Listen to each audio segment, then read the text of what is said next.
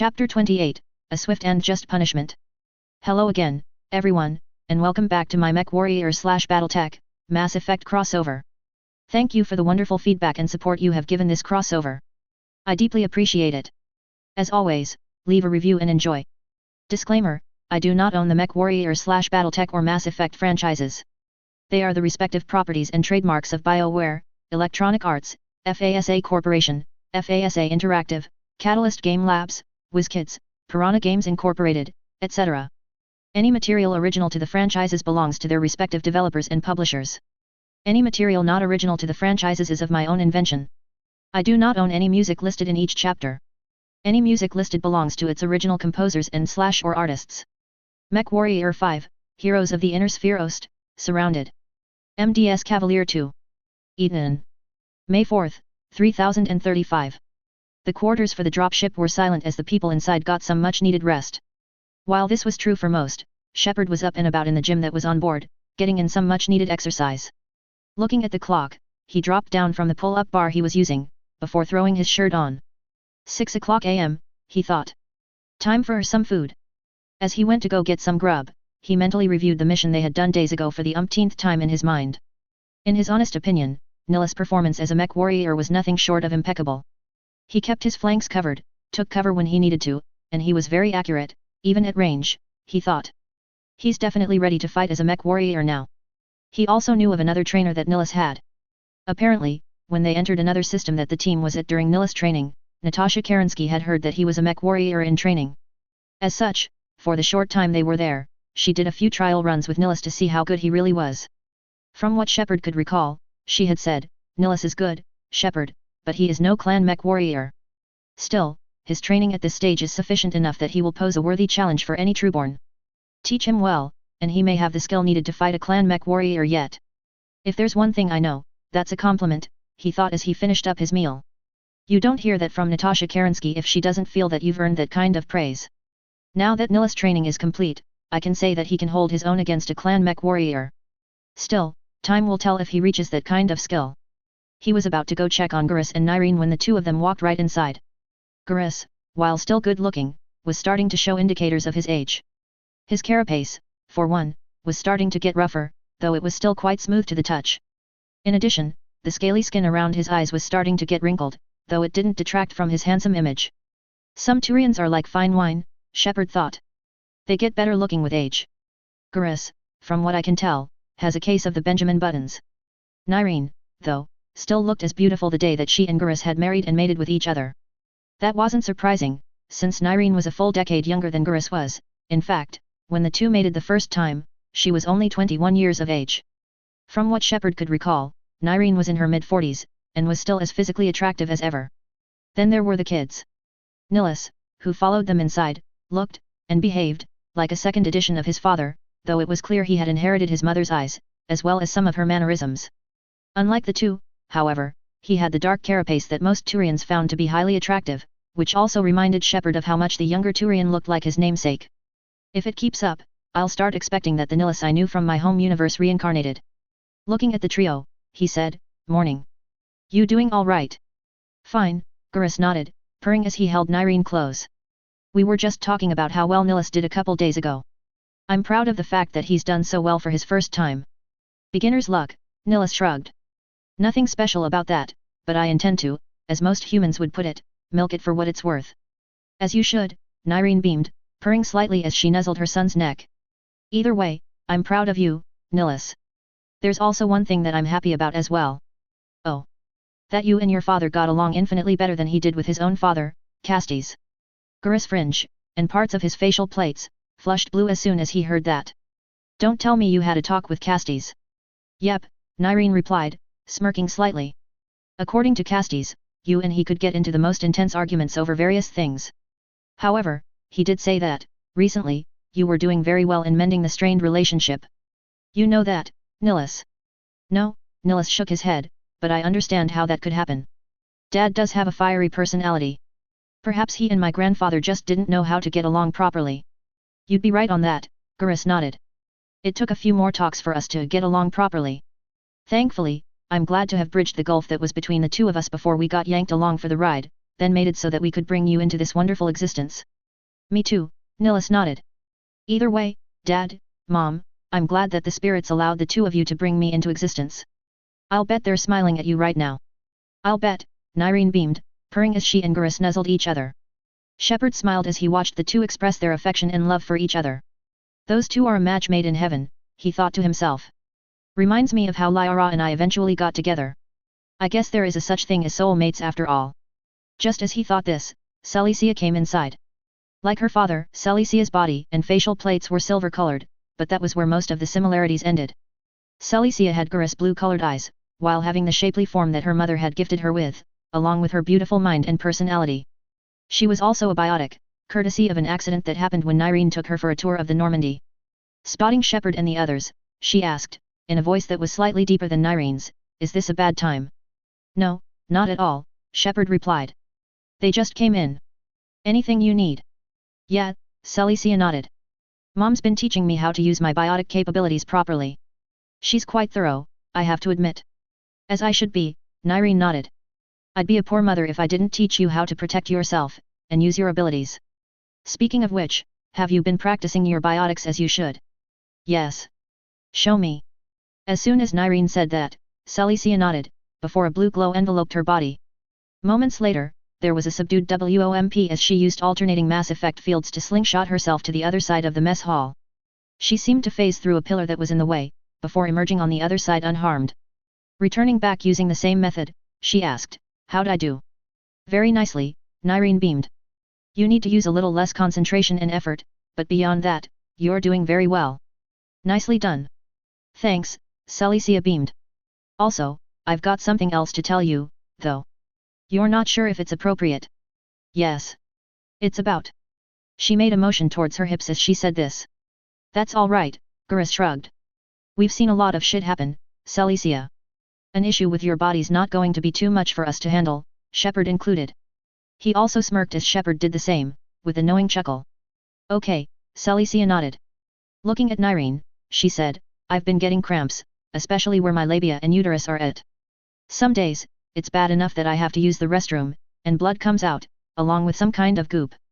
Is that normal?" It became immediately apparent, especially to Nyreen, what Celicia was going through. "You're having menstrual cramps," Nyreen deduced. "That's your body's way of telling you that you're ready to have sexual intercourse with a male. It's perfectly normal, I had the same thing happen when I reached your age." "That's normal," Garrus agreed. "It means your body's ready to handle having kids." Hearing that, Celicia sighed with relief. "Thanks," she sighed. "I thought that something was wrong." "It's all right," Nyreen nodded, hugging her daughter. "Just make sure that, if you do decide to mate with a male, that he loves you not for your body, but for your mind. Both would be nice, but the latter of the two is more important. I married, and had sex, with Garrus because I loved his intelligence, his desire to do justice, and his love for who I was. That's why we were able to have you, so when you see a male, ask yourself, will he love me for my body, or for my personality?" She was about to continue when the intercom chimed. "Commander Shepard, report to the talk-ups room immediately." Shepard to talk-ups room immediately. As soon as it ended, Shepard looked at the trio and said, "Well, duty calls. See you around." "You too," the others replied. Walking out of the mess hall, Shepard could tell that Celicia was also saved from a somewhat embarrassing situation by the intercom call. The moment he rounded a corner, he watched as numerous people moved past him, from mech bay technicians to mech warriors and guards. Perfect timing, he thought to himself. Moving up the stairs, he soon reached the talk-ups room where Mason and Rihanna were at. "Commander Shepard, good to see you," Mason beamed. "We were just waiting for you." "So I heard," Shepard nodded. "What do you need?" "We just finished a conversation with Spears," Rihanna explained. "Thanks to the success of our Merc company, we have more than enough firepower to take on Black Inferno at their main base of operations on Xinjiang. The time's finally come to exact revenge for the murder of Mason's father. That means taking down Inferno and killing Kane, their leader." "And about damn time too," Mason nodded. "Spears has confirmed that Kane's on Xinjiang right now, which is located in the Draconis Combine. According to his intel, Kane's going to be there for quite some time, around a year or so, to be exact. Don't know how he gets his hands on that kind of intel, but I'll take it where I can get it." "That much is true," Shepard agreed. "So, a year you say? We'll be arriving at Xinjiang at the latter half of that year. Why the long time period?" "According to Spears' intelligence, Kane is having to train up new mech warriors as replacements for the ones we killed, Rihanna explained. Either way, if what Spears says is true, then we have no reason to doubt it. Neither do I, Mason nodded. Any more intel, Rihanna? Spears' people also managed to get an aerial shot of the base somehow. Though the fidelity of the image isn't as good as we hoped it would be, it does give us a chance to formulate a basic plan of attack. This is what the plan's going to be. Highlighting a part of the holographic map, she said, I'll drop you in here, near what looks like their aerodome. Once you've neutralized that threat, you'll proceed to this location here. Highlighting another structure, she said, it's some kind of supply depot, as best as I can tell. I can't be specific, so watch yourself there. That building could be storing anything in there. After the depot is destroyed, go ahead and assault the main facility here. I won't sugarcoat it, Commander, this last fortification is going to be a tough one. It'll be heavily defended by Inferno forces, both inside and out. If I'm sure of nothing else, I'll be certain on that. Looking at the base layout, Mason could see that it resembled a backwards J, with the aerodome near the bottom. Looks simple enough, but we can't get cocky, he mused. What about the wild card himself, Kane? Where he'll be on the ground is anyone's guess. Once I've dropped you off, I'll circle above and try to vector in on his location by scanning their comms. As soon as I've located him, I'll ping you. Any questions? How soon can we launch? That's up to you, Commander. Get us to Xinjiang, and I'll have the mission briefing ready when we arrive. Then we go now, Mason decided. Let's not put this off any longer. We have 3 lances at our disposal, and enough firepower and training between us to get the job done. It won't be easy, but if we cover each other's rears and flanks, we'll come out of this in one piece. The trip to Xinjiang took them around 9 months to complete, partly due to the distance they had to travel, and partly due to the time it took to reach the planet itself. By the time they got there, however, everyone was more than ready to get to work. Mason seemed the most motivated of all, since he knew that he was approaching one of the 2 men that had killed his father. As such, Shepard was inside of his Marauder too, making sure that everything was ready to go. Checking over the internal systems, he noted a change that Fahad had made. Looks like he installed a more advanced targeting/tracking system, he thought. Good. That'll make targeting hostiles at range with the ERPPCs and the new autocannon much easier. There was also another change that he noted as well. From what he could recall about 4 months ago, the Lyran Commonwealth markets had recently gotten new weapon systems that mech warriors and combat vehicle gunners were gushing over. The new weapons, while few in number right now, were a combination of ultra autocannons and LBX autocannons, but that wasn't what made it so special. The special part was that new classes of ultra autocannon and LBX autocannon were available now. As such, Fahad had managed, thanks to a stroke of good fortune, to install in model SH 120mm Ultra AC/20 onto Shepard's mech. It's just like a normal AC/20, Fahad explained, but the velocity is much higher thanks to the new propellants and the design of the shell itself. Plus, you can fire them more rapidly thanks to their magnetic loading system. Just be careful, though, ultra autocannons can jam if you fire them for long periods of time, courtesy of the loading system overheating. In other words, fire 4 shells, then give the gun a few seconds to cool. You do that, and the gun won't jam at all. Finishing his checkup, Shepard smiled as all systems were displayed in a nice, forest green color. I'll be certain to remember that advice, Fahad, he thought to himself. Thanks to the endosteel chassis and ferrofibrous armor installed, we saved enough weight to mount a larger ammo bay. I can carry the same amount of ammo that I could for the LB-10XAC I had previously. At least the twin barrels will allow the gun to operate without overheating so often. As he thought this over, he made sure his neuro helmet and cooling suit was on before he strapped himself in. Just as he did, Mason came in over the comms. Shepard, you ready? Affirmative, Shepard nodded. Bravo Lance, report in. Gurus here, all systems good to go. Nilus here, online and ready. LB-20X is a go. Vega reporting. Mech is ready to rock. Good, Mason beamed. This is it, people. We're about to finally kill that bastard, Kane, and wreck Black Inferno while we're at it. Don't get cocky, however. We're going to be facing some of the toughest, and most fanatical, mech warriors in the inner sphere. Keep your lancemates' flanks and rears covered, and we'll all come back home in one piece. Hurrah! The others shouted. As soon as they did, Shepard began guiding his mech out of the mech bay and towards the exit. A moment later, he stepped off of the dropship and onto the surface of Xinjiang. The region they were in was a forest, though it was currently in the middle of summer, as well as in a rocky region. Trees were everywhere wherever the ground permitted them to grow, and the sun was just starting to set. The sky was a wonderful blue color, which masked the devastation that was going to be happening today. Shepard remembered more about Xinjiang as he looked around.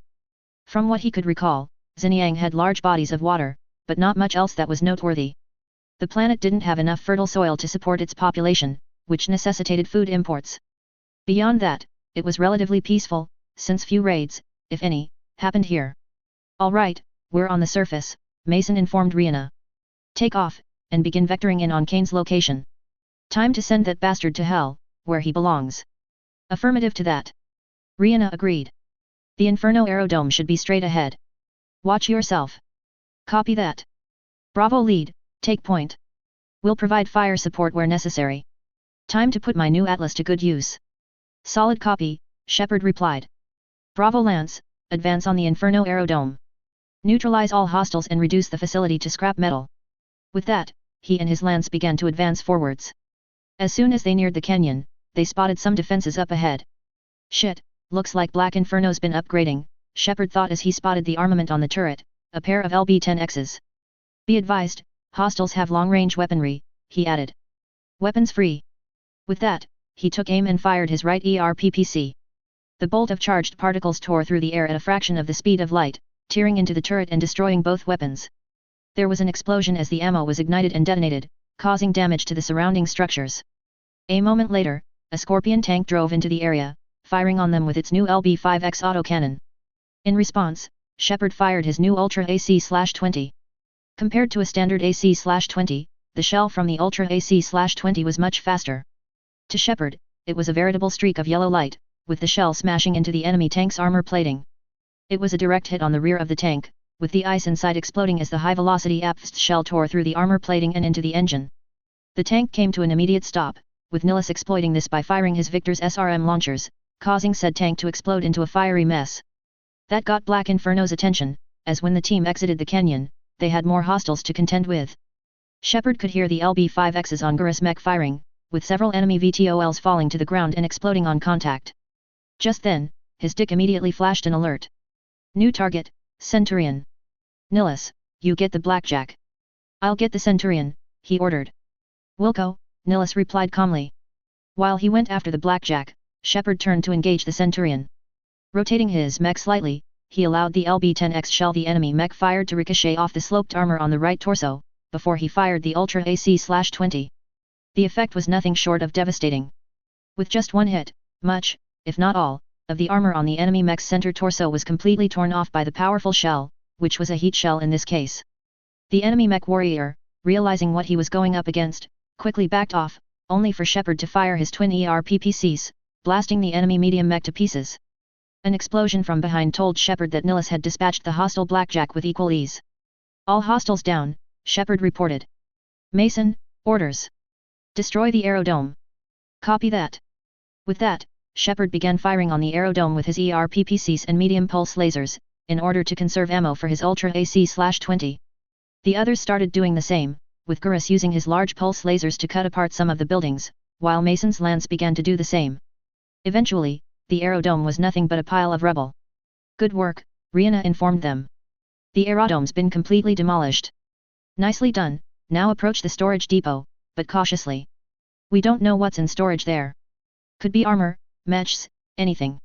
Copy that, Mason nodded. You hear that, Shepard? Affirmative, Shepard nodded. Vega, Nihilus, you two will approach the storage facility first. Gurus, you and I will cover them with our longer-ranged weaponry. Mason will do the same thing we are. Understood. Copy, Gurus and the others, agreed. With that, Nihilus and Vega began to warily approach the storage facility, with Shepard and Gurus keeping a distance.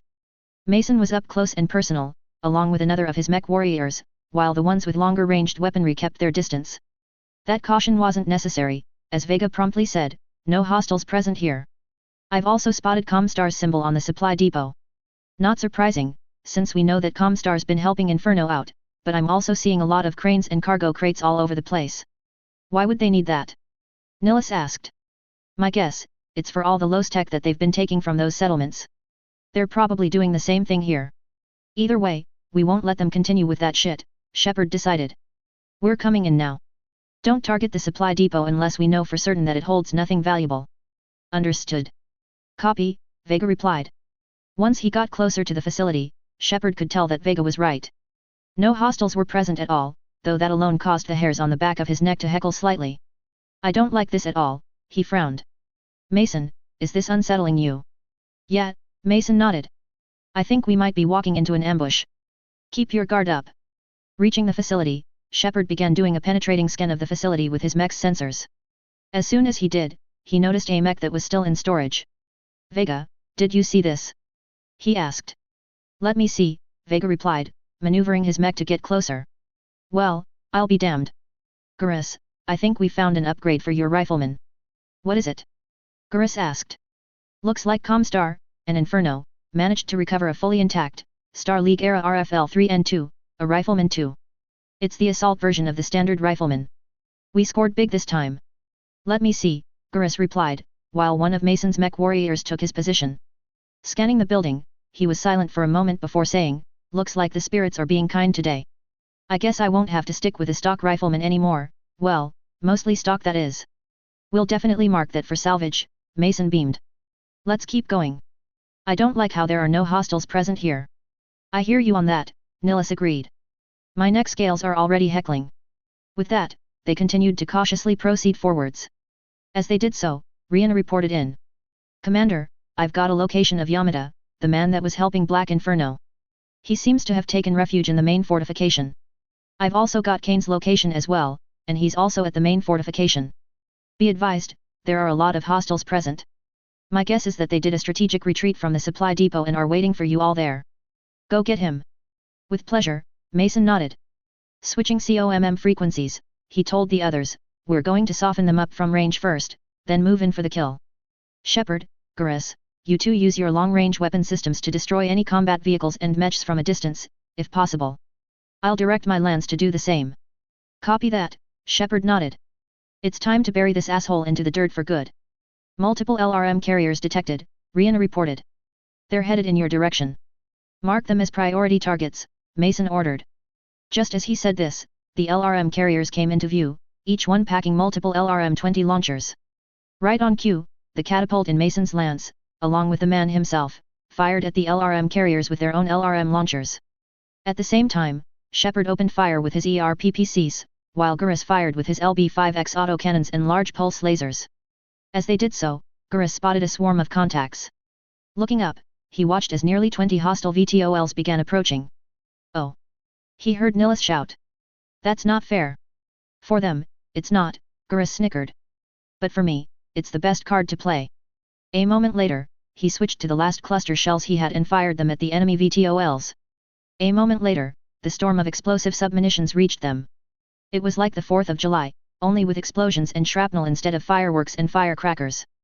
VTOLs began to fall out of the sky like flies, with each one exploding as they impacted the ground. In around 20 seconds, all of the enemy VTOLs were down. Like shooting fish in a barrel, Garrus beamed. Looks like a mix of Comstar and Black Inferno forces, Vega observed as he fired his LB-10X autocannon at an enemy locust at range. I guess they didn't want to take any chances with Yamada around. With that, they continued to pummel the enemy forces at range. A moment later, Mason clicked his communicator twice, which was the nonverbal signal to move forwards and engage. Hearing that, Shepard pushed the throttle to maximum, while firing his ERPPCs and medium pulse lasers all the while. Nilus and Vega, along with the others, moved forwards, with Garrus and the other mech warriors hanging back in the rear to provide fire support. Spotting an enemy commando, Shepard fired the Ultra AC-20 again, using only one shell in order to conserve ammunition.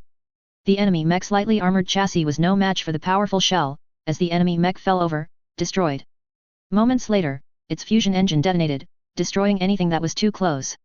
As they began to climb up the slopes of a hill, Rihanna came in over the COMM. Commander. Dropship inbound. Intercept course. Looks like Yamada's brought in the cavalry. Copy that, Mason replied. Everyone, lock and load. We've got heavy metal incoming. Hearing that, everyone quickly mopped up the hostile targets and waited for Kane and his elite corps of mercs to come closer. It wasn't long before Kane came in over the COMM. We finally meet face to face, Commander, Kane snarled menacingly. I've been waiting for this moment. I'm going to gut you and your mech, just like I did your father.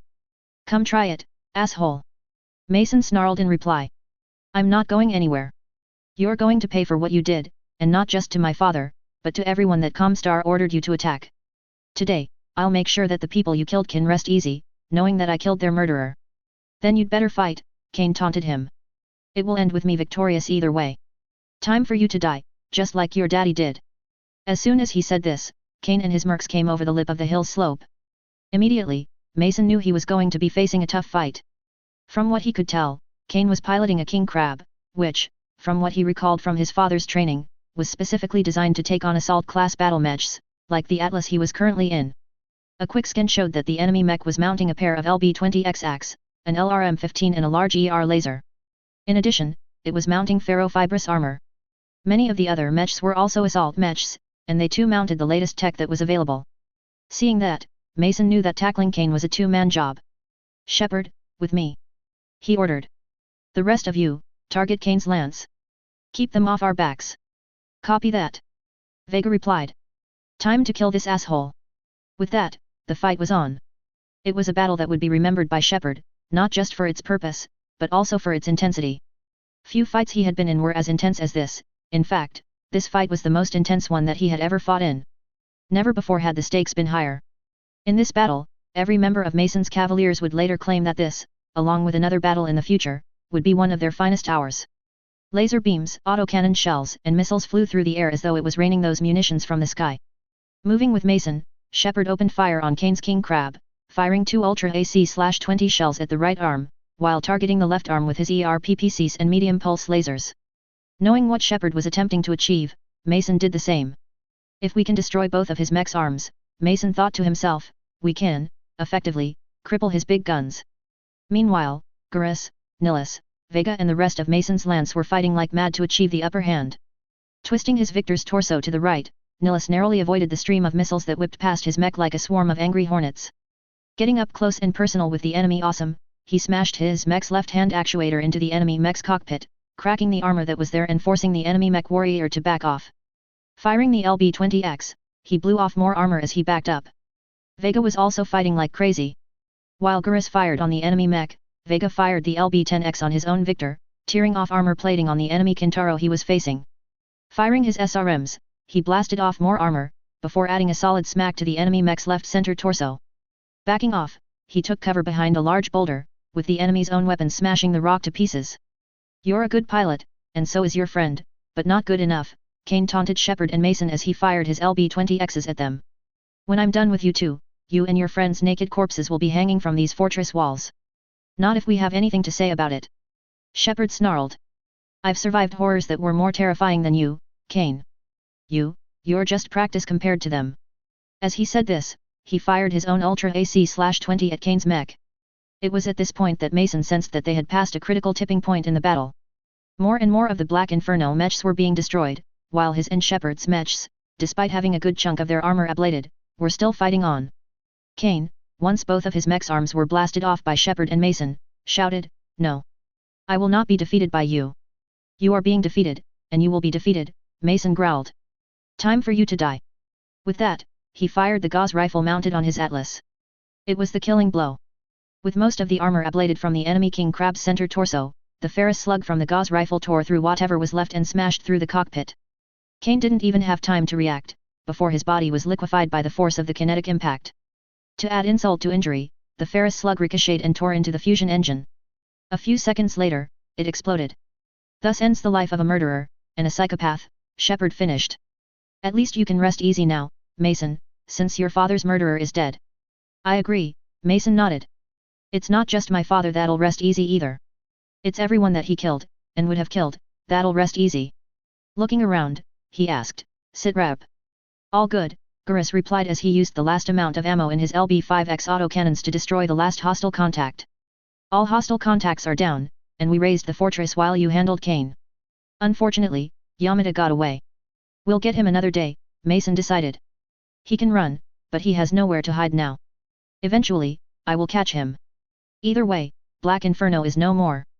Contacting Rihanna, he said, Rihanna, all hostiles are down. I'm requesting a salvage operation. We also found a rifleman too for Garrus. Copy that, Commander, Rihanna replied. That is a very rare find indeed. Salvage team is on the way. Estimated salvage time, 8 hours. Good, Mason nodded. With that, he and the others took up formation as they waited for the dropship to arrive. The bastard that murdered my father is dead, he thought to himself. Once Yamada, the man that ordered my father's death, is dead, then I can come up for air and breath. It's been a long, hard road, but I'm almost at the end. Chapter 29, Serving Hot Justice. Hello again, everyone, and welcome back to my MechWarrior/BattleTech, Mass Effect crossover. Here we are, the last chapter in the story arc for Mason's quest to kill his father's murderers. It's been quite the ride, and I'm glad that you guys enjoyed the previous chapter. From here on out, we're going to be having some more time skips, up to the clan invasion. After that, things are going to become extremely interesting. In addition, I'll be moving to my new property this weekend. I might not be able to post new chapters during this time, so if I seem silent, that's the reason why. Either way, thank you very much for your feedback and support. I hope to continue to receive that support as more chapters come. As always, leave a review and enjoy.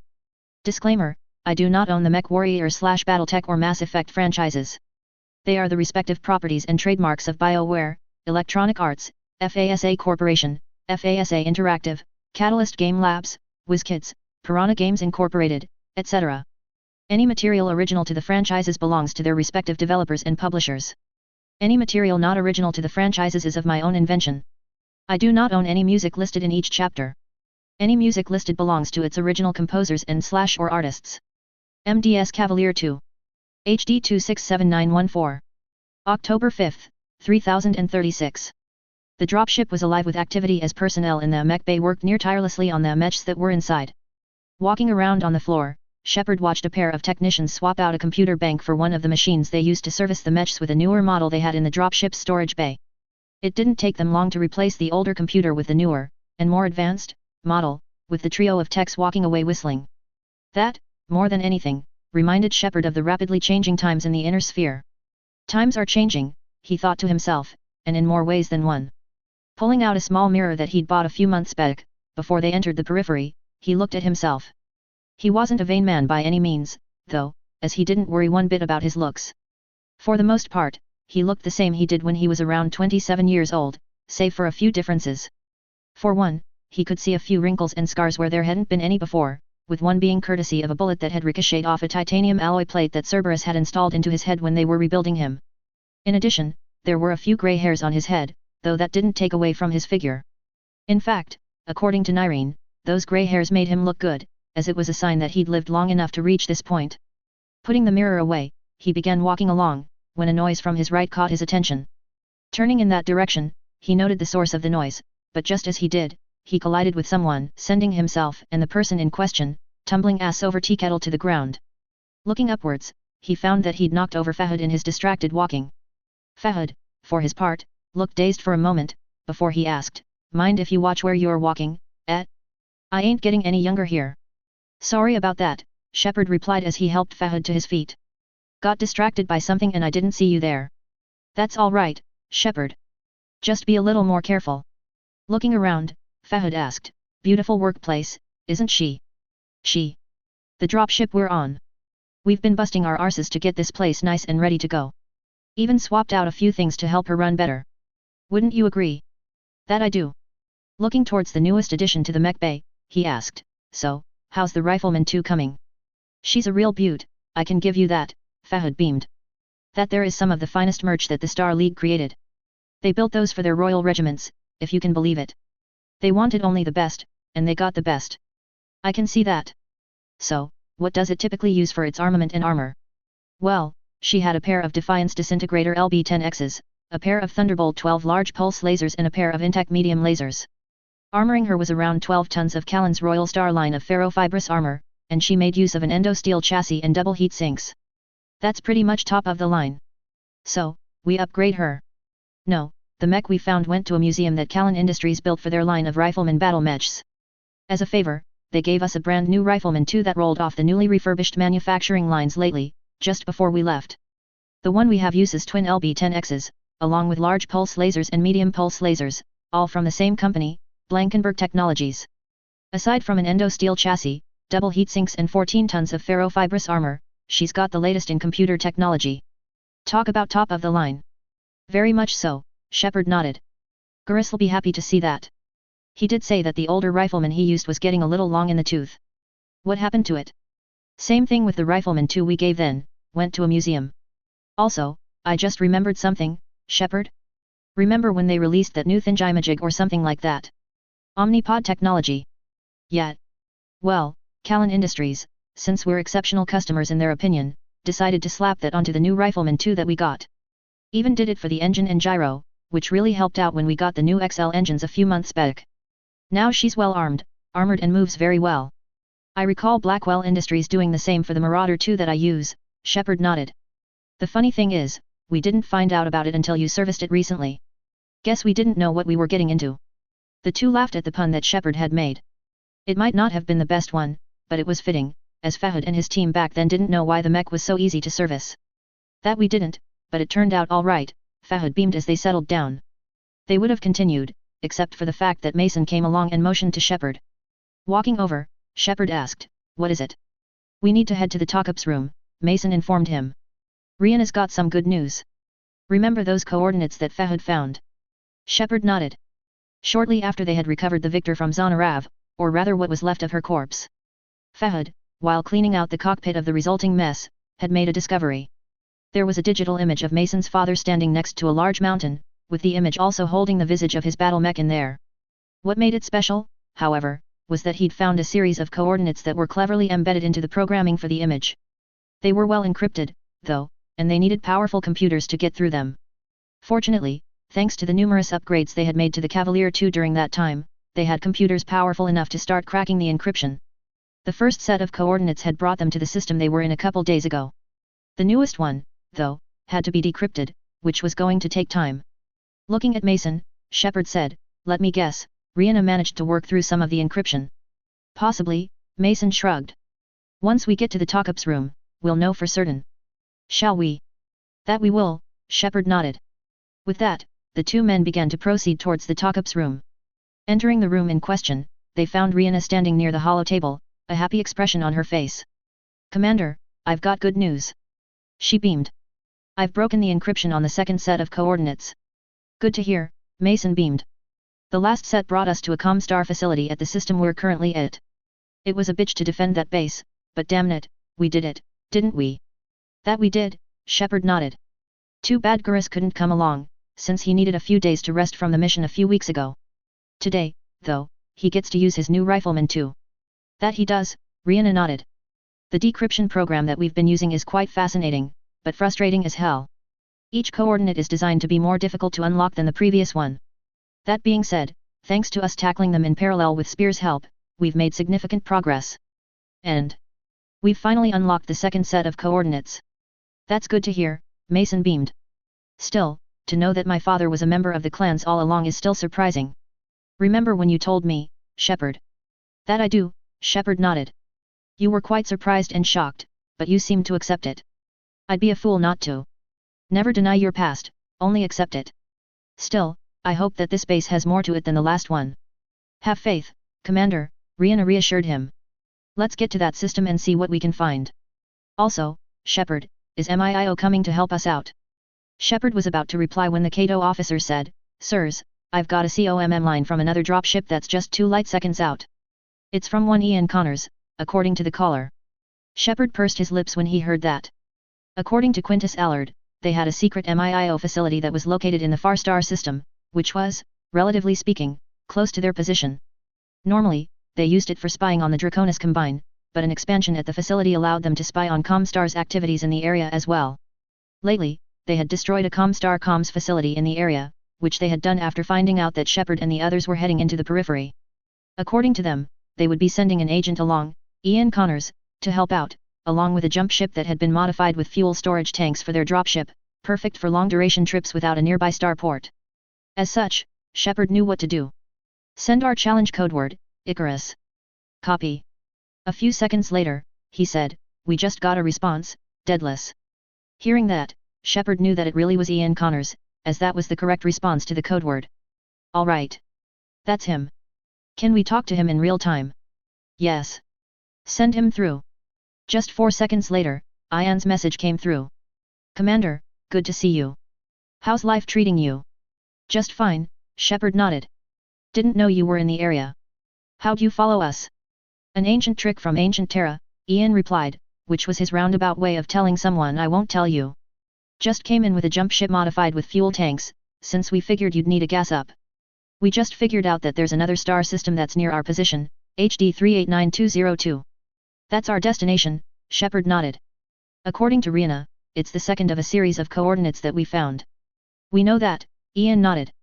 Quintus Allard figured that he'd help out once you guys explained to him what we found. Just dock to our jump ship, and we'll be on our way. It's fully charged. Agreed, Mason nodded. With that, the COMM line ended. It took them about half a month to reach the star system, with most of the time spent waiting for the jump ship to recharge before making the next jump. As such, it was on October 19 that they finally reached their destination. After that, it took them about 9 days to get to the planet. As such, Shepard found himself in the cockpit of his mech. So far, all was well, with the trips having gone quite smoothly. Food and water were no issue as well, since Ian had his team pack extra food and water, while they looted whatever they found at the Comstar facility that they had destroyed recently. As such, his mind drifted back to Rihanna's briefing an hour ago. According to Rihanna, the planet they were over was the location of a lost Star League-era starport. Unfortunately, Comstar had arrived first, which meant that Shepard and the others had to fight their way to the spaceport itself. Thankfully, Ian had introduced a bit of a game-changer when it came to the operation on the planet, as well as to the question of refits. It took our scientists and engineers a year or so, but they managed to create a series of vehicles that can act as a mech repair/refit bay, he'd explained to them. We call it a mobile field base, or MFB for short. Basically, once the 3 vehicles link up, they can repair a mech out in the field, as long as they have the supplies to do so. That, in Shepard's honest opinion, made the problem of refitting when they were far from civilization much easier. Checking over the mech's systems, he found that they were all in the green and ready for combat operations. Strapping himself in, he could hear the COMM crackle in his ear. Shepard, we good? Came Mason's voice. We're good, Shepard nodded. Bravo Lance, report in. Rex here. I'm good to go. Vega here. Online and ready. Gurus here, ready for combat. Time to see how my Rifleman 2 stacks up against whatever Comstar's bringing to the table.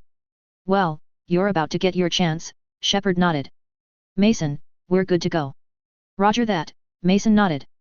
Get ready, people. We're about to take down another Comstar installation. After that, MIIO's going to handle whatever's at the last coordinate, just as we agreed a few days ago. After this mission, we're heading back to the Federated Suns, so keep your heads on a swivel and your eyes peeled, and we're going to come back out alive and well. Understood, was the reply from the others. With that, as soon as the dropship had landed, they quickly exited. Once everyone was out, Rihanna took off. Looking around, Shepard got a sense of his surroundings.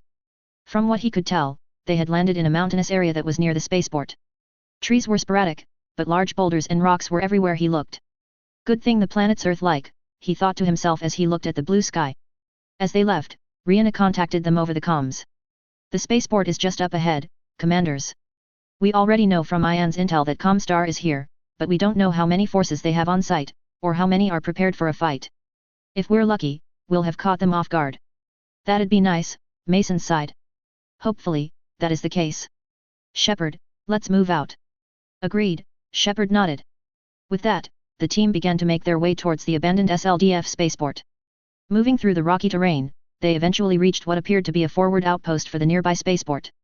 The buildings, despite being very old, were in surprisingly good condition, though it was clear that time, and the weather on the planet, had caused them to deteriorate. As they moved along, Gurus, who'd been monitoring his sensors, said, "Guys, we've got hostile contacts nearby. I think the element of surprise just got kicked out of the window." "What are we looking at?" Mason asked. "A pair of VTOLs approaching. Take them out." "With pleasure," Gurus purred. Advancing his Rifleman 2 towards the enemy VTOLs, he caressed part of the firing stud before activating the LB-10X autocannons. "Time for you to fight the new and improved Rifleman 2. A moment later, he fired. Both LB-10X autocannons fired off in rapid sequence, sending explosive cluster munitions towards the hostile VTOLs. Both hostile VTOLs fell to the ground, exploding as soon as they impacted. Another pair of VTOLs came along, only for the large pulse lasers on Gurus' mech to shoot them out of the sky as well. "I love my new mech," he smiled. A moment later, he frowned when a new sensor contact came up. Oh. Enemy Raven inbound. I've got him." Vega, who was using the king crab that once belonged to Kane, blasted the Raven in the face with an Ultra AC/20 round. The enemy Raven promptly exploded, with the heat round penetrating the thin armor and destroying the fusion engine. "Got him." That was just a scout, Mason frowned. One raven means that a bunch of enemy mechs are nearby. Shepard, Garrus, you two will take point. Vega and Rex will come with me and the other members of my lance. Roger that, Shepard nodded. As such, he and Garrus began to move up, while Mason and the others followed closely behind. Moving away from the outpost, they began to move towards another defensive area that was closer to the port. As they moved along, Shepard watched the trees warily, expecting a Comstar mech to burst out from a clump at any moment. As such, he jumped when he heard the muffled report of the LB-10Xs on Garrus' mech. Looking up, he watched as an Igor fell to the ground, alongside a helicopter. Good shot, he nodded. Thanks, Garrus beamed. You'll go in front, Shepard. I've got more contacts, including what appears to be a demolisher. Hearing that, Shepard frowned, having heard of that combat vehicle's reputation as a mech killer. Agreed, he replied. I'll take point. You keep any enemy VTOLs off my ass. With that, Garrus fell behind Shepard, who proceeded forwards cautiously. That caution was well rewarded, when a shell from an Ultra AC-20 shot past his mech's right arm, missing him by no more than half a foot. Firing the ERPPC blindly, Shepard looked to see that, while his shot had missed, it had caused the hostile in question to back off. True to Garrus' guess, it was a demolisher, though the shot had spooked the driver enough to back off. This time, he maneuvered fully into the open, firing the Ultra AC-20 on his mech, while also blasting apart an SRM carrier that got too close. Shit, he thought as he looked around, noting Comstar's symbol on a lot of the gear that was inside of the place. Mason, I think Comstar's setting up shop here, and for the long term from the looks of it. It doesn't look like it's all ready, though. I figured as much, Mason sighed. Well, at least they haven't looted too much from the place. We blow this place apart, and they'll be forced to leave. Keep moving on, but not too far. Agreed, Shepard nodded. Continuing to target one of two demolishers that he'd spotted, he fired the Ultra AC-20 again, blasting apart that demolisher with a 2-shell burst before using his ERPPCs and large pulse lasers on the other, cutting it apart as well. A third demolisher fired on his mech, though the sloped armor caused the shell to ricochet. Still, the impact was enough to jostle Shepard around. He was about to fire the Ultra AC-20 rapidly when two more shells of the same kind flew through the air, blasting apart the enemy demolisher. We've got your back, Mason told Shepard as he came in, the gauze rifle on his Atlas cooling off. Thanks, Shepard beamed. That was a close one there. Just doing my job, Mason replied as they continued to move forwards. There's another urban area ahead of where you're at, Rihanna reported to them. Doesn't look like Comstars had a lot of time to shore up their defenses, but keep an eye out for enemy mechs. They must have a few down here for defense. I agree, Shepard nodded. There might also be a chance that Yamada is here as well. If that's the case, then we've got to be careful, Mason nodded. If he is down here, though, I'll finally be able to bring the last bit of justice for my father's death, and the deaths of dozens of innocents, to the inner sphere. With that, they continued onward. True enough, there was another urban area up ahead, with this one also having defenses. It was nothing that a few Ultra AC-10 shells from one of Mason's lancemates couldn't handle, though, and it wasn't long before they reached the entrance to the walled-off complex. Wow, Rian remarked as the team looked around. This must have been an impressive starport in its heyday. Look at all the support buildings. I have to agree with that, Garrus nodded. I wonder what the starport was for, though. You don't have a massive one out here for no good reason. Maybe it was for the Star League in exile. Maybe, Mason nodded. Either way, we need to keep going. Just as he said this, Shepard's Dick said, new contact, rifleman. Looking to the left, Shepard spotted an enemy rifleman approaching them, with the Dick noting the use of two Ultra AC-10s. Firing the Ultra AC-20, he blasted off the armor on one of the arms, before using his ERPPCs and pulse lasers to finish the job. At the same time, a Centurion came out into the open and fired at Garrus. The shell impacted, but the more advanced ferrofibrous armor held, with Garrus retaliating with his medium and large pulse lasers, forcing the enemy mech into cover. In response, Vega maneuvered his king crab and blasted apart the offending mech. Go pick on someone your own size, he growled at the now dead Centurion. That's my line, Rex protested, though it was clear from the tone of his voice that he found the scene to be deeply amusing. Got a Wolverine? Rex shouted. Since he was too close to use his guns, Rex bull rushed the enemy mech, knocking it over as he rammed into it. Approaching with his Orion, he stomped on the mech, crushing the cockpit and killing the enemy mech warrior inside. I have squashed you like a bug, he chuckled. Shit! Mason shouted. Friendly down. Turning around, Shepard watched as one of the mechs in Mason's lance went down. At the same moment, the mech warrior ejected, just as the XL fusion engine in the mech began to go supercritical. Moments after Mason cleared the blast radius, the damaged XL engine exploded, destroying anything within 90 meters of the blast. "Richard, do you copy?" Mason shouted. "Richard." There was a bated silence, then loud coughing came in. A moment later, Richard strained out, I am fine, sir. Are you hurt?" "Bad. My legs, they've been crushed." More coughing ensued. I won't make it, Commander. I am dying." No, Mason pleaded. "We can get you out of there." "We can. Don't worry, sir," Richard replied, his voice becoming weaker. "I was dying anyways. I was just spinning the C-chamber on the revolver till I got shot." There was another moment of silence, then Richard said, "Mason, kill that bastard for me. Do that, and I can die, knowing that we did it." A moment later, there was a heavy sigh, before the line cut out. Looking at the bio readouts for each mech, Shepard watched as that mech warrior's vital signs went flat. "I'm sorry," he said to Mason. "He's gone. That fucking bastard!" Mason shouted, the sound of his fist hitting a part of his cockpit coming in. "Yamada will pay for this." "That he will," Shepard nodded. "Let's keep going. We've got a bastard to kill." With that, they continued to advance on, spreading out whenever they encountered hostile VTOLs and combat vehicles. In addition to that, they had to deal with more mechs that came towards them. Most of them were light and medium mechs, but a few were heavy mechs that could challenge them. "Retreat," Mason ordered one of his mech warriors. "You're too badly banged up. Get out of there." "Roger that," came the response, with the mech in question, a Kintaro, limping away towards a safe area. Continuing to move through the area, they maneuvered around the ancient buildings and continued along more rocky terrain. As they approached, Mason said, "Hey, Rihanna, there's a derelict Union-class dropship down here. Looks like it was gently set down and abandoned from the looks of it." "That it was," Rihanna nodded. "It still looks factory fresh, aside from all the paint being gone. Still, that's evidence that this place was more than just a simple refueling hub. Back when the Star League was in charge of the Inner Sphere, this must have been a key transport hub. Yet, back before the SLDF exodus, before the succession wars. With technology coming back into its own nowadays, I wouldn't be surprised if hubs like this became common again. Still, there's probably a lot of valuable stuff buried around here." "My thoughts exactly. We just have to clear out Comstar's forces for us, Spears people to find out." "Agreed." For the most part, resistance was light, with only a few light and medium mechs, along with some combat vehicles and VTOLs to annoy them. As they traveled, though, Mason was starting to get a gut feeling. Something's not right, he thought. There should be more resistance here than what we're seeing. "Shepard?" he asked. "I feel it too," Shepard nodded. "The resistance we're getting is too light. My guess, we're about to have a storm shitting on us." "I agree," Mason nodded. Keying his comms, he said, "Everyone, spread out. We don't want a single mech to be able to target us. 5 targets grouped together is collateral damage, 1 target alone is a waste of ammo."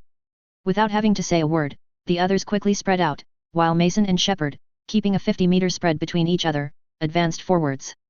Again, there was light resistance, even as they left the urban area and began to come to the spaceport proper. Now that they knew that things were about to hit the fan, they were more cautious. "Everyone good?"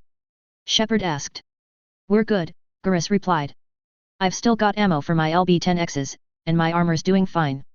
We're with you and Mason every step of the way." Just then, as they entered the spaceport proper, Rihanna said, "Mason, Shepard, we're picking up a faint radio signal near your position that we think is a homing beacon. Fahad says it's pinging the Victor that your father owned.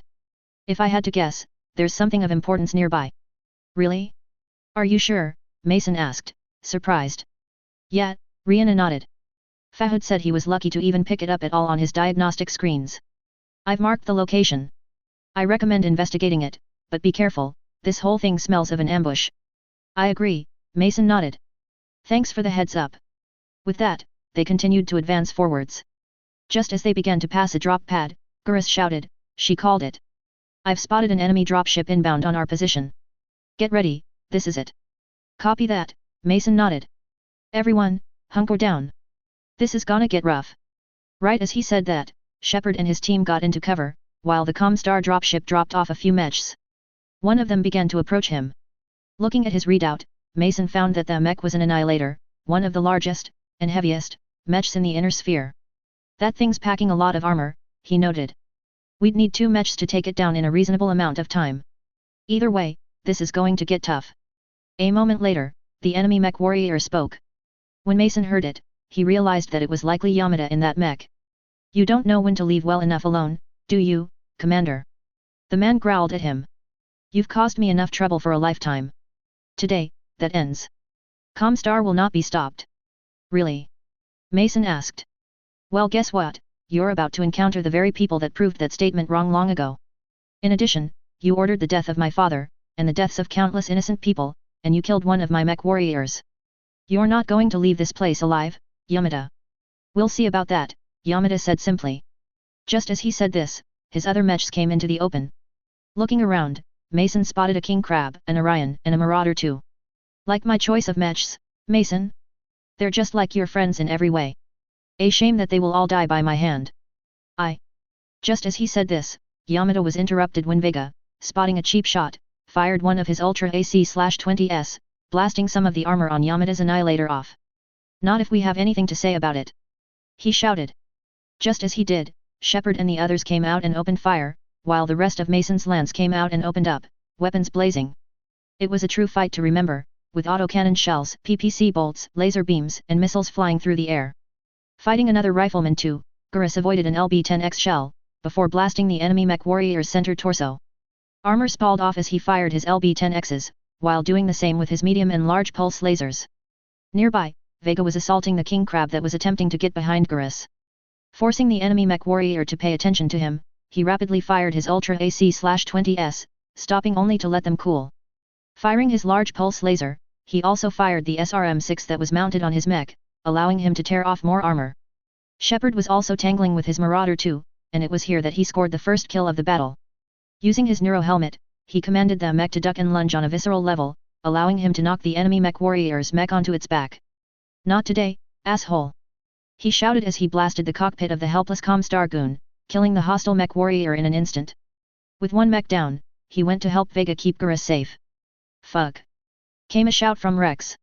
We lost another one. Just as he said this, the mech warrior piloting the team stalker ejected, just as the mech detonated. I'm okay, was the response from that mech warrior. Just keep fighting. Kill those bastards for me. You got it. Rex shouted as he continued to help Vega and Gurus pummel the rest of Yamada's goons into the pavement.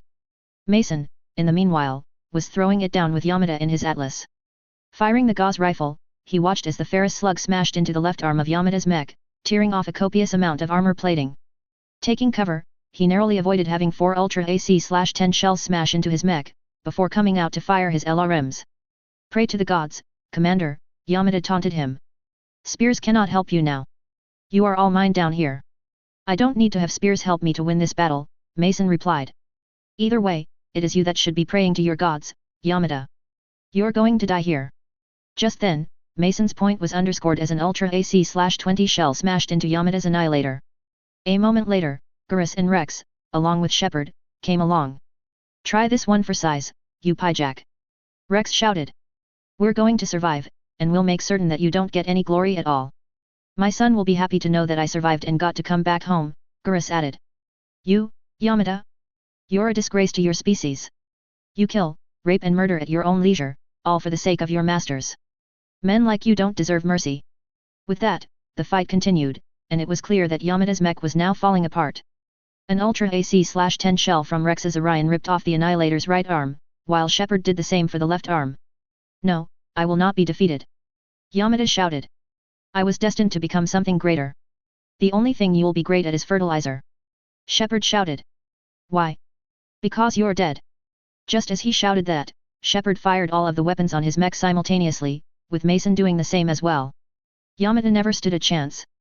The combined firepower from both mechs blasted apart the Annihilator, sending pieces of it flying everywhere. A few seconds later, the mech's XL fusion engine exploded, blasting apart anything that was too close. In his final moments, Yamada's scream came over the COMM, before it was abruptly cut off. After that, Mason slumped in the seat of his Atlas. I did it, he thought as he looked at the smoldering remains of Yamada's mech. It's over now. I finally killed the madman responsible for my father's death. I brought justice to all of the people that suffered at his hands. Now my father, and all the people that were killed by Comstar at this man's behest, can rest in peace, knowing that I, Jake Mason, brought his killer, Yamada, to justice. For a moment, he thought he could hear his father say, "That's my boy," though it was likely just a figment of his imagination. Shepard, advancing up to Mason in his Marauder 2, asked, "You okay, Mason?" "Why yeah," Mason nodded. "It's just that, for the first time in my life, I don't need to be continuing to pursue my father's killer anymore, since he now lies dead. I feel like a weight's been lifted off my shoulders, like I can fly freely once again. Still, we can talk about that later. Right now, we have a signal to follow." "Agreed," Shepard nodded. With that, they proceeded towards the source of the signal. It led to what appeared to be an underground storage cubicle of sorts. Most of it was buried underground, but it was clear that there was some way for the cubicle to rise upwards. "Rihanna, any advice?" Mason asked. "I'm not seeing anything here. Fahad says that the Victor's been trying to return the signal it received, but the signal was partially corrupted. He's managed to repair the signal, and I've transmitted the repaired version to your mech. Try sending it yourself, and seeing what happens," Rihanna suggested. "All right," Mason nodded. Noting the addition of a signal, he pressed the transmit button. A moment later, like some revenant rising from the grave, the cubicle fully elevated to the surface. A moment later, it opened up. Inside was a battle mech that had not been present in the inner sphere for some time. It stood on chicken walker-type legs, had two arms that had weapons mounted, had a center cockpit mounted on a well-armored chassis, and stood nearly as tall as Mason's mech. "Wow!" Vega shouted. "I know what that is." "What is it?" Mason, who was surprised as well, asked. "That's a Nightstar.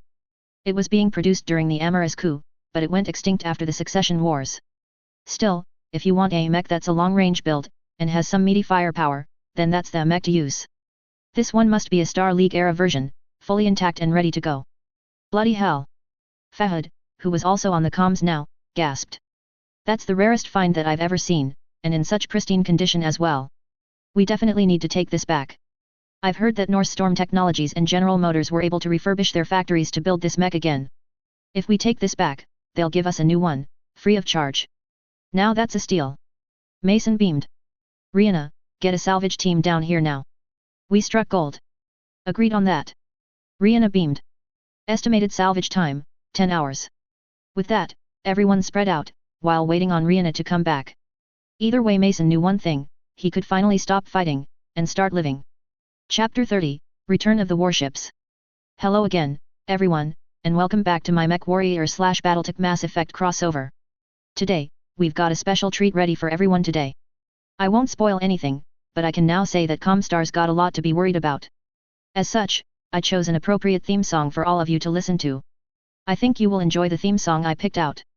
Either way, thank you so much for your feedback and support, and I hope that my writing continues to please you as each chapter comes out. As always, leave a review and enjoy. Disclaimer: I do not own the MechWarrior/BattleTech or Mass Effect franchises. They are the respective properties and trademarks of BioWare, Electronic Arts, FASA Corporation, FASA Interactive, Catalyst Game Labs, WizKids, Piranha Games Incorporated, etc. Any material original to the franchises belongs to their respective developers and publishers. Any material not original to the franchises is of my own invention. I do not own any music listed in each chapter. Any music listed belongs to its original composers and/or artists. Sabaton, Dreadnought. Federated Commonwealth. New Avalon. June 15, 3040. At New Avalon, Hansa was looking over the latest reports that had come from Galax, which was where Federated Boeing had a shipyard located. His eyes scanned the newly decrypted document on his computer carefully, with said eyes being trained by years of military training and experience, combined with the wit that came from being in politics. So far, what he was reading had him smiling, and with perfectly good reason. The reason why was quite simple: as of a year and a half ago, the Galax shipyard owned by Federated Boeing had successfully completed its first warship. This marked the Federated Commonwealth as the first nation-state in the Inner Sphere to manufacture a new warship since the Succession Wars. It was also the first warship that made use of revolutionary new technologies to make it even more effective in combat.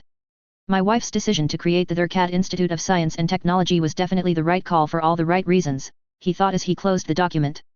Opening that new university as a supplementary one for NAIS allowed us to accelerate our research into LOS Tech, and to get to the technology that Shepard and his team brought earlier. Now, we have access to our own Mass Effect field technologies. That led to a memory of a conversation that he had with Chief Engineer Adams, the man that was responsible for making sure the Normandy could fly. Already, the memory of that day came to the forefront of his mind. I remember that conversation from 2 years ago, as though it was yesterday. 2 years earlier. Whoa, hang on a minute, Hansa said to Chief Engineer Adams as the two men talked. Are you telling me that you managed to help the techs work out how to manufacture Element Zero cores, as well as the advanced computers on board your ship? He was at the Introtech plant that the Normandy was currently at, as Chief Engineer Adams wanted to urgently speak with him. Right now, people were getting the Normandy prepped for transport to a secret facility at Galax. This was because, before the Succession Wars, Galax was the site of an impressive shipyard facility, located at its Delta Lagrange point. Hansa, having known about the place, had ordered the facility reactivated, as soon as Federated Boeing had gotten the necessary crew together to be able to do so. That, if his memory was correct, was just under a year ago, and since then, the construction force that he and Melissa Steiner-Davian had put together had been very busy getting to work. Chief Engineer Adams, hearing the question from Hansa, said, "Yes. I can definitely say that. I got the word from TIWT and NAIS just a day ago. They worked out how to create Element Zero cores, while Apple Interstellar worked out how to create the advanced computers we have on board the ship." Hansa, hearing this, raised both of his eyebrows. "Mind if you elaborate on that? From what I recall, we don't know if there is any Element Zero around here. As far as we know, that only exists in one universe." As far as we knew then, EDI, who was also present, corrected. "During my analysis of the Helm memory core, I discovered sections of the memory core that were heavily encrypted, which was curious, since that would go against Edwin Keeler's goal of ensuring the inner sphere could recover from its technologically regressed state. It then occurred to me that he would only do so if it was absolutely necessary. That's when EDI recruited me to help her out," Adams added. "Once she decrypted the encoded information, we made a major discovery." A moment later, he handed Hansa a sheath of papers, which the first prince took into his hands. Looking through the papers, Hansa's eyes began to widen, before he quickly put the papers down.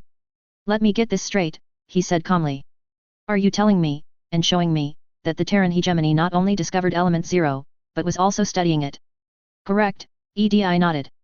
"During the latter years of Simon Cameron's rule, as well as Richard Cameron II's ill-fated rule, scientists working for the Terran hegemony uncovered a mass-altering substance within the waste deposits for mining operations across the hegemony. When I analyzed the scientific reports, I found all the hallmarks that indicated they discovered Element Zero." "But how?" Hansa asked, confused by this. "I thought Element Zero existed in your universe only." "My thoughts exactly," Adams nodded, "but then we remembered how Element Zero is created. Many of the stars in the inner sphere are second-generation stars, which means they formed from the stellar remnants of first-generation stars that went supernova. Element Zero is generated whenever the energy of a star's supernova interacts with normal matter.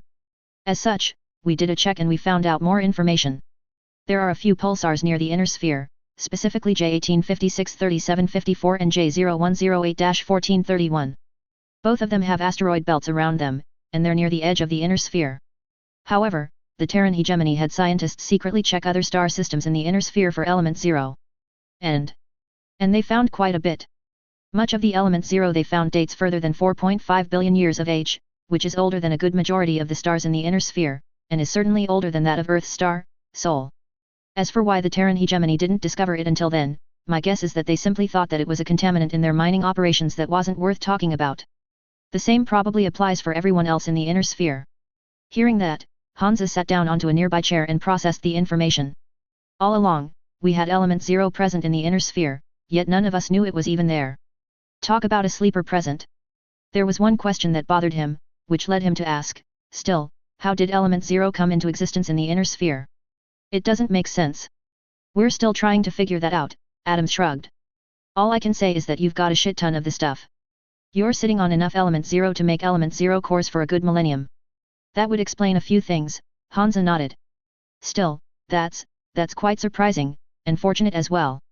The very material we need to create Element Zero cores existing just as we reverse engineer the tech required to make the stuff. Do we also know how to mine, refine, and safely store the stuff?" "Yes," EDI nodded.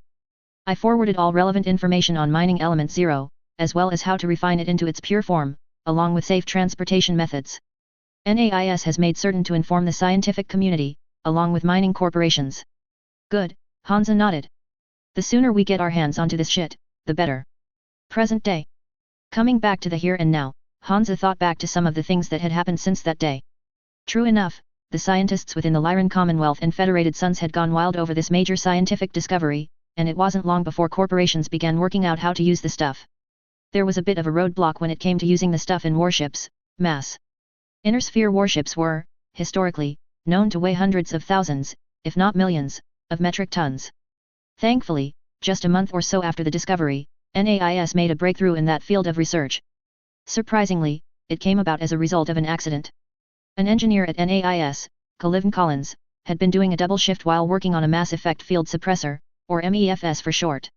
Adams had explained that it was designed to suppress an element zero field where one wasn't desired. The breakthrough came about when Calvin, who was somewhat sleep-deprived due to being called in for longer than usual, accidentally inverted the function of the MEFS array he was tinkering with. According to Calvin, he was sitting in a chair with a safety lanyard on his working harness one moment, the next, he was flailing around when he was promptly thrown upwards in the air, with only the safety lanyard keeping him from being thrown into the roof of the workshop he was at, causing him to shout at the top of his lungs. He'd finally gotten down when his team reduced the power just enough for him to pull himself down and shut the array off. When replicated, it was found out that by altering key parts of the device's function, the MEFS could become a mass effect field amplifier, or MEFA for short.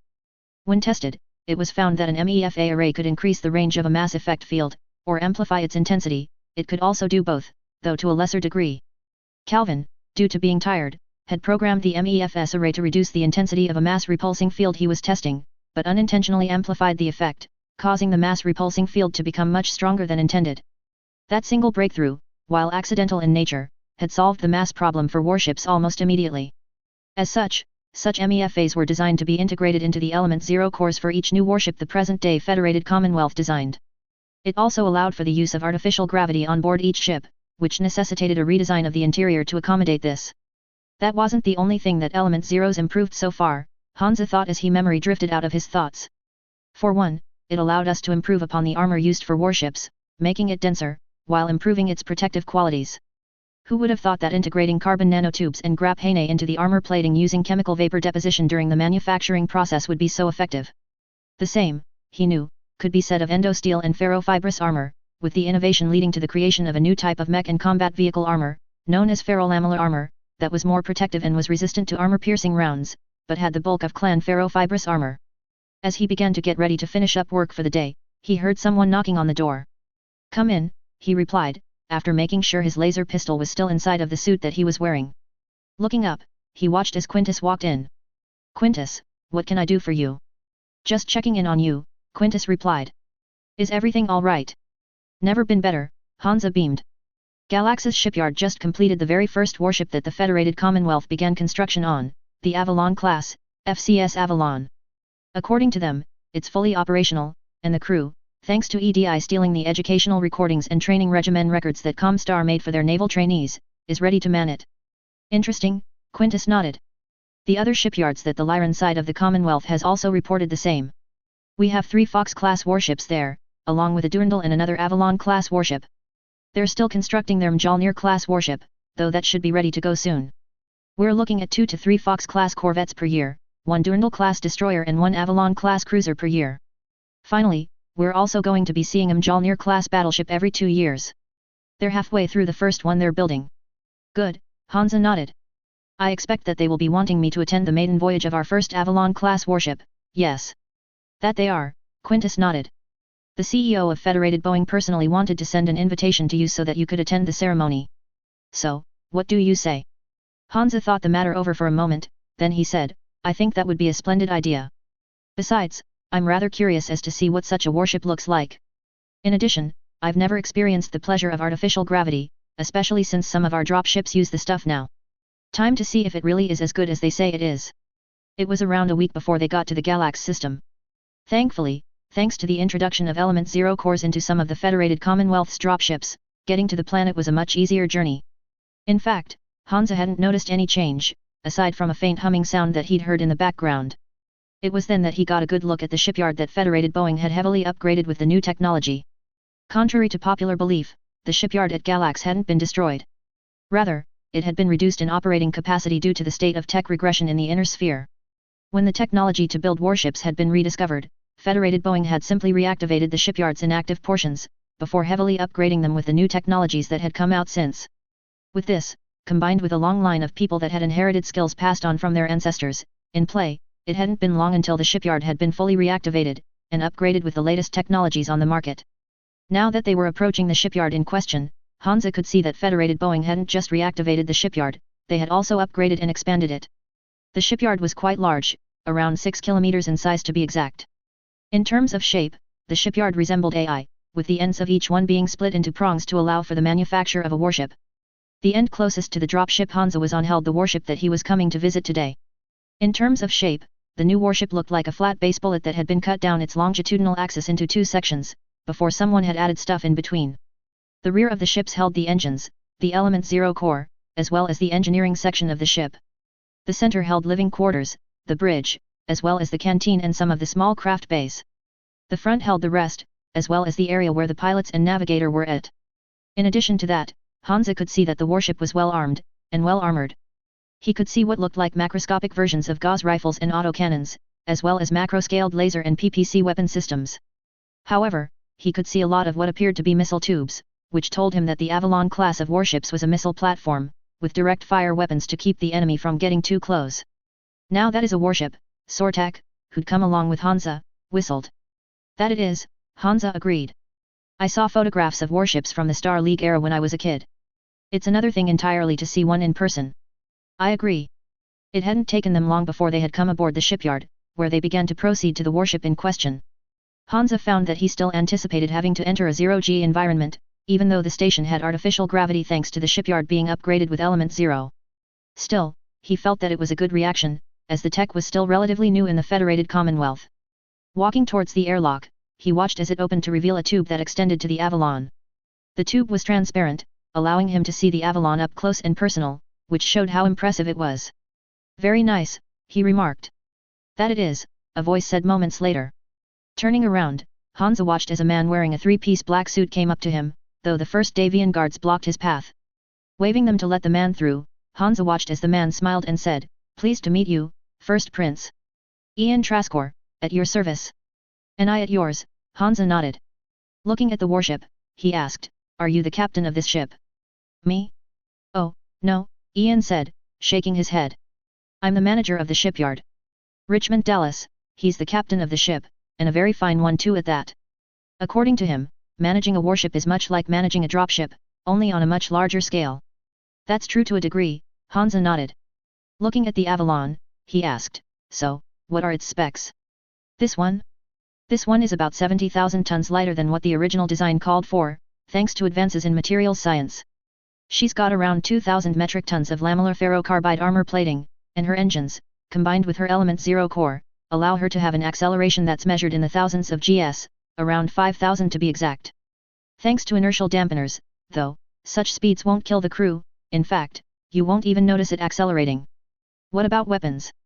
I can answer that, another voice added. Turning around, Hansa watched as a man with brown-colored hair, a beard of matching color, and green eyes approached. He wore a uniform that used a woodland camouflage color pattern, and had armored portions on the shoulders and boots. As soon as the man was close enough, he saluted and said, "Captain Richmond Dallas reporting for duty, sir. It is a privilege to have you aboard." "At ease," Hansa replied, while also saluting. "You have a beautiful ship." "That I do," Dallas nodded. "She's a large ship, but she handles like a much smaller one, and that power can sneak up on you if you're not careful. Good thing we have a pilot trained for such a ship. She's pretty heavily armed as well. See those weapons there? Those are medium naval Gauss cannons. One well-aimed shot from those will turn a Comstar corvette inside out. As for the lasers, autocannons, and the like, well, you name it, we've got it." "I can see that," Hansa nodded. "So, may we come aboard?" "That you can," Dallas nodded. With that, they proceeded to the airlock, before entering the Avalon proper. Inside, Hansa could see crew and personnel bustling to get to each of their stations for cast-off. Most people were too busy to notice him, though the ones that did saluted him invariably. That was when they reached the bridge. The bridge was unlike any that Hansa had seen in photographs from the museums he'd visited. Personnel were at various stations, with multicolor holographic displays being used, while Hansa noticed what he realized were screens that were built into the walls, allowing them to see where an enemy warship was at in all directions, without having to use windows and the like.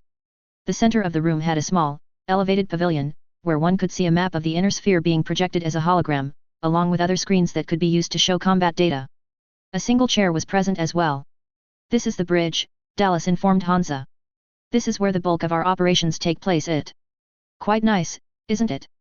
"That it is," Hansa nodded. "Where'd you get the layout for the bridge?" "We borrowed it from the Normandy," Dallas replied. Everyone involved with building the warships here knows about Shepard and his crew, though all of us have signed NDAs. The architects felt that the Normandy's design of having the bridge deeper into the ship was a sensible idea, and I agree. Why have your bridge exposed at the bow to enemy fire? A good point, Hansa nodded. So, when do we cast off? About now, Dallas replied. Motioning to a seat near a screen, he said, there's your seat, sir. Enjoy our casting off. As Hansa settled in, Dallas asked, all stations, report in. Engineering here. We're good to go, came the heads of each station. Navigation here. All systems nominal. Weapons here. Weapons are tight and locked in place. Comms here. All channels clear. Good, Dallas beamed. Navigation, rotating the ship 90 degrees upwards, then engage RCS to get us clear of the station. We don't want to destroy the shipyard with our engine exhaust. Once we're clear of the station, activate the engines, then get us to the jump point. As the navigation officers and pilots complied, he asked, Engineering, KF drive status. Compact KF drive is fully charged and ready to go, came the reply. Once we reach the jump point, we can jump 60 light years in any direction you please. Good. With that, the Avalon began to move. True to form, Hansa found that he couldn't feel the ship accelerating. In fact, he wouldn't have known if it wasn't for the video feed he was getting from the exterior. Silently, he watched as the Avalon used its plasma RCS thrusters slowly accelerate away from the station. It took them about 15 minutes to be far away enough for them to activate the engines, while being pitched upwards by 90 degrees. Hansa imagined hearing a faint rumble as the newly designed interplanetary drive activated, with the engines pushing the ship ever faster. Eventually, the ship turned and rotated, before pointing itself directly at the zenith jump point for the system. A moment later, the Element Zero core activated. The inky blackness of space was replaced by a kaleidoscope of colors, with light ahead of the ship being blue shifted, while light behind the ship was red shifted. A few seconds later, they came out of FTL flight, and it wasn't long before they were at the jump point. All right, Dallas beamed. Nice work so far, people. Now, let's head to New Avalon. I think our first prince will want to see home from the warship we have. Engage the compact KF drive. Engaged and ready, engineering reported. Jumping in T-5, 4, 3, 2, 1, 0. A moment later, the Avalon jumped through hyperspace into the system of New Avalon. Hansa felt the familiar sensation of being compressed vertically, and stretched horizontally, as they traveled through hyperspace. Thankfully, the sensation was only brief, with the Avalon emerging over New Avalon's zenith jump point. Turning to Hansa, Dallas asked, how'd you enjoy the trip? Quite generous of you, Hansa nodded. Nicely done. All right. Turning to his intercom, Dallas asked, Engineering, how'd we do? Perfectly fine, Engineering replied. All systems are in the green. I'd say that was a textbook jump. Nice work, Dallas nodded. A few hours later, Hansa was in his bedroom, looking over one final report that Quintus had given him. The demonstration of the Avalon capabilities had deeply impressed him, enough that he knew that they had a chance to take care of Comstar once and for. We have a legitimate chance now, he thought to himself. Comstar aren't the only ones that have warships now. Now, we have our own, and they're a damn sight better than what they have. As such, he had given Quintus the go-ahead to begin Operation Liberation. Soon, he thought to himself. Soon, Comstar will learn why it is not wise to provoke someone with warships more advanced than theirs. Soon, my revenge against them will be complete, and Terra will be free. Chapter 31, The Death of Comstar. Hello again, everyone, and welcome back to my BattleTech Mass Effect crossover. Thank you for your patience and support. I've successfully completed the move to my new place of residence.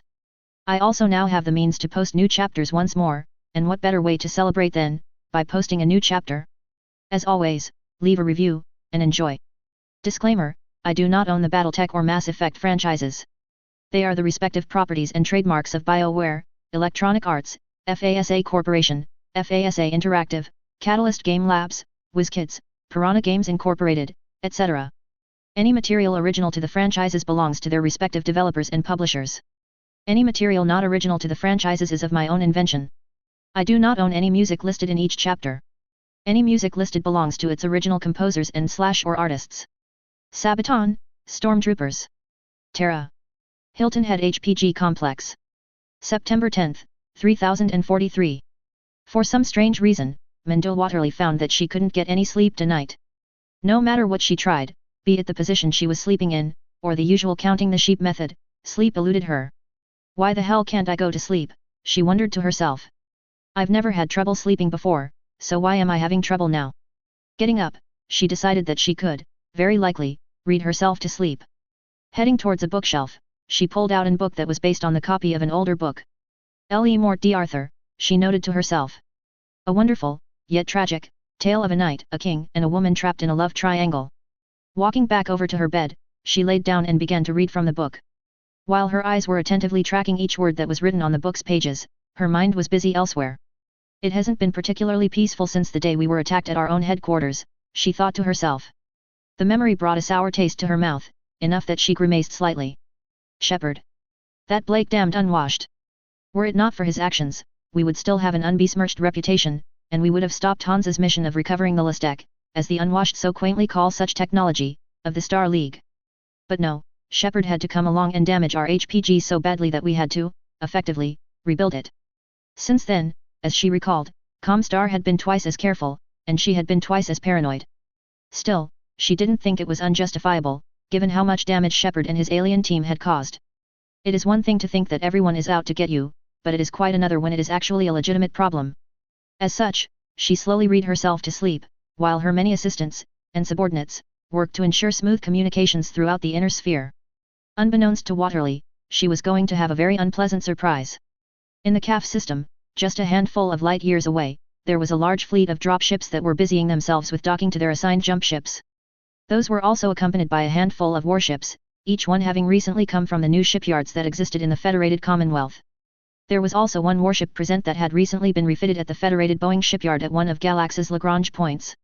Tapping his fingers absent-mindedly on a nearby console, Joker was patiently waiting for the moment the jump ship the Normandy was docked to would jump. That, however, would be preceded by a signal that, according to Melissa Steiner, would come from an inside man of hers. It's waiting like this that tends to drive me a little crazy, he thought to himself as he watched a Fox-class warship move by the jump ship the Normandy was docked to.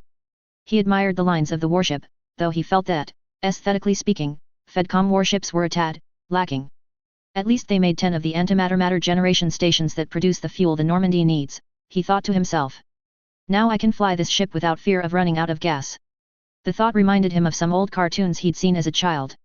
Whoever knew I'd be remembering those Bugs Bunny cartoons by this point. I must be going loony with old age. When the last thought drifted out of his mind, he looked over at EDI.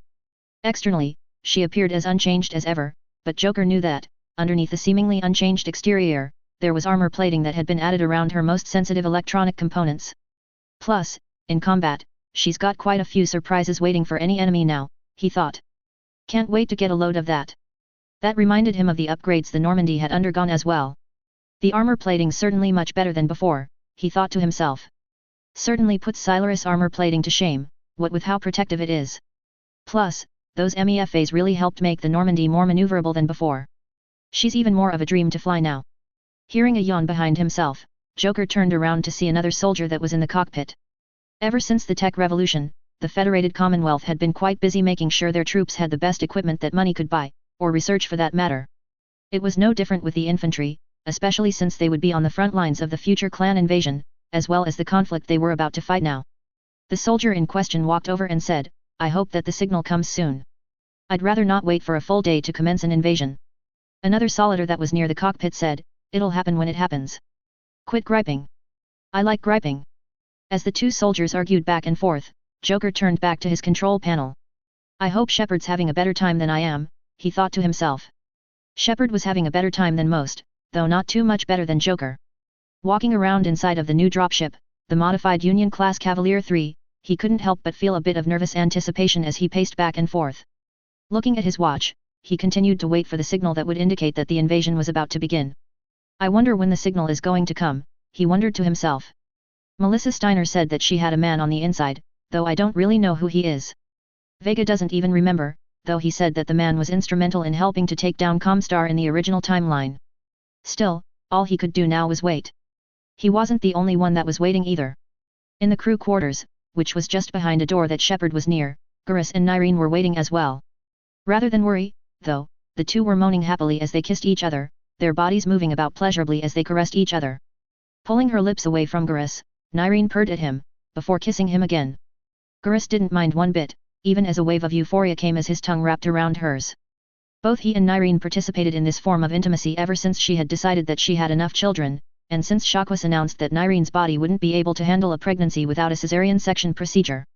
This was as close as he could get to having sex with Nyreen without actually doing so. And I wouldn't want it any other way, he thought to himself. The spirits deeply blessed me by allowing Nyreen and I to make love and to bring new life into the multiverse at large. Whenever I'm around her, life is wonderful, and has meaning. Without her, everything is sad and dull. We are one, in a way. I love her for her intelligence and personality, and that will never change. The fact that she has an attractive body is just a nice bonus. There was another reason why he participated in this form of intimacy. This might be the last time he would be able to do so. Every time he went into battle, Gurus was fully aware that each one could be the day that he would die and enter the nether realm where Kalazar, the Turian spirit of death, fate and the afterlife, would come to in order to escort his spirit to the afterlife. He knew the same applied to Nyreen, though he knew that if they both died, they would be permitted to be with one another in the afterlife. Pulling away from her one more time, Gurus got up and quickly got dressed in his military gear, with Nyreen doing the same. Once fully geared up, the two sat down next to each other. You ready? He asked Nyreen. Always, my love, Nyreen purred, kissing Gurus in the mouth once more. Pulling away, she said, I'm just worried that my children won't have a mother come back home, Gurus finished. I know. I have the same worry every time I climb into my rifleman too. You want to know what keeps me going? Oh. You, Nyreen. Every time I go into battle, your name is on my lips, and the image of your face is in my mind. I also remember my children, and know that they still need a father to take good care of them. Hearing that, Nyreen relaxed, though Gurus could still feel the tension in her muscles. They were about to kiss again when Celicia came inside. Like the two, she was wearing body armor, but like Nyreen's body armor, it was designed in a way that would provide maximum protection, without limiting her range of motion, perfect for biotic users, since they required a large range of motion to do what they did. That reminded Nyreen as to the real reason why she felt tense. This was the first actual battle that her daughter would be participating in. Celicia had finished her training with her in terms of biotic combat, along with an AFFC instructor that had come to tutor her in infantry combat. After that, she'd temporarily gone to New Avalon, where Lyra had expanded upon the training that Nyreen had taught her daughter. Walking inside, Celicia noted her parents, and the way they held each other at the waists. Is this a bad time? She asked. I can come back later if you want me to. No, Nyreen replied. It's all right. Sit down. Sitting down, Celicia asked, Are you all right, Mom? You look a little tense. Is something wrong? If I'm being honest, I'm just a little worried for you is all, Nyreen nodded. This is the first battle you'll be going into. I know that we finished your training, and that you're more than capable of protecting yourself, but I can't help but worry about you. I know what you mean, Celicia nodded. I'm nervous as well, but I know that we've prepared as much as we can for this day. All we can do now, is to trust the spirits to guide us through this battle. Both Gurus and Nyreen nodded in agreement. My daughter speaks with wisdom beyond her years, Gurus smiled to himself. The spirits truly have blessed me. On board the bridge of the FCS Avalon, Captain Dallas was patiently waiting as he sat in the command chair installed on the command platform in the bridge. All around him, other members of the crew were silently working at their stations. The screens that were built into the walls showed the other jump ships and warships that were also waiting to invade Terra. This is it, he thought to himself. This is the day that we get rid of those meddlesome bastards known as Comstar. The First Prince has placed his faith in all of us to complete this mission successfully, and I intend to reward that faith in the best way possible. Besides, September 10th, 3035 was the day we planted our agent inside of Comstar. He has more than enough influence to get much of Comstar's lackeys to obey. Just as he thought this through, he heard the comms officer snap his fingers. Yes? He asked. Sir, the signal's been received, the officer explained. We're good to go on the mission. Finally, Dallas beamed. Keying the fleet-wide comms, he said, all jump ships and warships, prepare for jump. Operation Liberation is a go. I repeat, Operation Liberation is a go. He closed the COMM channel a moment later. As soon as he said this, the room exploded into action, with everyone making sure that they were ready to go. Dallas wasn't worried about that, though.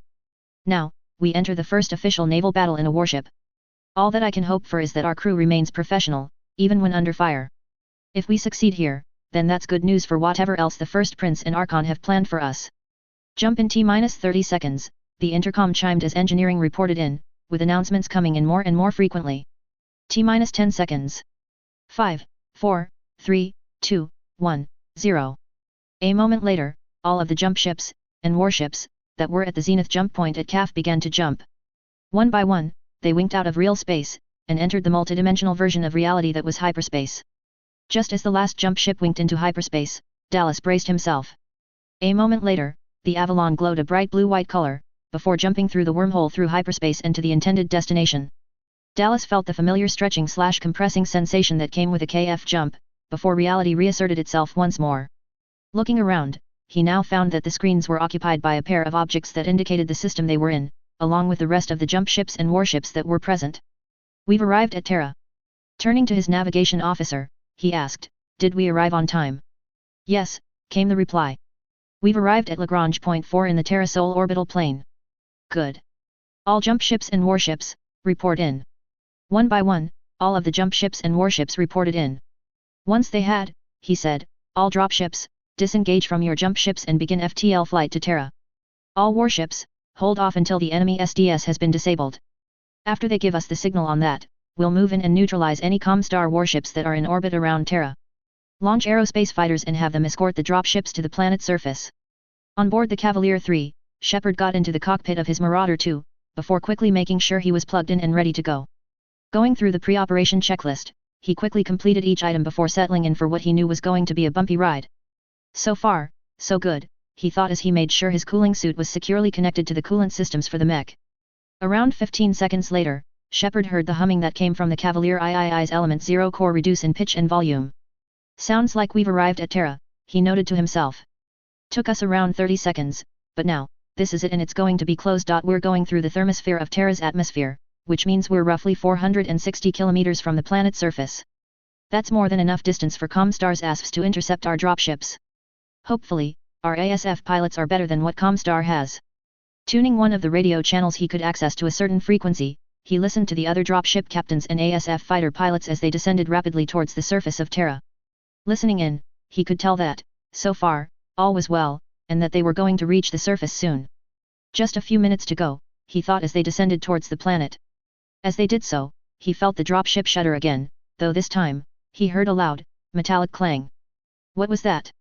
he said silently. It didn't take long for him to hear Fahad shout, "Fuck! They're firing on the dropships." "Hold it together," Mason said over the comms, having gotten into his newly upgraded Archer. "We're going to be fine. This dropship's got dozens of tons of improved ferroaluminum armor mounted on it." While his words were reassuring, it was clear that the others were nervous, even as more impacts sounded off. Outside of the Cavalier 3, and all of the dropships participating in the assault, the battle outside was like someone had stirred up a beehive, before tossing in a few birds as well. For most, this would have been a spectacular, and gut-clenching sight. For aerospace fighter pilot Barnard Wright, known by his call sign of Firebird, it was another battle that he could participate in. Using the specialized gloves that had been reverse-engineered from SLDF aerospace fighter pilot suits, Wright put his fighter, the newly designed Morgenstern Omni fighter, into a particularly high climb. His neurohelmet, which was specifically designed for such operations, allowed the fighter to perform the complicated maneuver with ease. The Element 0 core for the Omni fighter whined in protest when he flipped the fighter over onto its back. That allowed him to engage the hostile aerospace Figther, a Stuka that was attempting to line him up for its short-range missiles. "Not today," Barnard thought as he fired the twin ER medium lasers installed onto the Omni fighter. The powerful lasers cut into the armor plating, forcing the Stuka's pilot to quickly pull away, or risk losing the armor plating and therefore risk destruction. This, however, exposed the hostile to the long-range option that Barnard's had chosen for his custom configuration for the Morgenstern he was piloting. Switching over to missiles, he watched as the enhanced radar system he was using locked onto the target, before a solid tone prompted him to make a motion with his right thumb. Reading the subconscious signal that his brain sent, the neurohelmet sent the relevant command to the ASF systems. An instant later, the LRM-10 launcher fired, sending a stream of missiles traveling at supersonic velocities at the hostile aerospace fighter. That spelled the Stuka's doom. The missiles, armed with the new MAHEM, magneto-hydrodynamic explosive munition, warheads developed by TIWT, tore through the armor plating and into the internal structure of the Stuka. One of the missiles happened to tear into the fuel for the fighter, causing it to detonate explosively. The explosion ripped the back of the fighter apart, and sent it into an uncontrollable tumble towards the surface of the Earth. "Fifth kill of the day," he noted. "By tradition, that means that I'm an ace now. Delta 2 to 8 to Epsilon 3 to 1. Bandit on my 6. I can't shake I'm." Came a call for help. Looking towards his left, Barnard could see the friendly fighter in question displayed on the virtual reality bubble canopy that all ASFs were equipped with. It was another Morgenstern, though it was being pursued by another Stuka. Epsilon 3 to 1 to Delta 2 to 8, hang in there, he said calmly. I'm coming. Making a motion with his hands, he shed speed for maneuverability, allowing him to turn fast enough to lock onto the bandit, hostile aircraft, with his LRM-10. Hearing the sound of a lock as he accelerated, he made the same motion with his thumb, with the LRMs launching an instant later. The pilot of the bandit, realizing that he was in danger, decided that caution was the better part of valor. Breaking off pursuit, the enemy fighter accelerated rapidly, in an attempt to shake off the missiles. Thanks. Barnard heard the friendly pilot shout. You're welcome, he replied. I'm Oscar Mike. All the while, Shepard and his team were still heading down to the planet's surface. Every time he heard the sound of a munitions impact, or the sound of metal boiling away, Shepard tensed up slightly. Another 5 minutes, he thought, subconsciously caressing the mech he was in. Another lousy 5 minutes. Internally, he began to pray for a safe landing. That prayer was answered, as a few minutes later, Shepard heard the engines flare up, before the place shook strongly, but not violently. We're down, they heard Rian report over the comms. We've landed, and we're roughly 4 clicks from the Hilton Head HPG complex. Get ready, Commander. We're going to be facing some heavy fighting. Roger that, Mason nodded. You ready, Shepard? I'm ready, Shepard nodded. Bravo Lance, are you ready? All good here, Rex replied. Ready and waiting, Vega nodded. Gurus here, all systems good to go. Roger that, Shepard nodded. We're moving out. Get ready, people. We need to draw Comstar's mechs and combat vehicles away from the Hilton Head HPG complex, so that the infantry can get inside and capture everyone in the facility. With that, he guided the mech out of the mech bay and, after a half-minute, exited the dropship. At about the same time, Shepard noticed a tracked APC that was driving down the ramp the mech had been on, before quickly reaching the ground and heading off towards the HPG complex. We'll keep out of range of the fighting until the mechs and combat vehicles are away, the APC driver informed him. Copy that, Shepard replied. Bravo Lance, move out. With that, they began to advance towards the Hilton Head HPG complex at flank speed. Hearing the sound of an LB-10X firing, Shepard looked to see Gurus firing the weapons towards a pair of VTOLs that were heading their direction. Each one quickly fell to the ground, exploding on impact as their munitions detonated. Nice shot, he remarked. Thanks, he heard Gurus reply. Just as he said that, Rex said, got some Comstar Pyjaks coming along. Bust out the big guns. Things are about to get hot. Agreed, Shepard nodded. Switching frequencies, he asked, Fahad, will the ferrolamellar armor on my mech work out? Should do just nicely, Fahad replied. Any armor-piercing rounds that hit you won't penetrate the armor at all. Thanks, Shepard nodded. Just as he loaded an APFST shell into the Ultra AC-20, an enemy mech came into view. New contact, King Crab, the Dick dutifully informed him. Noted, he thought to himself as more assault mechs came into view. Gurus, you'll take the hostile rifleman too, he ordered. I'll handle the King Crab. Rex, Vega, you two handle any other troublemakers that come our way. As the others moved to comply, Shepard opened fire on the hostile mech. While Shepard and his lance tussled with the Comstar defenders, the APC holding a portion of the troops that participated in the assault continued to head to the waiting point. The interior of the APC in question was cramped, with the troop bay having been filled to capacity with soldiers. Checking his gear, Kaiden made sure the brand new Gunter MP-20 he had was fully loaded and ready to rock. Once that was done, he checked his armor, which he too found was ready for combat. While the kinetic barriers installed would only be able to stop a few bullets before needing to recharge, it was a welcome addition to any form of armor plating. Looking up and around, he could tell that the others were ready for combat. Each one of the soldiers was armed with the brand new M61A pulse laser rifle, the first laser rifle that made extensive use of some of the advanced tech the Fedcom had developed from the tech that Shepard and his team had brought along. Wonder how that'll work out, he thought to himself. Nearby, there were a pair of Turians that were also preparing for combat. Nyreen was checking over her own M61A, with her daughter Celicia doing the same. Time to see how this laser rifle will work, she said to herself as her daughter leaned back, taking slow, methodical breaths to keep calm. You okay? She asked Celicia. Just adrenaline, ma'am, Celicia replied. Normally, the use of the word ma'am instead of mother would have been worrying to any parent. Nyreen, though, knew that Celicia was instinctively falling back on her military-grade training. Just as a good Turian should, Nyreen smiled. I'm also glad that she can fit in with the rest of the Federated Commonwealth, when Comstar is defeated. After that, we can finally come out into the open, or as much as we can without causing a ruckus. A moment later, the APC came to a stop, with the soldiers inside not even blinking as they did so. Now, we wait, the driver informed them over the troop bay's intercom. Once Shepard says that we can proceed, we'll move out. With that, they began to wait. Looking around, Celicia could tell that the other soldiers were still tense. While they had been informed of Nyreen and Celicia's origins, after signing a few NDAs, they were still wary around the two. That was to be expected. Many humans found Turians to be unsettling, mostly due to the sharp, avian gaze that many Turians had when they looked at someone. The other was due to the fact that they had the appearance of apex predators, which was further amplified by the fact that Turians were apex predators on their home world of Palaven. Feeling that a little socialization would help ease the tension, Celicia looked at the trooper sitting next to her and asked, "What's your name, if I may ask?" "Why?" the AFFC soldier asked, somewhat wary. "Just curious is all," Celicia shrugged. "I see," the man nodded. "Name's Barclay, Ian Barclay."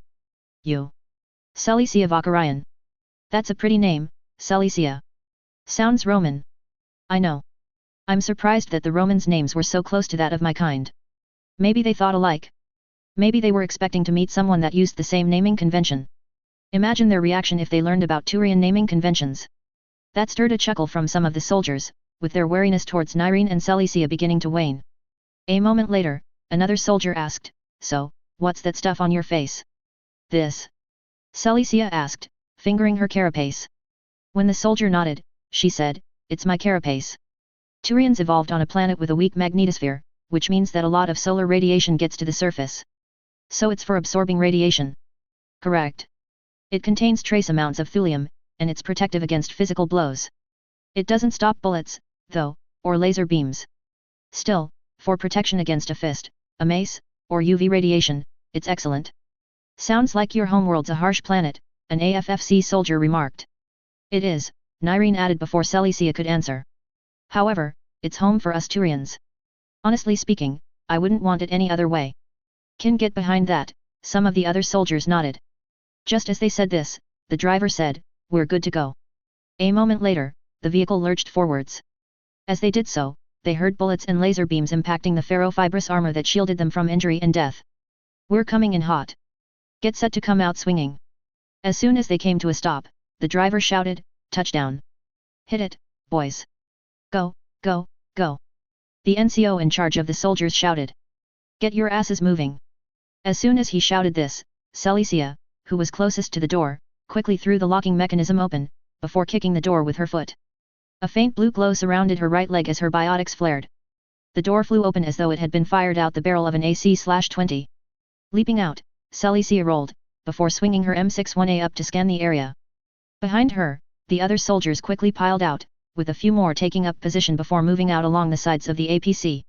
Looking around, Celicia could see the trees that surrounded the HPG complex, as well as the doors to the complex in question. "Keep to the APCs." She heard the NCO shout. "Use them for cover." As he said this, the APC continued forwards, but moved slowly enough that the infantry could use the vehicles as mobile cover. Flaring her biotics, Celicia created a strong biotic barrier around her body, further augmenting the kinetic barriers her armor created on its own. Moving forwards, she, and Nyreen, quickly caught up with the other soldiers, their digitigrade legs allowing them to move faster than the average human being. Peering out, Celicia spotted enemy infantry moving towards their position. Raising her laser rifle, he took aim and sighted the enemy squad's leader. A moment later, she pulled the trigger. It was the very first kill she had ever done. A pulsing blue laser beam shot out from her rifle and towards the hostile at the speed of light. The laser beam smacked into the armor of the Comstar squad leader. While it didn't penetrate the armor, it transferred a significant amount of heat into the man's shoulder, enough to make the hostile shout and tear the armor plating off. Firing again, Celicia watched as the man's head promptly exploded, with the laser beam tearing through the transparent faceplate of the man's helmet. For a moment, she felt nothing as the man dropped to the ground, dead. If she were an untrained civilian, her stomach would have voided its contents almost immediately, while her mind would have rebelled against what she had just done. However, the knowledge of what Comstar had done, combined with her military training, quashed all remorse for what she'd done. They brought this on themselves, a cold and logical part of her mind stated. This is merely their just recompense for their actions. Enemy automated defenses are disabled. A private shouted. Looking ahead, Celicia could see that the automated defenses had been blasted apart. Looks like an ERPPC blast took them out, she noted. Probably Uncle Shepard's doing. A moment later, they reached the complex doors. Apparently, Shepard had blasted the doors wide open, with the ferrocrete gates having been shattered by a powerful munition. Celicia guessed that the damage was likely done by a pair of Ultra AC/20 shells, courtesy of the blast damage that she noted. However, there was a large amount of hostile infantry inside. Taking cover behind a piece of ferrocrete, Celicia could hear bullets zipping overhead, with one barely missing the carapace on the side of her head. Peering out, she fired her M61A, but was forced to take cover. Nearby, she could hear Uncle Kaiden firing his MP20. "We're pinned down!" She heard a soldier shout. "We need." A moment later, his shouting was silenced as a bullet smacked into his helmet. While the bullet was stopped, the blow was powerful enough to knock the man out, sending his unconscious body tumbling to the ground like a bowling pin. "Richard's down!" a corporal shouted. "Medic! Get a medic over here! We need to take that fucking MG nest out!" The sergeant major leading their squad shouted. "It's the biggest threat right now." "I'm on it!" Celicia shouted. Standing up, she breathed deeply as she concentrated on using her biotics to hurl herself towards the enemy MG nest. At the same time, her biotic amp activated, amplifying her biotics and allowing her to achieve the same result an Unamtasari could achieve. In an instant, she opened her eyes and, just as a bullet impacted her barriers, hurled herself forwards in a biotic charge. To an outside observer, the light surrounding her body would have distorted, courtesy of the biotic field refracting the light around her.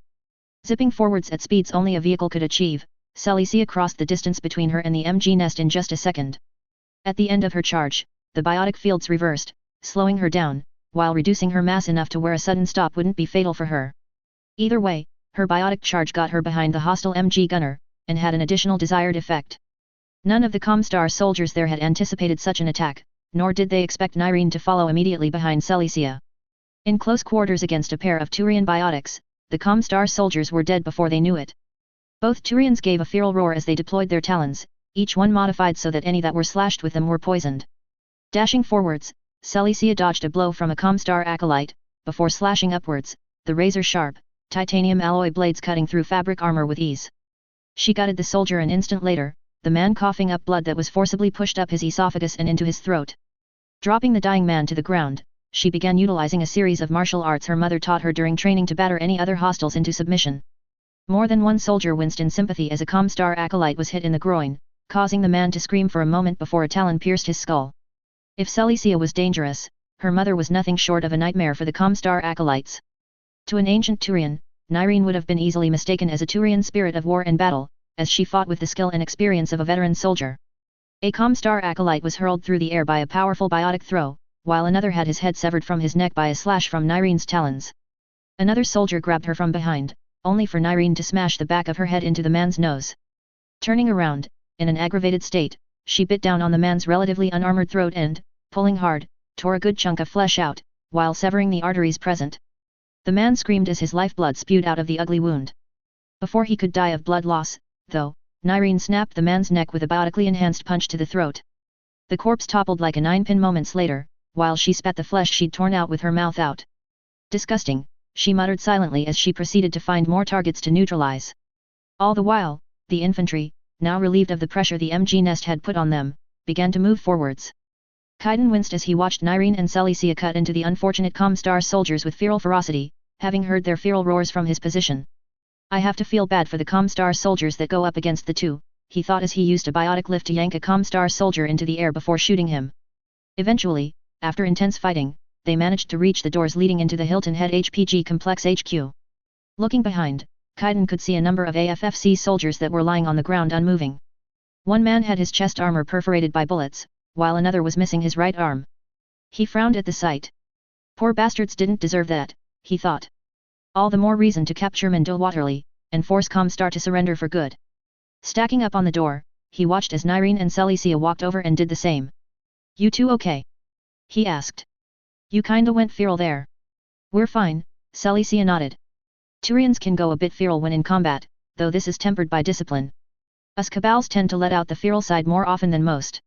As she said this, she handed her mother a piece of cloth, allowing her to wipe off some of the blood from the Comstar soldier she'd bitten. "We're ready to breach," a soldier informed Kaiden. "Breaching!" Kaiden shouted, just as the det charge on the door detonated, blasting the doors inward. Weapons up, they advanced inside, firing on any Comstar soldiers that were inside. Mindil Waterley moved through the underground tunnels leading towards another Comstar complex as quickly as she could, along with a few guards. For a moment, they stopped as the ground around them shuddered, with a light in the tunnel swinging around slightly. When the shaking stopped, they proceeded forwards, with her guards keeping their weapons ready. It's them, she thought as they proceeded along. That damn bastard Hansa, and his attack dog Shepherd, have finally come for us. How they managed to get past our SDS, I do not know. Still, we have to escape before they can get their hands on us. Already, she was plotting and scheming her revenge on Hansa and Shepherd for what they were doing. What she didn't know, though, was that fate had turned against her. Reaching the door to the underground safe house, she watched as her guards opened the door, only to be blasted backwards. Falling onto her back, Waterly looked up to see AFFC soldiers killing her guards. She tried to pull out her laser pistol, only for a boot to slam into her chest, knocking her back onto the ground again. Looking up, her eyes widened with surprise when she saw a familiar face walking into the room. "Et2, Focht?" she asked. The man in question, the now named Anastasius Focht, looked at her, with the former Lyran noble turned Comstar general looking at her. Despite having only one eye, the single eye he did have was more intimidating now than ever. He merely nodded at her question. She frowned upon seeing that.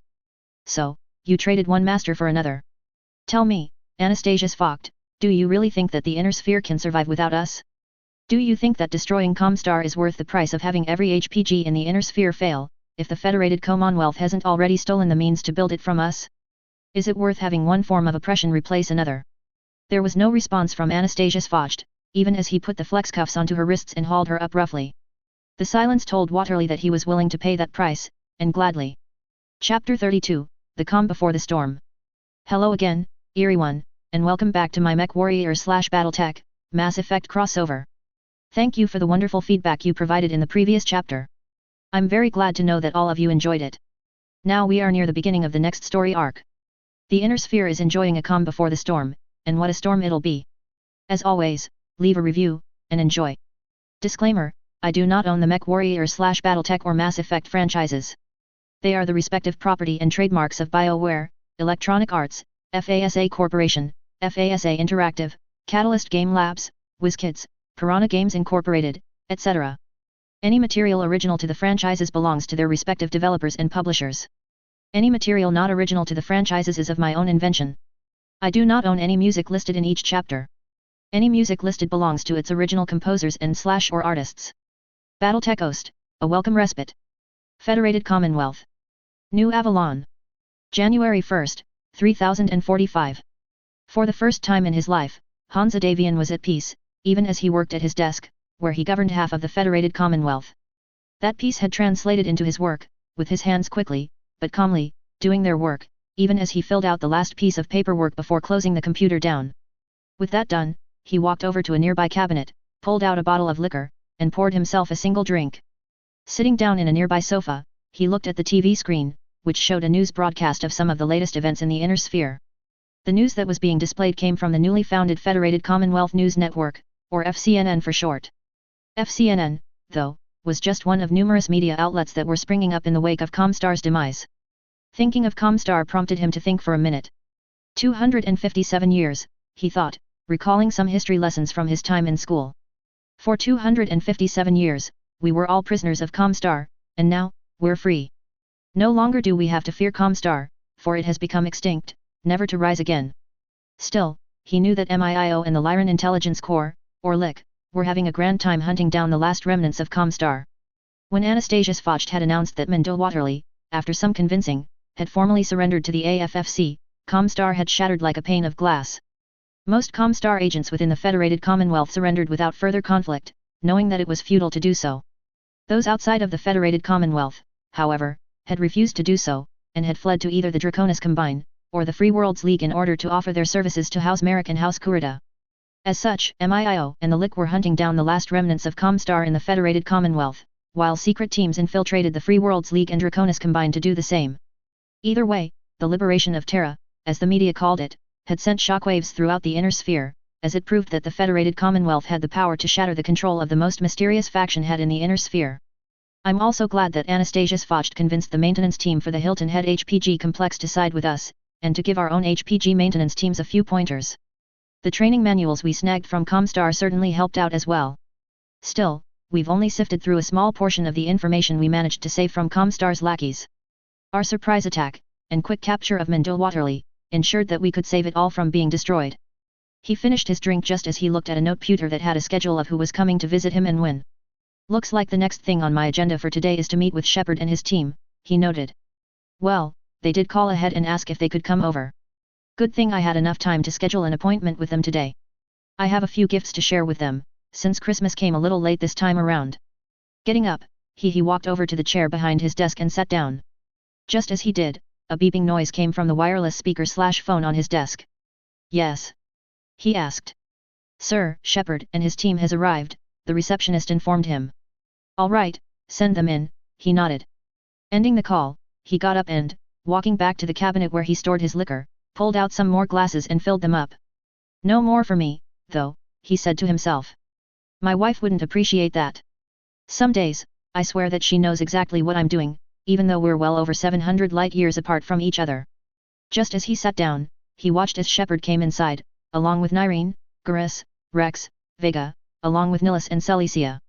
Seeing them walking inside, Hansa smiled at them. Good to see you, Shepard. How are you doing? Fine, Shepard nodded. A little older than when we first arrived here, but fine. He fingered the hairs on his head that were starting to turn grey in color. You look quite fine too, Hansa. Thank you, Hansa nodded. I like the grey that's coming into your hair. It makes you look good. As the team sat down, he asked, So, what brings you here today, Shepard? Just relaxing, before we leave tomorrow, Shepard explained. Mason felt that we had earned a much-needed break from mercenary work, so we decided to come back here and have a little fun. Grunt certainly drunk himself into a stupor yesterday. Hansa chuckled at that. It was no secret between himself, Arden Sortek and Quintus Allard that Grunt could drink a considerable amount of whiskey, and other alcoholic drinks, before even getting tipsy. Rex, however, had managed to send him the recipe for an alcoholic drink that was so strong, it would have knocked even the most stalwart soldier onto his ass due to its potency, though some ingredients had to be substituted. According to Rex, it was a drink that his kind called ringkol, with the drink being so powerful that only a few human beings could safely drink it. Looking at Celicia and Nilus, he said, Looks like your kids have grown considerably, since I last saw them. Nyreen chuckled at that. Well, they're not kids anymore. They're fully grown adults by my kind's standards. You remember Hansa? We do, Nilus nodded, with Celicia giving only a slight nod.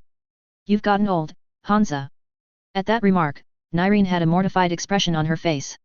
Hansa, though, hadn't taken any offense at all, as he smiled and said, I might be old, but I can still kick your ass in mech combat. Old age, treachery, and all. Still, you're right in that I'm old, but I've still got quite a few years left. Taking up one of the drinks that Hansa had set out for them, Shepard said, Here's to those years being fruitful and enjoyable. Here, here. Garrus and the others agreed, before taking a sip from the drinks the first prince had laid out for all of them to enjoy. Rex particularly smiled at the flavor of the ringkol he sipped. As the team began swapping stories and challenges with each other, Hansa laid back and looked at the gathering with a smile on his face. It's been a long time since we had something like this, he thought to himself. I really missed the simple things in life, which makes me all the happier to be able to partake in them once more. He would have continued that line of thought, were it not for Nilus to speak up a moment later. I wonder when we'll be able to take on the clans, he remarked. From what I've heard, we've, more or less, reached, and in some areas exceeded, their technology level. Just 3 years from now, if memory serves, Vega recalled. The clan invasion began in 3049, during August, in the original timeline. With things having changed quite a bit, though, I don't know when the invasion will begin now. If it happens as it did in the original timeline, however, we'll be more than ready to keep them from invading. Turning to Hansa, he asked, So, any progress on that front, if I may ask? Sure, Hansa nodded. It's common knowledge between all of us, so we can talk about that. The room's been swept for bugs anyways. Clearing his throat, he said, We've been fortifying the planets along the northernmost border of the Federated Commonwealth, especially the worlds that were first hit by the invading clans. We took a page out of the Taurian Concordat's playbook. I'm not sure I understand, Shepard frowned. I can explain, Vega replied. I did some research in the history archives on the planet. From what I recall, the Capellan Confederation attempted to invade the Taurian Concordat shortly after the signing of the Ares Conventions, claiming that they were not a signatory of the conventions. For the record, they were right, but they underestimated the fact that the Taurian Concordat has always distrusted anyone from the inner sphere, and has prepared for the day that someone tries to muscle in on them. Correct, Hansa added. Despite being bombarded with nuclear, chemical, and biological weapons, the Concordat actually held off the Capellans. Only 3 worlds were taken, but the fighting ensured that they were ruined. If memory serves correctly, the Capellans were nearly bankrupted by the war, while the Taurians just shrugged and prepared for the next wave. Let me guess, Shepard mused. You're going to replicate what the Concordat did in order to hold those worlds against the clans. Precisely, Hansa nodded. We've also been building new jump ships in order to create a strong logistical network that'll allow those garrisons to receive supplies at frequent intervals. We've also built numerous artillery fortifications on those planets, and laid entire fields of smart mines that will only detonate if they detect any clan personnel that are about to step on them. Amateurs study strategy, professionals study logistics, and the clans are certainly the amateurs here. What about equipment and training for our soldiers? As Nilus correctly put it, many of the worlds in the Federated Commonwealth are at the tech level of the clans in a number of areas, and the rest we've exceeded them in. Our mechs and combat vehicles have access to weaponry and armor that is as advanced, if not more so, than their own, and our warships have greater maneuverability and better armor than theirs. Once the clans invade, we'll have enough to challenge the smaller clans on equal footing. As for the training that our soldiers are getting, Melissa and I have someone on that already, so no need to worry about that. And their goal of conquering Terra is the main reason why we've also fortified Terra. We're also going to be building an SDS at Thurcad, New Avalon, and other strategic worlds in the Federated Commonwealth. We won't be able to complete all of them by 3049, but we'll certainly have the ones for New Avalon and Thurcad completed. That's good to hear, Shepard nodded. Getting up, he said, well, we've got to head back to work tomorrow, so we've got to go now. Before you go, Hansa said to them. I have a few gifts to share with you. I know it's a little late for Christmas, but better late than never.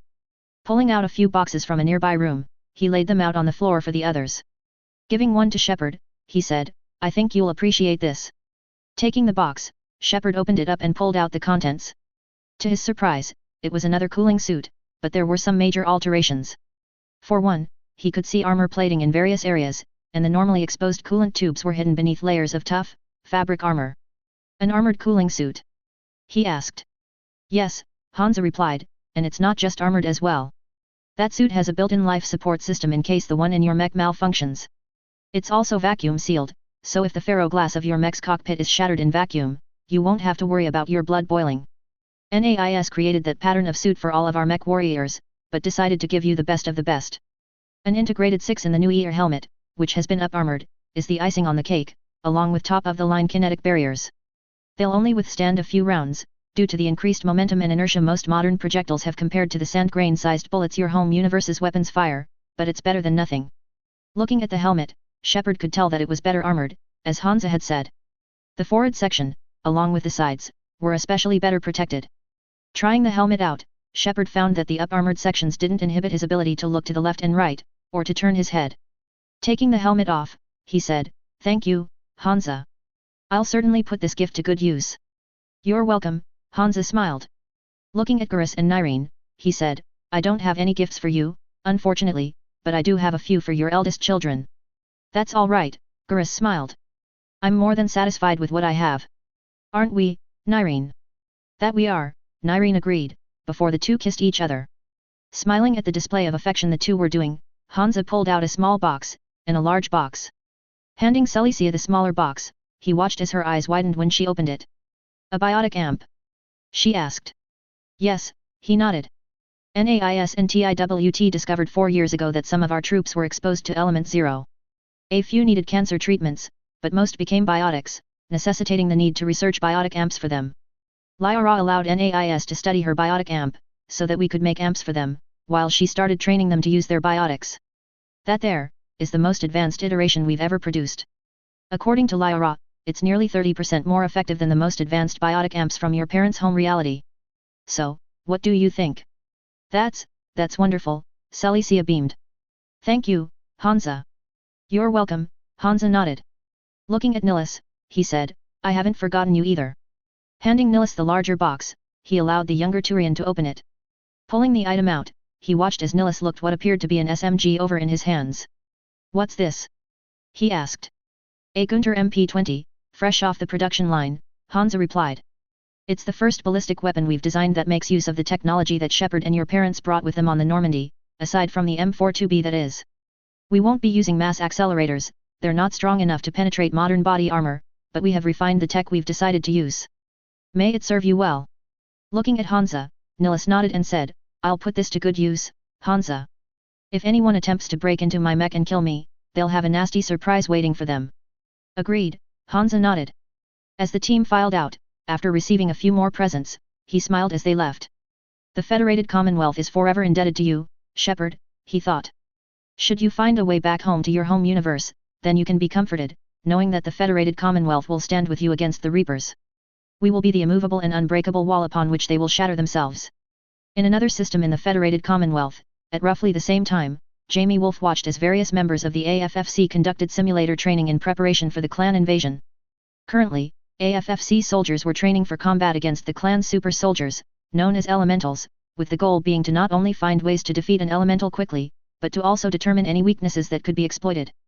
As he watched the soldiers train, he reflected back on the previous 2 decades of his life. The Federated Sons, now the Federated Commonwealth, has grown so much since the Fourth Succession War, he thought silently. They have not wasted any opportunity to prepare themselves for when the Crusader clans begin their march to war. Concurlin Ward would be smiling, if he could see how successful our efforts to prepare the inner sphere for war have been. It wasn't just the Federated Commonwealth's growth that had impressed him. In the span of just a couple decades, the Federated Commonwealth, formerly the Federated Sons and Lyran Commonwealth, had gone from using technology that was used in the Age of War, to exceeding the clans in various areas, while equaling them in others. It was truly impressive to see that growth, which had only accelerated since TIWT had been built. He could already see a good example of this technological growth with the weaponry the soldiers were training with. One of the men was using what appeared to be a bullpup sniper rifle of some sort. Aiming down the scope, the soldier fired the weapon, a loud crothwom echoing in the air as the projectile zipped down the barrel at high speed.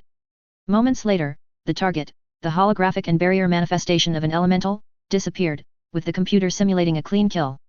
Jamie, who'd learned of that weapon, known as the Thunderstroke 4, yesterday, was quite impressed by the display. A bullpup infantry gauze rifle capable of penetrating the armor plating used by the elemental battle armor system. Impressive, most impressive. A moment later, he watched as the simulation came to an end, with the computer announcing the results a moment later. Looking at a holographic projection of the results, he nodded at what he saw. The AFFC won the simulation. Good, good. However, a simulation can only prepare one for the real thing, and that is when we will see if these soldiers can hold their own against the clans, or crumble. His line of thought was interrupted when he heard someone coming inside. Turning around, he watched as Natasha Kerensky came inside. Good day, Natasha, he beamed. I take it training is coming along well. That it is, Natasha nodded. The mech warriors that Hansa and Melissa sent to us for training have done quite well. A few are starting to rival me in terms of skill, and that is a good sign, especially since a few of those especially skilled mech warriors were once mere amateurs. If progress keeps up like this, the Federated Commonwealth will have a core of mech warriors capable of taking on even the most skilled of clan warriors. Looking at the simulation results, she asked, what about them? They are coming along quite nicely too, Jamie explained. This is the 20th time that they have won the simulation since arriving here at Outreach. If all goes well, we will have to further increase the difficulty. How high is it? Around Alpha 2, if I recall correctly. That is a small step below the highest one. If they succeed at the highest one repeatedly, then I know that they will be ready for the clan invasion. That is good to hear, Natasha beamed. It appears as though Concurlin Ward's hopes of an inner sphere ready to combat the clans has been realized with the rise of the Federated Commonwealth. That it has, Jamie nodded. With that, they continued to watch as the soldiers, having completed training for the day, left the simulator and began filing back to the dormitory they were using at the base. A few hours later, Jamie was at the mech bay they were using at the facility that Hansa had graciously gifted to them. The freeborn clan warrior was currently working on making sure that the cockpit was in good working order. So far, all seemed to be quite well, with everything inside working as it should. Either way, the technologies that NAIS and TIWT have developed are most impressive, he thought to himself. Their version of ferrofibrous armor is denser, and takes better to shaping, than the clan version, and their version of endosteel is superior to our own. It is a good thing that I invested into those upgrades for my archer. Walking outside of the mech, he knew of an additional change to the mech he was piloting. While he couldn't see it, he knew that the laser weapons on the archer were of a new kind. A few months ago, a new laser weapon system, known as pulse lasers, had arrived on the market in the Federated Sons. Compared to standard pulse lasers, pulse lasers had significantly greater range, with the maximum long range being only slightly shorter than that of lasers. They also did greater damage than traditional pulse lasers, mainly due to increased power output. The downsides were increased heat generation compared to lasers, though advances in materials engineering meant that the heat increase wasn't drastically greater. In addition, there was a slight reduction in accuracy at maximum range, though the use of the newest targeting computers could rectify that downside easily. There were also a few new weapon systems that had come out, with one having been low-tech, while the other was a brand new design. Walking up to another mech they had in the hangar bay, a Nightstar, he found a group of technicians that were busy conducting a check on mech itself, with the weapons currently resting in harnesses on workbenches that allowed the technicians to work on them. "Hello," he said to the chief mech bay technician. "Hello," the technician beamed back. "What can I do for you, sir?" "Firstly, what is your name?" "Patrick Connors, sir," came the reply. "Is something wrong?" "No," Jamie shook his head. "Just curious as to the weapons on board this mech, and the armor it uses. I am also curious as to who is piloting this particular Nightstar." "Ah, I see," Patrick nodded. "This is Natasha Kerensky's newest mech. She got it from North Star Technologies a month ago, and it's just arrived today. I and my team are doing a check over to make sure that everything was in order. And so far, so good," came the response. Looking up, Jamie could see one of the technicians that were checking over the weapons. The Norse M7D Gauss rifles in perfect condition. "When this baby fires, the enemy is going to get a face full of 180mm, ultra-compacted ferrous slug in the face. Said slug is also going to be flying at a velocity of 5.8 km per second, what with the mass effect field inside the weapon reducing the mass of the slug until it leaves the muzzle." Jamie gave a low, long whistle at that. "Very impressive," he nodded. "That is powerful enough to destroy a light mech with a single hit, and severely damage a medium mech." "That it is," the technician beamed. "I have to feel sorry for the poor bastard that's going to wind up on the wrong end of this thing. There won't be anything left of him, save for whatever bloody smear is left behind." He chuckled at the dark humor a moment later.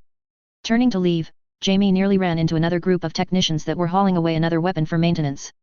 Looking at the weapon, Jamie found that it resembled an ultra-auto cannon, except for the fact that it had 5 barrels, rather than the traditional 3 or 2. "What is that?" he asked, having never seen the weapon before. "I can explain," Patrick informed him. "That's another weapon that recently hit the market. In fact, we were lucky to even find it in the weapons market on this planet. That, sir, is a rotary autocannon, with that one in particular being a rotary autocannon/2. Rotary autocannon. Yab.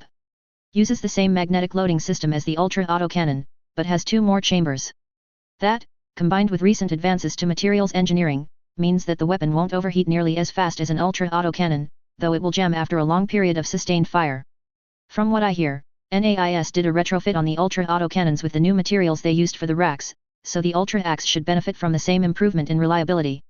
That had Jamie's attention, and he could already see the potential applications for such a weapons system. Rapid fire capability means that it will likely be used at medium to short range, though I would not be surprised if a skilled mech warrior could hit targets well beyond the intended ranges. Already, he could imagine clan mech warriors being surprised upon encountering an inner sphere mech that used such a weapon. Walking out of the mech bay, he looked upwards towards the sky. By now, it was twilight, and the stars were starting to come out in full. Looking towards one particular star, he sat down on a nearby block of ferrocrete. "For the first time since I arrived here," he thought, "I can safely say that we are ready for the Crusader clan's invasion." Instead of feeling a worrying dread whenever he looked towards those stars, he felt a warm, fuzzy feeling upon knowing that he had completed his mission successfully. "We are ready, and I will fight alongside the freeborn warriors of the inner sphere as a fellow comrade of theirs, come what may." Chapter 33, The Storm Arrives. Hello again, everyone, and welcome back to my Mech Warrior/BattleTech, Mass Effect crossover. Thank you all, once again, for your wonderful support and feedback. This story has come very far thanks to your help, as well as thanks to the beta reader I am honored to be working with. Without your efforts, this story wouldn't have gone any further than the first chapter. As such, I want to say thank you, and I hope you continue to stick with me as this story continues. For those of you knowing the timeline for BattleTech, this is it. The day the clans begin their invasion, though they're about to learn that the AFFC is not as weak as they had supposed. For those of you wanting to see an epic battle, this is the chapter for you. I also picked out an equally epic song for you to enjoy as you read this chapter. As always, leave a review, and enjoy. Disclaimer, I do not own the Mech Warrior/BattleTech or Mass Effect franchises. They are the respective properties and trademarks of BioWare, Electronic Arts, FASA Corporation, FASA Interactive, Catalyst Game Labs, WizKids, Piranha Games Incorporated, etc. Any material original to the franchises belongs to their respective developers and publishers. Any material not original to the franchises is of my own invention. I do not own any music listed in each chapter. Any music listed belongs to its original composers and/or artists. Sabaton, the future of warfare. FCS Avalon. Bensinger. March 14, 3050. Inside the bridge of the FCS Avalon, Dallas tapped his fingers in a quiet arpeggio as he watched the readouts from numerous sensors with a keen eye. These feeds were also getting information a radio satellite located near the exit hypergate that the warning relay's mobile HPG opened in order to send information to him, and any other warships in the area. All around him, the various members of the crew silently worked to keep the ship running, and to ensure that, should an alarm come, everyone would immediately man their stations and prepare for whatever the alarm warned them of. Those MHPG-equipped warning relays had recently sent a radio signal that alerted them to a cluster of warships and jump ships that had arrived in the star system. Given the intelligence that MIIO shared with us, we know what is going on, he said to himself. The clans have begun their invasion. We are now at war. Still, he could feel the nervous anticipation that came before the start of a battle. He recalled a lesson that his instructor taught him when he was training to be a soldier, and a dropship captain, in the AFFS. All men feel fear during battle, his instructor had told him once. Any man that claims he is not afraid of the impending battle is either dangerous, or a fool. A good soldier does his duty, even though he is frightened of death. That is an aspect of the virtue known as courage. Still, he couldn't help but remember the new enemy that he was going to be fighting against. According to intelligence that MIIO had shared with him, the clans, in total, had a greater number of warships compared to the Federated Commonwealth, though they were not as advanced as the AFFC's warships. However, the clans had greater experience in interstellar combat than the AFFC, which meant that, in order to win against any that jumped into the system, Dallas knew he would have to use every advantage that he had ruthlessly. If only we had an SDS system that we could use, Dallas thought bitterly to himself. Due to how expensive they are, though, the only two other planets that have an SDS are Coventry and Tamar. Plus, those planets are regional capitals for the Lyran side of the Federated Commonwealth, so it would make sense for them to be well protected. On top of that, we only have two warships, the Avalon and the King Arthur. I'm not sure if that'll be enough to hold back the tide. It wasn't all bad, though. They had a number of mercenaries working with them, including the famed Wolf's Dragoons and Mason's Cavaliers. The latter of those two really expanded, ever since Hansa gifted them a base at CAF, he thought to himself. I heard of Mason, his father, and his team. I'll bet that his late father is smiling at how much the Merc company his son is running has grown. With that in mind, he looked at the sensor readout once again. His eyes settled onto a blob of contacts that were coming towards them. Just as he looked at it, the sensor's officer said, incoming hostiles. Looks like 5 warships and a large cluster of dropships. It has begun, Dallas said to himself. The die is cast, the storm has arrived. Now, the battle shall be decided by who is willing to fight dirtier than the other. Keying the ship-wide intercom, he began playing the automated alarm, and said, This is not a drill. This is not a drill. General quarters, General quarters. All hands, man battle stations. Turning to his navigation officer, he said, Inform the pilots to prepare to initiate combat maneuvers when ready. Aye, sir, the navigation officer replied. Weapons control, once we've exited FTL, get firing solutions on the clan warships, but before FTL, load and charge all weapons. Fire on my order. Affirmative, sir, came the reply. Keying the intercom, Dallas asked, Engineering, how are we doing? We're at battle stations, came the reply. All systems are online, and the CKF drive, plus lithium fusion batteries, are fully charged. We're as ready as we can get for an assault. Sir, all hands have manned battle stations, an officer informed him. Good, Dallas nodded. Keying the ship-wide intercom, he said, All hands, this is the captain speaking. We are about to enter combat against genetically engineered soldiers that have trained all their lives for war. We will initiate communications with them and inform them of their trespassing. If they refuse to halt, then we will open fire. Any attempt they make on honorable combat is to be answered with overwhelming force on our end. Today, we march to war. Closing the intercom, he waited for the clan warships to get close enough to initiate communications. A moment later, his comms officer said, Sir, we're getting an audio transmission from one of the clan warships coming towards us. Warship class. Sovietsky Soyuz class. IFF marker paints it as the CJF Hawker. Send the transmission through immediately, Dallas ordered. I want to hear what this clanner has to say. Aye, sir, was the reply. A moment later, a woman's voice came in over the COMM. Unidentified warship, this is Star Admiral Janice Niloba of the CJF Hawker. State you name, rank, and affiliation. Well, since she asked so politely, I might as well reply, Dallas thought sarcastically. Clearing his throat, he opened his end of the COMM channel and said, this is Captain Richard Dallas of the FCS Avalon. You are trespassing into Federated Commonwealth space. State your intentions and leave immediately. We are not coming here to parley words with freebirths such as you, came Niloba's response. We are here to claim what is rightfully ours, and we will do so by right of conquest. I will not allow you to pass. You are trespassing into Federated Commonwealth space, and you are also threatening the use of unlawful violence towards us. We have the right to defend our holdings by any means necessary.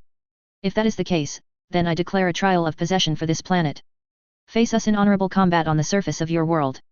If you win, we will become Isorlaw and bondsmen in the Federated Commonwealth, if not, then we will claim the planet, and all that live on it, as Isorlaw for Con Elias Critchell. Here we go, Dallas thought. She's demanding a fight for possession of the planet. If she wants a fight, then she shall have one.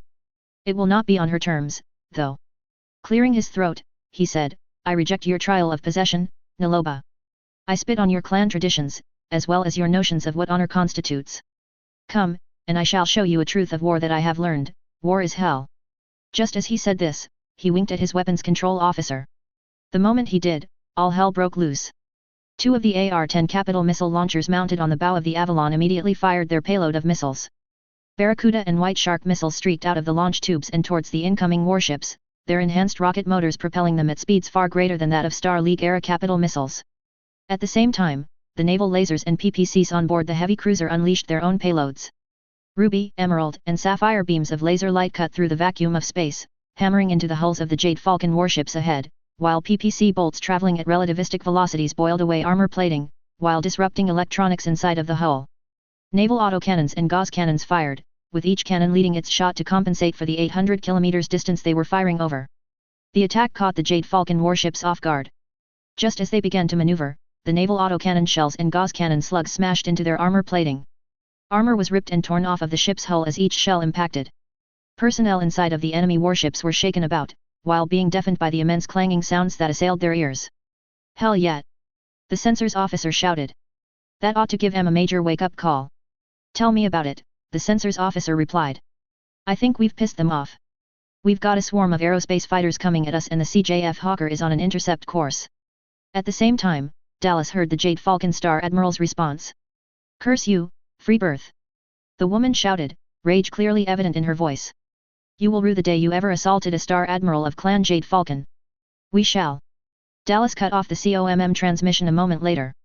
She was a boring conversationalist anyways, he muttered. Looking at the navigation officer, he said, have the helmsman bring us about to heading 3-4-0. We're going to perform a broadside maneuver. Have the King Arthur engage immediately the CJF Gold Talon immediately. Have them, and our pilots, make full use of our maneuverability.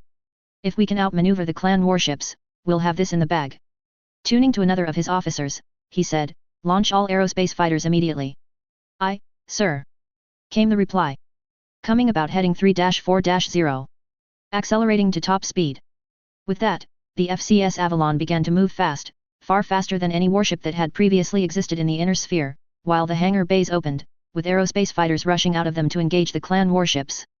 On board the CJF Hawker, Star Admiral Janice Niloba was fuming as the Federated Commonwealth warships began to fire at her own. You arrogant freebirth, she snarled internally. If you think that this opening salvo is all that is required to defeat me, then I shall punish you greatly for that. Soon, we will crush you for your arrogance, even if we have to destroy your ships to do so. She could already imagine raising the flag of victory over the shattered remains of the freebirth warriors they would inevitably be fighting. She was about to issue orders when an officer said, Star Admiral, the FCS Avalon is accelerating towards us. It is moving far faster than us. How fast? She asked. 50 GS, came the reply. When Niloba heard that, she was immediately puzzled. Are those freebirths mad? She wondered. At 50 accelerations, the crew would have been crushed. In addition, they'd need an engine that would be nearly 20 times as massive to push the ship that fast. How is that possible with engines that are clearly much smaller than that? Looking at the screen, Niloba could see, much to her shock, that the sensors officer was correct. The dot that represented the FCS Avalon was moving at speeds far greater than she thought was possible. If they can move that fast. She immediately reached a decision. Weapons control, get me a firing solution now. Niloba barked loudly. I want all of our weapons blasting into the hull of that freebirth ship. Looking at another sensor readout, she watched as the inner sphere warship moved into position, at speeds that she knew should have been impossible. Just like that, the battle was joined. The FCS Avalon, moving at 50 times the acceleration imposed by gravity on Terra, moved into a broadside position and began firing all weapons at the CJF Hawker. Laser beams, PPC bolts, autocannon shells, gauze cannon slugs and missiles streaked through the space between the two ships as they began fighting tooth and nail. When the Clan Jade Falcon warships fired back, they got another nasty surprise. Just as the autocannon shells, PPC bolts, and gauze cannon slugs were about to impact the Avalon, they met an invisible barrier. Autocannon shells and gauze cannon slugs ricocheted off into the vacuum of space, while PPC bolts impacted and splashed over the barrier, before fading into non-existence. While effective, the barriers couldn't absorb all of the kinetic energy, with the ship being jostled around as a result. Missiles that were fired at the Avalon were also incapable of causing damage. Before they could get close enough, they were swatted out of existence by pulse lasers that had been recently fitted onto the hull of the Avalon as part of its point defense system. The only weapons that were capable of damaging the Avalon were the laser weapons installed onto the hull of the Hawker. Emerald, sapphire, and ruby beams of laser light cut into the hull of the Avalon, causing armor plating to boil and ablate. It was a similar situation with the other nearby ships. The FCS King Arthur moved to engage its clan counterpart, the CJF Gold Talon. While the Gold Talon was larger than the King Arthur, the Gold Talon was not equipped with kinetic barriers, nor did it have an Element 0 core. As such, the King Arthur was moving quickly enough on its broadside that while the Gold Talon's weapons could hit the other ship, they couldn't place any shots in the same area, as was usual for interstellar combat. As such, the King Arthur rolled as it flew up and over the Gold Talon, firing its own arsenal of weaponry. Armor plating was torn off of the Gold Talon, while kinetic barriers, and point defense systems, shielded the King Arthur from all but the laser weapons mounted on the enemy ship's hull. Had one been present, it would have looked like something out of a war movie. At the same time the assault happened, the clan dropships immediately made a beeline for the planet's surface. Accelerating as fast as they could go without killing their crews, they moved past the warships, which were too occupied with bludgeoning each other to death to deal with them. No one in the Fedcom warships even worried about the dropships, since they knew it would be a waste of time to deal with them, when they had more pressing matters to worry about. On board the FCS Avalon, Dallas felt the ship shudder as the kinetic barriers protecting the ship impacted, jostling around the interior slightly. Engineering, status? He asked after barking out an order. Kinetic barriers at 75%, came the report. Against mass-accelerated projectiles, we'd be at 90%. The increased momentum and inertia from the normal projectiles is putting a strain on our barriers. We're doing what we can, but don't expect any miracles. Never did, Dallas nodded. Do what you can. Cutting that intercom link, he turned to the weapons control officer and said. Status. Naval autocannons and gauze cannons still have quite a bit of ammunition left, was the reply. Naval laser and PPC systems are firing, and our heat load is still well within acceptable parameters thanks to the more advanced heat pump we're using, as well as the heat sinks we've got. As long as the armor holds against the laser beams, and they should for a long time, we'll be able to keep this level of assault up. Enemy aerospace fighters incoming. The sensors officer reported. Have point defense systems work on engaging both the missiles and enemy aerospace fighters. Dallas thundered. Not one gets close enough to cause damage. Down on the surface of Bensinger 4, Shepard and the others were preparing for their first taste of war against the clans, specifically, their elementals and battle mechs. Inside the cockpit of his Marauder 2, he watched as a UAV video feed of the front line showed soldiers patiently waiting for the clan forces to land, and begin coming towards them. They were projected to land, and disgorge their forces, within half an hour. He looked around at the fortifications that were present at the base they had finished constructing and arming just a year ago. The walls were made out of ferrocrete that had been reinforced by titanium alloy rebar, with each material used to build the wall having been compacted using high-mass mass effect fields to make them as dense as was feasibly possible. Mounted onto armored towers were various weapon systems, from large pulse lasers, to LB-20X autocannons and PPCs. Then there were the really big weapons installed at the base. Near the rear of the base, on a hillside nearby, were a series of long-tom artillery emplacements. Each one was capable of firing 250mm caliber copperhead shells, which were designed to home in on a target before impacting and detonating with catastrophic effect. Thanks to the fact that they'd been upgraded into combustion light gas guns, each artillery emplacement had a maximum range of 300 km, with a muzzle velocity of around 5.2 to 6.8 km per second. Supporting them were sniper artillery emplacements, thumper artillery emplacements, as well as vehicles armed with Arrow 4 artillery missile launchers. As for the base itself, it's just one of dozens strategically positioned across Bensinger 4. In addition to them, strategic locations near those bases, and the other fortified areas of the planet, had been seeded with mines that would only trigger if they detected clan forces in their immediate vicinity. All of this had been done, with Hansa intending to bleed the clan Tourmans dry by forcing them to fight for every square inch of ground that they could get. You can't say that the man knows when to copy the Concordat when it comes to defense in depth, Shepard thought to himself. Imitation is, after all, the sincerest form of flattery.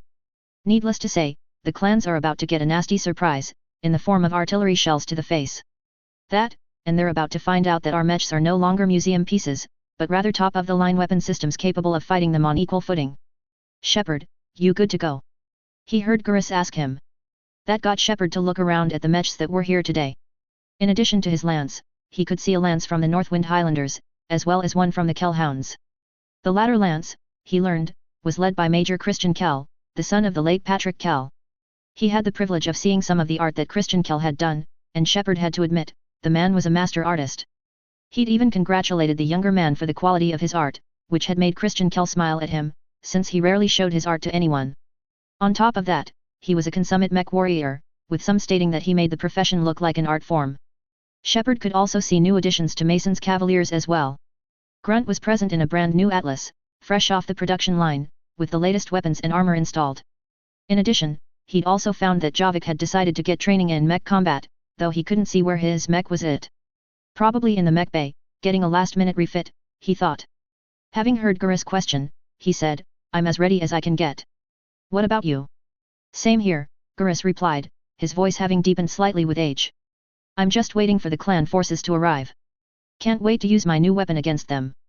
Kinda reminds me of when we were fighting the Reapers. It does, Shepard nodded. Unlike back home, however, we've actually fully prepared for the threat coming this time around. We'll crush those puny clanners into the dirt, Grunt beamed.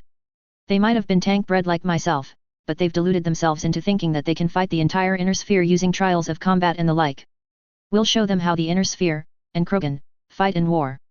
As long as we keep our wits about us, and our eyes open, that we will, Shepard agreed.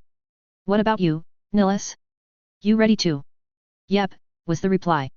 With that, Shepard and the others quietly waited for the clan forces to land. He didn't have to wait long, as moments later, he heard a loud series of crawbooms coming from where he knew the long-tom artillery pieces were located at. Looking up, he watched as the massive artillery shells they fired zipped through the air, with the shells flying at speeds that could be matched only by a Gauss rifle. At the same time, the sniper artillery emplacements fired, presumably at the clan forces that had landed near their position. That was also the signal for Shepard and his lance to move out, as they were assigned to the task of luring in the clan forces for a closer range bombardment. As an Arrow 4 homing missile was launched into the air, he said, Bravo Lance, move to NAV Point Charlie. At the same time, he accelerated the mech to its top speed of 64 km per hour. Nearby, Garrus, Grunt, and Nilus accelerated their mechs forwards. They strode over the rocky, lichen-colored terrain that they were in and towards their target. The base was built at the entrance of a narrow valley that wound between a pair of mountains. The base, combined with a second one at the exit of the valley road, served as a pair of barriers, as the valley road led to a city that had roughly 200,000 people living there. They had already been evacuated, but it was imperative that the clans did not take the city, or the bases in question. Entering the lower-lying coniferous forest in the region, Shepard began looking at his sensors for any sign of the invading clan forces. UAVs flying high in the planet's atmosphere provided his sensors with a real-time map of where the clan's forces were at.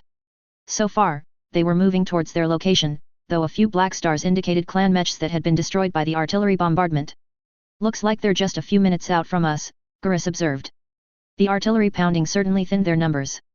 Just as he said this, the base commander came in over the comms. Shepard, we're stopping the major artillery bombardment so that we don't shell you and your team. We can use our Arrow 4 missiles and Thumper artillery emplacements still, but you'll have to designate the target so that we don't hit you by accident. Roger that, Shepard nodded. Continuing to move to NAV Point Charlie. It was around a couple minutes later that the Dick in his mech alerted him to a new threat. New target, Mad Cat, it informed him, showing him a silhouette of the mech. Looking at the mech readout, Shepard could see that it was the primary configuration for the clan Omni mech, which involved a pair of ER large lasers, ER medium lasers, twin LRM-20s, as well as a medium pulse laser and twin machine guns to deal with infantry. Looking ahead, he watched as the mech topped the rise of a nearby hill.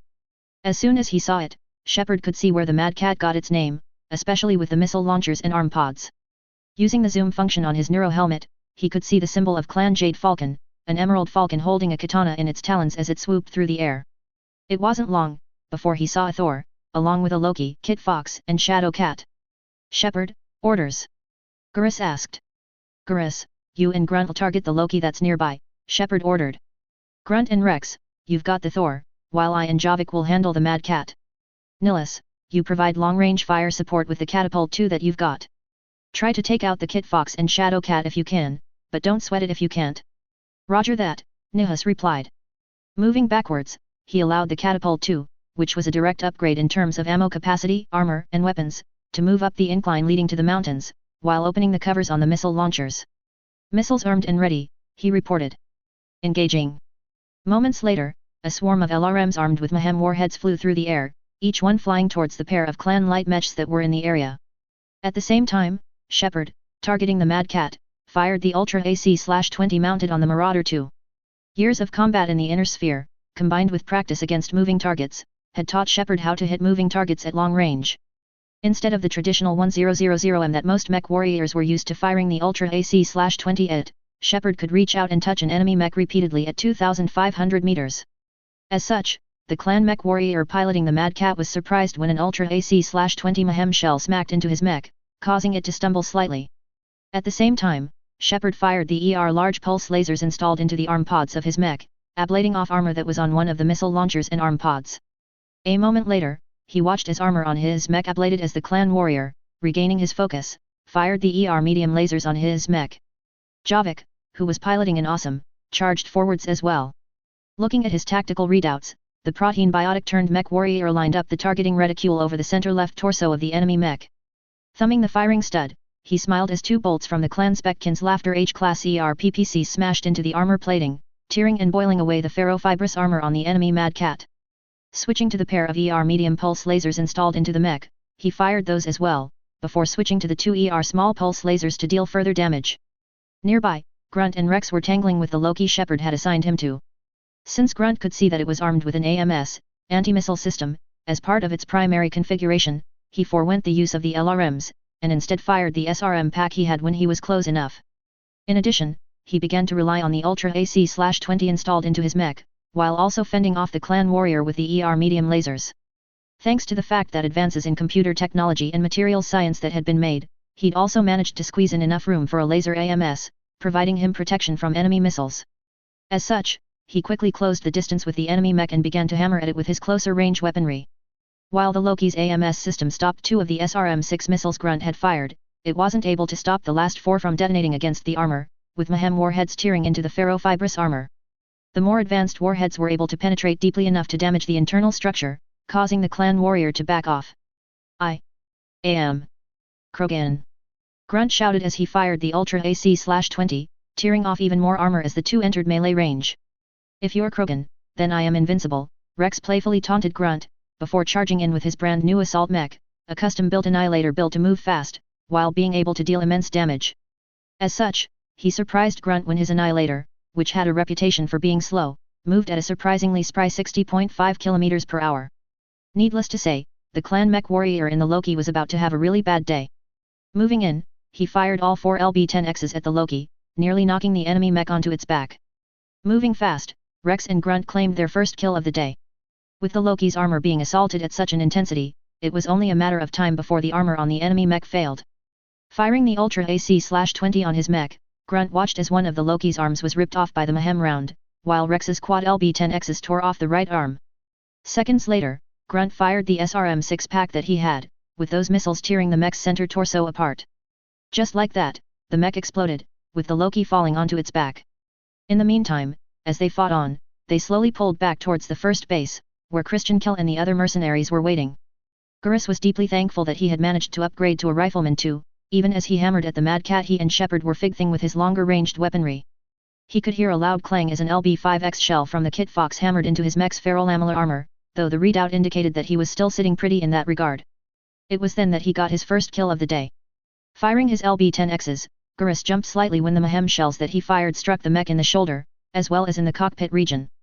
The second Mayhem shell tore into the cockpit, with the hypersonic superplastic metal jet penetrating the ferroglass cockpit, and turning the clan mech warrior inside into a bloody smear on the inside of the cockpit. Whoa!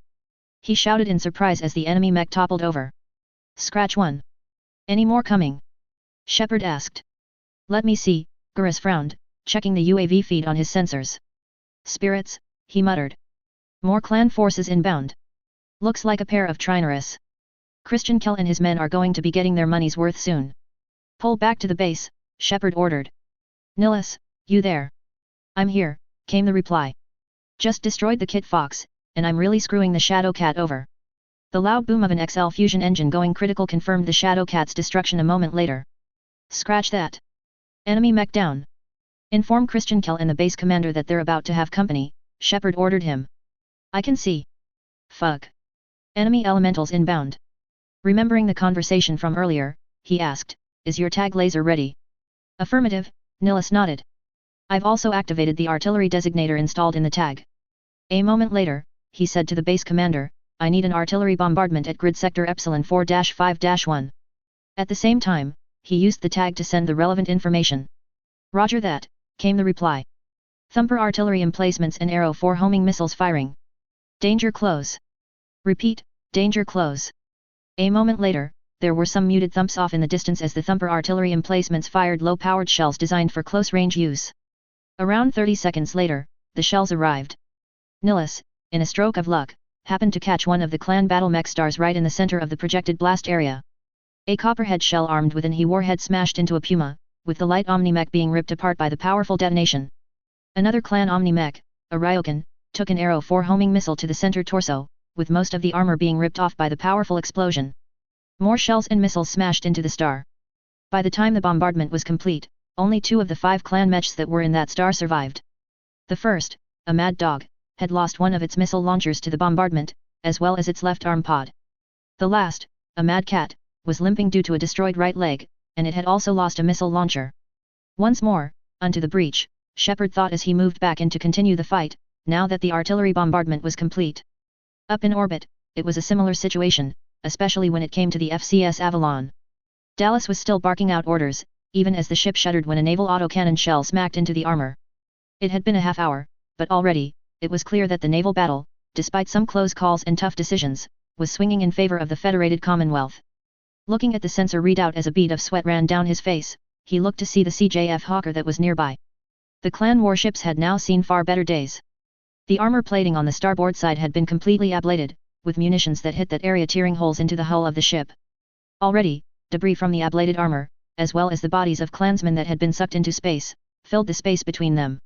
He could also see smoke that was drifting into space, the result of fires that had been snuffed out by hard vacuum.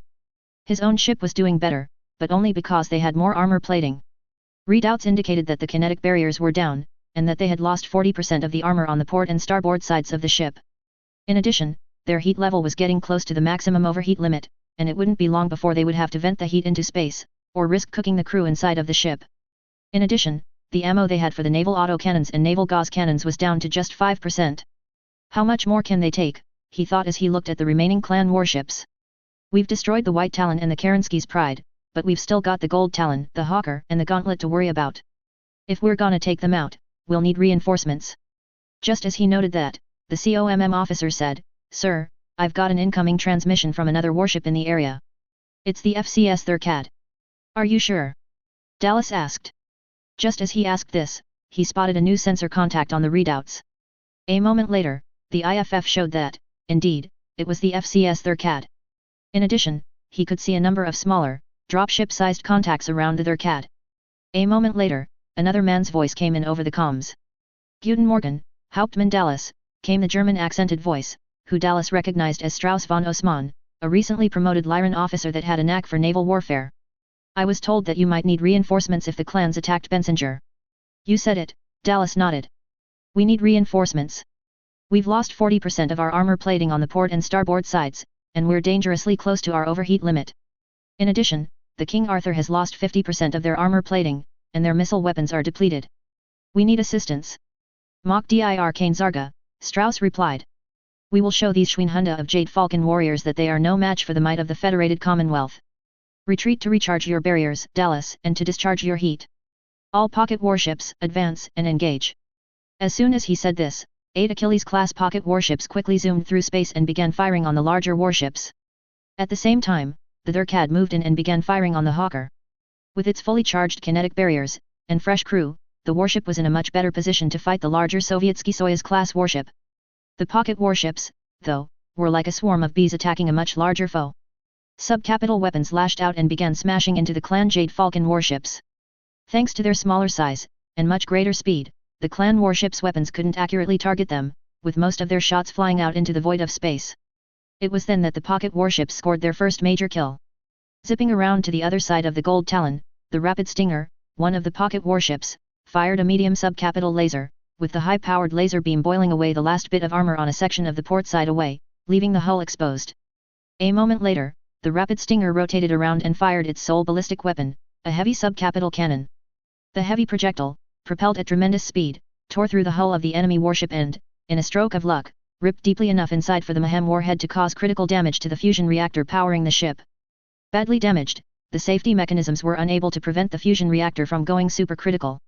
Spotting the increased radiation flare, the other pocket warships quickly fled, using Mass Effect FTL flight to avoid destruction. They were just in time.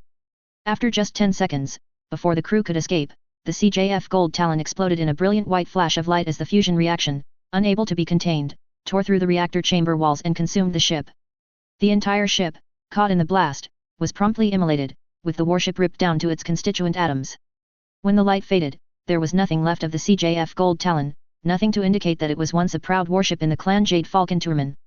It had been, effectively, erased from existence. On board the Avalon, Dallas sighed as the warship cooled down enough for them to re-enter combat ranges again. Just as it did, he got some good news. The Gold Talon has been foundered. The sensors officer reported. I repeat, enemy warship foundered. It was then that the COMM officer said, Sir, I've got a transmission coming in from Star Admiral Neloba. Send it through, Dallas wearily added. A moment later, the Star Admiral's voice came in loud and clear. This is Star Admiral Janice Neloba to Star Admiral Dallas Wright. I surrender to you and your forces. Bitterly, she added, you have won this battle, free birth. Hearing that, Dallas, remembering what he'd been taught on clan traditions by Natasha Kirazinski, said, Star Admiral Neloba, I hereby claim you as my bondsman. You now serve the Federated Commonwealth, under my direct authority. Prepare to have guests arriving. Closing the COMM channel, he opened the intercom and said, all hands, this is the captain speaking. We are now at condition yellow. Stand down. The battle is ours. Closing the intercom, he could hear the crew on the bridge giving a standing ovation, with each one cheering as they celebrated the hard-won victory that the Federated Commonwealth had achieved. We did it, Dallas though as he ordered the King Arthur to retrieve the few clansmen that were in escape pods jettisoned during the battle. We nearly got our asses kicked, but we made it. While Dallas was continuing the fight against Star Admiral Neloba, Shepard and the other mercenaries were fighting like mad to ensure that the base didn't fall, and that the clan forces coming at them wouldn't kill them as well. Swinging the arm pod of his Marauder II, he smashed the cockpit of a Thorin, killing the clan mech warrior and causing the mech to fall to the ground. Looking around, he could see the other mechs engaging in the massive free-for-all that the battle was becoming. While the clan forces were in range of the base, they hadn't been able to get in yet, which was good news, as the defenses were firing rapidly to keep them out. That, however, had come at a cost. Nihilus had retreated to the mech bay at the base in order to get some much-needed repairs, while Shepard himself had to restock the ammo for his Ultra AC-20, while replacing the armor on his mech, since it had been dangerously close to falling off completely. In addition, he could see the smoldering wrecks of mechs that marked the graves of mech warriors that had fallen victim to the clans. Hearing more gunfire, he looked to see how the infantry was faring, now that they were involved in the fray. Despite not having access to battle armor, the AFFC's ground forces had done an admirable job in holding back the clan infantry coming at them. He watched as a clan warrior in elemental battle armor was cut down by a soldier wielding a Thunderstroke 4 Gauss rifle, while another was blasted open by a pair of soldiers manning a recoilless rifle. They weren't free of casualties, though, as more than a few foot soldiers were lying on the ground, their bodies mangled, with blood pooling on the ground. We're making it, though, Shepard thought as he could see how they were driving the clan forces further, and further, back from the base. We lost some people, but we've almost won the battle. Just a little more, and victory will be within our grasp. Just as he thought, he heard Garrus shout, Shepard, look. The clan forces are surrendering. Looking up, Shepard saw that, true to Garrus' words, the clan forces were standing down. A moment later, he watched as a Thor marched up to him. A moment later, a deep voice said, Are you the point commander of this lance? Yes, Shepard asked. Why? Our Star Admiral has ordered our superior to surrender to you, was the explanation from the clan mech warrior, his voice bitter due to the defeat he and his men had suffered. You are worthy of the clans. I see, Shepard nodded. After a moment, he asked, What is your name? Morgan Faulkner, was the reply. A mech warrior of clan Jade Falcon. All right, Shepard nodded. I accept your surrender, as a mech commander working for Mason's Cavaliers. As for the Federated Commonwealth, the base commander is more than willing to accept your surrender. As the clan mech warriors began to guide their mechs in and peacefully hand themselves over to the AFFC, Shepard slumped back in his seat as he moved the mech back to base. We did it, he thought to himself. This is just the opening shot in the war against the clans, but we did it. If we can keep this up, the inner sphere will remain free of the clans. Chapter 34, Bondsman and Plans. Hello again, everyone, and welcome back to my Mech Warrior / BattleTech, Mass Effect crossover. Thank you all for your wonderful support in the previous chapter. I'm happy to see that all of you loved the action in the naval battle. My favorite part in writing that chapter was when the Thurcad came to the rescue with the pocket warships in tow. I always liked the idea of a pocket warship, so it was a joy to add that in there. We're now into the second chapter of the clan invasion story arc. Things are going to ramp up from here on out, though the clans are going to be in for quite the surprise. As always, leave a review, and enjoy. Disclaimer, I do not own the Mech Warrior / BattleTech or Mass Effect franchises. They are the respective properties and trademarks of BioWare, Electronic Arts, FASA Corporation, FASA Interactive, Catalyst Game Labs, Piranha Games Incorporated, WizKids, etc. Any material original to the franchises belongs to their respective developers and publishers. Any material not original to the franchises is of my own invention. I do not own any music listed in each chapter. Any music listed belongs to its original composers and / or artists. Federated Commonwealth. Bensinger. March 16, 3050.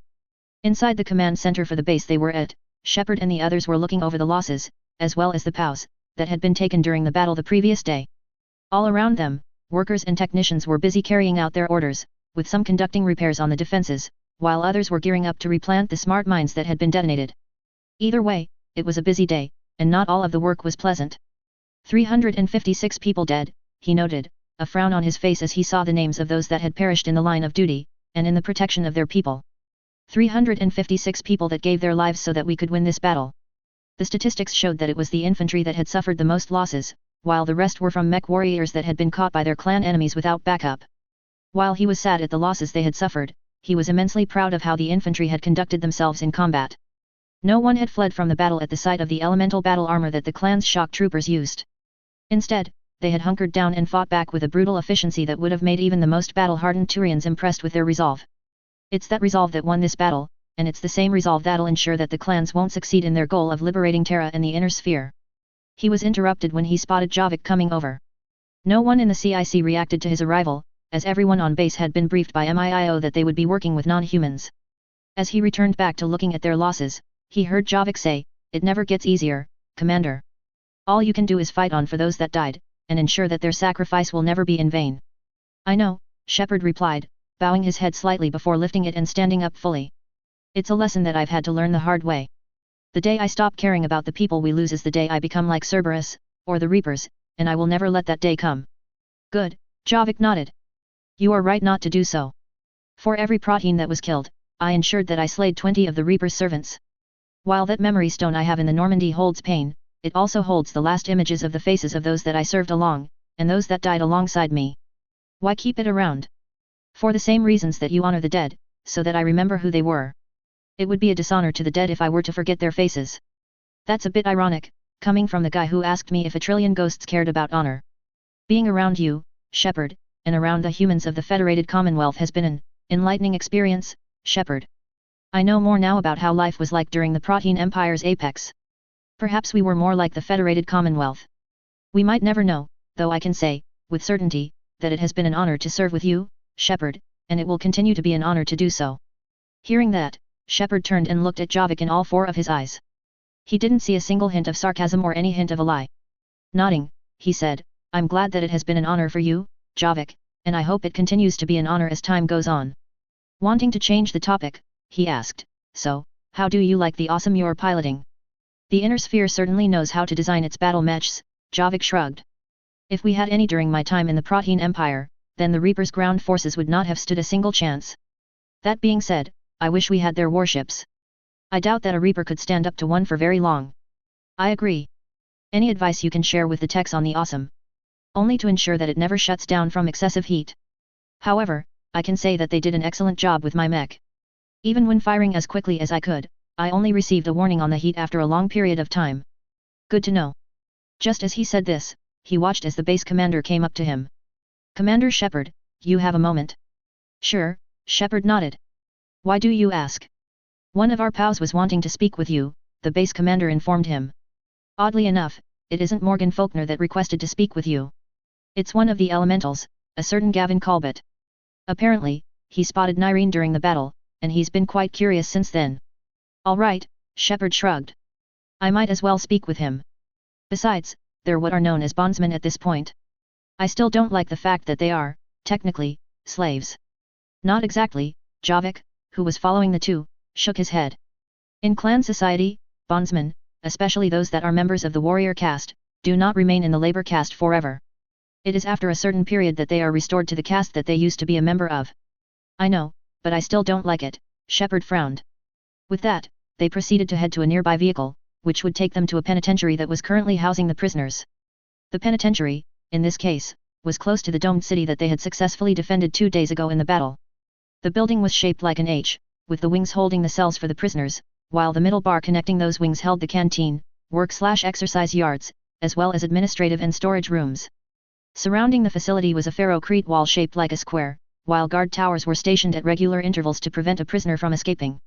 Topping the wall was a line of electrified razor wire, a precautionary measure in the unlikely event a prisoner managed to scale the 50-meter-tall wall. It was in this penitentiary that the POWs from the earlier battle were being held. What surprised Shepard was that, according to the guards, not one of the bondsmen had attempted to escape. Instead, they did things that were common to the labor caste, such as cleaning laundry, picking up trash, performing repairs to their cells, and things like that. Still, the guards kept their vigilance up night and day, knowing that all it took was a single slip-up for the clanners inside to get ideas. As such, when they arrived at the base, they found the POW that wanted to speak with them inside of a booth made of bullet-resistant glass that was reinforced with thin ferro-steel wire, a security measure in case any inmates tried to get out that way. The elemental in question was sitting on the inside of this booth, with a two-way intercom that allowed him to talk with anyone that he wished to speak to. The orange jumpsuit that he wore didn't even conceal the massive amount of musculature the elemental had. Sitting down on the other side of the speaker, Shepard cleared his throat. A moment later, he said, the base commander said that you wanted to speak with me. Why is that? While he said this, he took a good look at Gavin Colbert, since he was much closer. Despite the man's massive frame, he was also quite handsome for an elemental. While he was bald, it didn't detract from his finely sculpted facial features, as well as the strong chin that he had. Dark blue eyes gazed at Shepard's own with an intensity that few could match. A moment later, the elemental spoke up in a voice that was deep and rough, similar to how some people Shepard had heard speak when he met them. You, Freeborn, are quite unusual. I have heard much about you, Shepard, and your exploits in the inner sphere from some of the guards. Some claim that you are not of this universe, while others claim that you lead aliens. I wish to speak to you in the hopes that I could clarify the rumors that surround you. Shepard frowned. He knew that something like this was going to happen at some point, though he didn't expect it to be very soon. There's no harm in telling him, he decided.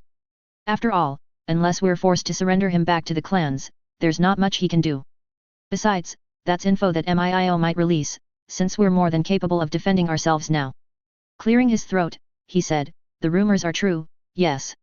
Interesting, Gavin noted, cocking an eyebrow in the process. You are a very interesting fellow, Shepard. The Comstar acolytes that Clan Smoke Jaguar captured and interrogated claimed that you were the very harbinger of the doom of their order. They even claimed that you could lead aliens that followed you faithfully to the ends of the inner sphere. It is good to see that their stories were true, but exaggerated in some ways. I see, Shepard nodded. Is there some other reason why you wish to speak with me? Yes, Gavin nodded. While he seemed calm, Shepard noticed a few facial tics that indicated that he didn't like the idea, though he would hold to clan tradition as trained. I wish to serve you, as your bondsman, Shepard. That got Shepard's attention, and fast. He wants to serve me as though I was his con, he noted. Is this some kind of a trick, or is there more to this story than meets the eye? Taking a moment, he asked, why is that, if I might ask? Is it not obvious, Shepard? You proved your skill and resolve in the battle that happened not 2 days ago. You defeated foes that would have normally destroyed you, even if you were working with help. I saw you when you were on your own, against a summoner, with no one to help. Despite being caught alone without help, you defeated that summoner and showed your true prowess in battle. As a clansman, I must respect that, both out of moral obligation, and out of the traditions of Clan Jade Falcon. In addition, there is a certain kind of aura about you. It is, admittedly, difficult to describe, but people follow you, as though you have an aura that tells them that you are a leader that they desire to be under. Even some of the soldiers in this place follow your orders as though you are their leader, though you are not. You have the ability to command others, and the drive that a leader needs to be successful. Shepard had to admit, those were legitimately good reasons for wanting to serve under him. He's right in that people tend to listen to me, and that I defeated a Thor on my own without help. Still, what's his real game? Are you a member of the Clan Watch? Bah! As if I need to resort to such dishonorable tactics. I do not wish to fight my enemy in the dark, with a knife in hand and a lie ready, Shepard. I would rather face my opponent in the field of battle, fight him despite being disadvantaged, and look him in the eye as I tear the life out of said opponent. That is the way we elementals have always fought, and it is the way that we will always fight, come what may. I see, Shepard noted. One moment, please. Turning off the intercom for a moment, he asked, is he telling the truth? I have reason to believe he is, yes, was Commander Terrence's reply. My prison guards have been trained in behavioral analysis, so they can tell if someone is practicing deception. According to the ones with us, Gavin Colbert has not been displaying signs that he's been practicing deception. He could just be very good at masking his true intentions, but I don't think that's the case here. Is it even possible to fulfill his request? Well, since I am, currently, the highest ranking officer on this planet, I'd say it is possible. I'll clear it with the first prince. I heard that he's currently at Thurcad with his wife, Melissa Steiner. Good thing we made sure the HPG was fully functional. Do it. If we can have an elemental on our team, then that would go a long way towards understanding how they fight. True enough, Hansa was at Thurcad, or more specifically, the Thurcad Institute of Science and Engineering. The first prince was currently visiting the institution to look at the most recent piece of technology recovered from the front lines of the clan invasion, though he was here to see how his wife was doing. So far, the trip was turning out to be quite invigorating for him. I'm also proud of my son, Victor, he thought as he recalled some of the combat footage that had come back, via HPG. Just 20 years old, and he's already fighting like a veteran. Shepard, before he left for the impending war, taught him well, along with myself. Even with that reassurance, he still felt more than a little nervous for his eldest son. Fighting against the clans, according to Vega, was no joke at all, and it was very likely that he could get seriously injured in that fighting. Still, he knew he had trained his son as best as he could, both for the field of battle, and the backrooms of politics and governance. I just hope my daughter, Catherine, and my other son Peter, do just as well as Victor is. More than once, he remembered what Vega had said about his eldest daughter's actions in an alternate timeline. Banishing the thoughts, he looked directly at some of the tech that had been recovered from the front lines of the clan invasion. As part of their plans to deal with the clans, a series of command circuits had been created in order to ensure that troops, mechs, and supplies could get to the front lines quickly, with minimal delay. That also included tech that was coming back to TIWT and NAIS for study and reverse engineering. That had led him to speak with Professor Ludwig von Schmidt, the head of the Materials Engineering Department at TIWT. Nearby was Dr. Walter Sauer, who headed up the Mechanical Engineering Department, and had a major's degree in robotics. The two of them formed an odd pair, as Schmidt was solemn and phlegmatic, while Sauer was volatile and voluble. Rumor had it that Sauer could rant for hours over the failure of a Myanmar bundle, damning its ancestry back to the manufacturing plant where it was first made, while Schmidt would patiently comment yet. Clearing his throat, Hansa asked, "So, what do we have?" "Well, Sauer, who was brushing the mop of blonde-colored hair that he had into a presentable appearance, we have acquired ourselves a suit of elemental battle armor. I must admit, even though they are clearly not as advanced than we are, the clans have done a fucking beautiful job with that armor. Never saw such a Myanmar layout in my entire life. Take a look." Walking over to where the battle armor was in one of the many workshops present at TIWT, Hansa took a closer look. Upon inspecting the armor, he could see why some members of the periphery erroneously thought they were fighting aliens.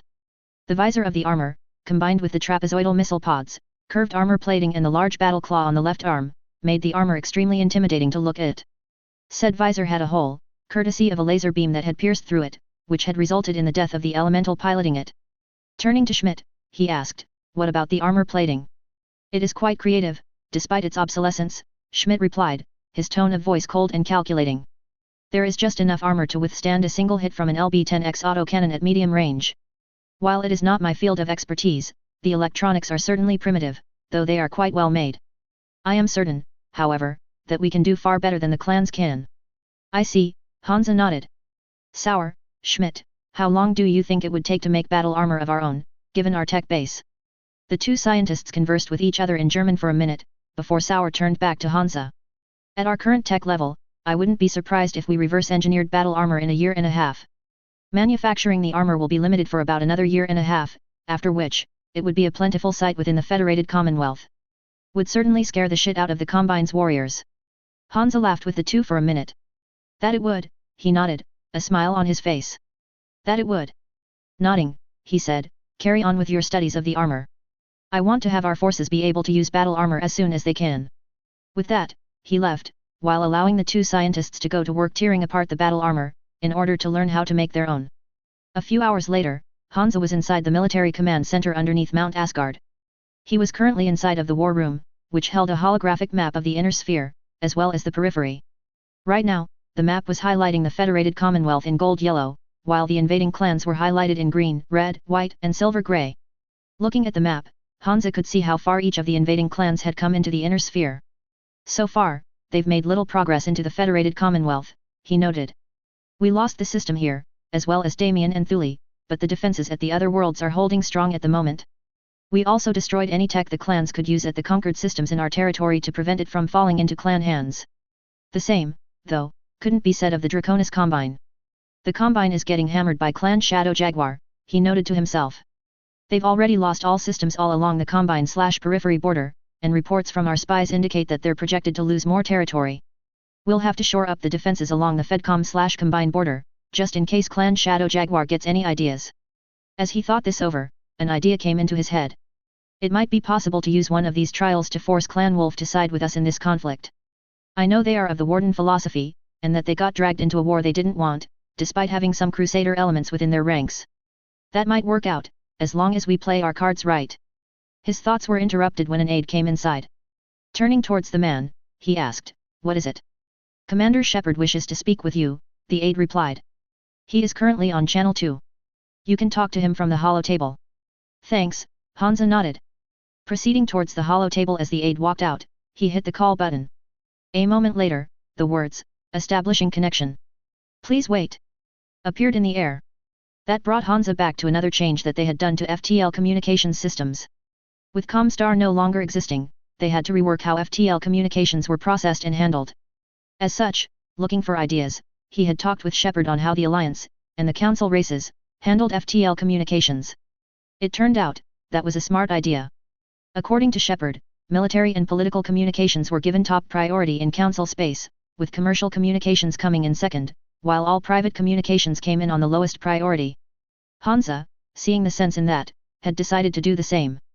That had led to the hiring of Interstellar Communications LLC, which used a proportional fee inspired by the Fedcom's flat tax to get the money it needed, all at a suitable rate, of course.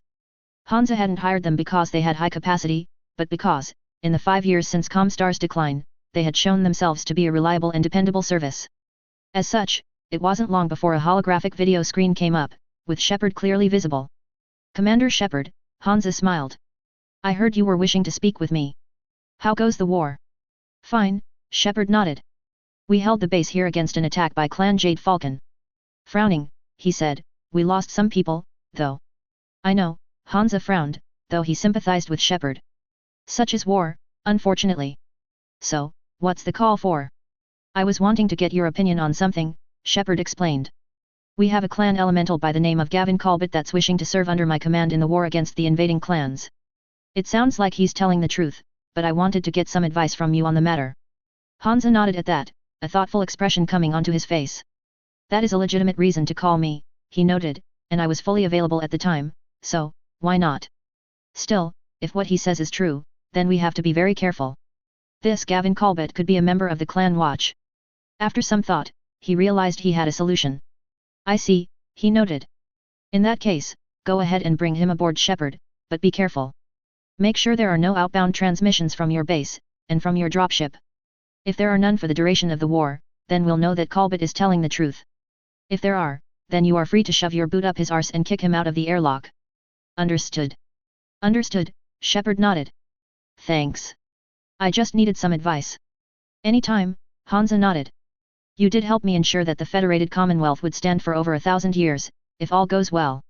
With that, the communications link went quiet. Turning back to the holographic map of the inner sphere, he continued to think. "It's going to be a rough war, but I am certain that we will stop the clans," he thought.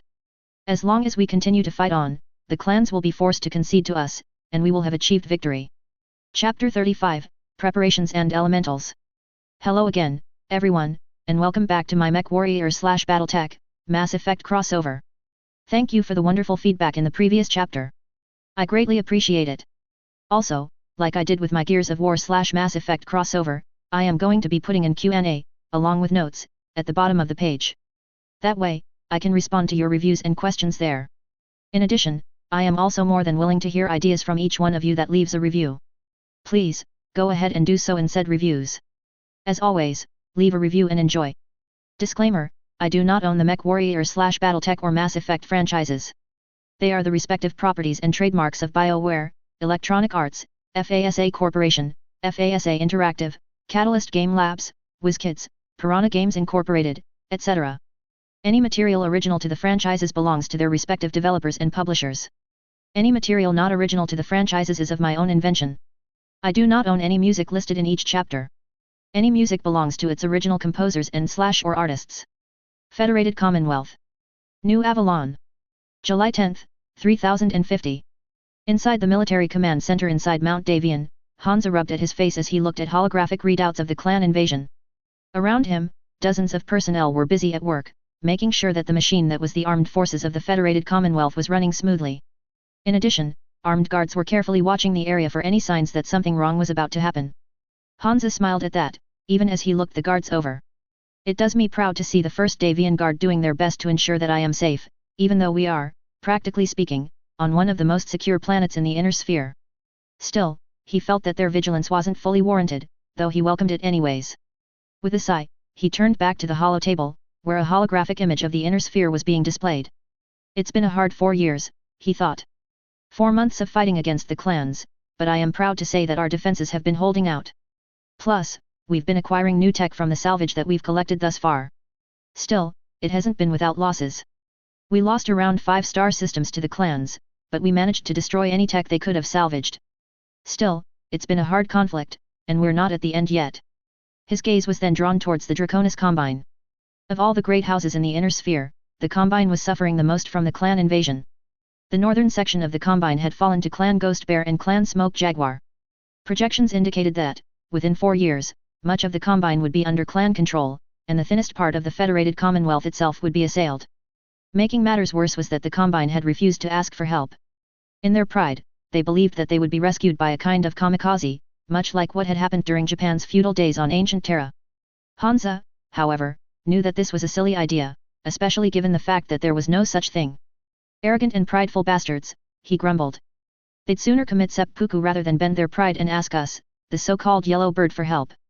Apparently, the dragon's pride makes him think that asking for help is a sign of weakness.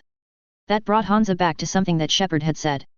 Some people think that asking for help is a sign of weakness, Shepard had told him. That's just being stupid and stubborn.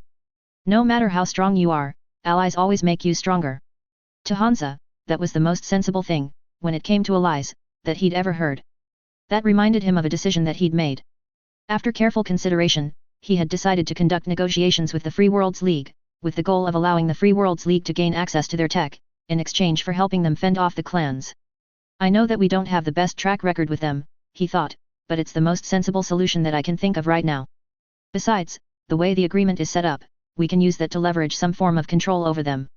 With that, he turned to head back towards the elevator. A few hours later, Hansa was talking with Arden Sortek inside of the room where he governed much of the Federated Commonwealth from. Nearby, Quintus was sitting in one of the sofas. Arden was quite old by now, though he still continued to serve in his capacity as the prince's champion. Both he and Hansa were standing near the hollow table, where the latter was discussing his idea on how to stop the clans would work. Let me get this straight, Sortek said to Hansa.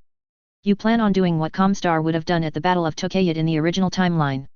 Yes, Hansa nodded. In short, my goal is to turn the clan's own traditions against them. By challenging them to fight us at Pinnacle, we can put them into a position where we can inflict the greatest amount of damage against them. In addition, we can convince the Warden faction of Clan Wolf, and maybe even the other Warden clans, to come over to our side.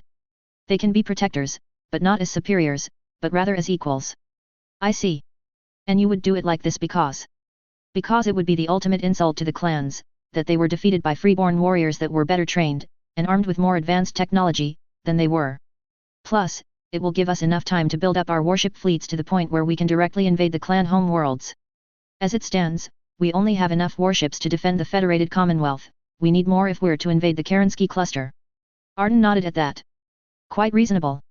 Turning to Quintus, he asked, what do you think? I think it's an excellent plan, Quintus nodded. Hansa is also correct in that we could challenge one of the minor clans, Clan Snowraven, if I recall correctly. If we're going to be invading the Kerensky cluster, then we need to have a much larger warship fleet. Challenging the clans to a trial of combat, where we decide the terms of the engagement, would also be beneficial to us. Exactly, Hansa nodded. In addition, I've also heard that research into battle armor came along far faster than we expected. With the new computers, and new testing methods, they were able to quickly work out how to manufacture battle armor. It's in limited production right now, but it should enter full production in 8 months' time. Smiling, he said, there's also another advantage that we can put to good use in this battle as well. Oh. Shepard and his team. They have the most experience when it comes to fighting the clans, along with the Wolf's Dragoons and Kellhounds. In addition, they have a few clan warriors as bondsmen from previous battles with the clans. A sensible choice. I agree. There's also another mercenary company that's migrated to the front lines that I'm looking at. Oh. Morgan's Marauders. It took Arden a moment to remember what Hansa was referring to. I remember them, he noted, a thoughtful expression on his face. They were responsible for helping Camilla Urano, the princess and daughter of Tomadi Urano II, restore the Oregon Coalition when the Espinosas attempted to replace it with the Oregon Directorate. I take it you hired them as well. Yes, Hansa nodded. They helped restore a legitimate periphery nation to its rightful position, so why not? The Oregon Coalition is also one of the few periphery powers that were willing to make a trade agreement with the Federated Sons. They've benefited greatly from our alliance with them. Camilla Urano was most insistent that I bring Morgan's Marauders along for the ride. Good, Arden nodded. They are a highly reputable mercenary group. Right. He directed the last question towards Quintus. That you are, Quintus nodded. So, let's recap what we've discussed. We're going to challenge the invading clans to a trial of possession at the Pinnacle system, where we will use our more advanced technology, and various tactics, to defeat the invading clans. Should we win, we will not only humiliate the Crusader clans, we will convince the Warden clans to come over to our side, or at the very least open negotiations with them. Am I missing anything? Nope, Hansa shook his head. You're still as sharp as ever, Quintus. Good, Quintus beamed. I'll set up a contract with Morgan's Marauders so that they can participate in the trial of possession we will wage against the Crusader clans, Arden decided. I'll see you all later. With that, he left the room, closing the door behind himself. Looking at Hansa, Quintus asked, how's your heart doing? At that, Hansa subconsciously pressed a hand against his chest. Thanks to Vega, he knew that, in the original timeline, he would have died of a heart attack brought on by a video that a member of House Liao would have sent him 2 years ago. With the destruction of House Liao, that event had been averted, though he knew a heart attack could come at any time given his age. It's doing fine so far, he reassured his old friend. Ever since I turned 70, I've been getting regular checkups to make sure that it's working as it should. And has it? According to the doctors, there's a heart murmur, but it's not very noticeable. What has them concerned is that I'm starting to suffer from early-stage congestive heart failure. At my age, though, that's to be expected, I'm getting old, Quintus. My organs are doing good still, but there are bound to be some problems that will develop. The fact that no life-threatening ones have cropped up yet is an indicator of how strong I still am. Still, regular checkups won't hurt a thing at all. In fact, such checkups will catch any problems while they're still small and manageable. At any rate, I'll be going in for a heart transplant at the hospital in 2 weeks' time. I know. You had the doctors take a freshly deceased cadaver's heart, wash it clean of all its cells, which left only the protein scaffolding, and then seeded it with stem cells from your body. How's that coming? According to the doctors, the new heart will be ready by the time surgery day rolls around, Hansa beamed. Regenerative medicine is a wonderful thing. No chance of organ rejection, since the new organ is made of the patient's own cells. Agreed, Quintus nodded. After a moment, he said, well, I'd best get to work now. Stay healthy and safe, Hansa. You too, Quintus, Hansa nodded. With that, the head of MIIO left the room, while Hansa went back to work to ensure that the Federated Commonwealth continued to run smoothly and efficiently. A similar story was going on at the Blackjack system, where Shepard and his team were currently refitting their mechs. Looking at his Marauder II, Shepard whistled when he saw the technicians remove the last piece of ferrolamellar armor plating. Said armor plating looked as though it was a chicken breast that had been in the oven for far too long, with massive gouges and molten trails carved into the material. The clans have been fighting us like mad, he noted to himself. Ever since they found out that our forces were more advanced than theirs, they've pulled out all the stops. They're still fighting us in accordance to their traditions, but they are still really hammering at us. Some days, I wonder if they're holding back even more forces. He was jarred from his musing when he heard someone coming towards him. He was about to turn when a voice said, "Good day, Star Commander Shepard. I take it that all is well." Shepard turned to look at the person in question. Ever since he'd been released from custody, Gavin Colbert had fought alongside Shepard and his team as though they were fellow warriors, as tradition dictated. At Hans's recommendation, he'd checked to make sure that Colbert wasn't discreetly sending back information to the clans. So far, Colbert was as good as his word. Not a single unauthorized transmission had been detected by the 6 on board the Cavalier 3. The biggest reaction, however, was with the non-human members of the mercenary company. Shepard had been worried that Colbert might take offense to Gurus and the others. That brought him back to a memory from some time ago. 3 months earlier. Walking down the steps to the cargo bay, Shepard thought he heard an odd sound. Stopping for a moment, he listened carefully to the sound, which he identified as people cheering someone on. Confused, he decided to take a closer look for himself. Walking down another flight of steps, he entered the mech bay. It was there that he saw the reason for the cheering and shouting. Most of the crew were gathered in the mech bay, with all of them forming a circle around a pair of combatants in the center of the room. In the center of the room was Grunt, and the newest member of the mercenary company, Gavin Colbert. Colbert was coated in a layer of sweat, which glistened in the powerful lighting in the bay, while Grunt wore a smile, though he too was also sweating profusely. Nearby, he could see Gurus and the others forming part of the circle. Walking up to Gurus, Shepard asked, "What's going on?" "Colbert encountered Grunt today," Gurus explained. "He talked with Mason about what was going on, and he told him the truth about you and me. When Grunt challenged him to a fight, Colbert agreed and they decided to have a spar here in the mech bay." "Ah, I see," Shepard nodded. "Why a spar here, though?"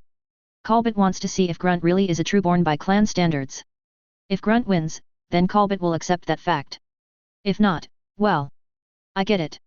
Any further conversation was promptly interrupted when Colbert, seeing an opportunity, charged forwards, lashing out with a fist towards Grunt's face. Grunt, however, put the fighting lessons that Rex, and a few martial arts experts, had taught him to good use. Leaning back and to the left, he narrowly avoided the blow to his face. Reaching up with both hands, he grabbed Colbert's overextended arm and, pulling hard, flipped Colbert over his back and slammed him into the ground, before attempting to stomp lightly on his head. Colbert, seeing the attack coming, rolled, before he attempted to trip Grunt up. He underestimated how much strength was needed, though, and Grunt had shifted his stance to counter such a move. As such, Grunt's feet were as unyielding as iron. That was when Grunt finished the fight. Just as Colbert turned to face him, he lashed out with a fist, catching the clan elemental in the chin with the blow. The force staggered Colbert, sending him reeling back, before Grunt added a right hook into the mix. The blow, more powerful than any that Colbert had encountered as of yet, sent the clan elemental crashing to the ground, his eyes fluttering as he fell unconscious. "And the winner is not Grunt, by KO." Fahad, who was mediating the fight, shouted. "Nice job, Grunt." "Thanks," Grunt nodded. Rubbing at his face, which had more than a few bruises, he said, "Damn, those elementals are no joke. They fight with the ferocity of a Krogan." Taking a rag from Celicia, he wiped his face, before grabbing a jug of water from one of the crew.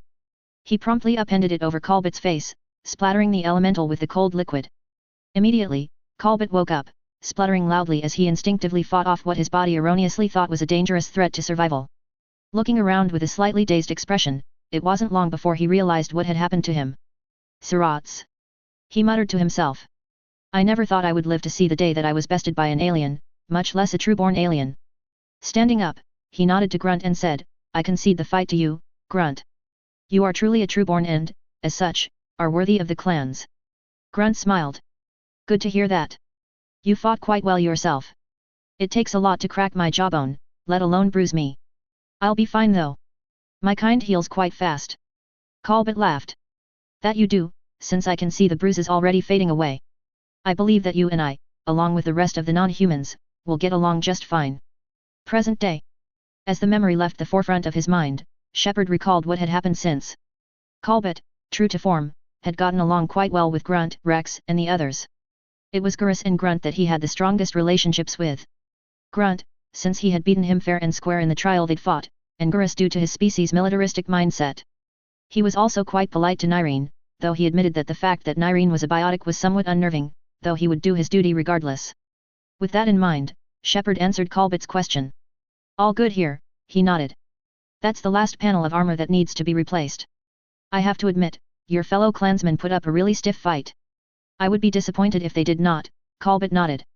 While his manner of speech was odd, Shepard knew that it was in accordance with clan traditions.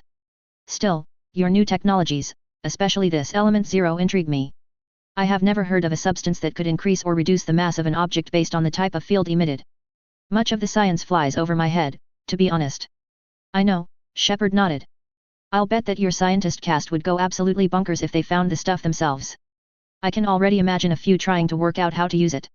I can as well, Colbert nodded. Still, I am not a member of the scientist caste, but of the warrior caste. After a moment, he asked, say, have you heard of the way clan society is structured in our view? I've heard something about it from a clansman I overheard back at Bensinger, Shepard shrugged. In actuality, Vega had filled him in fully on clan society, though he didn't want to give that away to Colbert. I didn't quite catch all of it though. Something about a caste system or something. That is correct, Colbert nodded. Unaware that Shepard had known about the clan's caste system, he said, allow me to educate you on the matter. He cleared his throat, before speaking as though he was an imperious ruler, addressing his people. 5. Nicholas proclaimed was the foundation upon which our true society was to be built. Laborers, to till the land, to do the tasks. They shall have our undying gratitude. For they are the muscle behind us all. Merchants, to buy and sell with fairness. They shall have our commerce and respect. For they are the bones upon which we are built. Technicians, to build and fix the machines. They shall have our admiration. For they are the fingers with which we grasp life. Scientists, to create, to discover. They shall have our awe and attention.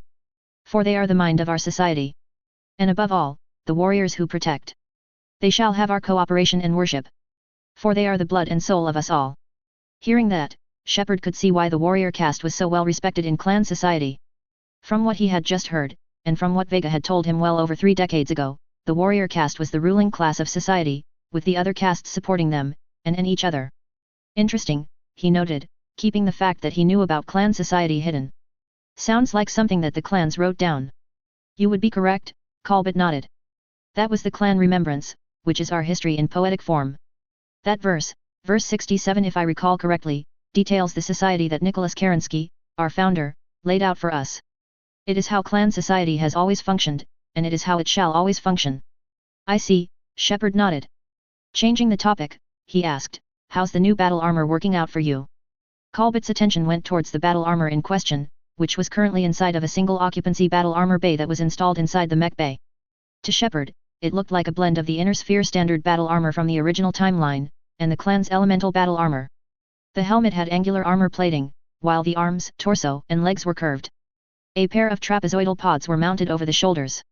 That, from what Shepard recalled, was the Mountain Lion battle armor. Compared to its clan counterpart, the Elemental, the Mountain Lion was lighter by 250 kilos, but could jump 120 meters thanks to its jump jets, and could move at around 20.2 kilometers/hour, courtesy of major refinements to the Myanmar technology that was used for battle armor. The armor was powered by a series of advanced, rechargeable power packs that made use of nanomaterials like graphene, allowing those batteries to power the armor for a very long time. It was the weapons and armor, combined with the advanced electronics inside, that made the Mountain Lion superior to its clan counterpart. The armor was an advanced composition known as lamellar armor. It was similar to the advanced armor in the original timeline in that it was 20% bulkier than standard armor, but it provided 70% more protection compared to the standard armor used on the Elemental. In addition, it made use of synth gel, a more advanced, synthetic version of the hardgel used in clan battle armor. The weapons, however, were nothing short of stellar. The first was a new weapon system prototyped by TIWT shortly before the clan invasion, and was now in full production, the man-portable plasma rifle. The weapon was designed to use a series of plastic foam cartridges that were converted into plasma using a laser heating process.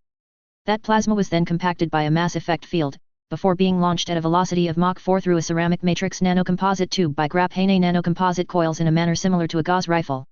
The resulting superheated, ultra-dense bolus of plasma was capable of inflicting the same amount of damage against armor and infantry as a medium-pulse laser. The downsides were that the weapon used ammo, though thanks to the fact that the plastic foam cartridges were also compressed using mass effect fields, ammo was a non-concern in the hands of a careful and skilled infantry combatant, or battle armor user.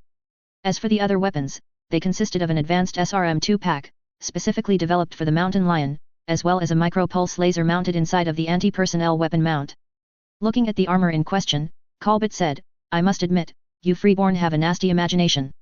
I would never have imagined that your scientist caste would develop a plasma-based weapon for battle armor.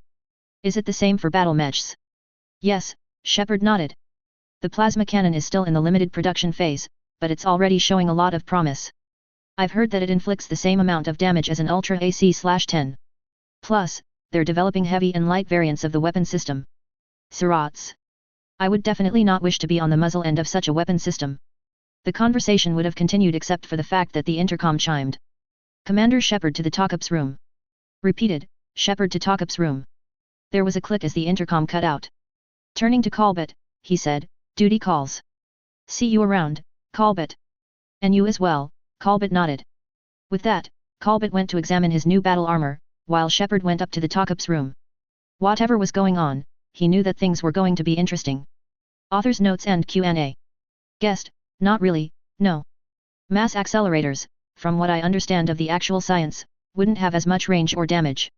Not only are the projectiles really small, they burn up fast in an atmosphere due to compressive heating. Gauss rifles firing 150mm slugs, as mentioned in a previous chapter, would have more range and damage output.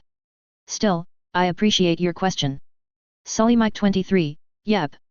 The first paragraphs of this chapter have the answer to that question. As for how things'll turn out with an elemental around, we'll wait and see. Galactic Armor 2 Alt, interesting idea, but I've got a different one selected. I'm certain you'll like it.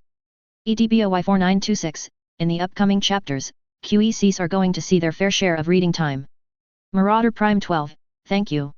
Chapter 36, Bargaining with the Clans. Hello again, everyone, and welcome back to my MechWarrior/BattleTech, Mass Effect crossover. I am so sorry to have kept you all waiting for so long. Getting this chapter written was much more challenging than I thought it would be. I wrote 2 other chapters that I thought would be suitable, but they turned out to be really crappy. I'm deeply thankful that my beta reader was able to help me figure out how to create a chapter that not only advanced the story, but made sense also. Either way, I've gotten the chapter written out, and I'm finally able to keep pressing forwards. As always, leave a review and enjoy. Disclaimer, I do not own the MechWarrior/BattleTech or Mass Effect franchises.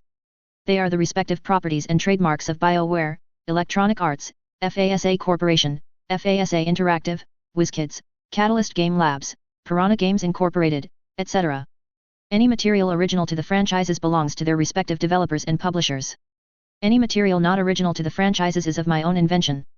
I do not own any music listed in each chapter. Any music listed belongs to its original composers and/or artists. MechWarrior 4, Vengeance Host, Stutter Shark. Rasselhog. Main Operating Base Echo. November 25, 3050. It was another tiring day at Rasselhog, but more so for the first prince than most would think. Ever since the clan invasion had begun, Hansa had been working long hours with only the minimum amount of sleep required to maintain a clear and sane mind.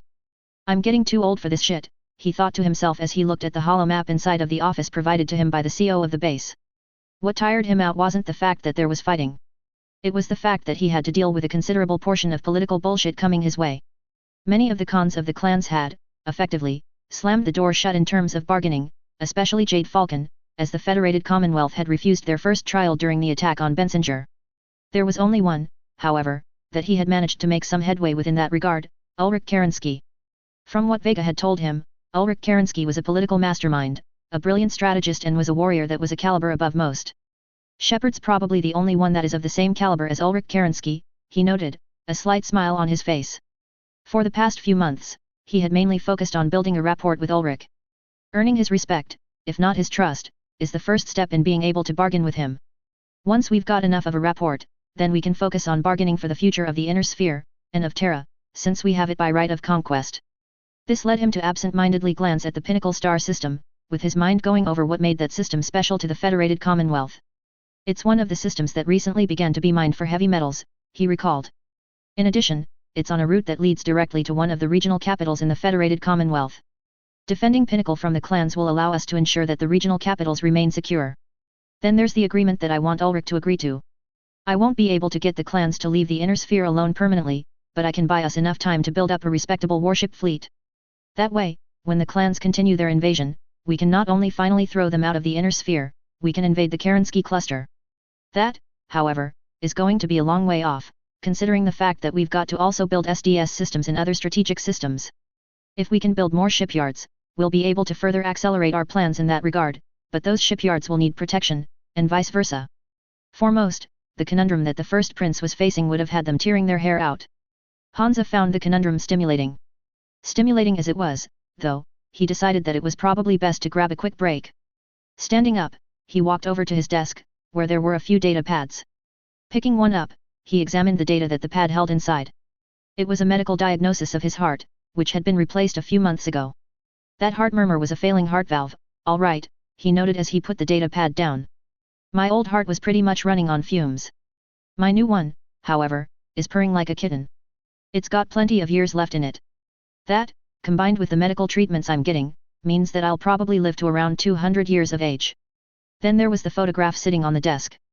Picking it up, he looked at the image, which was that of himself standing next to a younger man with dark brown hair and green-colored eyes. Victor, he thought, a smile on his face as he brushed the photograph with a finger. You are my greatest gift to the inner sphere. Focusing his thoughts, he put the photograph down and walked back to his desk. With that in mind, he began shelling out a few ideas for some plans that he had. In another part of the inner sphere, near the front lines of the clan invasion, Ulrich Kerensky was looking through the latest reports that had graced his desk with their presence. Dark green eyes scanned each of the documents, hunting for details, while his mind sorted out the useless information from what he needed with the skill of a political genius. It was thanks to his skill as a political mastermind, as well as his skill as a warrior, that he had been able to rule over Clan Wolf for so long without any challengers succeeding in contesting his position of power. Looking over the latest reports, he frowned slightly at some of the details. It appears as though the inner sphere was much more advanced than we gave them credit for, he thought, his mind analyzing each detail with the utmost scrutiny. The reports also indicated that the Wolf's dragoons were fighting alongside the inner sphere, much to the chagrin of numerous members of Clan Wolf's warrior caste. Still, such things were not lost on him as he recalled the previous battles where his warriors had fought against the inner sphere. Their reports indicated that the freeborn warriors of the inner sphere seemed to know exactly where they were at any given time. In addition, their artillery shells and missiles were able to fire from much further range than expected, allowing them to destroy half of their forces without directly engaging them. Mech and combat vehicle combat was noted to be quite difficult as well.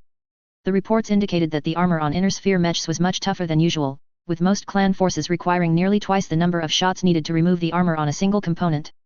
In addition, inner sphere weapons were hitting at much longer ranges than expected, with one report indicating that a dire wolf had been hit at well beyond what most would consider that weapon system's maximum range. The scary part, in his opinion, was the overall strategy that the AFFC was using to either slow them down greatly, or halt them in their tracks entirely. Reports from the front indicated that one common strategy the AFFC employed was to have a smaller force attack, giving the appearance of an under-defended planet. Lying in wait, however, would be a much larger force. By the time the clan elements attacking the AFFC noticed something was up, the larger AFFC force would employ a pincer maneuver, before pummeling them to death with artillery. The same applies to their warships as well, Ulrich noted. Their warships have some kind of energy barrier that deflects all kinetic attacks, but does little to stop laser beams. Their armor, however, is superior to our own. From what I recall, most AFFC warship fleets employ a copy of what the ground forces do, lure an opponent in, before swarming them with much larger forces. They've also been changing up their strategy as well, to account for our adaptation to those strategies.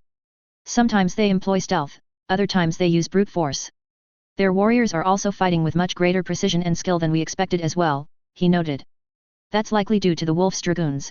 Con Curlin Ward did order them to train the freeborn of the inner sphere for combat against the clans. However, I did not expect them to fight us with this much skill and tact. Either way, we will have to fight this war much more carefully than before, otherwise we will not be able to get to Terra. There was one thing that irritated him the most, though, the rivalries and infighting that the other clans were having. It is one thing to deal with freeborn warriors that have better weapons and greater skill than expected. It is something else entirely to have to deal with trueborn that cannot see further than what's direct ahead of them. A low growl of irritation came out of his mouth, with the sound uncannily similar to that of a growling wolf. How can those Kerensky damned Crusader clans be so blind? Yes, the Draconis Combine is starting to crumble under our assault, but it is entirely different when it comes to the Federated Commonwealth. You have to change your tactics when dealing with a faction that is more advanced than you, and has soldiers trained by Trueborn to fight against you. He sighed with frustration as he absent-mindedly ran a hand through his silvery white hair. That wasn't the only source of his frustration either. Logistics is another problem I'm having to deal with, he thought ruefully. I know that Clan Wolf is better at logistical support than the other clans, but even this invasion is proving to be a challenge. The other clans are starting to grind to a halt as they approach Luthien, and I've heard reports of parts and ammunition shortages. In short, we're going to have to completely rethink our invasion strategy if we're going to have any long-term advantage. To make matters worse, the Freeborn of the Inner Sphere are also raiding our supply lines, further slowing down our invasion force. Apparently, he wasn't the only one that was frustrated, as a moment later, he heard the door chiming. "Come in," he replied a moment later, but not before making sure he had his concealed weaponry ready. A moment later, the door opened, with another man walking inside.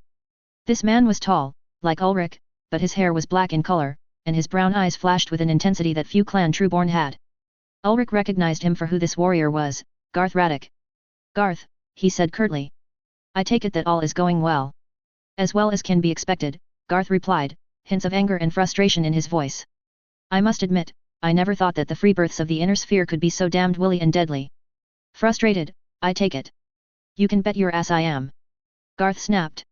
"We are fighting freebirths that have more advanced weapons and battle mechs than we do. They should be still attempting to recover the lost technology of the Star League, not destroying us at every turn. What in Kerensky's name happened between the SLDF Exodus and the beginning of Operation Revival? It does not make sense." Ulrich carefully considered his words, spoke placatingly. "Perhaps something happened to give the Freeborn of the Inner Sphere the ability to recover all of the lost technology of the Star League, and then advance beyond it. It would make sense, after all, it explains how they have technology that is more advanced than our own." Garth sighed, though from the way his body became more slumped, it was clear that some of the pent-up frustration and anger had vented itself.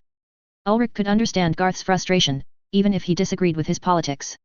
Garth was a strong, almost fanatical, supporter of the Crusader philosophy, which preached that the Inner Sphere had to be liberated from its barbaric traditions and ruled using the traditions taught by Nicholas Kerensky and the clans. Ulrich, though, knew that this clashed with the philosophy he followed. This philosophy, known as the Warden philosophy, preached that the clan's true goal was not to invade the Inner Sphere forcibly. Rather, it was to protect the Inner Sphere from the Crusader clans, while remaining aloof from the rest of the Inner Sphere. The two differing mentalities had caused numerous clashes in the past, with Trueborn warriors arguing over which ideology was better, and who was right and wrong. Because of this, part of him wondered why he had chosen Garth Radek to be his SA Khan, the person that was his second-in-command for Clan Wolf. The answer, Ulrich knew, came in the form of an adage from ancient Terra: "Keep your friends close and your enemies closer." By having Garth Radek as his SA Khan, he could get different viewpoints and opinions, while being able to keep a very close eye on Garth's actions, thereby preventing an insurrection by the Crusader elements of his clan.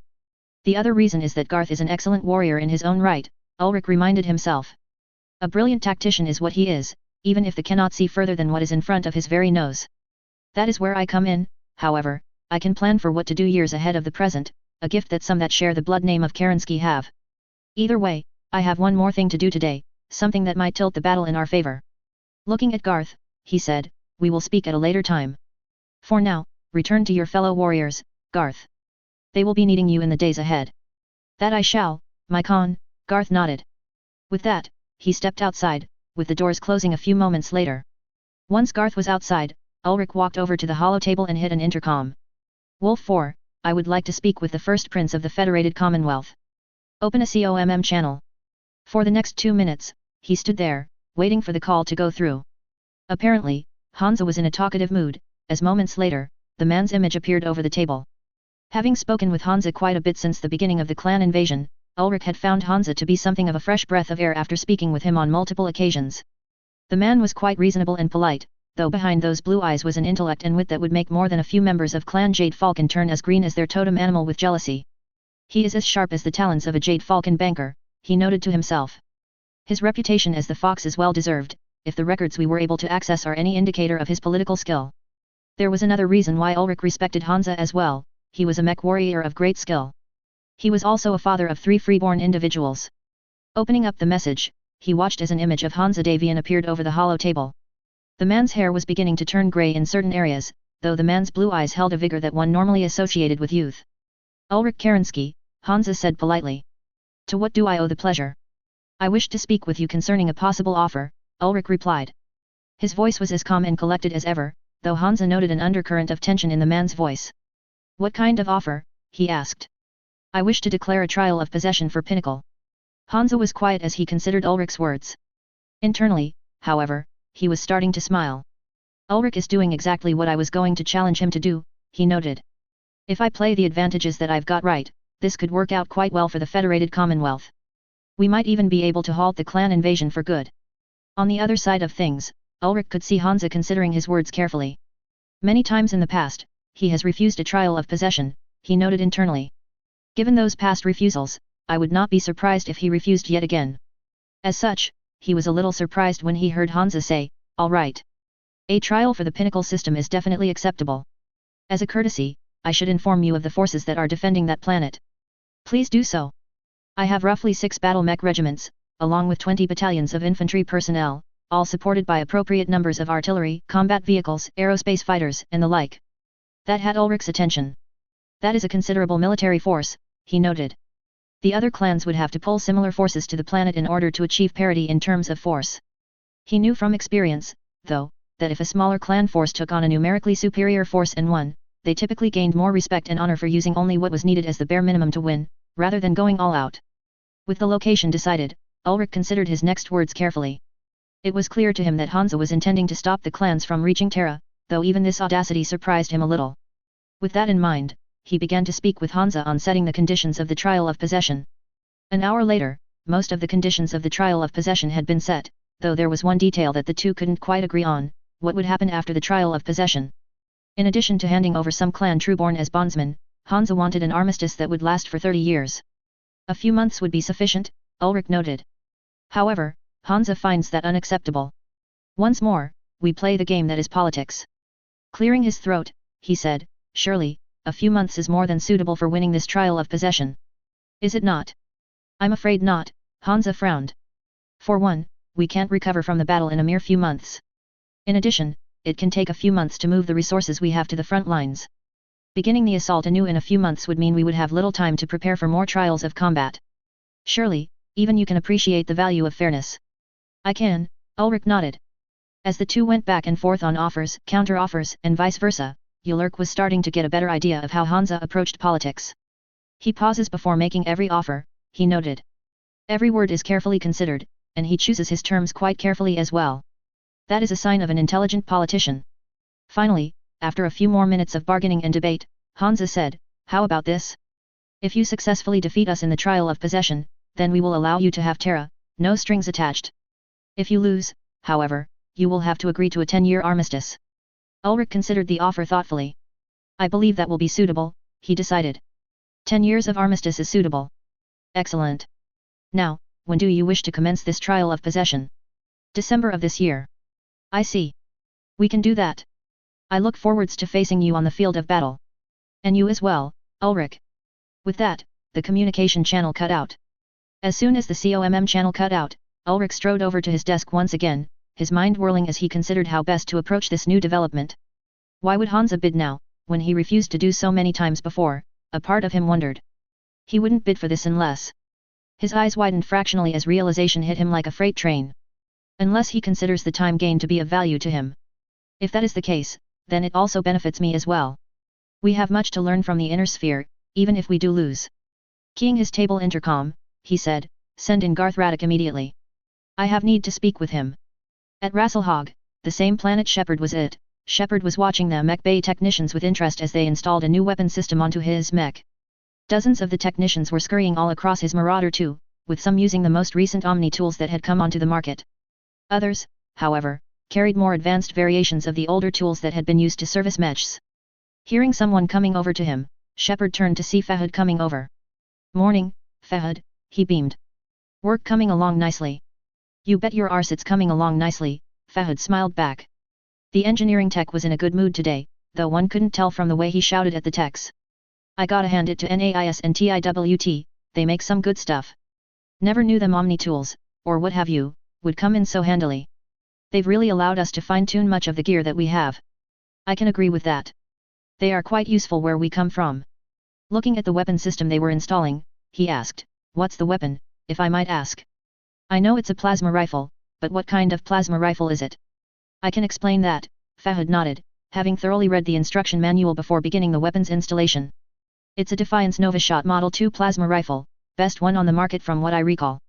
Fires a compressed plasma bolus at a velocity of 5.6 km per second. That's as fast as a Norse Storm M7D Gauss rifle." "Sounds like it might replace the Gauss rifle," Shepard shrugged. "No, It won't, Fahad countered. Why? For one, it generates a considerable amount of heat, around the same as an ERPPC to be precise. Gauss rifles, on the other hand, generate very little heat. In addition, the plasma rifle has a slower fire rate when compared to the Gauss rifle. I've also heard of another weapon that's also in limited production right now. Oh. Hyper-assault Gauss rifles.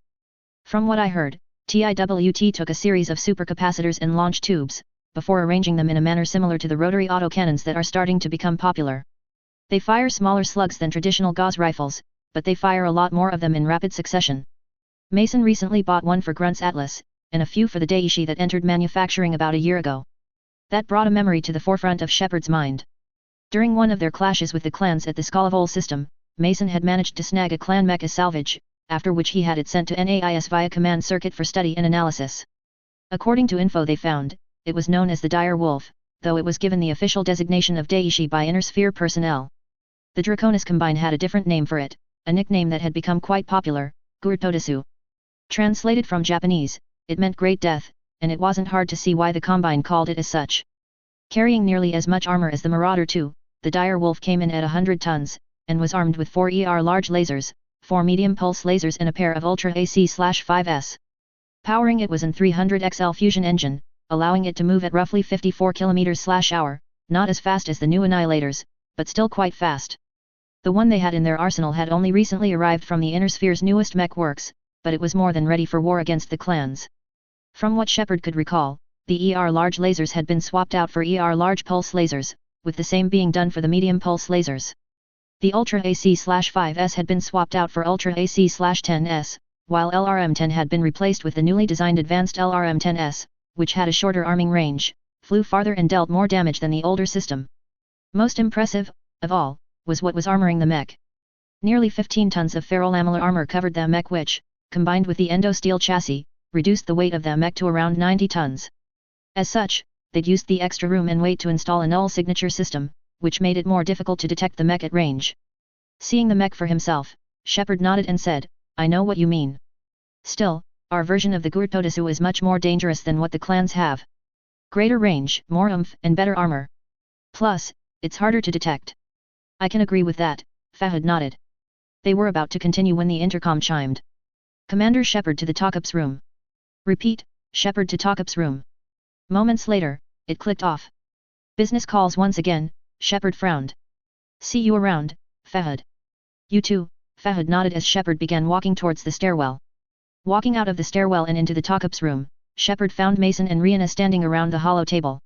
Age was starting to show on the two, with the two experienced mercenaries' hair beginning to whiten.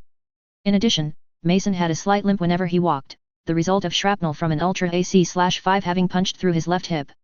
Beyond that, he was doing quite fine. "I'm here," Shepard nodded. "What's up?" "We just got a new contract," Mason informed him, "and it's a big one." "What is it?" "The First Prince himself has extended a contract to our company," Rihanna elaborated.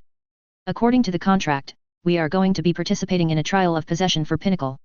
Hansa has invited dozens of merc companies to help shore up his own forces at the system." Hearing that, Shepard realized what was going on. Hansa did it, he realized. He's challenged the clans to a battle for Terra. Feeling his heart beginning to race, he asked, "What are the terms for the trial?" "According to the contract, we're going to be fortifying 15 cities on the sole habitable planet in the system," Rihanna continued. "Our goal is to hold on to as many cities as possible, but we cannot lose more than 7, otherwise the clans win the trial. Our mission is to secure one of the cities that will be at the most risk for a clan takeover and hold it at all costs against the clans." Attrition warfare, Shepard noted internally. It's a similar story to what happened during the First World War, as well as some of the battles of the Second World War. Against the clans, it was an interesting tactic to use. "What's the catch?" he asked. "We'll be fighting this battle in the next month," Mason added. "December 27th is when the battle is to commence. At least we'll have Christmas. At least.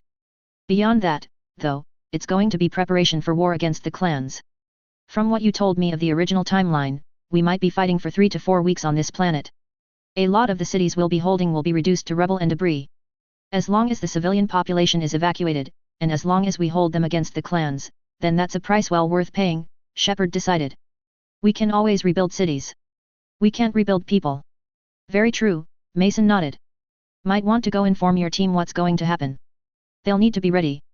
As he left, Mason added, we might not survive this battle. I know, Shepard nodded.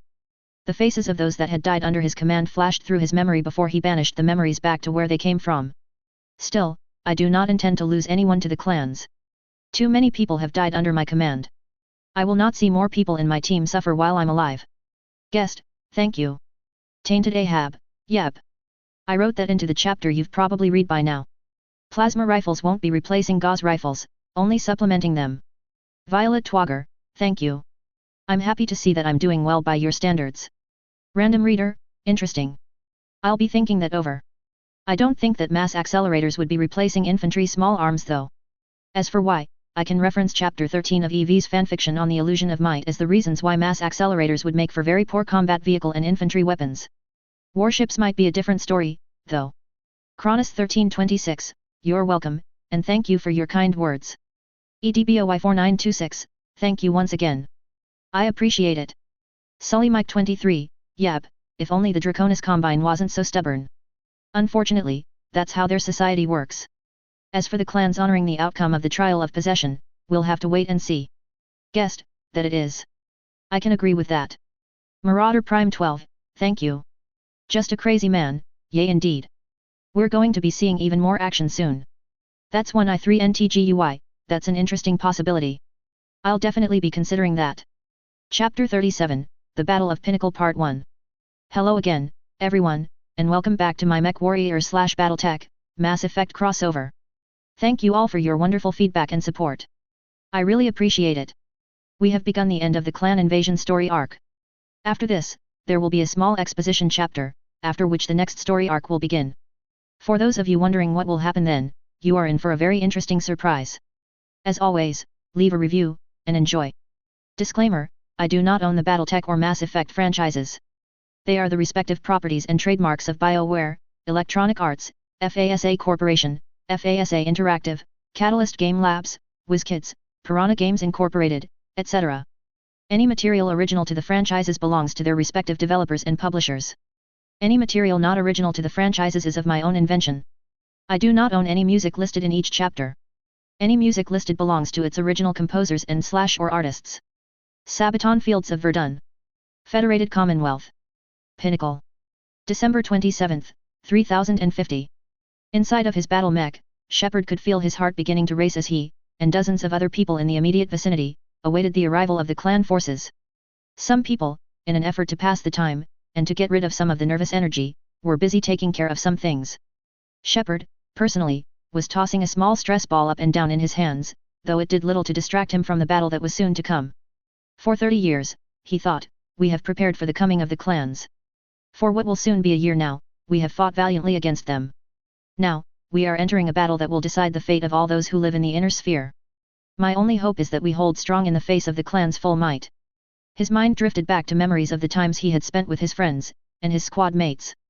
He could hear Garrus' laughter as he held Celicia in his arms as a child, while also remembering the smile on Nyrene's face as she held one of her newborn children. He remembered when Rex and Grunt, in a score-settling match, had a wrestling competition, resulting in Rex winning by a narrow margin.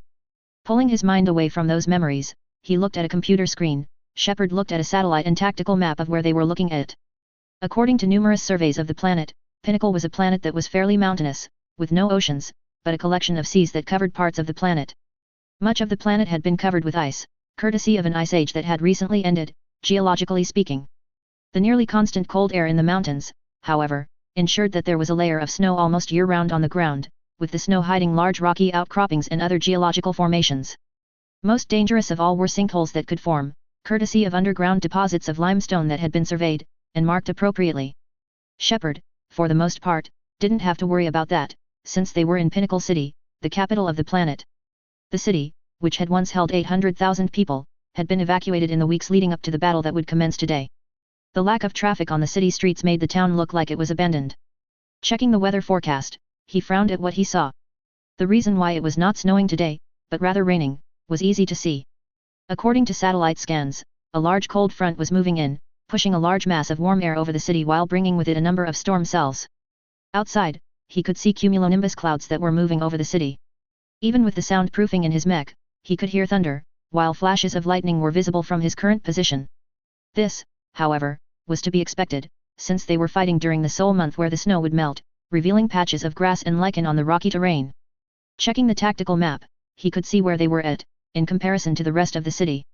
Mason's cavaliers had been ordered to hold Pinnacle City at all costs, with a company of combat vehicles that had been provided for fire support.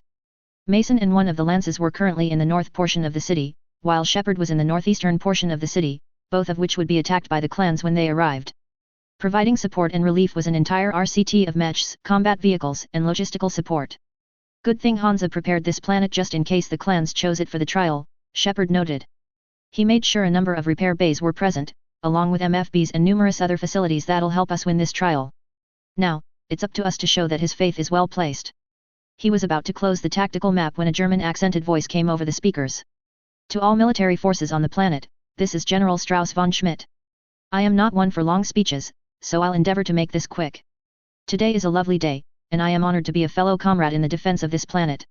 Today begins the trial of possession that Ulrich Kerensky, the Khan of Clan Wolf, issued against our valiant and noble nation. Today, we will show the clans why they made the fatal mistake of challenging the Federated Commonwealth's lawful authority. We will whittle their forces down, crush their warriors, and send them back to the Kerensky cluster in pinewood boxes. We will fight them on the ice, we will fight them on the seas, we will fight them in the air, and we shall fight them in space. We will never surrender, we will show no quarter, and we will not be defeated. Fight for your friends. Fight for your loved ones. Fight for all of the people in the inner sphere. On, to war. As soon as the speech ended, Colonel Michael Wright, a short, but stoutly built man that had a fearsome temper, began barking out orders in his gruff voice.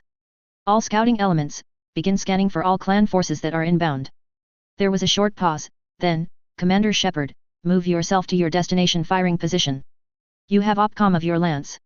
Roger that, Shepard nodded. Anything else? The clans will be attacking from the Atlas mountain range located to the north of the city. In addition, we have a tornado warning in the area south of the city. I don't expect it to come and bother us, though. Got it. Any other orders, sir? Affirmative, Shepard. You will be assisting Scout Lance Bravo 3 in looking for the landing zones the clans are using. Like I said, they're in the Atlas Mountains, but we don't have a fix on the exact location. Bravo 3-1 will fill you in on the details. Affirmative, Shepard nodded. Mason. Sounds like a plan to me, Mason nodded. Go get him, Tiger. Chuckling, Shepard said, Roger that. Moving to rendezvous with Scout Lance Bravo 3. Switching frequencies, he asked, Gurus, Nilus, you read me? Affirmative, came the reply. We're following you. What about Rex and the others? Rex is coming as well. As for the others, they'll stay in the city to help out if the clans get that close. With that, they began to move out from the city and towards the mountain range in question. The mountains were not named after the ancient Greek titan of the same name in jest.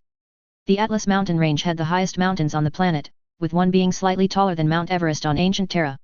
For most of the journey, there was nothing to look at, except for the hardy flora and fauna that lived up in the highland terrain they were at.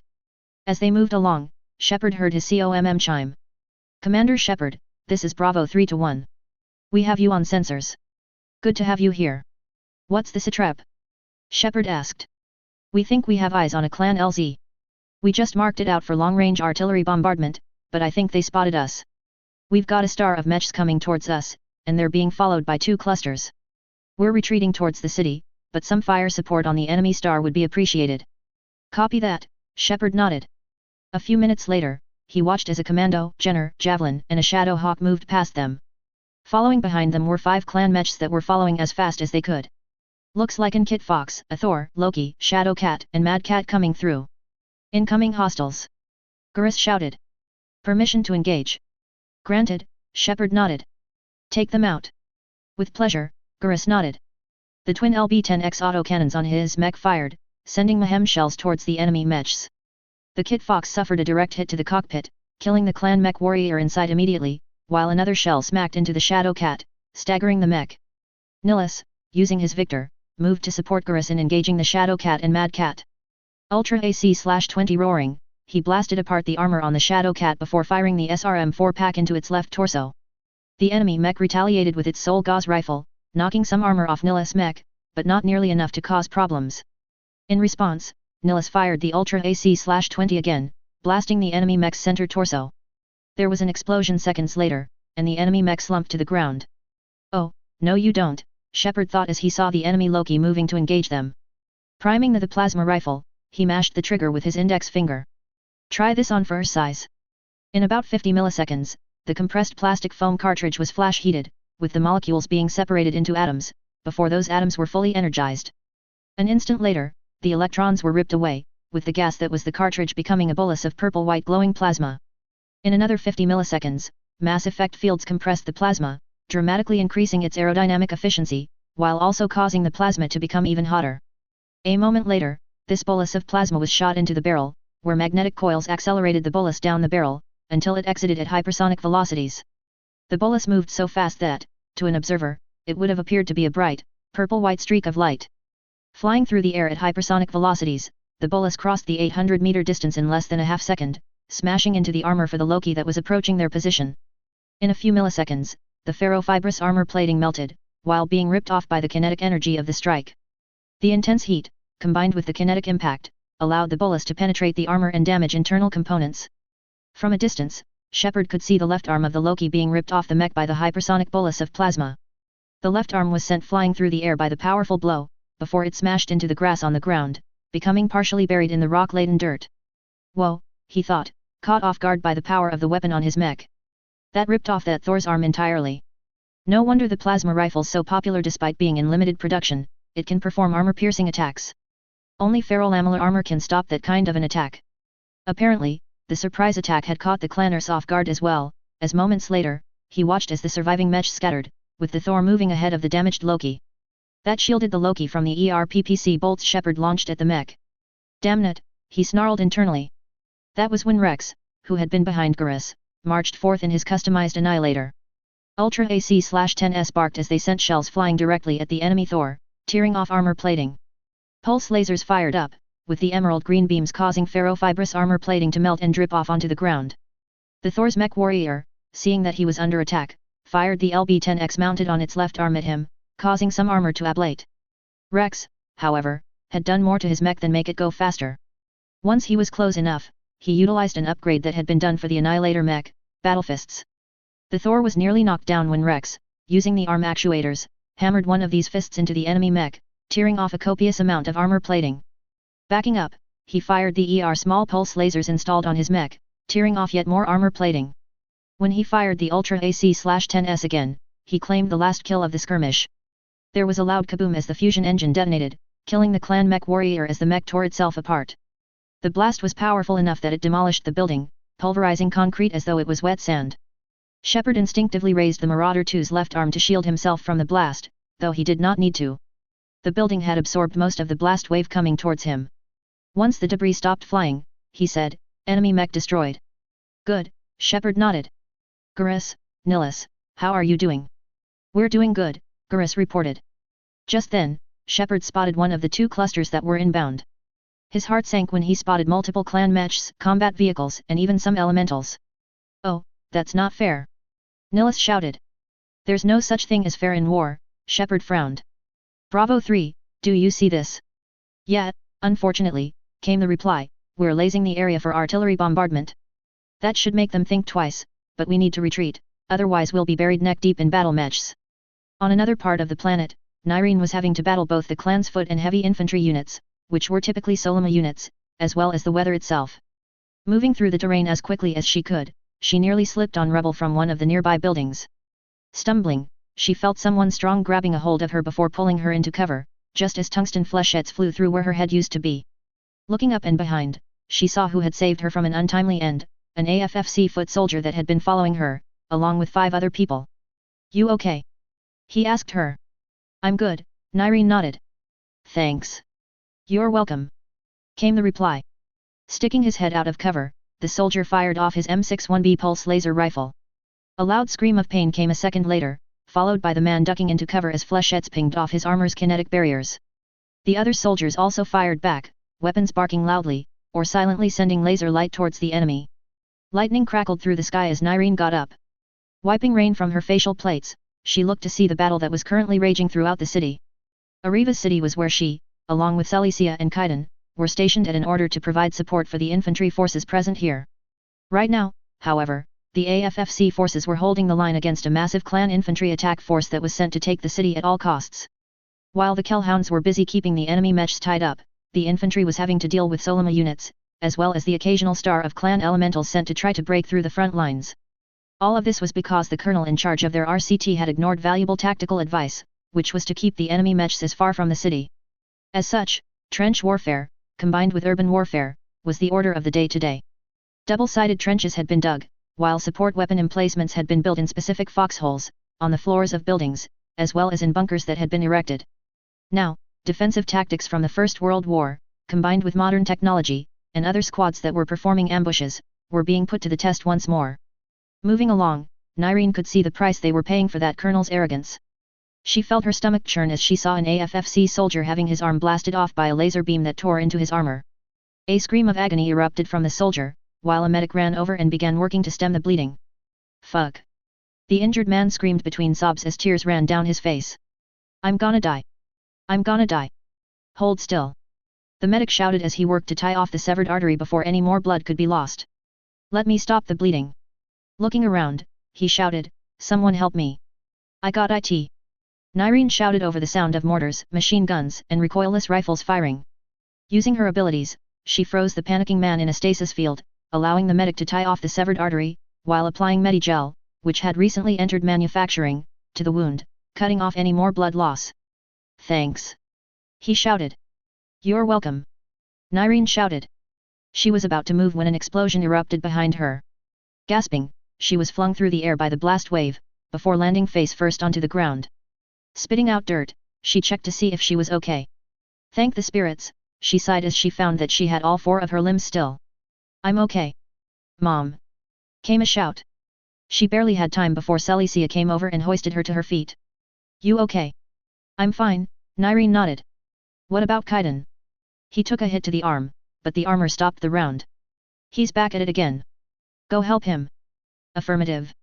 A moment later, Celicia disappeared as she used her abilities to get herself to Kaiden's location fast. Looking up, she could see Kaiden firing an M42C, the rifle roaring loudly as it sent 7.62mm He rounds flying down range. His face, protected by a facial plate, was a mask of intense concentration as he gunned down more enemy forces. Celicia, arriving where he was used her biotic abilities to send a shockwave down towards the enemy forces.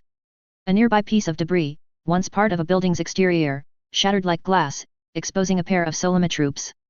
Before they could react, Kaiden fired, killing the 2 aged clan warriors. Limbs were torn off by powerful explosions as the bullets detonated. Organs were exposed, and blood splattered onto the ground like red paint. Thanks! Kaiden shouted. As the battle raged, the wind continued to pick up in speed, as though it was heralding the arrival of something terrifying. That didn't alarm them, as the weather forecast services had issued a tornado watch. It was then that they began to hear a sound that wasn't typically heard on the front lines.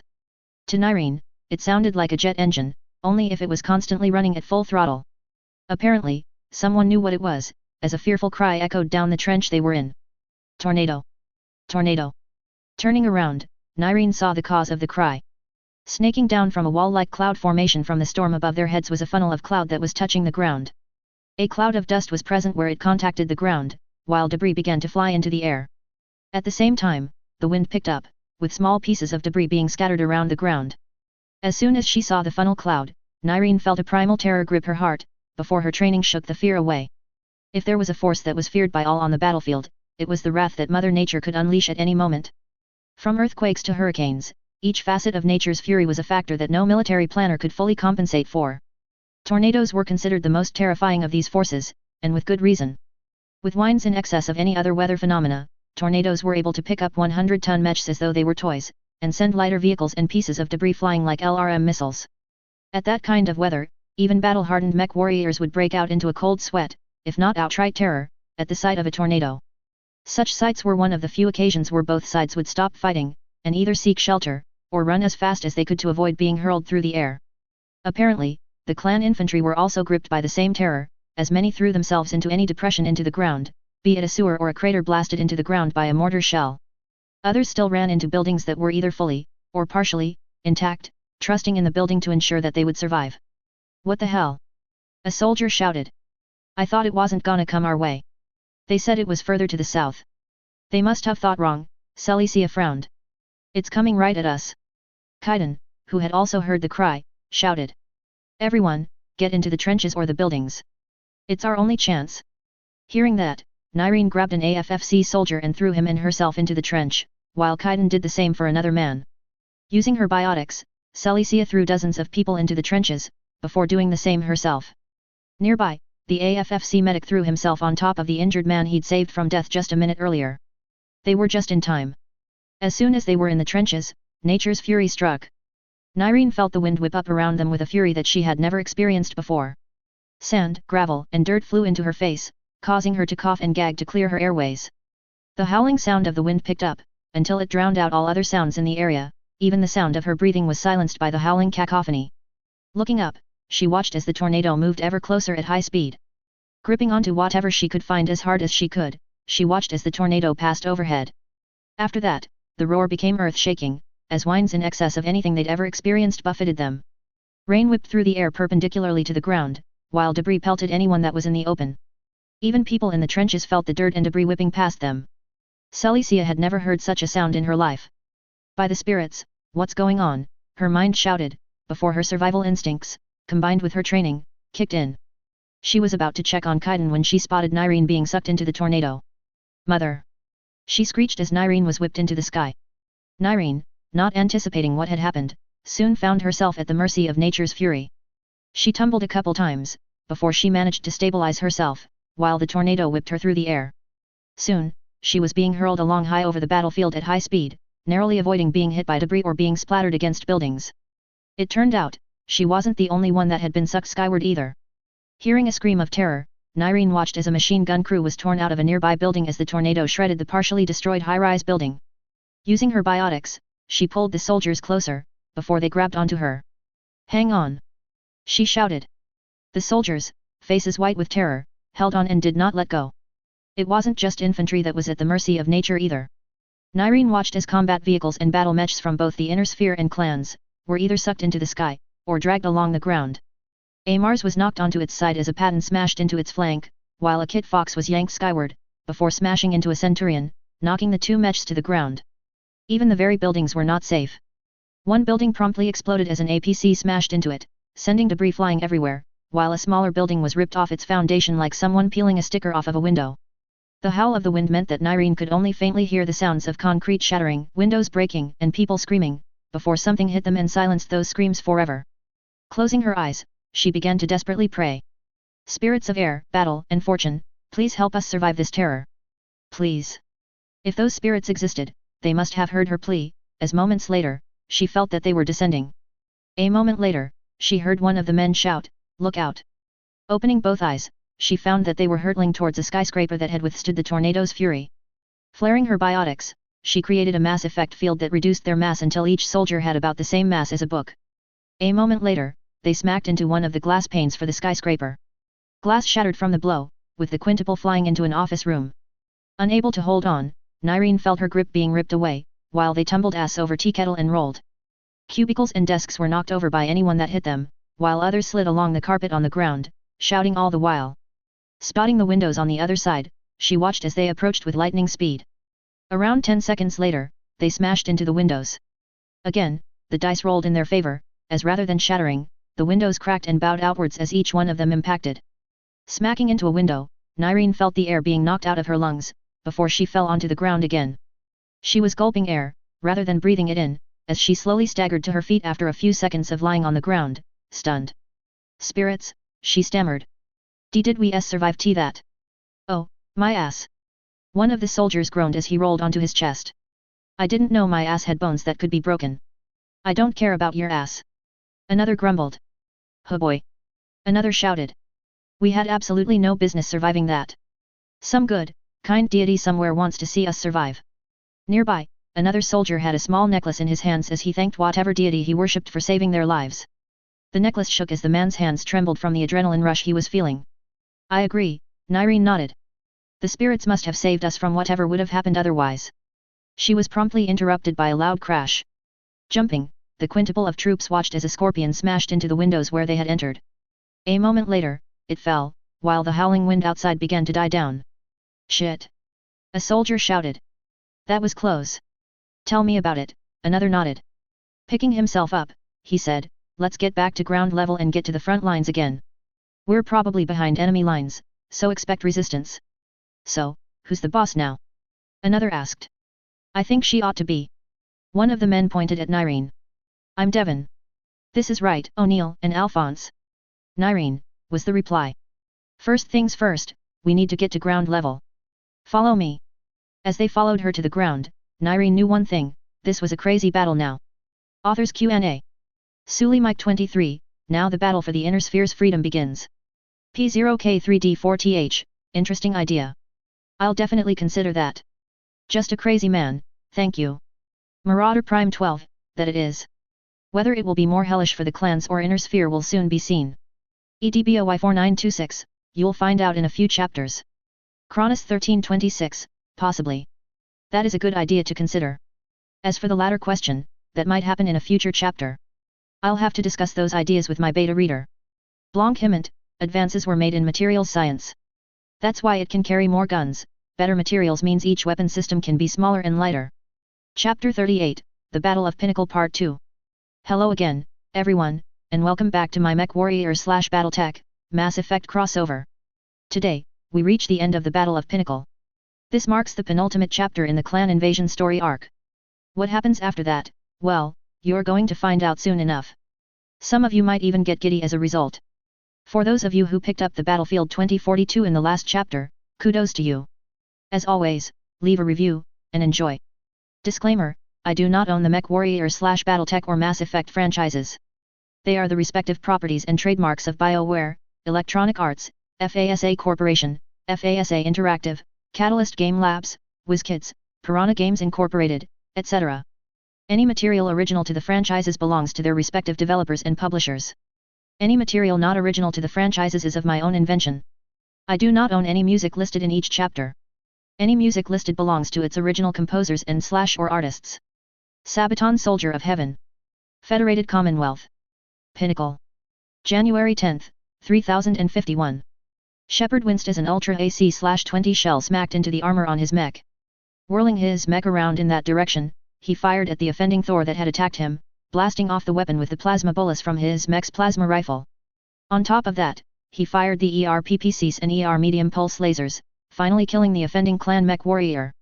As they moved over the debris and corpse-laden terrain, he felt the hairs on the back of his neck stand up. Something's not right, he frowned as he looked around. It's too quiet around here. He also didn't like how the route they were using took them past buildings that were still high enough to hide mechs behind them. He was about to recommend a route change when it happened. An Ultra AC/20 shell zipped right at him, missing his mech by mere feet. Ambush! Rex shouted. The clanners set up an ambush. Right as he said this, two Thors and a Mad Cat came out of nowhere, each mech having been configured for close quarters combat. Pull back! Shepard ordered. We need to get some distance between ourselves and them. Pulling back, he and the others fired back at the enemy mechs, while the clanners, knowing they had the initiative, fired back and pushed hard. As they did so, Garrus realized that he was surrounded. Help! He shouted as more clan mechs closed in around him. Shepard, help! I'm surrounded. I've got you, Grunt shouted, firing the Hag-30 on his mech. A Loki and Shadowcat fell to the ground, the Hag having shredded the Loki, while the SRMs and medium ER pulse lasers had cut the Shadowcat apart. I'll hold them off. You get yourself out of here. Garrus, realizing he had a window, quickly retreated, and just in time too. His mech's back armor had been completely ablated, and Shepard noted damage to the mech's center torso. He's lucky that the fusion engine wasn't directly hit, he noted. If that got hit, he'd have to eject. Turning around, he found, much to his horror, that Grunt was fighting against numerous enemy mechs. Most of them had backed off, while a single executioner was engaging him in close-range combat. Looking at a detailed scan of Grunt's mech, Shepard realized that the armor on his mech wasn't doing very well. Grunt, get out of there! He shouted. I can't, not with this bastard getting in the way. Grunt shouted. Firing at the executioner, Grunt accidentally hit one of the other mechs, prompting it to close in and fire at him. It was then that disaster struck. Shepard heard a roar of agony from Grunt as the Hag exploded, tearing through the mech and ripping off one of the arms. Shepard was about to move in when Garrus got ahead of him. Garrus, damn it! Get out of the way! I have to save him!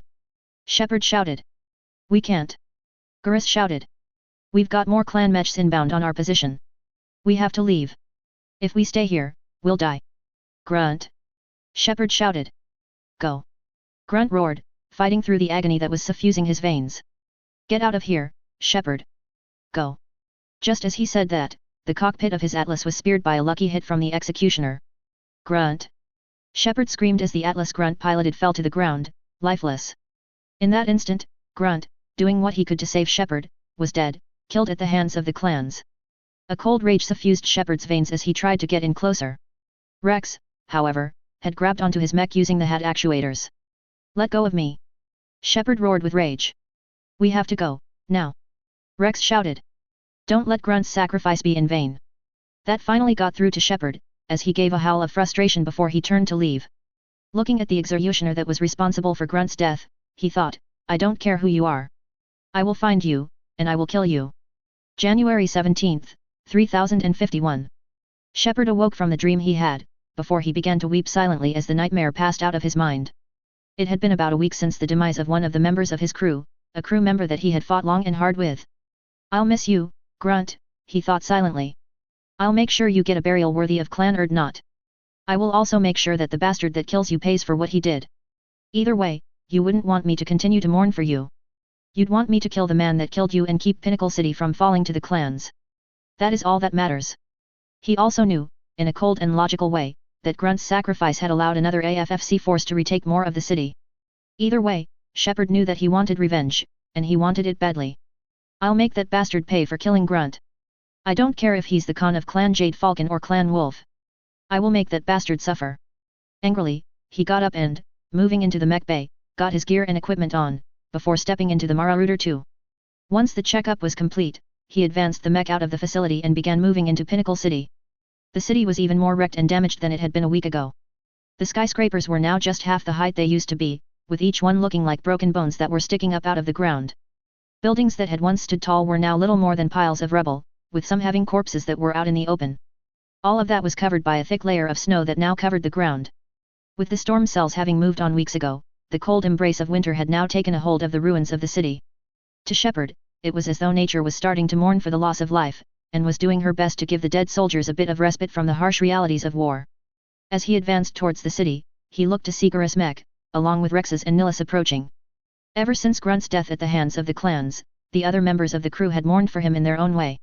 Garrus, who felt responsible for what had happened to Grunt, had nearly drunk himself into a stupor. It took Nyreen, and the others, to get him to realize that Grunt had willingly made the sacrifice that he had. He wouldn't have done it for anyone else, Rex had told him. I'll miss the little pyjak, but he wouldn't want us to mourn for him forever. He'd be telling all of us, right now, to stop the clans and to ensure that his killer did not escape. What better way to do so, than by holding the city against the clans at all costs? As such, Garrus had dragged himself out of the gutter, and was now fit for duty once more. Everyone ready? Shepard asked.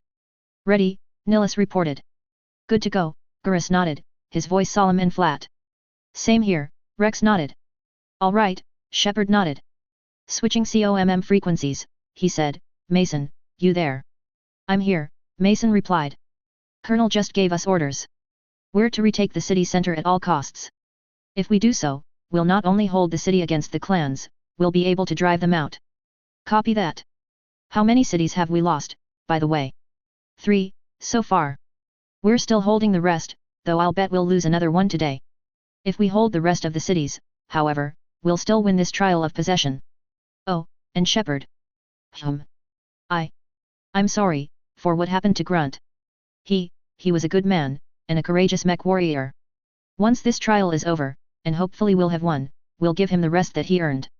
I know. I'm not usually the vengeful kind, but I will make whoever killed him suffer. Please do. Bastard killed him in cold blood.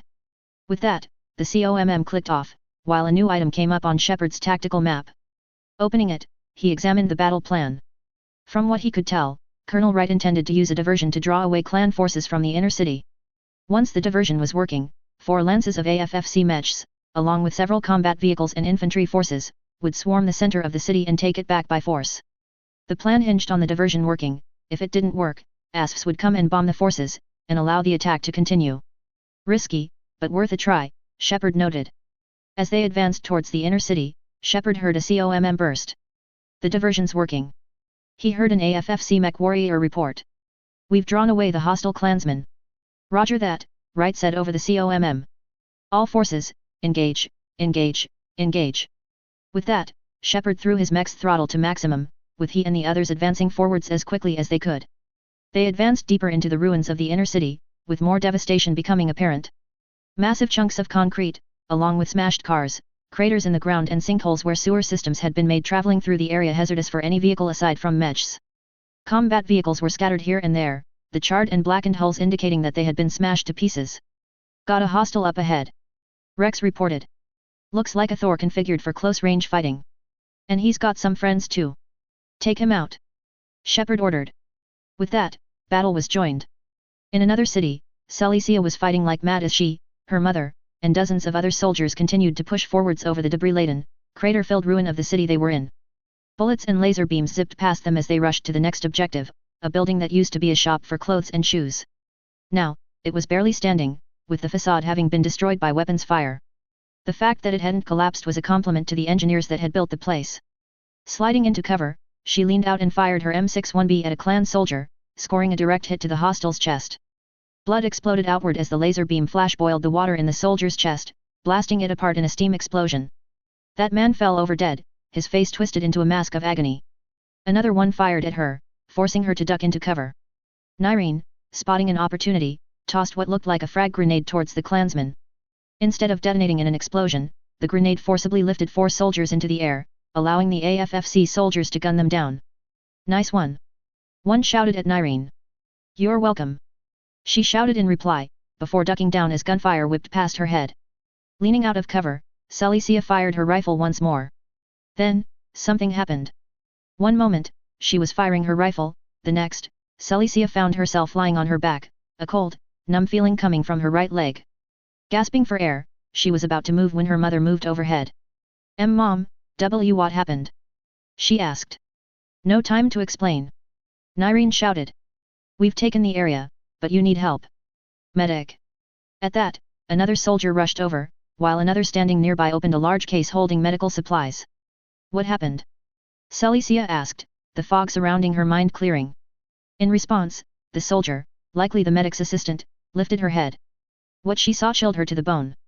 Where her right leg used to be, there was nothing but a stump, with her leg stopping abruptly just above her leg.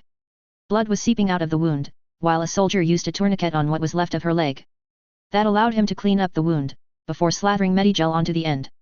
At that moment, the pain came. Blinding, white-hot pain erupted throughout Celicia's body. She screamed, a two-toned wail of agony as her mind was overwhelmed by the wave of agony that tore through her very being. All that was left was the animalistic instinct to seek relief from the terrible pain that surged through her. She writhed in pain, with the soldiers doing what they could to hold her down, otherwise she would tear open the wound once more. Mama! She screamed as she squirmed, seeking relief. Mama! I'm here, Nyreen replied, having remained by her daughter's side all the while. Caressing Celicia's face, she said, You're going to be okay, Celicia. They're going to take good care of you. I'll stay with you the whole way. Okay.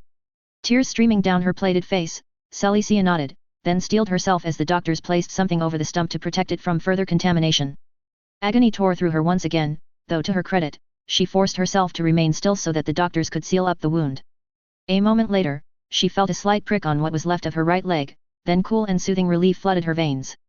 Her mind also began to become foggy, though that wasn't due to the painkiller that was now coursing through her veins. We stemmed the bleeding. The medic informed Nyreen. She lost a lot of blood, though. She needs a blood transfusion if she's going to make it. We're heading to the medical APC. At that moment, Nyreen realized that her daughter was still in danger.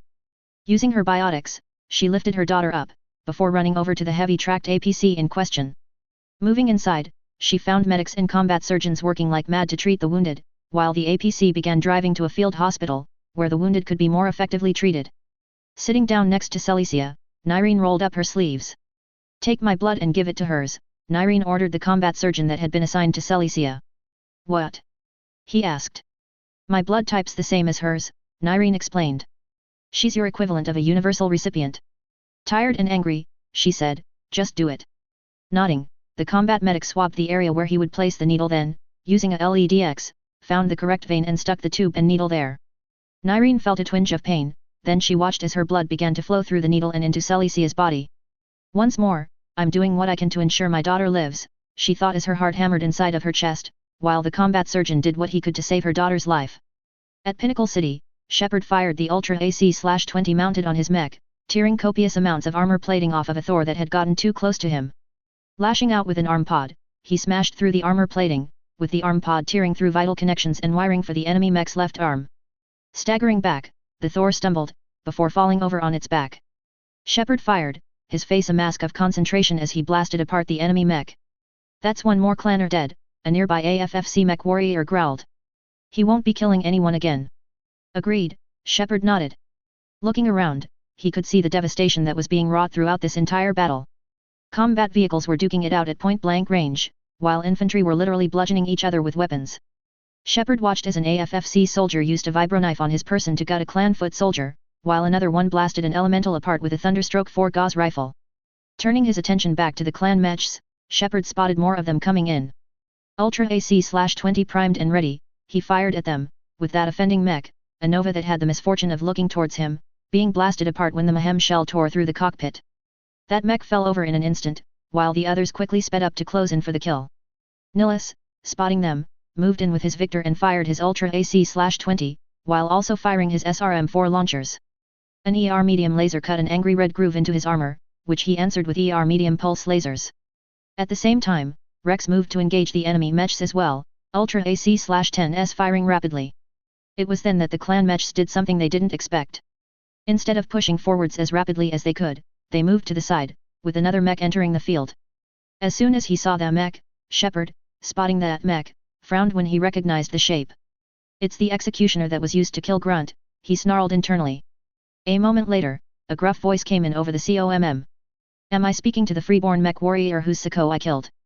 At first, Shepard decided not to reply, but then he knew that might not go over well. Keying his COMM, he said clinically, this is Commander Shepard of Mason's Cavaliers. Who might you be? I am Saken Garth Radek, was the reply. I remember seeing your mech, Shepard, 2 weeks ago. I remember how I slew your fellow landsmate. He fought bravely, though he died as all freebirths do, at the hands of a trueborn. You bastard! Shepard snarled. You killed him in cold blood. What did he do to you to deserve such a death? Aside from fighting the rightful rulers of Terra, nothing, Radek replied. Now, I will face you in honorable combat. I will ensure that you join him in honorable death. After all, you have fought with honor and distinction before. Perhaps that he never finished the sentence. Disgusted with the way Radek was talking about Grunt as a trophy, Shepard fired the Ultra AC-20 on his mech, tearing armor off of the right arm of Radek's executioner. Shut up! He snarled, the pain from losing Grunt still fresh. You killed my friend in cold blood. This conversation is over.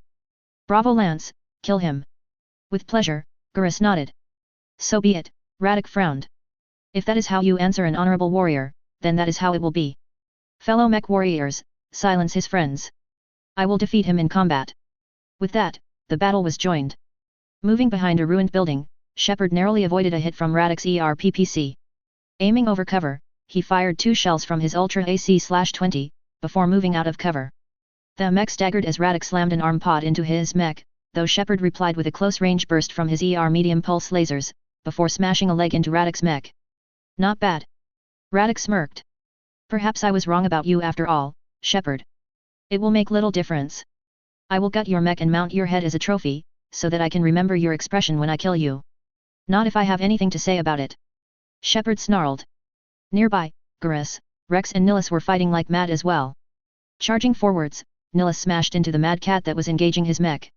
The enemy mech warrior, not anticipating the assault, fought to keep his mech steady, only for the war machine to fall onto its back, smashing through the ruined remains of a building in the process. Eat this, bare-faced. Nihilus snarled, stomping on the enemy mech's cockpit before it could get up. A loud roar of anger was heard over the COMM, then silence as the foot actuator of Nihilus' mech crushed the cockpit of the mad cat. Garrus and Rex were focusing on a Kodiak that was getting too close for comfort to Shepard.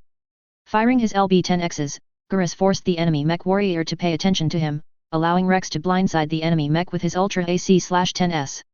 Lashing out with a hand actuator, Rex tore off armor from the enemy mech, before firing the ER small pulse lasers. With Rex engaging the clan mech, Garrus fired on the other 2 mechs in the enemy star. Shepard, all the while, was fighting off Radek, and a second clan mech warrior that was engaging him. Pray to your gods, Shepard, Radek snarled sadistically. They cannot help you now. Radek was about to charge when Gau's rifle slug smashed into his mech's armor, forcing him to back off. Looking to his left, Shepard watched as a Night Star entered the field of engagement. Mason. Shepard beamed, relief suffusing his veins. You came just in time. Was busy helping with the attack, Mason replied. The Colonel sent me to reinforce you. Looking at Radek's mech, he said, I know what you did to Shepard. I'm going to make sure you suffer, Garth Radek. Bring it on. Radek shouted. I will kill you all, and claim your mechs as Isorlaw.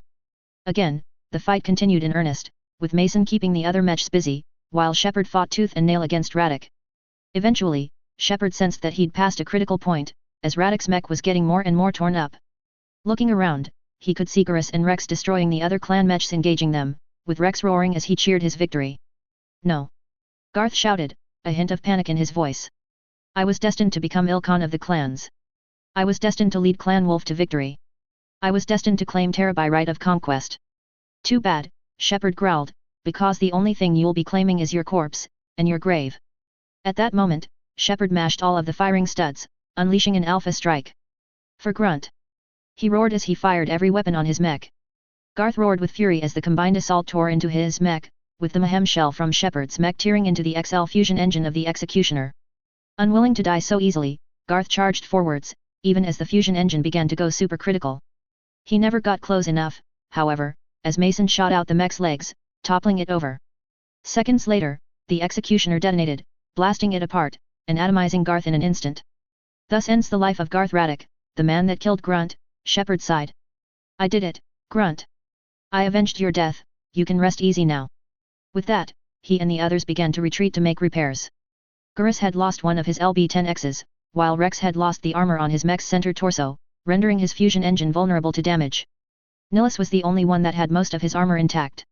I nearly lost my Ultra AC/20 and my right center torso, Shepard noted, looking at the angry red components. That was a hard fight. I'm just glad now that I survived. Absent-mindedly, he began to hum a song that he'd heard from some power band. For the next 3 days, they fought on, as the trial of possession began to wrap up. While a few of the cities on the planet had fallen to the clans, the vast majority had firmly remained in the AFFC's control. While this meant that the results were beyond a shadow of doubt, the other clans continued to fight in order to win bragging rights. In addition, Clan Wolf, angered by the death of Garth Radek, continued to fight on, though many of the warriors that continued to fight died at Shepard's hands. It was on the 4th day since Radek's death that Shepard got some good news. As he stepped out of his mech, Shepard noticed that everyone was cheering, with many people hugging each other, or jumping up and down happily. Confused, he was about to ask what was going on when Colonel Wright approached him, a smile on his face. Shepard, I've got some good news, he beamed. What is it? Shepard asked. I could use some good news right now. I just got in word with Highcom, Wright explained. Clan Wolf, and the other clans, have ceased fighting. As such, Ulrich Kerensky informed my superiors of the good news, the armed forces of the Federated Commonwealth have won the trial of possession. Pinnacle is ours. Hearing that, Shepard felt as though a weight had been lifted off of his shoulders. Sitting down on the catwalk, he looked on with a stunned stare as mech bay technicians quickly went to work conducting repairs on his mech. We did it, he thought. We saved the inner sphere. We won the war against the clans. We won. Unbeknownst to him, some of the mech bay technicians thought they saw the ghostly apparition of a Krogan standing behind Shepard, a smile on his face as he looked proudly at the man that had shown him how a true warrior should think and fight and what a true warrior should believe in. Though most passed it off as an illusion, Garrus saw the apparition as well before it faded away. Grunt's spirit is at rest now, he thought. I just hope my wife and daughter have survived. It was hell down here, but now, Pinnacle is ours again. Authors Q&A. Marauder Prime 12, thank you. The tornado was probably one of the best scenes. Sully Mike 23, agreed. As you now probably know, the battle has been won by the AFFC. The inner sphere's freedom has been secured, for now. Guest, thank you. Just a crazy man, thank you for your kind words. EDBOY4926, thank you. Guest, thank you very much. I hope you have a good week too. Cronus 1326, glad to see that you liked the tornado scene. Also, thank you for your review. I appreciate it. Chapter 39, Memorials and a New Discovery. Hello again, everyone, and welcome back to my Mech Warrior / BattleTech, Mass Effect crossover. Thank you all for your wonderful feedback and support. I greatly appreciate it. Now we have come to the end of the clan invasion story arc. Soon, the Reapers will learn what it is like to wage war against an inner sphere that has fought a 175-year-long period of war, known as the Age of War, lost much of their technological prowess in the succession wars, regained it in the interregnum, and kicked the clan's collective asses in the clan invasion. My personal opinion, things are really about to escalate. As always, leave a review, and enjoy. Disclaimer, I do not own the MechWarrior/BattleTech or Mass Effect franchises. They are the respective properties and trademarks of BioWare, Electronic Arts, FASA Corporation, FASA Interactive, Catalyst Game Labs, WizKids, Piranha Games Incorporated, etc. Any material original to the franchises belongs to their respective developers and publishers. Any material not original to the franchises is of my own invention. I do not own any music listed in each chapter. Any music listed belongs to its original composers and/or artists. Sabaton, Versailles. Federated Commonwealth. 30 miles from New Avalon. February 21, 3053. The mood among the thousands of people that were standing near the monument they were visiting today was somber and solemn, with no smiles on the faces of anyone present. Small candles were lit in their hands, with the combined light being enough to illuminate the landscape in the early evening hours of the day. Nearby, Hansa was standing at a podium, ready to deliver the speech that he had prepared for this day. 2 years, he noted to himself. It has been 2 years since we defeated the clans at Pinnacle, 2 years which we've spent preparing for another war. Today, however, we shall honor those that died in the clan invasion, those that gave their lives so that we could live freely. He cleared his throat a moment later and began to speak. For us, the clan invasion is over, and New Avalon, and many other places in the inner sphere, are safe. But we cannot forget those who journeyed into the howling dark of war, and never returned, for their sacrifice was beyond measure. For they had faith and courage in the fact that, even though they knew they would die, they would be winning a new future for the inner sphere. As we continue to grow and strengthen ourselves, this hilltop will remain barren, a memorial to heroes who fell fighting for freedom. They ennobled all of us, and we shall never forget them. With his speech finished, Hansa turned and, standing to attention, saluted the monument. Said monument was a long, black granite wall that had the names of those that had died in the clan invasion inscribed onto its surface. Lights illuminated the material, ensuring the names would be easy to see, even in the blackest of nights. As he did so, a troop of soldiers performed a 3-volley salute, while the visitors began to lay flowers and personal effects at the foot of the monument. While this went on, Hansa remembered the treaty that was signed at the end of the war, a treaty that formalized the results of the battle, and ensured that the Crusader clans kept their word. 2 years earlier.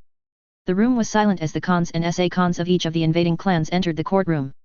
Everyone was silent and solemn, though the clan leaders looked grim-faced, as though they were facing yet another obstacle in their conquest of the inner sphere.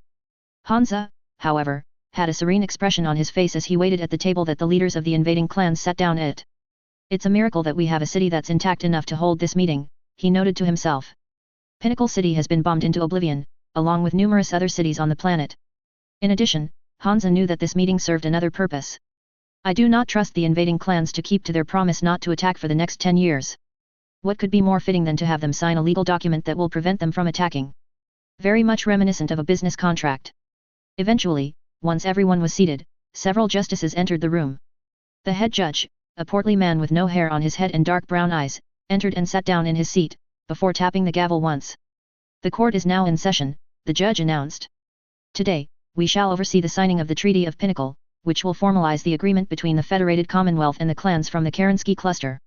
Does anyone have any opening statements to make? When none presented themselves, he said, the signing of the treaty may commence. With that, Hansa took the sheet of paper on the table and, using a small pen, wrote his signature down on the paper. Sliding it over to the other clan leaders, he watched as each of them considered the contents of the paper, before writing their own signature. A few looked like they wanted to tear the paper to shreds and spit on the agreement, though tradition and their training prevented such outbursts. Nearby, Shepard was watching the entire exchange, a finger resting outside the trigger guard of his M42C. From what Hansa could recall correctly, Shepard and his team had volunteered to act as security for the duration of the meeting as a safeguard against the clans trying anything. They won't try anything while the Bane of Garth Radek, as they call him, is in this room. Soon, everyone had signed the treaty, before an aide handed the paper to the judge. The treaty has been signed, and all signatures are in order, he announced. Does anyone have anything to say about this? Only I do, Elias Critchell, the Khan of Clan Jade Falcon, spat out. When this travesty of an agreement expires, we will claim Terra as our rightful prize. That day won't be coming, not if I have anything to say about it, Shepard firmly stated. Present day. Hansa sighed as he recalled that day. While the clan forces had retreated to the territory they had claimed, he still had numerous patrols on the borders of Fedcom space and that of the invading clans. So far, none had dared to push the boundaries of the treaty, though he still didn't take any chances. Deciding to focus on the present, he watched as the memorial visitors dwindled in number, as people left for their homes. Eventually, as the night began to creep ever closer, only Hansa was left, aside from one other person that was next to him. Turning to Shepard, he said, "I'm deeply sorry for your loss, Shepard. Grunt was one of the best people that I came to know during his training as a mech warrior." "I know," Shepard nodded. "I've had 2 years to mourn for his loss. Even then, it feels like yesterday that he was at my side, laughing and cheering as we helped the inner sphere grow. I don't know where he's at, but wherever he is, I'm sure he's putting in a good word for us." "Amen to that," Hansa nodded. "I'll bet that he's up there, somewhere, getting ready to be a courageous captain of whatever army he now leads." "You believe in a god. Why shouldn't I? Don't you? You know what they say. There ain't an atheist in a foxhole. I've been in plenty of foxholes." "Wise words, and it's the same case for me. It's good to know that there's someone like-minded in that regard." "Me too." For a few minutes, the two men looked at the monument in silence, eyes looking over the names that were now brightly illuminated in the evening twilight. After a while, Shepard asked, "How's your son, Victor Steiner-Davian, doing?" "Very well," Hansa beamed. "He was instrumental in keeping Atlas City from falling to the clans. Not only did he find one of their landing zones, he blew up a few of their supply convoys as well. He also told me that he caused an artificial avalanche at one point. Buried dozens of clanners underneath several shit tons of snow." "What about Catherine Steiner-Davian?" "She entered the battle as soon as she exited basic training. She was wounded in combat, but she killed quite a few clan mech warriors." Sighing, he said, "Still, I plan on having the two of them attain the throne at some point. Getting too old, I take it. It's more of a case of letting the younger generation having their chance to be in the limelight. I'm a symbol of the past, Shepard, a relic from an age of low-tech and political espionage and backstabbing. Victor is a symbol of the future, of what the Federated Commonwealth can become if led by someone that knows what it's like to be in war, and has been raised by a father doing the best he can to lead his people. In time, I plan on giving him a chance to rule the Federated Commonwealth." "You plan on retiring?" "Hell no, Shepard. The only time I will retire is when I am lying on my deathbed with friends and family keeping me company until my soul goes to the afterlife. I plan on being an advisor to Victor when he comes of age. I also plan on showing the younger generation that, while I might be a crusty old fart of a man, I can still fight with the best of them." Spoken like a true soldier, Shepard nodded. After a moment, he said, "You should probably be going now, the Federated Commonwealth won't run itself. Either way, I thank you for your condolences, even though I feel that they are unnecessary. I wish you good luck on your ventures." "The same to you," Hansa nodded. With that, Hansa and Shepard left. The next day, Shepard and the others were at a part of NAIS that was reserved for honored individuals. Here, the personal effects and photographs of various scientists and engineers that had passed away, or had achieved something great, were present. Known as the NAIS Hall of Fame, it was built to honor those that had allowed the Federated Commonwealth, and by extension the Inner Sphere, to celebrate mankind's efforts to continuously push the boundaries of science and technology. Adjoining this hall, however, was a room that, while smaller, was no less important. Here, Hansa had ensured that Shepard and his team were memorialized for their efforts to bring about a brighter future in the Federated Commonwealth. Protecting this room was a security door that could only be opened by Shepard, the first prince or the head of MIIO. A guard stood present here as well, ready to intercept anyone with less than noble intentions. Inside the room, Shepard and the others were gathered around the photograph, and personal effects, of the late Erdnot Grunt. Looking around, Shepard could see that everyone was present here, from Vega and Kaiden, to Garrus, Nyreen and their children. Raising a glass, Shepard said, to Erdnot Grunt, who showed the Inner Sphere what a Krogan truly is. "May he never leave our hearts and minds, and may his deeds continue to resound in the Inner Sphere." To Grunt. To Grunt. The others nodded, before sipping their drinks. As they did so, Shepard looked around to see how the others were doing, particularly Garrus and Nyreen. The two had come out of the Battle of Pinnacle alive and well, with Nyreen having done quite a bit to help the AFFC forces on the ground. Celicia and Nilus were also present, but Celicia was the most visible reminder of what they had lost in the battle. It was only thanks to a blood transfusion from Nyreen, and later from Garrus, that she had survived her injuries, which included a severed leg as well as numerous shrapnel wounds, all of which were courtesy of a grenade that had been thrown near her position. As such, her leg had to be replaced with a Class 5 prosthetic, which almost perfectly mimicked her lost limb. It also reminded Shepard of numerous advances made in the field of cybernetics. Veterans that had lost limbs, or were suffering from debilitating mental diseases, were being treated with advanced cybernetics that had been developed in recent years. There were also rumors that NAIS was developing a direct neural interface for battle mechs, aerospace fighters, and combat vehicles, though they were just that, rumors. Wouldn't be too surprised, though, Shepard noted. NAIS and TIWT have been quite active in the field of computer science and bioengineering, probably in an effort to outdo the clans. With that in mind, he walked over to Celicia. "How are you doing?" he asked. "Good, ever since I received my custom-built prosthetic." Celicia nodded. Looking at her prosthetic leg, she said, "There are times where I wonder if I ever lost my leg in the first place. That's how good the prosthetic is. The fact that it has haptic feedback sensors that allow me to feel sensations makes it even harder to tell if it's a prosthetic or not. Really blurs the line between metal and flesh, doesn't it?" "That it does," Shepard nodded. "I was more interested in you, though." "Oh," Celicia frowned, bowing her head slightly. "The nightmares again?" "Yes," Celicia nodded. "I've been waking up in the middle of the night for no reason. Lyra, spirits bless her, has been helping me overcome the trauma of that day. Mom and Dad have been doing their best there as well. Nillis, as well as our other siblings, have helped out as well." That prompted Shepard to look at Garrus and Nyrene's two other children, as well as their fifth child. Iavalaya and Voronuz looked similar to Celicia and Nillis, save for the fact that their carapace colors were flipped around, with Voronuz having a silver carapace, while Iavalaya's carapace was the dark color that most males preferred. In addition, Iavalaya's eye color was identical to her mother's, while Voronuz was chocolate brown in color. In addition, where Celicia and Nillis were more reserved and quiet, Voronuz and Iavalaya were more outgoing, though they made certain that no civilians spotted them. In accordance with Turian tradition, the two had also received military training once they reached 15 years of age. Voronuz had trained to be an infiltrator, like his father, while Iavalaya had received battle mech training, which had allowed her to participate in the Battle of Pinnacle. While her mech, a Thunderbolt, had been destroyed, she had survived thanks to her ejection seat, while Voronuz had fought alongside various soldiers on the front. "I know what you mean," Shepard nodded. "Those two are very much like Garrus in that they're snarky, but they're more outgoing as well. Still, I'm glad they're helping you out with your PTSD. I've had the same problem, but Lyra's also been helping me there. It's like she's determined to be the psychological consultant for the team." "That it does," Celicia nodded. "Still, at least kids are still possible for me." "Oh, at least," Shepard nodded. It was then that his mind drifted to a question that he'd been asked more than once: were they going to find a way home? "I have to admit, the longer we stay here, the more distant that possibility becomes," he noted. "There are times where I've wondered myself if we'll ever be able to find a way home, then I remember that we have to. If we don't, I'll be letting down Hackett and the others. As for if things are still okay back home, who knows? For all we know, the Reapers have won and we're the survivors of a hopeless war, though I don't think that'll be the case. Maybe something odd will happen this time around." As he said this, Garrus came over to him. "Penny, for your thoughts?" he asked. "Sure," Shepard nodded, then he did a double take. "Say, you've been learning human idioms." "Like I have a choice," Garrus shrugged.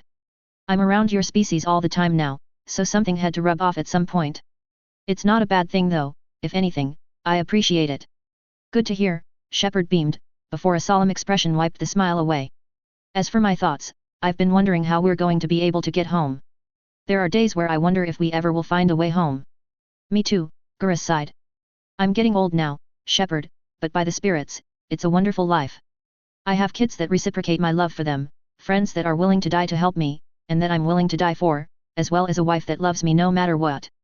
I've been truly blessed by the spirits, and any other deities that exist out there. Even if we don't find a way back home, I am at peace." "Me too," Shepard nodded. "I've got the same things as well. It's been a wild, but fun ride, and I wouldn't have it any other way." "Agreed. It's been an honor, Shepard, and I hope it continues to be an honor to the end of our lives." "Me too. Now, let's enjoy the company of friends, while we remember those that we lost." With that, they spent the rest of the 2 hours they spent there with friends and family, while remembering the ones that they had lost. It was that night where Shepard had the oddest dream in his life. Opening his eyes, Shepard found that he was sitting on a bench in a grassy field, watching a group of children play. Looking at himself, he found that his appearance hadn't changed, though he could see that he was wearing the cooling suit he wore in his mech. In addition, he could see a number of people that he could have sworn had died in combat, though it made him smile to see that they were happy once more. It was then that he noticed someone else sitting next to him. Looking to his left, he found, much to his surprise, that Grunt was sitting next to him. He looked exactly the way he did when he was killed in battle, from the segmented head plate that he had, down to the cooling suit that he wore. Grunt? He asked. Grunt looked at him, both blue eyes peering at him. Shepard, he nodded. It's good to see you again. That it is, Shepard nodded. Feeling tears stinging his eyes, he said, I'm sorry that I wasn't able to save you that day, at Pinnacle. I tried. I honestly did. I just hope that you're not angry with me. He braced himself for the worst. To his surprise, he watched as Grunt shook his head, before reaching up with a hand to touch Shepard's cheek. I'm not, he replied. I'm not angry with you at all, Shepard. I made my choice during that battle, and I stuck with it to the very end. Garrus was my friend, and I didn't want to see him die. He has a wife and child to live for, whereas I didn't. As such, I made the choice to sacrifice myself so that he could live. Shepard nodded, feeling tears sliding down his cheeks. So, are you all right?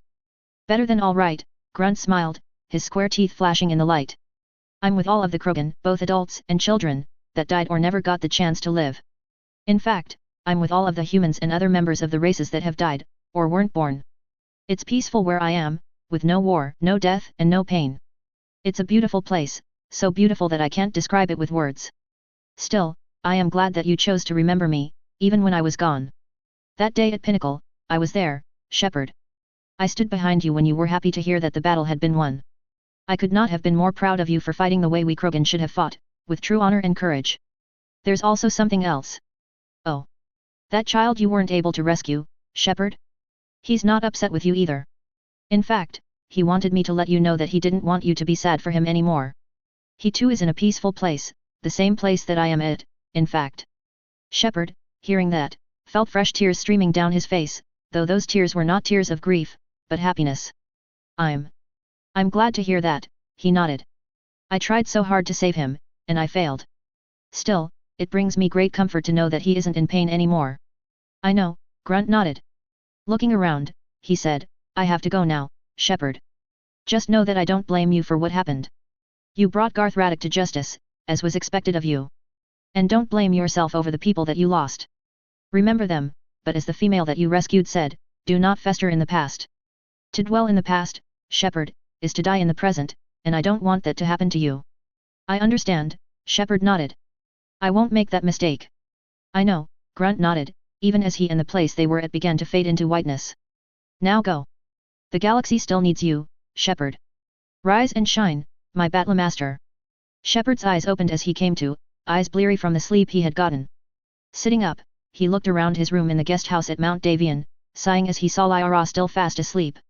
Seeing that it was 5:30 in the morning, he got up and, getting some clothes on, walked out the room and into the living room. Sitting down on a couch, he felt a few sobs coming into his throat, while tears streamed down his face. Thank you, he said to whatever deity had allowed him to have one last moment with Grunt. Thank you, for allowing me to say goodbye to Grunt. He continued to silently weep, even as Lyra, who had woken up as well, wrapped her arms comfortingly around him. What is it? She asked as he calmed down. Looking at Lyra, Shepard smiled slightly. I got to spend one more time with Grunt. Do you want to hear what he told me? Oh, of course. Back at NAIS, the scientists of the Inner Sphere were quite busy doing what they did best, advancing the technology of the Inner Sphere in order to help humanity achieve a brighter future. Here, the best and brightest minds on this side of the Inner Sphere collaborated their efforts in order to do just that.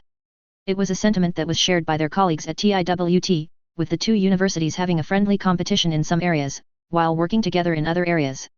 Right now, Oberon Williams, the new administrator of the entire complex, was working the day after a long day of some much-needed sleep and rest. Taking a sip from some coffee he had brewed recently, he continued to read reports that had come from the various departments that worked at the campus. It was a he found tedious, but one that he knew was essential in order to keep everything running smoothly at NAIS. If not me, then who? He had told his colleagues once. So far, so good, he noted to himself as he looked through the reports. Looks like the scientists working with the mass tech Shepard and his team brought along have outdone themselves yet again. I remember when they devised kinetic barriers for battle mechs, aerospace fighters, and combat vehicles. Getting the emitters to work properly was a challenge, but now we have barriers that are stronger than that of the council races that Engineer Adams and the others mentioned. As for our infantry, the nanocrystal shield upgrade for our barriers really does the job, that and the tech that Shepard brought along from these Geth he mentioned. It also helps that our barriers use the cyclonic barrier technology the Normand uses. Solving the drawbacks for the technology was quite challenging, but in the end, we succeeded, and now our larger warships can use the tech. The Phoenix cannon is nice, but our plasma cannons are more effective. I'll see if we can install a subcapital plasma cannon onto the Normandy. There were other technological advances that he noted, both from NAIS and TIWT, as the latter of the two shared their discoveries with NAIS. There were B-pods and A-pods, which were effective against battle armor and infantry, respectively. Fits over the mech's ablative armor like the explosive reactive armor from 21st century Terra, he noted. In addition, we've recently advanced and refined said ERAs so that it can also work for combat vehicles as well. That way, they can stop a blow without having to sacrifice the armor on the vehicle, though it's a one-time use thing. He continued looking through the reports for quite some time, finishing the last one just as it became 4 p.m. in the afternoon, while alternating between handling paperwork for other departments. Noticing that his shift was ending, he got up and began to head for his car when an assistant came knocking on the door. "Yes?" he asked. "My apologies for being tardy, but I have something of great importance. In fact, I think it is so important that the First Prince might need to hear of this." "Well, come on," Oberon frowned. "Let me see this." Taking the datapad, he began to scroll through the documents one by one. As he did so, his eyes began to widen, until he nearly threw down the datapad. Picking up his telephone, he said, "Get me MIIO immediately. This is of the utmost importance." "Just do it, I'll explain later." Slamming the phone down onto its holding unit, he quickly began to head for the closet in the room. A few hours later, Hansa, Quintus, Sortek and Shepard, along with the Normandy crew, found themselves in the administrator's office. The room had been swept for bugs and other surveillance devices, and the first Davian guards were standing outside, ready to shoot anyone that attempted to molest the people inside. "I was told that you had something of great importance to everyone, yes?" Hansa asked Oberon. "I do," Oberon nodded. "Or actually, Dr. Palmer does." "Dr. Palmer, you have the honors." "Thank you," Palmer nodded. Palmer, the woman in question, was tall, had dark brown skin, as well as black, wiry hair, all of which framed a pair of green-colored eyes. Clearing her throat, she said, "We found an artifact of non-human origin." That had everyone's attention immediately. "Non-human in origin?" Hansa asked. "Yes," Palmer added. Reaching into her lab cot, he pulled out a manila folder that held images inside. "During our survey of the periphery near the borders of the Taurian Concordat and Federated Commonwealth, a survey team working for the Federated Commonwealth Exploration Corps stumbled onto something. You remember them?" "Yes," Hansa nodded. "I commissioned for the formation of an exploration corps, in light of the recent advances we made in FTL flight, courtesy of Shepard and the mass tech he brought along." "Tell me more." "During their survey of HD 960325, near the Hawker system, they found a planet orbiting a G3V type star. Initial surveys have revealed that it is Earth-like, with a gravity of 1.01 g and a rotational period of 25 hours. What got their attention, however, was that they found these structures." A moment later, she pulled out the photographs from the folder and handed them out to the group of people inside. Shepard's eyes went wide as soon as he saw the contents of the photographs. According to the images, which were snapped during a flyover, the survey team had found a facility that occupied an area that was 3 square kilometers large. Numerous buildings had been found, with the facility in surprisingly pristine shape, likely due to automated maintenance drones. What had Shepard's attention, however, was the presence of ring-like structures inside of what appeared to be a massive projector of some kind. The architecture, however, was what had caught his attention. "That's a protein structure," he realized immediately. "Javik." "I agree," Javik nodded. "This is architecture that is of my people. My species definitely inhabited this planet." "But how?" Hansa asked, confused. "I thought the proteins didn't exist in this dimension." "I think I have an idea as to how," Quintus stated, clearing his throat as he did so. "If it was a protein artifact that brought Shepard and his team here to our universe, then it is just as likely that the proteins were able to create similar devices to allow for travel to other quantum universes. Besides, if they could do it once, then it stands to reason that they could achieve the same feat of physics and engineering again. My best guess is that, during their war against the Reapers, the proteins had a construction team, along with scientists, make the jump to our universe and build a similar device here. That way, if more proteins came, then they'd be able to allow their civilization to survive. However, as we can clearly see, they either haven't, or they have degraded to a primitive tech level. I think the latter is likely, since you'd need around hundreds of workers to build a facility like this, and from what I recall from biology class, you need around 250 to 500 individuals to repopulate a species without the danger of inbreeding." "That makes sense," Hansa agreed after thinking on that for a few seconds. Looking at Palmer, he asked, Palmer, when was this site constructed? Based on samples retrieved for carbon dating, and the calculations done by a colleague of mine, I'd say that this site is no older than 50,000 years old. From what little I know of protein structures, they were designed to last longer than 50,000 years, even in suboptimal conditions. With automated maintenance, it would be indefinite. That's about the time the proteins went extinct, Shepard noted. Any ideas as to why it wouldn't be older? I'm not an expert on the subject, but it's likely that time in this universe travels at a different rate than your own. If that were the case, forming an inter-universal wormhole would cause the temporal flow between both universes to temporarily equalize, what one of my colleagues called temporal synchronization. In addition, it's also possible that, for you, time in your universe has paused due to the lack of observation, or it is continuing, but at a much slower pace. Like I said, though, I'm not an expert on this kind of thing. Do we know what this device is? Hansa asked. My best personal guess is that it is a more powerful version of the HPGs that we use, Sortek mused. It stands to reason that the proteins were more advanced than we were in computer technology and materials science just a few decades ago. As such, discovering hyperspace isn't that far of a stretch, and since we know it took centuries for the Reapers to wipe out the proteins, it also stands to reason that they would be able to refine the technology to allow for ships to use the artificially created jump point. After all, that was what our own HPGs do, create artificial jump points, only instead of ships, we transmit information. That's quite ingenious. Palmer beamed. My specialty is in HPG science, so I get what you mean. The proteins must have used a power source that allowed them to create a super HPG, which is what I'm calling this device, powerful enough to open an Einstein-Rosen bridge to another universe. What would provide that much power, though? Why not an element zero microsingularity? Lyra suggested. We can create such phenomena using our current technology, so it stands to reason that the proteins could do the same too. Such a power supply would generate more than enough power to create an Einstein-Rosen bridge using this super HPG. Maintaining it would require AI, which the proteins were certainly capable of, as well as what I assume would be robotic maintenance platforms running off a simple 6, but it is highly feasible. That does make sense, Javik nodded. While the Protein Empire banned AI for public use, certain internal factions were granted exemptions from the rules so that they could conduct research. It's likely that this faction used such an AI to make this device. Either way, this means that we have what Shepard has been looking for all this time, a way back home. The question, however, is if the AI in this facility is friendly or not. We'll find out once a full RCT, complete with a scientific expedition arrives there, Hansa decided. Shepard, I want you and your team to come on this mission, especially Javik. The AI might recognize him as a friendly, so his presence is mandatory. Understood, Shepard nodded. Where is the star system, if I might ask? Palmer looked at a map of the inner sphere on her noteputer. It's just 30 light-years from the Federated Commonwealth's southeastern border and around 90 light-years from the border of the Taurian Concordat. I'd recommend caution, though, it's near the Pirate Haven cluster. Then we'll send a few warships as well, Hansa decided. It is time that we make history. With that, everyone left to prepare for the mission.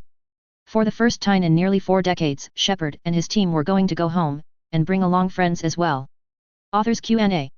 Now that we are approaching the Mass Effect 3 story arcade, I have a little request to make of you. From what I recall, Element Zero actually breaks the laws of physics, and more than what the lore for Mass Effect states it does. With that in mind, could you determine what laws it breaks, and come up with ways to make Element Zero more closely follow the laws of physics? If you can do so, that would be greatly appreciated. Thank you. On to answering the reviews. P0K3D4TH, this chapter should provide an explanation as to why. There's even a little dream section there that helps tie that question up nicely. Knight 83DF, thank you. I plan on finishing this crossover thoroughly. Sully Mike 23, that they will be, but the inner sphere will be ready for them. It's also why I chose the theme song I did for this chapter. EDBOY4926, thank you. Marauder Prime 12, thank you. Also, Grunt will rest in peace forever. He has finally seen the end of war. Guest, thank you. Cronus 1326, I know, not my best portrayal of that part. That's why, eventually, I will go back and rewrite it. Guest, unfortunately, yes. The mechs at that battle didn't have kinetic barriers, so he did die. However, Shepard got the revenge he was looking for, and ensured that Grunt could rest in peace, knowing that justice was done. Chapter 40, A Way Back Home. Hello again, everyone, and welcome back to my MechWarrior/BattleTech, Mass Effect crossover. Thank you all for your wonderful support and feedback. I greatly appreciate it. Now we're at the beginning of the new story arc. which will cover Shepard as he returns to the world of Mass Effect. As for what might happen once he comes back, I've got a plan for that. As always, leave a review, but most importantly, enjoy. Disclaimer, I do not own the MechWarrior/BattleTech or Mass Effect franchises. They are the respective properties and trademarks of BioWare, Electronic Arts, FASA Corporation, FASA Interactive, Catalyst Game Labs, WizKids, Piranha Games Incorporated, etc. Any material original to the franchises belongs to their respective developers and publishers. Any material not original to the franchises is of my own invention. I do not own any music listed in each chapter. Any music listed belongs to its original composers and/or artists. MDS Cavalier 3. Periphery. March 21, 3053. On board the Cavalier 3, Shepard was busy getting his mech ready for the mission that they were going to be conducting today. Sitting down in the padded seat, he made sure everything was in order. So far, so good, he noted. This mech and I have been through a lot, but I'm happy to see that she's purring like a kitten so far. He brushed his hair as he recalled the 2 months of preparation that had gone into this mission. While getting the expedition together wasn't difficult, what was difficult was getting a command circuit created for this particular region of space. Before that was done, however, each jump ship was retrofitted with specially designed fuel tanks that would allow ships using antimatter drives, like the Normandy, to refuel without the fear of being stranded in the middle of nowhere. Then there's the political situation, he noted. It took nearly a decade for Hansa to get relations with the Taurian Concordat settled down, since they have no love for the inner sphere, and then it took 2 more decades for us to be able to do this kind of thing without arousing a significant level of suspicion. There are times where paranoia is justifiable, and times where it is not. In the end, from what he recalled, the Taurian Concordat, despite being paranoid of the Federated Commonwealth's intentions, had agreed to their request. Hansa, though, knew that the Concordat would spy on them, so he had an MIO team ready in case they did do such a thing. So far, nothing of the sort had happened, but one couldn't blame the First Prince for being cautious in this case. At any rate, he'd also hired a few mercenary companies to help provide security for what was going on, including Mason's Cavaliers. Today was also special, as Iavalai was going to be coming along on this mission. In fact, aside from himself, the lance he was going to be leading was composed of non-humans. Rex would be inside his trademark Annihilator, while Iavalai would be inside of her favored mech, a stalker that she'd gotten as a gift from Gurus after she had completed battle mech training. As for Gurus, he would be inside of his trademark Rifleman too. The lance also had a special guest coming along in the form of Javik, who was piloting his customized Awesome. I'll always stick with the Marauder too, Shepard knew deep down.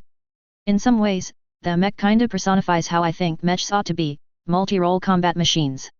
Doing a COMM check, he said, COMM check. How's everyone doing? Green, Iavalai reported. All systems go here, Gurus added.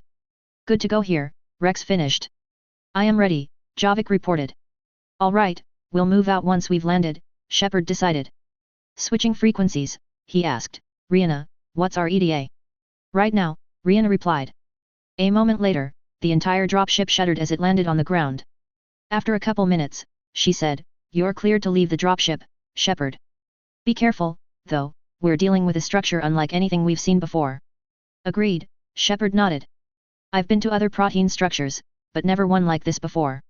Keying the accelerator, he began to move the mech out of the mech bay, and towards the door that would allow them to leave the dropship and walk out onto an alien world. It wasn't long before his Marauder 2 marched out of the mech bay and onto the surface of this newfound world. Looking around, he found that they had landed in the middle of an Arctic wasteland.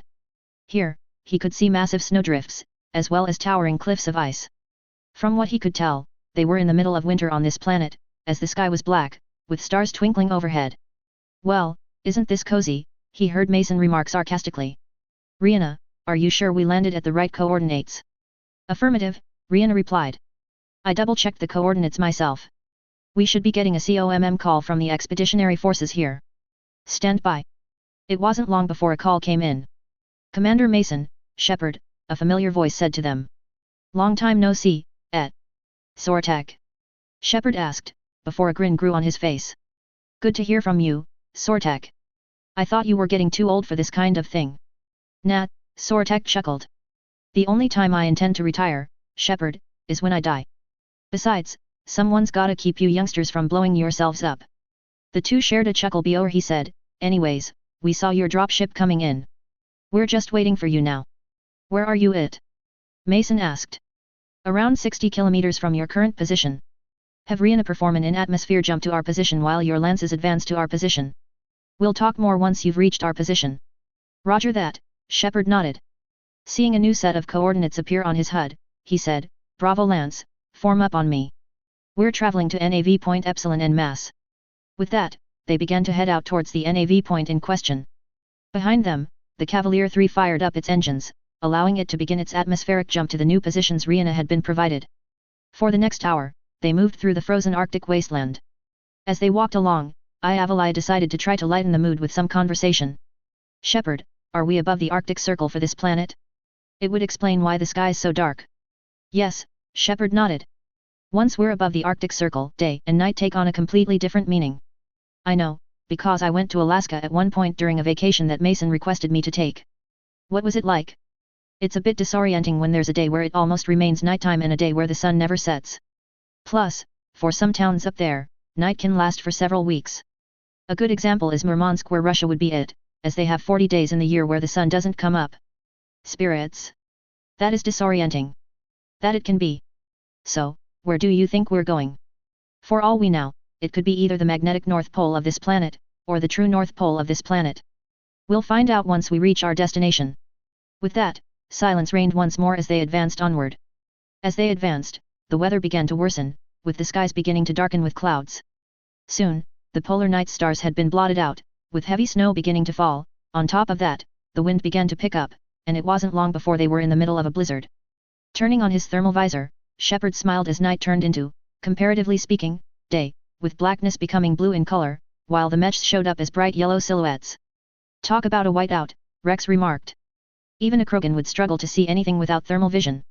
At least it's warm and cozy in my mech, Gurus added, a hint of relief in his voice. Turians aren't made for surviving in cold climates. Oh, come on, Gurus. Show some backbone. Gentlemen, Shepard chided them, with the two falling silent a moment later. It was around 40 minutes before they came across the expeditionary force. Looking towards the midnight blue horizon, Shepard spotted a blot of yellow-red on his HUD. Temporarily turning off his thermal vision, he noted that the blizzard had died down, with the clouds beginning to break apart to reveal the sky beyond. Up ahead, he could see a series of bright white lights that indicated the position of the friendly force. It wasn't long before they reached their position, with Shepard weaving his mech around the numerous combat vehicles that were present. Spotting a victor, Shepard held out an arm pod, with Sortek tapping the hand actuator of his mech against the arm pod, the mech warrior equivalent of a fist bump. Good to see you're doing good, Shepard beamed. Me too, Arden nodded. It almost seems like yesterday we were training you and your friends how to use battle mechs. Coming here was a blessing for you and me, Shepard. You restored our technological prowess and we provided you with a livelihood and a whole new world to explore. Agreed, Shepard nodded. So, what's the gig?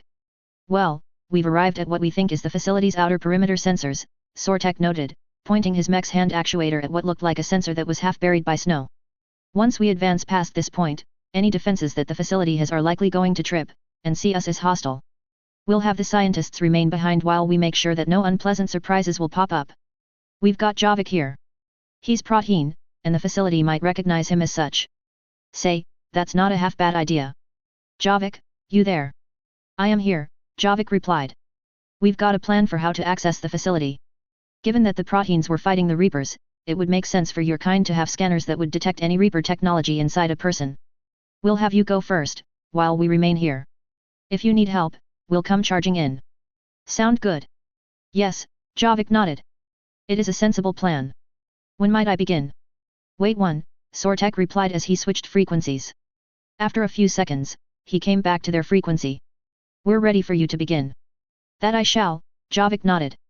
With that, he accelerated his awesome, with the mech beginning to move towards the Protein facility, which wasn't visible due to a rise. Passing the perimeter sensors, he began to ascend the hill. Inside his mech, Javik could feel his heart beginning to race, with the organ that provided his blood with the means of moving around thumping loudly in his chest. All four of his eyes were focused on his objective, however, and he began breathing in and out. A good Protein soldier always maintains control of his emotions, he could hear his drill instructor saying to him in his mind. It was then that he came across the facility. True to form, the facility was massive, with the entire place covering 3 square kilometers. Much of it, however, seemed to be unused, with snow covering the ground. He could see a few buildings, with the architecture exactly like that of his people. He could even see the massive device that would, in theory, create an Einstein-Rosen bridge into another universe. Surrounding the facility was a 20-meter-tall wall that was made out of the ferrocrete that the Proteans preferred for their defensive fortifications. Mounted on towers outside of the walls were what appeared to be mass accelerator turrets. Despite being over 50,000 years old, they seemed to be in excellent condition, as they tracked his incoming mech, but didn't open fire. Why, he wondered. As he approached the facility, he came to a stop when a conical beam of green light scanned his mech from foot actuator to cockpit. The light, for a few seconds, hovered over the cockpit, with the tighter beam washing over Javik's frame. Just as beam winked out, the doors to the complex opened, and he heard a sound over his helmet. He was about to tune his helmet's radio when a voice in Protean spoke up. Unidentified Protean, this is Shining Vigilance of the Protean Emperor. Identify yourself. That was unexpected, Javik thought, though not too surprising. Clearing his throat, he said, I am Javik, serial code 05603502JK. I was performing a recon mission when I spotted this facility. Mind if I ask who you are? I am an artificial intelligence created by the overseers of this facility, Shining Vigilance explained. You're an AI. Of course I am. The facility, as well as the wormhole projector, were deemed too complex for a simple 6 to maintain appropriately. As such, I was granted control over a number of automated maintenance drones to ensure the facility remained fully operational. In addition, access to this facility has been granted to you. That had Javik confused. Why? He asked. You are untainted by indoctrination and the Reaper's technology, Shining Vigilance explained. The scanner mounted inside an armored cubicle over the gate cannot be fooled. Before you enter, however, I would like to ask a question. Have the Proteans of your world survived? Javik, while surprised, decided that honest was the best policy. No, he sadly replied. I was the only survivor of the complex on the world the humans call Eden Prime. Humans? Are you referring to the primitive species that existed on that particular world in the Orionis arm of the galaxy? Yes. They are no longer primitive. They have achieved FTL flight and communication. They are, however, embroiled in a war against the Reapers. I see. What about the humans of this reality? It was expected that humans also existed in this reality. They have done the same, but the Reapers do not exist here. In addition, they have grown into a series of vast, interstellar governments. They recently helped me and my friends come to this planet in order to investigate this facility. I see, Shining Vigilance noted. There was a few seconds of silence, then it said, I detected an unknown force arriving. I have not had contact with this version of humanity. It will be interesting to speak with a species we once thought were primitives. Very well. Inform your friends that they are welcome to come inside.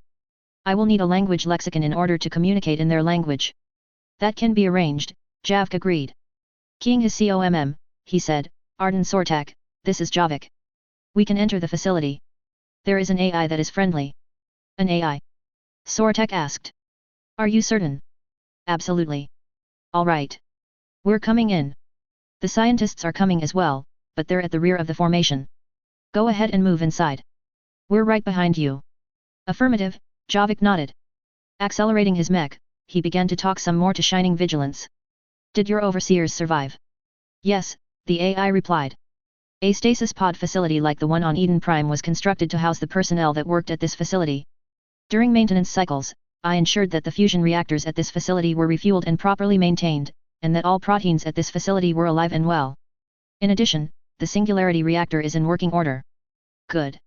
Javik beamed, his heart fluttering with excitement. With that, he looked behind himself to see the others entering the facility. Inside of his mech, Shepard was simply relieved to know that the AI present here was friendly. So? He asked Javik. Are there any other Proteans around here? Yes. He heard Javik smile. There is a stasis pod facility underneath our feet, from what I can tell. Shining Vigilance, the AI of this place, is currently bringing them out of stasis. Apparently, he wishes for the overseer of this facility to speak with us. That's good, Shepard noted. Arden Sortak, who was now inside of the facility, asked, so, where's the AI stored at in this facility? Underground, Javik explained. Shining Vigilance says that we don't have to enter the underground complex. All of the workers and supervisors here are going to be coming to speak with us. I just need to share my knowledge of your language with them. Good, Arden nodded. Noticing the sky becoming brighter, he said, sun's coming up in an hour. Good thing we packed our Arctic equipment with us. As he said this, he could see personnel getting out of their vehicles, all of them dressed in Arctic survival gear.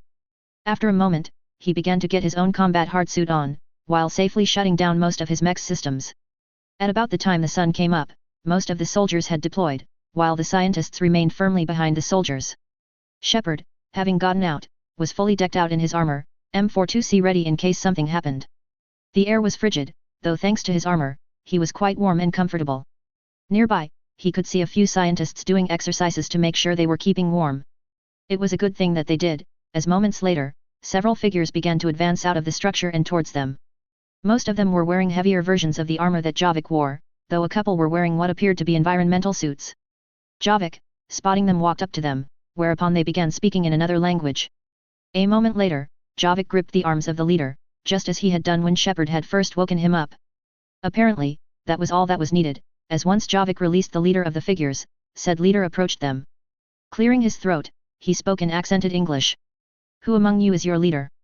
"I am," Sortek replied, striding forwards in full armor. "I am Arden Sortek, the Prince's champion.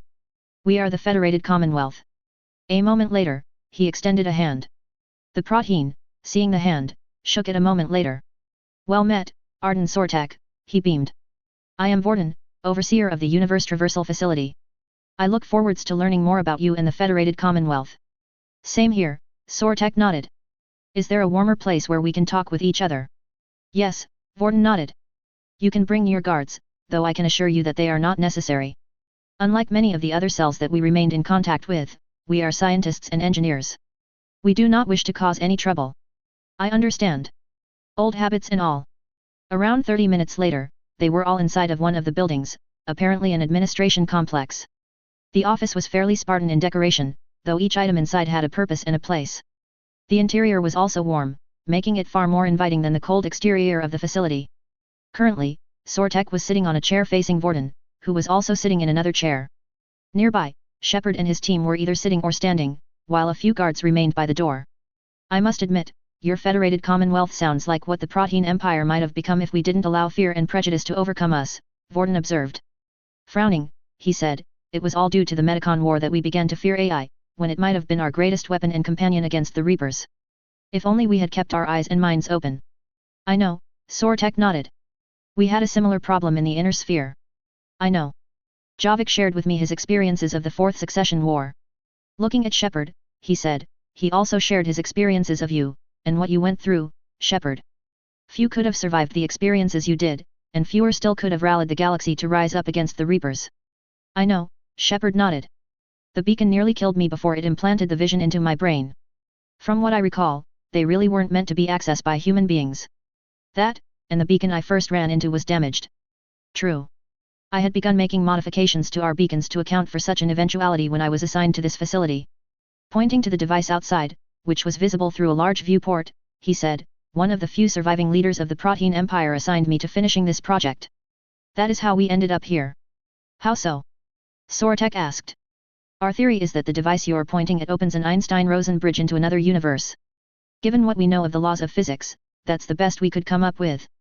"You're not too far off the mark," Vorden smiled. "Several Protean scientists of a far greater expertise than I am discovered that they could manipulate the fabric of space and time to access a dimension known to you as hyperspace. Using this new dimension, we were able to create a wormhole that accessed another universe.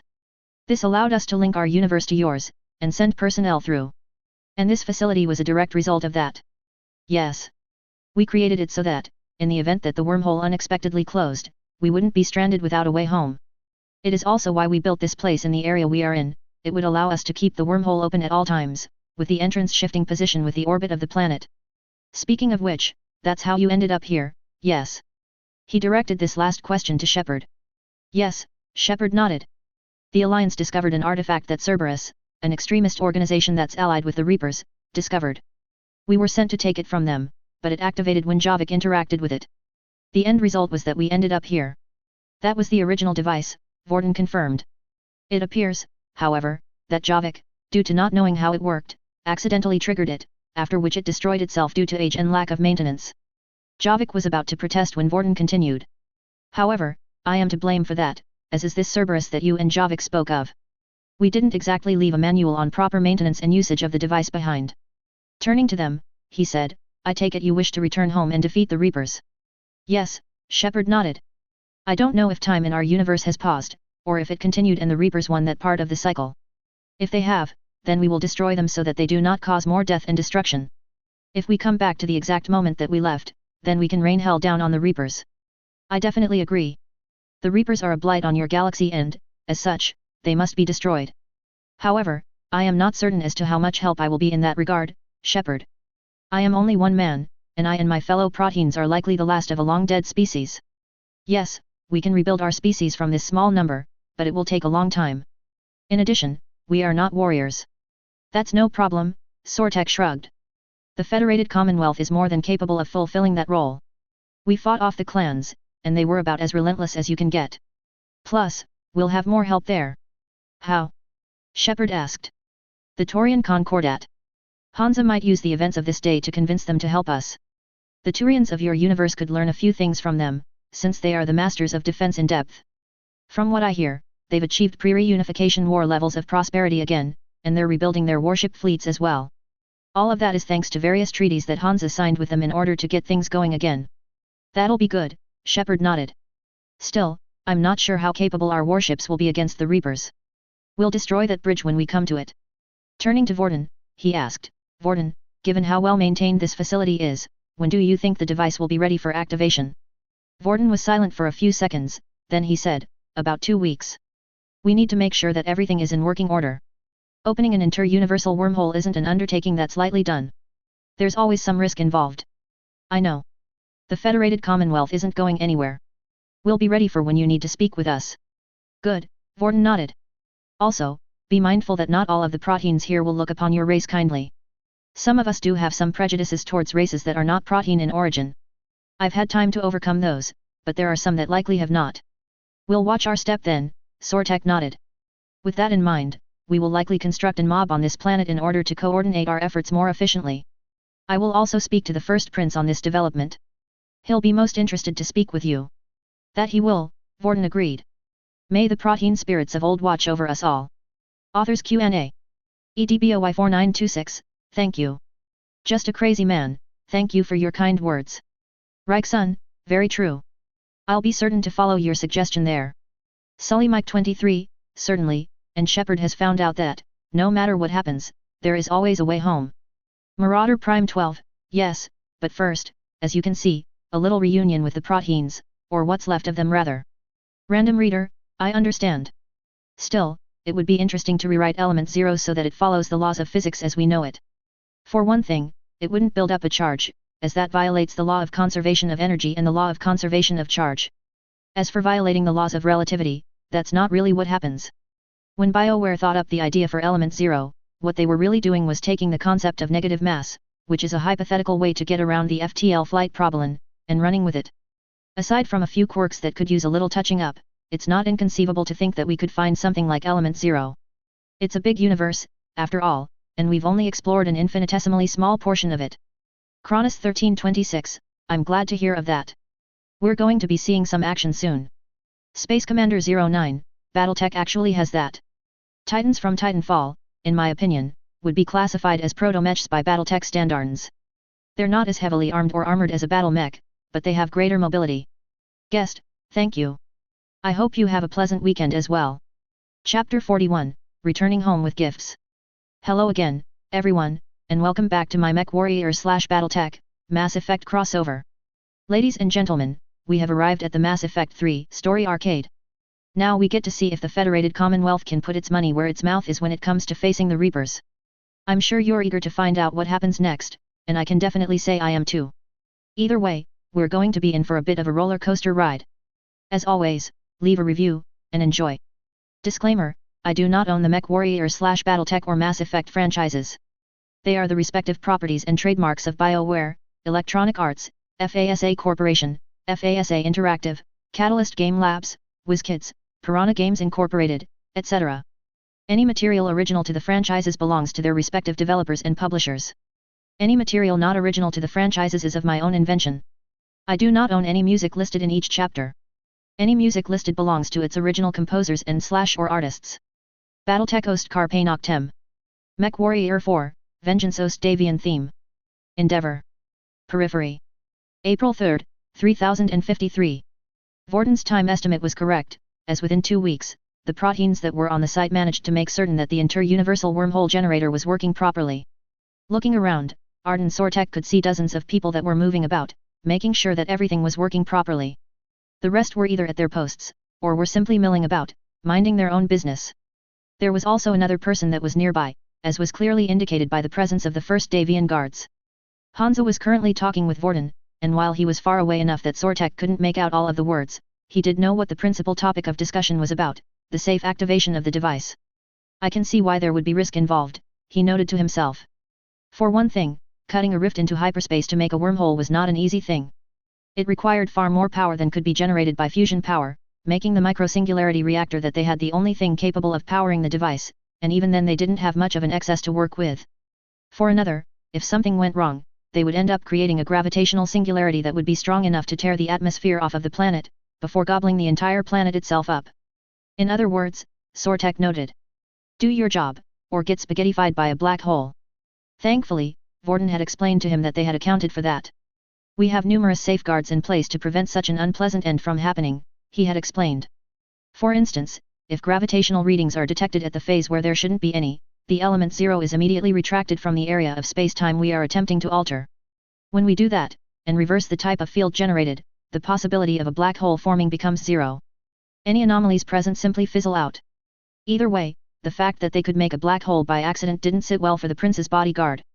There was another person that was also somewhat uneasy due to what could go wrong, but also for what might have happened on the other side. Nearby, Shepard was pacing to and fro, waiting for when the anomaly would begin to form in order to hop on the Normandy and await their next orders. Technically, at this point, his time with Mason's Cavaliers was over. Spotting Mason, he was about to ask when Mason came over. Hey, Shepard, he nodded. You doing all right? Just nervous is all, Shepard replied. This is the first time that we've attempted something like this before. Defeating Saren and the Collectors was hard, but now we're crossing the boundaries of two universes. Now that is what I would have normally called impossible. I agree, Mason nodded. Those proteins really know their stuff. A few of them gave me a few snotty glances, but beyond that, they've all been warm and inviting. It was then that he decided to talk about the elephant in the room. I guess this is it. I guess this is where we say our goodbyes. Yeah, though I was hoping we wouldn't have to, Shepard shrugged. I really enjoyed our time working with you, Mason. We kicked Comstar in the ass, Gurus got to have kids with Nyrene, we made the Federated Commonwealth stronger than ever. It's been wild. Wild and crazy, but I wouldn't want it any other way, Mason agreed. Still, Shepard, just because we're saying goodbye doesn't mean that it's forever. Once the war is over, and you've completed military service, you're more than welcome to hang out with me. Besides, Fahad would tear me a new one if you left permanently. That he would, Shepard chuckled. Still, I think that, once the Reaper War is over, I'll retire from frontline military service. I've seen enough of galaxy-changing events. A little peace and quiet would be nice. Might even take up mech combat training as a hobby. Maybe. Looking around, Mason noticed how the first prince and the others were leaving. I'm guessing that the main event is about to begin. Extending a hand to Shepard, he said, you're more than welcome to stick with Mason's Cavaliers, Shepard.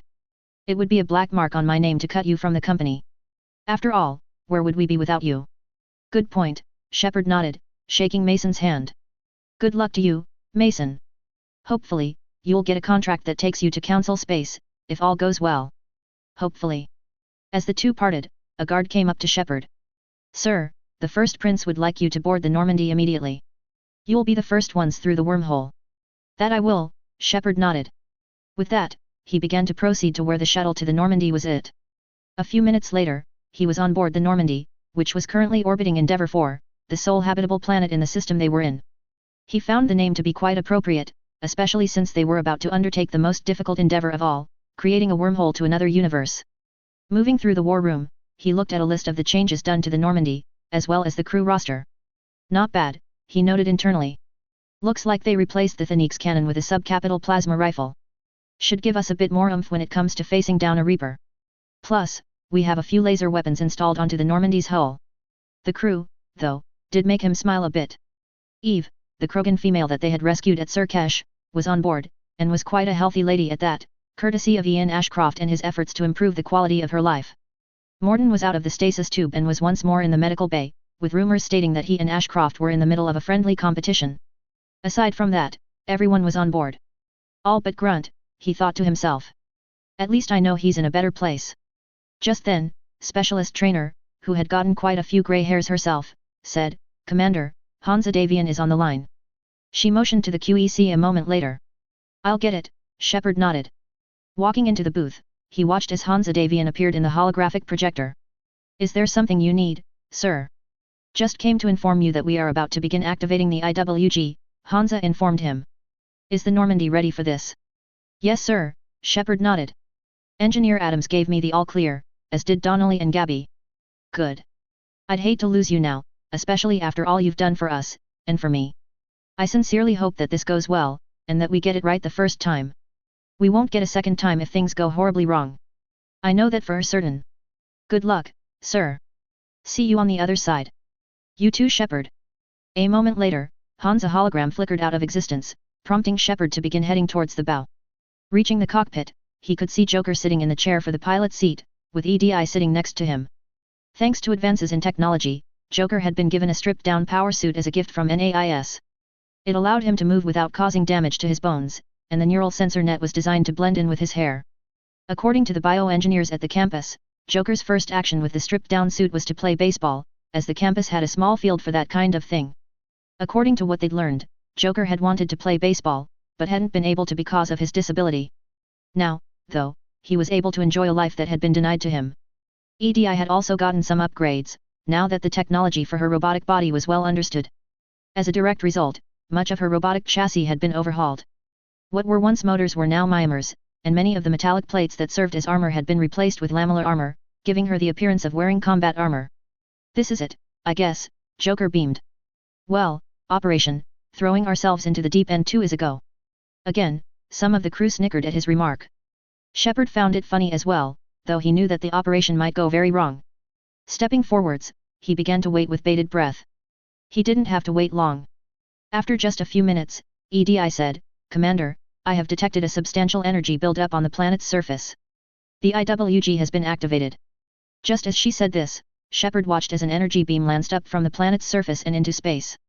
Moving at 99% of the speed of light, it traveled for 4 light seconds directly perpendicular to the top of the planet before coming to a stop. Gravitational signature detected. Joker reported. As the bolus grew in size, Shepard noticed that it was becoming dimmer as well, as gravity in the affected area increased until the bolus appeared to disappear from view, though it was likely due to the gravity increasing to the point that only infrared light was visible now. That was when it happened. A moment later, Shepard watched as the light around the affected region of space curved around it, as though it was traveling around something without hitting it. At the same moment, he watched as the light, instead of bending inward, suddenly bent outwards, as though something was pushing it away. Looking directly at the affected region of space, he could see a patch of space that wasn't being magnified or warped, while the edges bent outwards from the central patch. Did it work? He wondered. A moment later, Joker said, Commander, I've got a communique from the surface of the planet. Patch it through, Shepard ordered. Shepard, came Hansa's voice. We did it. We've created a stable inter-universal wormhole. We're currently checking to make certain that it'll remain stable, but Vorten is reasonably certain that it's stable. Can you send a few probes to make certain it is? Certainly, Shepard nodded. EDI, launch a probe. Just as he said this, EDI launched off a probe, with the deck shuddering slightly. Moments later, there was a streak of light as the probe flew away, before it went into FTL flight. Within a few seconds, it exited FTL flight and entered the spatial anomaly. For a half-minute, the silence and tension was so thick that one could have cut it with a knife. Then EDI said, Commander, I have sent the relevant information to the facility on the ground. They should have an answer shortly. So, is it stable or not? Definitely, Vorten answered, his voice a pleasant buzz on the speakers. We used some element 0 to form a gravitational singularity. According to your late Dr. Einstein and Dr. Rosen, the black hole, for a nanosecond, forms a connection with another black hole on the other side. Normally, it would have collapsed then, but we forced the black holes to remain open by using element 0 to generate an anti-gravity field. In other words, we've formed a traversable wormhole. Thanks to EDI's data, we've confirmed that the wormhole is stable. That had Shepard genuinely impressed. It was difficult enough to form a black hole, but it was even more difficult to get it to stay open, allowing for a portal into another universe. How do we know that it leads back home? He asked. We don't, Vorten replied. That's why you'll go in and see if it reached your home reality. You ready? Shepard was silent for a moment. What he means is that he has no idea what's on the other side. Oh, well.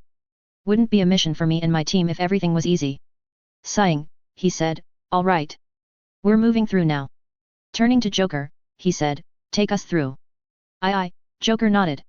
A moment later, the humming from the newly upgraded Tantalus drive core increased slightly as they began to move towards the newly formed spatial anomaly.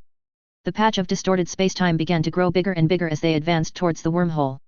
A moment later, they were traveling through the wormhole itself, with EDI saying, Commander, we are entering the wormhole. Looking at camera feeds, Shepard noticed how they seemed to pass through the hole in space and time. From what I recall in physics class, it's not an actually hole, he noted. It's more like a spherical region, like that of a star or a black hole, that you enter to travel to another part of the universe, or another universe. Even so, he couldn't help but note how the distorted light from both sides of the wormhole created the illusion of a tunnel. Eventually, the cameras showed that they had passed through the wormhole and were now coming out on the other side. We have exited the wormhole, Commander. Okay, Joker noted. Any way of knowing we're in the right universe? It's not like there's a map saying, you are in this universe. To Shepard, there was a surefire way to know. I'll use the QEC, he decided. It only connects to another QEC if it's accessible. Quantum entanglement is a wonderful thing, isn't it? He didn't hear Joker's remark as he walked towards the war room. Entering the QEC booth inside the war room, Shepard spotted another innovation borrowed from the Alliance. While the original Cerberus spec QEC was nice, it only had one channel, which was a limitation of the technology at the time. The Alliance realized that if they created more than one channel, by creating more than a few entangled particles, they could effectively have multiple channels of communication. As such, Shepard began looking at the contacts list. QECs were designed to have a contacts list so that a user could connect to another QEC if they so desired, rather than the one they were originally connected to. Those other contacts would only come up if they were available. Shepard knew this from experience, since when he tried to contact Hackett in the universe they just came from, he hadn't been able to find the contact. As such, he was deeply relieved to find Hackett's name inside the contact list. That's a relief, he noted. We're in the right universe, but has any time elapsed, and furthermore, where are we? Joker? Where are we located at? Hang on a minute, Joker replied. There was a minute of silence, then, got it. We've arrived in the far rim area, the Ma'at system to be precise. That's a long way from Ilos. Agreed. Maybe the wormhole formed in the area with the lowest vacuum energy. At any rate, I'm just happy that we're back home. I also found out something a little unsettling too. Oh. According to the chronometer reading I took before we ended up on our crazy adventure, and the new chronometer reading I took, we arrived just milliseconds after we seemingly vanished into thin air. Now, I know that time travel is technically possible, but that is really, really freaky. I wouldn't be too surprised, in fact, if we arrived just as we got yanked along on our journey. Shepard frowned slightly. That is unsettling. Still, now that we know where we're at, we can contact Hackett. Closing the intercom call, he mumbled, time to see if things have changed since we left. Hitting the call button, he watched as the screen said, establishing connection, please wait. Might as well make more small talk, he thought as he left the room. He was in the middle of a conversation when he heard a beeping sound coming from the QEC room. Excuse me, he said as he walked inside. Looking at the screen, he noticed the words, connection established. Here we go. The moment of truth. For a few seconds, there was nothing, then, just as Shepard was about to see if the connection had been broken, the holographic emitter fizzled to life. Like a ghost from the beyond, Admiral Hackett appeared inside the holographic booth for the QEC. Shepard, he said a moment later. Good to see that. He stopped when he looked at Shepard. Shepard, is that you? Yes, Shepard nodded. He knew the source of Hackett's hesitation, given that he had a few grey hairs on his head now. Is there something wrong? Of course there is, Hackett insisted. For one thing, your hair has a grey streak in it, even though I can clearly see that it's been buzz cut. For another, the connection is slightly stronger than it usually is. Mind if you explain? It's a long story, Shepard replied. To be honest, you might not believe me. Even I had a hard time believing it, to be honest. Well, you've done the impossible before, Shepard, so I'm willing to give you the benefit of the doubt. Go ahead. Certainly, Shepard nodded. Keying the intercom, he said, Joker, have EDI send the information packet to Hackett's location on a heavily encrypted channel. Employ quantum cryptography and send the codes to decrypt it in a separate transmission to Hackett. We don't want the Reapers or Cerberus to know what's in it. Turning back to Hackett, he began to tell his story. Remember when you sent us to investigate the artifact that your men found at Ilos? Well, it turns out, it was a protein device that was designed to create an Einstein-Rosen bridge, a wormhole, into another universe. Hold on a second, Hackett held up a hand as he got the report. Putting in a few commands where he was at, he began reading the now decrypted file. Before he did so, he asked, the proteins could create wormholes. Yes, Shepard replied. That's how we got back home. Some proteins survived and actually built a facility capable of doing that. I see, Hackett replied. He was still quite suspicious, as he knew that Cerberus could have easily replaced Shepard with a doppelganger, or even a clone. Still, some part of him was telling him that the man he was talking to really was Shepard. What happened next? We found ourselves in another universe, where mankind developed an alternate form of FTL flight, and developed advanced technology, only to lose it in a series of wars with each other. We ended up in the Federated Suns, a massive star nation, or what the natives called a great house in that universe, and managed to make peaceful contact with the leader of that great house, a man by the name of Hansa Davian. Great house? Why are they called that? They're neo-feudal governments. For instance, the Free Worlds League is led by a Captain Marshal, and the Federated Suns is led by the First Prince. As for the great house we ended up in, the Federated Suns, it's led by First Prince Hansa Davian. We helped him out with a few problems and then had to go undercover. He recommended that we work as mercenaries, and hooked us up with a good company. I can see that. According to these documents, you joined up with a mercenary corporation known as Mason's Cavaliers.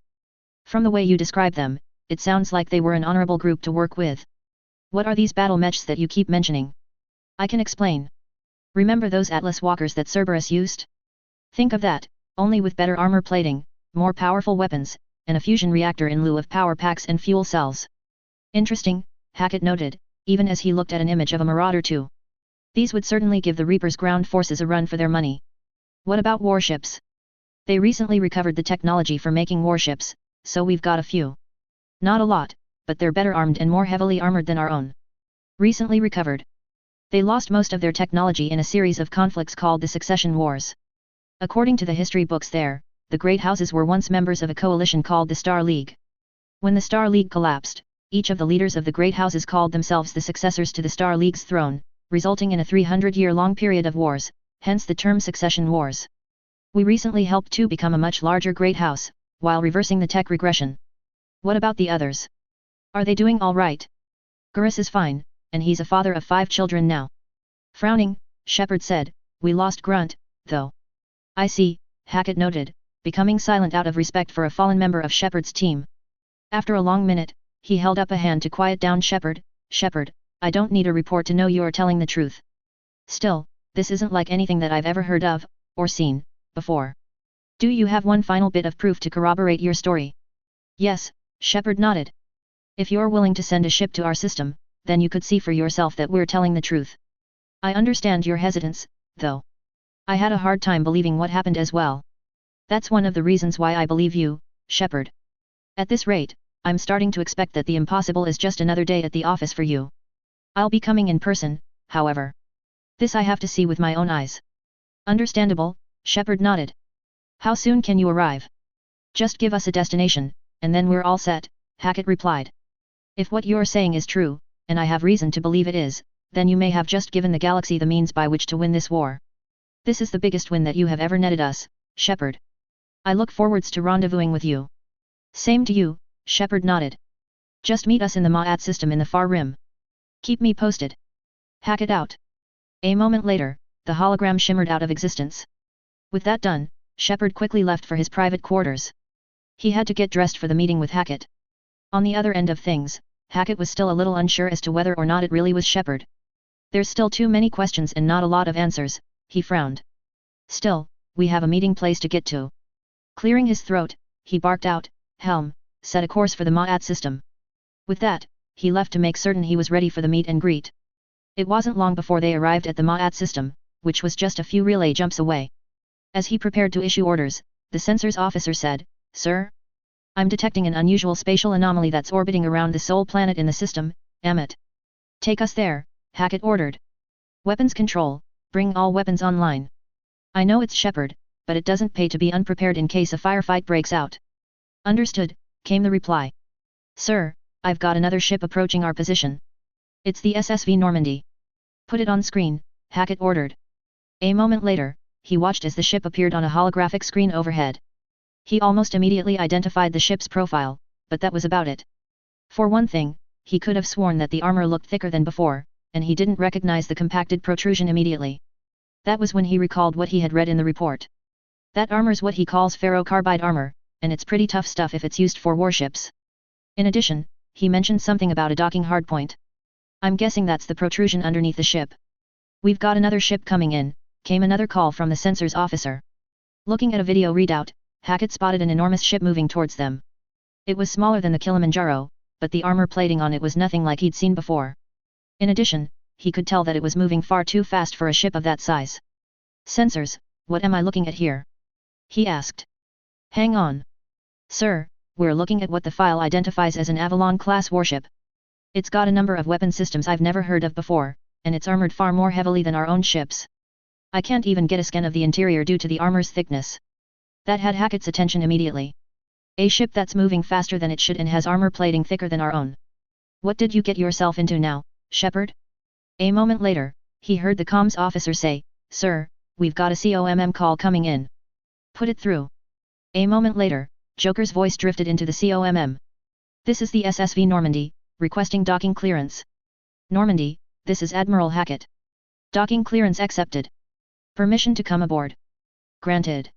A moment later, the Normandy smoothly pulled up to the Kilimanjaro, with the docking tube extending out to the Normandy's portside airlock. We're locked in tight, his XO reported. Good. With that, Hackett began moving towards the docking tube hallway, while motioning for a few N7s to follow him. It didn't take him long to find the hallway that led to the docking tube, with the trio of men walking forwards. The guards went first, though they knew that Hackett was more than capable of handling himself in a fight. I might be old, but I can still fight with the best of them, he thought as he reached the airlock door. Once the decontamination cycle completed, he advanced into the Normandy proper. Almost immediately, he noticed a change. For one thing, there were no more cables and half-completed refits in the hallway leading to the CIC. Instead, every refit that needed to be done was completed, with everything neatly fitting into place. In addition, he noticed that there were more armed guards than before, all of which were wearing combat hardsuits that had bulky, angular armor plating.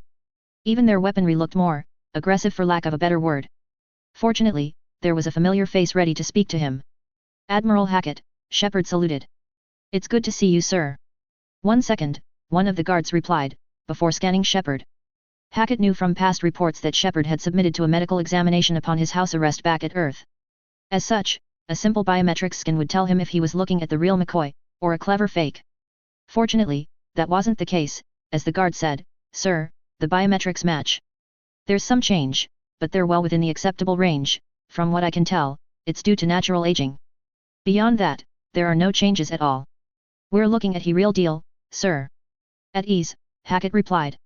That's a load off my shoulders. Now I know that the man before me is really Shepard. Looking around, he said, you seem to have done well for yourself, Shepard. That we have, sir, Shepard nodded. If you'll follow me, I have a special guest that would like to speak with you. Lead the way, Hackett nodded. With that, he began to follow Shepard to the war room. After handing their weapons over to the officers inside of the checkpoint, they proceeded inside, where Hackett met their special guest. The special guest was a man that Hackett had never seen before. For one thing, he was as tall as Shepard, with his blue eyes framed by tanned, wrinkled skin, as well as brown hair that was starting to thin. That aged appearance, however, belied the youth and vigor that was held in both of those eyes. The way he held himself also screamed that he was a former member of an armed force. The other thing Hackett noticed were the armed guards that surrounded the man like wolves around a pack leader. First impressions aside, Hackett knew that he had to put his best foot forwards. Clearing his throat, he said, Greetings. I am Admiral Stephen Hackett of the Systems Alliance. With me are 2 N7 Alliance operatives. And who might you be? Me. The man asked, a hint of mischievousness in his voice. I am Hansa Davian, first prince of the Federated Commonwealth. With me are the first Davian guards and Arden Sortak, the prince's bodyguard. I am honored to make your acquaintance.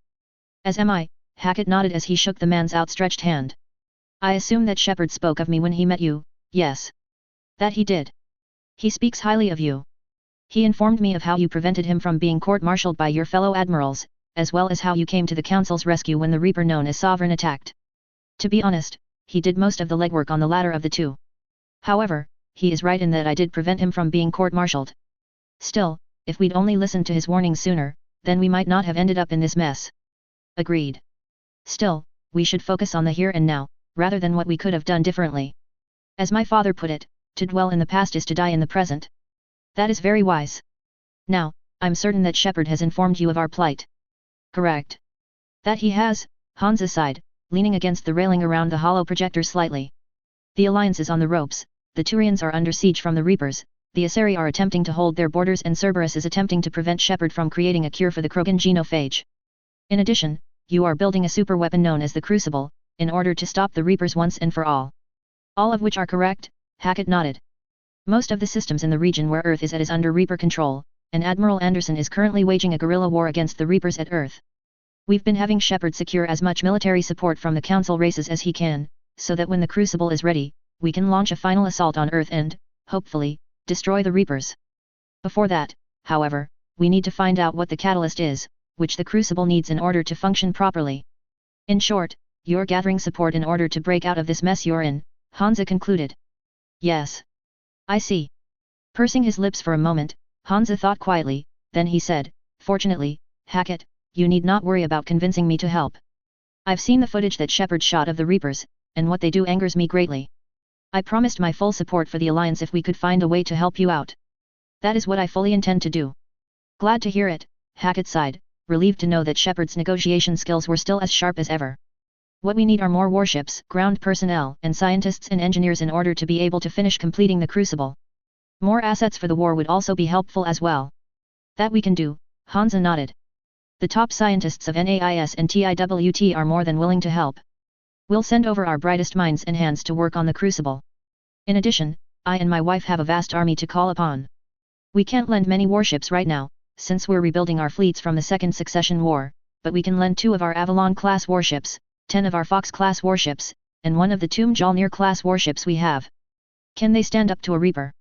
They have thousands of tons of lamellar ferrocarbide armor protecting them, and directed energy weapons. I believe they can hold their own. We'll only find out once combat really begins. That much is true, Hackett agreed. For the next several minutes, the two continued to discuss a possible agreement with each other, though Hackett was quickly realizing just how powerful the armed forces of the Federated Commonwealth were. In addition, Hansa was starting to see just how desperate the Alliance was to get the support needed in order to not only retake Earth, but to finish building the Crucible and get it to the Catalyst, wherever it was it. Eventually, Hansa cleared his throat and said, I think we've come to an agreeable set of terms. You'll get some much-needed support, and we'll be able to assist you in your projects. We can sign the treaty later, but for now, we will be providing what we can. Aren't you worried about the Reapers finding the wormhole? If they do find it, they'll find more than a few AFFC warships ready to smash them into scrap metal. In addition, we've built space stations in anticipation of that eventuality. All we have to do is ship each separate section to Endeavour, which is where our end of the wormhole is it, and do some assembly. Simple and ingenious. Sounds like you have all of your bases covered. When you're one of the 2 leaders of well over 800 worlds, you have to have all of your bases covered. It's common sense, and it's necessary. I can agree on that. Standing up, Hackett said, It's been refreshing to speak with you, First Prince. Call me Hansa, please. All right. I hope to speak with you further, Hansa. And I as well. With that the 2 men left. For the first time since their battle against the Reapers began, Hackett felt a feeling that he had thought wouldn't ever come, hope. Author's Q&A. That's 1i3ntgui, when I really get motivated, I can shell out a chapter in just a few hours' time. EDBOY4926, thank you. Sully Mike 23, that they do, and I totally agree. This might be exactly what the Alliance and the Council races need to finally kick the Reapers to the pavement, where they belong. Guest, thank you for your kind words. Marauder Prime 12, thank you. Just a crazy man, same here, man. The Federated Commonwealth's come to town. Random Reader, excellent points, I will concede that. Still, I appreciate you taking the time to tell me all of that. Cronus 1326, they are going home. I don't know if the Normandy will get that extreme of a refit, but I can say they have much better armor, and a lot more toys to play with. Violet Twogger, we'll find out in the upcoming chapters. Chapter 42, Reuniting with a Primarch. Hello again, everyone, and welcome back to my MechWarrior/BattleTech, Mass Effect crossover. Thank you all for your wonderful support and feedback. I really appreciate it. This is going to be a bit of an exposition chapter. The next chapter is when the Federated Commonwealth is really going to get to work. As always, leave a review and enjoy. Disclaimer, I do not own the MechWarrior/BattleTech or Mass Effect franchises. They are the respective properties and trademarks of BioWare, Electronic Arts, FASA Corporation, FASA Interactive, Catalyst Game Labs, Piranha Games Incorporated, WizKids, etc. Any material original to the franchises belongs to their respective developers and publishers. Any material not original to the franchises is of my own invention. I do not own any music listed in each chapter. Any music listed belongs to its original composers and/or artists. HDF Rising Spirit. FS. September 13, 2186. If anyone had told Primarch Adrian Vitas of the Turian hierarchy that Shepard had returned with a faction that was more advanced than the Council races, and was more than willing to help out wherever they could, he would have laughed in that person's face. Now, however, he was really starting to see that Shepard was right, especially as the HDF Rising Spirit entered a low orbit around Ephes. Moving to the closest window in the shuttle taking him to the ship, he got a good look at the ship itself. It didn't look all that different, though he'd been told that it had armor plating capable of withstanding a strike from a Reaper's main gun. He also noticed a protrusion on the bottom, though it was compacted enough to where the ship could land on a planet if necessary. I wonder what else changed inside the ship, he thought, curious. A moment later, he heard the pilot of the shuttle speaking. SSV Normandy, this is Shuttle Rigorous 0905. Requesting permission to come aboard. A moment later he heard the voice of the Normandy's famous pilot, Joker, coming in. Rigorous 0905, this is the SSV Normandy. Permission granted. Opening cargo bay doors now. A moment later, the cargo bay doors opened, with only the Mass Effect field barrier preventing the air inside escaping into space. The shuttle smoothly passed into the ship, before a muted thump indicated that they had landed. Stepping out of the ship, Vikas took a look around at the interior of the cargo bay. For one thing, he noticed a protrusion that jutted up from the floor, likely for the protrusion he saw on the outside. For another, he could see a vehicle that resembled one that he had seen in a museum at Earth, the human home world. He would have continued his observation when he heard someone approaching him. Looking to the right, he watched as Shepard approached him. Primarch Vitas, good to see you, he beamed, extending a hand a moment later. I trust that your journey went well. That it did, Vitas nodded, his husky deep voice echoing in the cargo bay. It is good to meet you again, Shepard. I heard rumors that you had disappeared, though Hackett says that something entirely different happened. Is that true? Hackett's correct, not the rumors, Shepard explained. As for what happened, I'll explain to you when we're at the war room. There's also someone that wishes to speak with you there as well. Then take me there, Vitas decided. With that, they began to head to the war room. Moving into the elevator, Vitas could clearly see a few changes to the interior of the ship, from thicker metal plating, to the vehicle that he had spotted earlier. What vehicle was that, if I might ask? Our replacement for the Mako and Hammerhead, Shepard explained. It's known as the Bradley 2 IFV. It has more armor plating than the Hammerhead, and it can cross terrain the Mako would not be able to traverse. It's also got a pair of really powerful guns too. Rather than replying, Vitas decided that silence was the better answer. With that, the elevator came to a stop, and they walked out into the CIC. As soon as they did, he immediately noticed a change. For one thing, Vitas could see that the interior of the Normandy was no longer in the middle of being refitted internally, as panels had been secured, and there were no cables lying in a haphazard manner on the floor. In addition, he could see a significant increase in the number of armed guards in the CIC, all of them wielding weapons that he hadn't seen before. Just then, one of the soldiers walked up to them. The soldier in question was wearing angular armor plating over what appeared to be a bodysuit, though from the way it looked, it too was armored quite well. The helmet visor was opaque, and the man carried a weapon that looked similar to a firearm out of an horror film the humans had created during their 1980s. However, the one detail he noticed was the image of a yellow and red sunburst around a cobalt blue fist on the pauldrons of the man's armor. A moment later, the soldier spoke, his voice distorted slightly by the speakers in his helmet's armored frame. Sirs, the first prince is ready to speak with the Turian Primarch. Is this him? Yes, Shepard nodded. Lead the way, soldier. Yes, sir. The soldier saluted, before turning sharply on his right heel and advancing ahead of them. Who is that? Vitas asked. A member of the 1st Davian Guards, Shepard replied.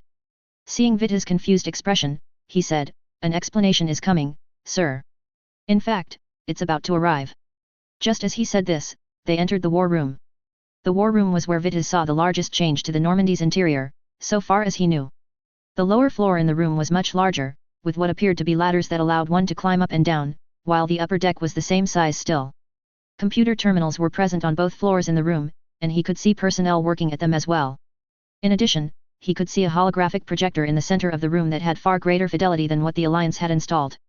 The concentration of guards in the room was much greater as well, with 2 soldiers at the booth for the QEC, and 2 more at the door they had just passed through. It was at this point that he also saw the cause for the increased number of guards. A trio of men were standing at the holo projector, with the 2 men discussing what Vita's guessed was the progress the Reapers had made into Turian space. A moment later, the soldier that had led them through the checkpoint and into the room said, "Sirs, the Turian Primarch and Commander Shepard are present." "At ease," came the reply from one of the men, who turned around a moment later. Vitas found that the man was tall, around the same height as a female Turian, but had a stout and athletic frame. 2 royal blue eyes gazed at him, with those eyes framed by tanned skin, well-sculpted facial features, and neatly combed brown hair. Those eyes, Vitas found, held a youth and vigor that was matched by only a few in the room. In addition, he could see cunning and intelligence in the man's eyes. The other 2 men were quite interesting to see as well. The first of the 2 was just as old, if not older than the first man, and had hazel green eyes that seemed to pierce through anything he saw. In addition, he wore body armor, rather than the dress uniform that most of the crew were wearing inside the room. The last of the 2, from what Vitas could tell, looked like a second edition of the first human, though his eyes were a different color, and a few of his facial features looked different. The man had apparently studied him as well, as he said, "It is good to meet you, Primarch Vitas, though I wish it were in better times."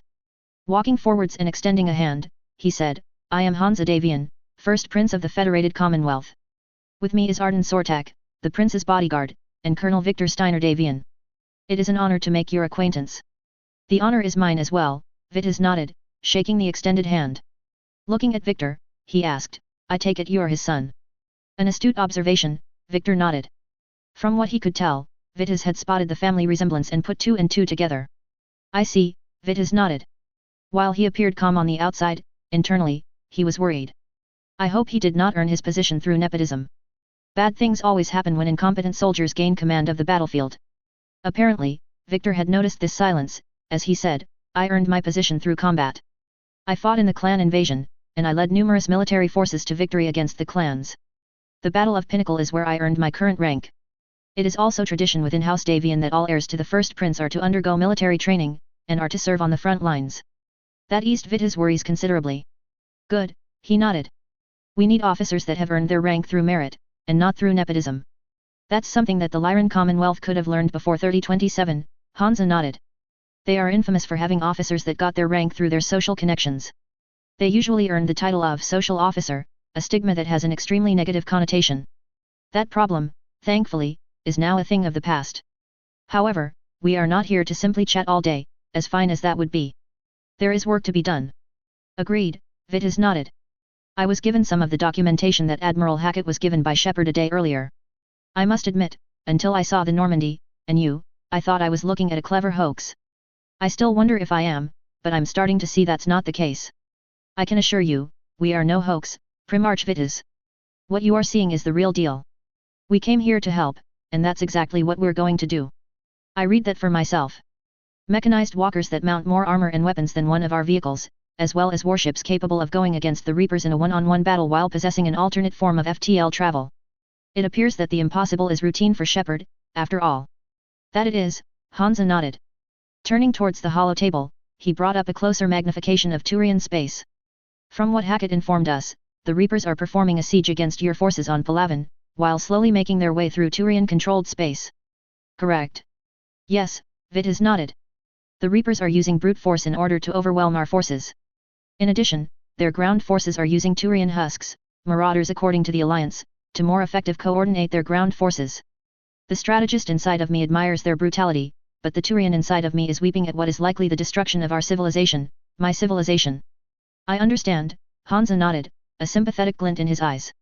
"We had to deal with a similar enemy, the clans. We managed to stop them, and bought enough time to build up our forces in order to drive them out of the inner sphere for good. However, that won't mean much if the Reapers find the wormhole leading to our universe, hence why we are here to begin discussing plans to annihilate the Reapers." Tuning the hologram to show Palaven, and the forces on the planet, he said, "That is why I wish to go over this strategy with you. Admiral Osman von Strauss, one of our most brilliant naval strategists, was planning on conducting a blitzkrieg on the Reapers while they're busy with your forces. That should unbalance them enough for us to annihilate some of their forces, and to get ground troops to the surface to relieve your ground forces. In addition, we'll also be sending personnel to assist Shepard in his mission to cure the genophage. Once that is done, we can begin transporting the Krogan over to your planet, in order to provide further relief. Now this is our current plan, but we're open to any suggestions you can make." Sounds like you've done this before, Vitas noted. Like Victor said, all heirs to the first prince have to undergo military training before being considered heirs to the throne. I've done my fair share of strategic planning, especially as the first prince. Still, I had experienced generals and admirals to work with.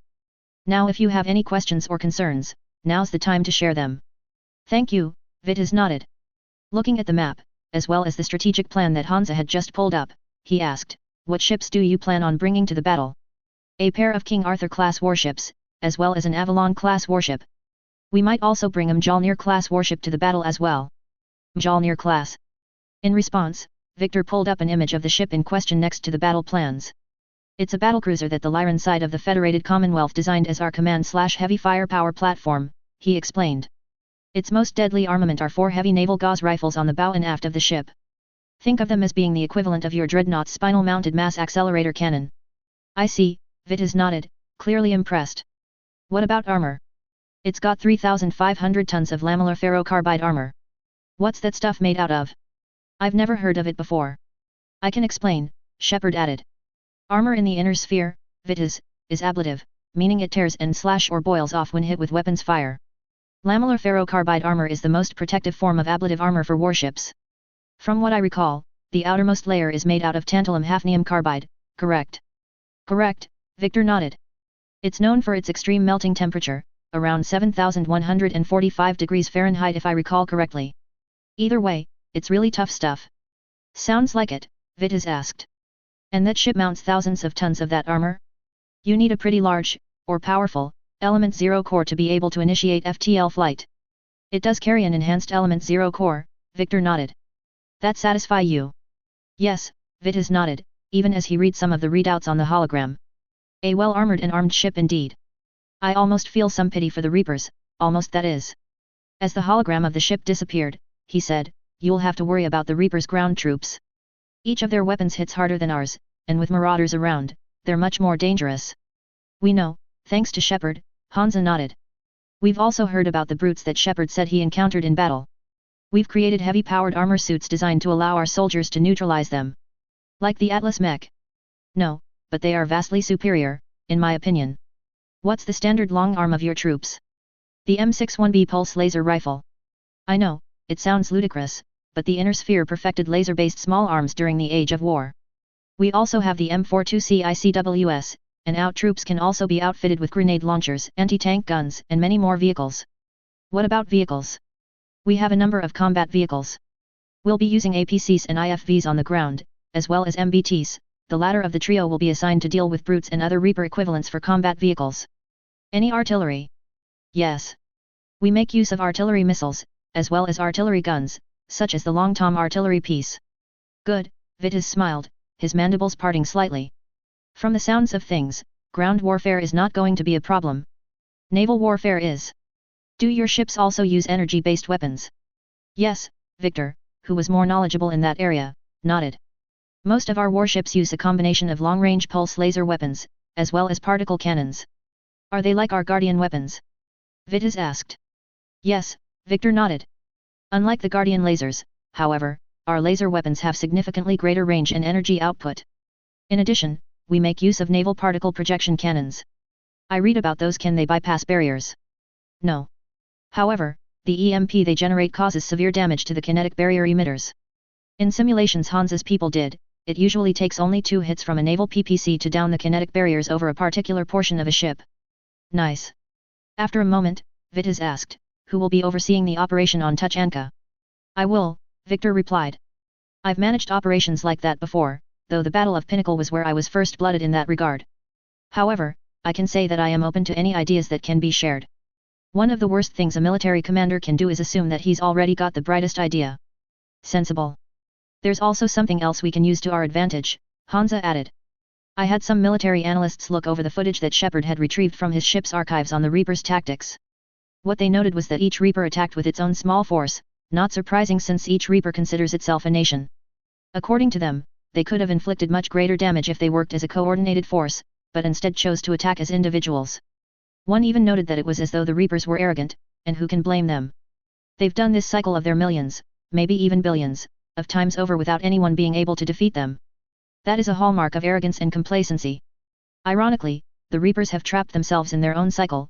By ensuring no species becomes more advanced than they are, they've stagnated in their development. That means they're vulnerable to an outside source coming in to disrupt their plans, Vitis realized. Exactly. Hansa beamed. The Reapers haven't had to plan for a faction that not only has an alternate form of FTL flight, but also has weapons capable of bypassing their barriers from long range. Most Reapers also appear to attack within what we would consider close to medium range, even though their weapons could reach out to thousands of kilometers of range. We can exploit that, as well as their individualism, to our advantage. How so? We can have one of our King Arthur-class warships act as a lure to draw a group of Reapers away from the planet. However, we can have warships located in the asteroid belt of your star system. Once the Reapers are far enough from help, they can jump in, and smash them into smithereens. Once the Reapers begin enacting a different strategy, we can adjust accordingly. We can do that, Vitis countered. We have enough warships to lure them away still. Then you can come in, destroy the Reapers, then rinse and repeat. Good idea. I'll inform Hackett of our plan there. Be sure to inform the Solarians as well. Their intelligence can be invaluable. Thank you for the advice. For the next couple of minutes, they looked over the plan, with Vitis asking questions and making his concerns known. In the end, he found that Hansa's battle plan for the Reapers at Palaven was sensible: blockade the mass relay using guided, high-yield thermonuclear mines that would use smart mine technology to destroy incoming Reaper and Cerberus ships, while allowing ships from the other factions to come through unharmed. All the while, they would use the bait-and-switch tactic that Hansa had devised until the Reapers adapted. After that, they would adjust accordingly. Nodding, he said, "This sounds like an excellent strategy, Hansa. If this works as well as we hope it does, we might be able to liberate Palaven, and strike a hard blow against the Reapers." Agreed, Hansa concurred. However, it will be all for nothing unless we can complete the construction of the Crucible. Once the Crucible is completed, then we can find the catalyst and rain hell down on the Reapers. It's been a long time too, given how many species they have driven into extinction due to the madness of their cycle. I couldn't agree more, Vitis nodded. It is high time that the Reapers pay for their crimes against sapient life. The Council will want to speak with you, of course. Once we've finished the operation to provide relief and fire support for the Turians, and after we've dealt with the genophage, then we'll speak with the Council, Hansa decided. Besides, they really screwed things up when they didn't listen to Shepard. Even I wouldn't have turned a deaf ear to his warnings. I know, Vitis frowned. I listened, but none of the other Primarchs were willing to listen since I was a general at the time, not as Primarch as I am now. You'll also have to be careful when it comes to the genophage as well. Oh. The Solarian Daltras that we spoke with was most insistent that we do not cure the genophage. She might attempt to sabotage your operations. We'll keep that in mind, Hansa decided. After a moment, he said, "Say, I would like to invite you to one of the dropships that came with us, the Cavalier 3. I think you should have a chance to meet one of Shepard's employers when he was with us." All right, Vitis nodded. He was curious as to what Shepard did during his stay in another universe. It turned out, Commander Mason was more than willing to host a Primarch on his dropship. As Vitis stepped through the airlock, he found himself looking at another human that had black hair that had streaks of grey, and bright green eyes. In addition, he was wearing what he thought initially was combat armor, but it was lighter than what he was familiar with. "Welcome aboard the Cavalier 3, Primarch Vitis," Mason beamed. "Commander Jake Mason, at your service." "And I at yours," Vitis nodded. Looking around, he asked, "Is this the command deck?" "No," Mason shook his head. "This is the habitation deck of the dropship. The command deck is above us, but it's difficult for boarders to get to. We have security checkpoints at every entrance to each deck, including in the stairwell. Want a tour?" "Gladly." With that, they began to tour the ship proper. Entering the command deck, Vitis found himself looking at a large, circular room that had a holographic projector in the center of the room, while personnel worked at computer stations. He also spotted a few viewports, though he changed his initial assumption when he realized that they were photorealistic images of the exterior. "This is the Tactical Operations Room, or TOCOPS room for short," Mason explained. "This is where most of the activity on the ship occurs, aside from the mech bay." Walking over to a woman with blonde grey hair, he said, "This is Rihanna, our mission coordinator. Rihanna, this is Primarch Adrian Vitis, the leader of the Turian hierarchy." "Greetings, Primarch Vitis," Rihanna smiled. "Like Mason said, I'm the mission coordinator. I provide real-time tactical information, and I also help out whenever Mason's too busy to handle other affairs." "Such as?" Vitis asked. "Such as when I have to deal with Fahad's good-natured griping," Rihanna said in mock anger. Surprisingly, Vitis laughed, a short barking sound that echoed in the room. "I understand what that's like," he nodded. "I had to deal with the same as a general. The tour continued like this, with Vitas examining the cramped, if comfy, crew quarters, as well as the canteen on the ship. To his surprise, he could see what he thought were a few arcade games. For when the crew gets bored, Mason had explained. We also have a small library on board, and when I say small, I really mean small. Said library had consisted only of a single bookshelf, though it was jam-packed with books. The mech bay, however, was where Vitas, aside from when he saw the Reapers for the first time in his life, felt really small. Each of the mechs, from what he could tell, were massive, each one armed with weapons that would make a GRS tank look rather pathetic. Mason, spotting his facial expression, said, "Intimidating, aren't they?" "Yes," Vitas nodded. "Very much so." "How large are they?" "The tallest ones are around 14 meters in height," Mason explained. Pointing to one that had a pair of gun arms, he said, "That one is the NSR-9J, or Nightstar. It's an assault mech, with mechs in that category being between 80 to 100 tons in weight." Pointing to another one, he said, "That's Shepard's mech, the mighty Marauder 2. "What's its armament?" Vitas asked. "I can tell you that," a British-sounding voice interrupted. Turning around, Vitas watched as a human being walked over to them. Said human wore a mechanic's jumpsuit, was bald, had dark brown eyes, and looked at them with the scrutiny that only a technician could have. "Fahadur Razad, Chief Mech Bay Technician." "I see," Vitas nodded. "You keep these machines in working order." "As best as I can, what with Mason and his team wrecking them all the time," Fahad said with mock annoyance.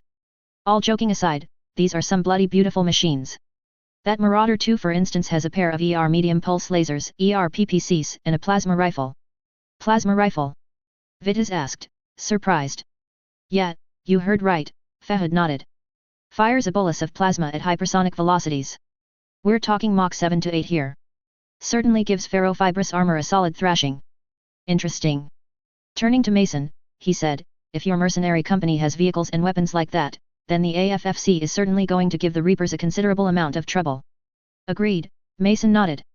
"When we have some time, I'll tell you some of my stories the way no other person can. I think that would be quite agreeable." Authors Q&A. Sully Mike 23, "Oh yeah. The Reapers are going to get their just desserts." Random Reader, "You're welcome, and that is a possibility. The Council races, though, will need to upgrade their shipyards in order to meet Fedcom standards, of course." Cronus 1326, "Thank you. I'm happy that to see that the way I wrote that chapter pleased you." Guest, "Thank you. P0K3D4TH, she wasn't on the Normandy yet. She will come aboard in a later chapter and see what has changed." Violet Twagger, "Me too. The Reapers are going to learn the true meaning of mechanized warfare." Chapter 43, The Hammer Falls Part 1. Hello again, everyone, and welcome back to my Mech Warrior / BattleTech, Mass Effect crossover. All of you wanted to see the Reapers get their butts handed to them, and I have answered the call. I even picked an appropriate theme song to commemorate the battle in this chapter. As always, leave a review, and enjoy. Disclaimer, I do not own the Mech Warrior / BattleTech or Mass Effect franchises. They are the respective properties and trademarks of BioWare, Electronic Arts, FASA Corporation, FASA Interactive, Catalyst Game Labs, Piranha Games Incorporated, etc. Any material original to the franchises belongs to their respective developers and publishers. Any material not original to the franchises is of my own invention. I do not own any music listed in each chapter. Any music listed belongs to its original composers and / or artists. Sabaton, Dreadnought. FCS Mjolnir. Approaching Palavan. September 16, 2186. The bridge of the FCS Mjolnir was silent as they began to approach the mass relay that would take them to Trebia, the star system that held Palavan. Sitting in the command chair of the ship, Admiral Osman von Strauss watched the mass relay with cold, calculating eyes as they approached it. All other sounds were tuned out, as he finalized the strategy that he had proposed to the other admirals, as well as to the First Prince and Archon. From what he had heard, Hackett had been more than willing to bring the Federated Commonwealth up to speed on the Reaper War. Osman, who had heard the reports, had only shaken his head with disgust and anger towards the Reapers. "It is like the First and Second Succession Wars all over again, only this time it's galactic genocide," he frowned. "It is high time that we show the Reapers why the Federated Commonwealth will punish them for their evil." With that in mind, he went over the strategy that he had cooked up for the battle that was to come. "Once we're through the relay, we will have the FCS Mongoose use her screen launchers to deploy around 2,000 smart space mines. The thermonuclear warheads installed on each one should be powerful enough to atomize a Reaper if it gets too close. Either way, the Reapers will find that they cannot enter this system, nor can they escape. After that, we will contact the Admiral Vitas recommended to us, Admiral Ravis Kandros, and inform her that we are coming in. Once she lures away a few Reapers, we will fall upon them like the mythical weapon that Thor wields, the weapon our ship is named after. It is time to wage war. Looking at his tactical operations or TACOPS officer, he asked, any hostile contacts near the relay? Negative sir, came the reply. The scope is clear. Good. A moment later, he hit the button that would allow him to speak over the entire ship's intercom. Guten Morgen, ladies and gentlemen, he began. I wish to say that I am deeply honored to be serving with a crew that has not once shirked its duty. Today, we begin our war against an enemy that has thought itself implacable, an enemy that believes it is invincible, unbeatable, and inevitable, the Reapers. For millions, or even billions, of years, the Reapers have committed genocide on a level that makes the succession wars look like a playground scuffle. Today, however, will be the day that the forces of the Federated Commonwealth stood up and shouted at them, not one step further. We will crush the Reapers and their foul servants. We shall shatter our enemies on the anvil of war. Today, we will show them why our ship is named Mjolnir. On to war! On to war! The rest of the crew shouted, with the speaker giving a whine of feedback from the crew's combined shout. Closing the intercom, Osman said, all hands, brace for mass relay FTL transit. As he said this, many of the smaller ships flew towards the mass relay. Within seconds, each one vanished as they were launched through the mass relay like a rock being hurled by a slingshot. A moment later, a tendril of energy reached out to the Mjolnir. For a few seconds, Osman could see the multicolored kaleidoscope that was mass relay FTL flight, then it faded as the ship exited the mass relay. As soon as it exited, he said, FCS Mongoose, begin launching space mines around the relay once you are 50 kilometers from the entry point. All other warships, form up on the Mjolnir. Switching FTL-COMM frequencies, he began working to contact the HDF Spirit of Palavan, the flagship that Ravis Kandros commanded. Admiral Ravis Kandros, this is the FCS Mjolnir, do you read me? He asked. Admiral Ravis Kandros, this is Admiral Osman von Strauss, do you read me? On board the Spirit of Palavan, Ravis Kandros was having an extraordinarily bad day. Her blue eyes shot to and fro as she checked readouts, while they continued to battle it out with the Reapers. Nearby, officers and crewmen were working frantically to ensure that the dreadnought would not only survive this engagement, but also retreat back to Ephes to conduct repairs. It had all started out as it usually did, with a routine patrol before heading back to Palavan. That was when the Reapers attacked, with the Hierarchy Defense Force fleet at the planet being smashed aside like a wave smashing aside a rock. Now we are in a fight for our lives, she frowned. I don't know how much more the Spirit of Palavan can take. Incoming Reaper, bearing 0-5-0. The sensors officer screamed. Looking up, Ravis watched as a Reaper hurtled towards them, intent on smashing them into flotsam and jetsam. Evasive maneuvers. She roared, just as the pilots threw the ship into a desperate hard left. Emergency thrusters roared to life on the side of the ship as they threw the dreadnought out of the path of danger. The Reaper soon passed by them, missing them by just 200 meters. Spirits, that was too close. A crewman shouted. I agree, another nodded, his mandibles flaring in panic. Ravis was about to check up on the ship's status when another voice came in over the COMM link. It was a human voice, accented, but clearly understandable. Admiral Ravis Kandros, this is the FCS Mjolnir, do you read me? The voice asked. Admiral Ravis Kandros, this is Admiral Osman von Strauss, do you read me? Isolate that signal. She shouted. As they did so, she remembered a communique that she had received from Primarch Vitus.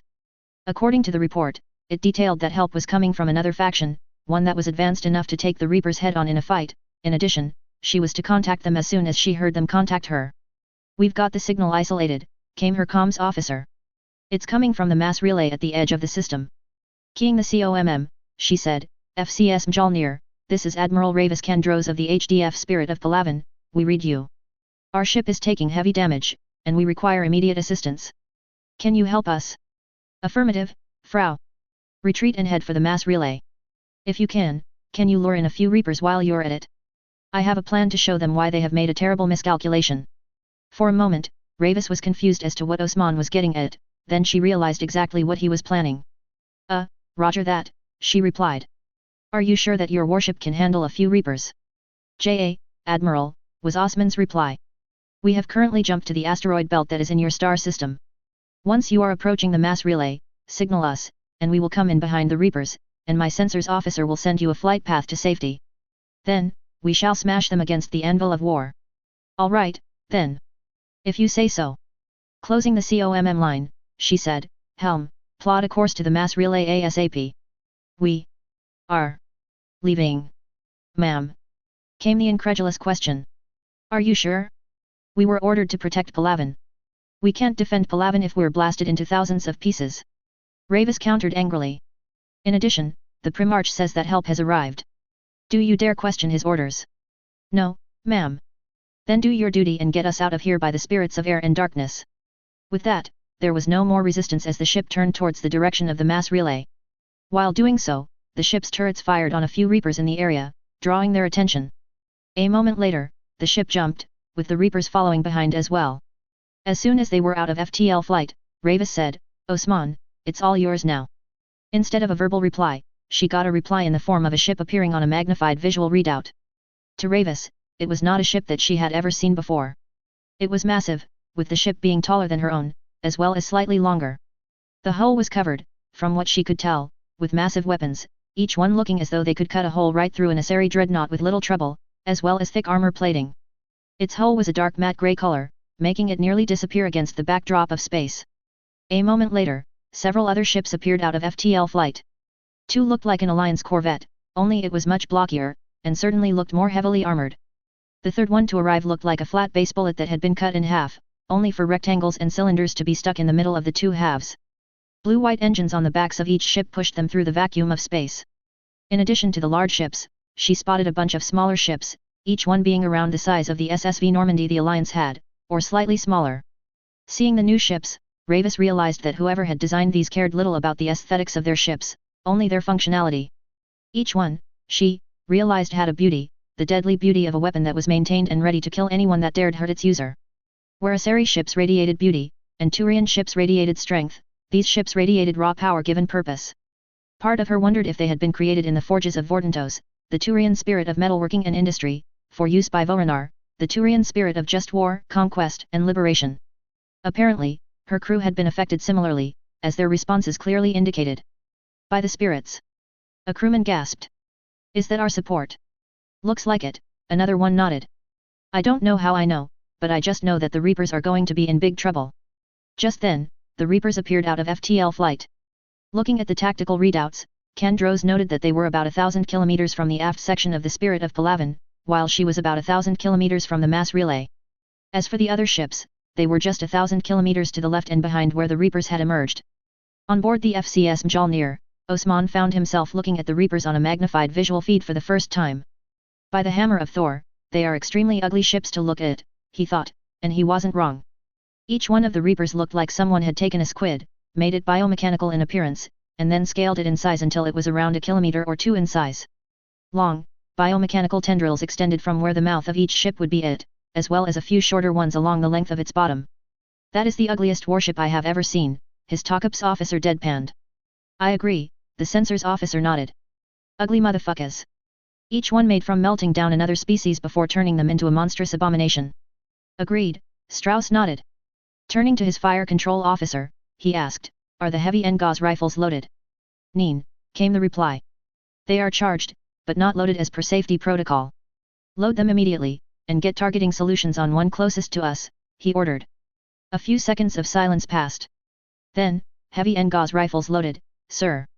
Targeting solutions calculated. We are ready to fire. Osman nodded, before taking a deep breath. In one moment, he was about to change the Reaper War forever. For the first time, an faction from another universe was about to unleash its own version of hell. A moment later, he roared. Fire! As soon as Osman gave the order, the fire control officer ordered the ship's six to unleash the might of the heavy Engaz rifles on the bow of the Mjolnir. Inside the weapons, electrons rushed with unbridled fury from the supercapacitors inside of the weapon itself. Flowing along superconductors, they rushed into the nanocomposite magnetic coils that lined the barrel of the weapon. In just a few seconds, they began generating an extremely powerful magnetic field. Grabbing onto the ultra-dense ferrous slug, the magnetic field generated an extremely powerful Lorentz force that sent the slug hurtling down the barrel at extreme velocities. The mass effect field inside the barrel reduced the mass of the slug, allowing the slug to accelerate to even higher velocities. In just a few milliseconds, the ultra-dense ferrous slug shot out of the muzzle of the weapon and towards the targeted Reaper at 50 km per second. A few seconds later, its twin fired an identical slug towards the Reaper at the same velocity. In just 24 seconds, they would smash into the Reapers, with a 3-second delay between the two projectiles. For all the Reapers' preparedness for dealing with races that used the mass effect, none of them were prepared for the kind of hell the Federated Commonwealth was now capable of unleashing. The first NGA slug smashed into the Reaper's kinetic barriers with the force of a 145 kiloton thermonuclear bomb. The impact was so powerful that the 500 kilogram slug shattered on impact, with the shrapnel flying into the heavily weakened barriers, finally causing them to fail. The second slug, however, smashed into the center aft section on the Reaper, and it was here that the first Reaper was slain at the Federated Commonwealth's hands. The Ferrous slug, traveling at an identical velocity to the first, ripped into the Reaper with ruthless efficiency. Tearing through the armor, the slug muscled its way past various components before spearing through the Element 0 core inside of the Reaper. Here it hit a harder component, causing it to ricochet downward slightly, whereupon it ripped out the front of the Reaper, tearing out massive chunks of armor and internal components. Flying through space, the slug smashed into the back of another Reaper, with the slug, which had barely slowed down, shattering into thousands of pieces. The first Reaper that had been targeted promptly exploded, tearing itself apart in a massive red-white detonation as its internal systems overloaded. The second Reaper, while not destroyed, was temporarily sent tumbling ass over teakettle by the force of the impact. Sensing their compatriots' distress, the other Reapers began to turn to see what had accosted them just now. As soon as the NGA's rifles on the Mjolnir had fired, the twin Avalon-class warships present fired their AR-10 missile launchers, sending a swarm of missiles streaking towards the Reapers. Within 1 minute, they would cross the 1,200 kilometers distance between the two sides before smashing into the Reapers' kinetic barriers. Consequently, it was just after the Reapers turned around that the missiles impacted. Normally, this wouldn't have been a problem for the Reapers, since their kinetic barriers would stop missiles armed with conventional explosive warheads. However, during a meeting with this admirals, Hansa had decided that the missiles, if they were to have any effect against the Reapers, would be armed with pure nuclear fusion warheads, each one with a yield of 50 kilotons. It was a decision mirrored by the Star League with the development of the Santa Ana variant of the White Shark missile. To make matters worse for the Reapers, these weren't traditional nuclear missiles. Military historians had found that, during the 1960s and 1980s, the United States and the later Strategic Defense Initiative had done research on how to create nuclear-shaped charges. The weapon, which used a nuclear bomb as an explosive charge, worked by directing the resulting radiation towards a lightweight metal disc. That disc would vaporize, with the explosive force of the bomb detonating turning it into a jet of plasma that could cut through just about anything. In other words, these were the first missiles to use nuclear-shaped charges, known as Kasaba howitzer weapons, and the Reapers were their first targets. Each nuclear detonation had a cascading effect on the Reapers that were being assaulted. Nuclear explosions over twice as powerful as the bomb detonated at Nagasaki tore into the Reapers, with nuclear radiation tearing into the armor, while the immense infrared radiation and plasma tore through armor plating, cutting vast holes into the Reapers. In addition, each nuke generated an EMP of considerable strength, causing disruptions to internal electronics. This sneak attack resulted in 2 more Reapers being destroyed, with each one exploding as the nuclear assault caused their internal systems to overload. Osman felt a surge of exhilaration and relief at the sight of 4 Reapers exploding like fireworks in the void of space. 4 out of 6 Reapers dead with but a single blow, he thought to himself. Now, the Reapers will suffer. We have to be careful, though, as they will attempt to adapt. No plan survives contact with the enemy. True enough, the Reapers were now throwing themselves into evasive maneuvers as they caught sight of the Mjolnir. Fire naval pulse lasers, he calmly ordered. Have the pocket warships fly in at close range to engage the Reapers. The moment they lose too much armor, have them retreat to the relay to head to our space and begin repairs. Hopefully, the shipyard that Hansa had constructed from the modules is already online and ready. Aye, sir, came the reply. Pocket warships moving to engage. Moments later, emerald, sapphire and ruby beams of laser light cut through the vacuum of space from the ships present. While the Reapers were far enough that they could dodge gauze slugs, autocannon shells and missiles, they weren't nearly far away enough to dodge laser light. To make matters worse, their kinetic barriers weren't properly calibrated to bend light away from critical components. An angry cut of molten material was cut between a gap in a Reaper's armor by a pulsing emerald beam, damaging internal components and systems. A pulsing sapphire beam of light began cutting into another Reaper, with this one scoring a critical hit. There was an explosion, followed by one of the Reaper's tendrils being blasted into space. If Osman could have heard anything, he would have heard the loud bass roar of a Reaper screaming in pain. That wasn't all that the Reapers had to worry about, as they promptly found themselves being surrounded by dozens of comparatively tiny ships lashing out at them with their own weapons. One pocket warship, the Verdant Gleam, zipped past one of the Reaper's tendrils, before getting below its kinetic barriers to fire its weapons into the hull, tearing off armor and damaging internal components. Another one was irritating the Reaper with its subcapital pulse lasers, with each beam carving an angry welt into the Reaper's armor. One tendril reached up to swat at it, only for the pocket warship to quickly zip out of danger, before going in again, like someone poking a snake with a long stick. It was quite annoying for one Reaper in particular as it targeted the Mjolnir with its main weapons. Enemy Reaper charging main weapon. A crew member shouted to Osman. Barriers up. He asked. Kinetic barriers at 100%, engineering reported. At that moment, the Reaper fired, sending a jet of molten metal directly at the Mjolnir. While the projectile was traveling fast, the Mjolnir was far away enough to where they could dodge the shot. While Osman believed that his ship could take the blow, he didn't want to find out. Evasive maneuvers, he ordered. Right on cue, plasma thrusters on the port side of the ship fired, pushing the Mjolnir hard to port. While it wasn't a terribly fast maneuver, it was just barely enough to allow them to dodge the molten jet of metal being hurled at them. In response, the FCS Thurcad fired 2 of its naval PPCs at the offending Reaper. Both bolts smashed into the kinetic barriers, and while they didn't penetrate, the electrical disruptions generated threw off the Reaper's targeting, allowing the Avalon-class warship to fire its other set of naval PPCs. This time, the effect was catastrophic. The third bolt finally downed the kinetic barriers on that part of the Reaper, with the emitters being fried by the immense jolt of electricity.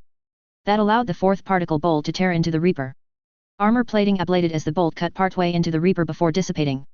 In response, the Thurcad fired one of its naval plasma rifles, sending a purple-white bolus of plasma towards the Reaper. Another 40 seconds later, it impacted, with the bolus melting through the armor and into the Reaper's Element 0 core. That caused the Reaper to shut down, with the construct simply becoming a dead hunk of debris in space. That left the last Reaper, which was still injured. Firing its weapon, it targeted the Mjolnir once again. This time, Osman knew that he couldn't dodge in time. Brace for impact! He shouted. Just as everyone braced, the mass-accelerated stream of molten metal impacted the Mjolnir's kinetic barriers. The ship shuddered as the jet of metal impacted, with Osman and the rest of the crew being shaken about. True to her mythological namesake, however, the Mjolnir remained unbroken by the attack, with the stream of metal ricocheting off into space. Are we all right? Osman asked. Kinetic barriers down to 82% and recharging, engineering reported. We survived a direct hit from a Reaper's main gun.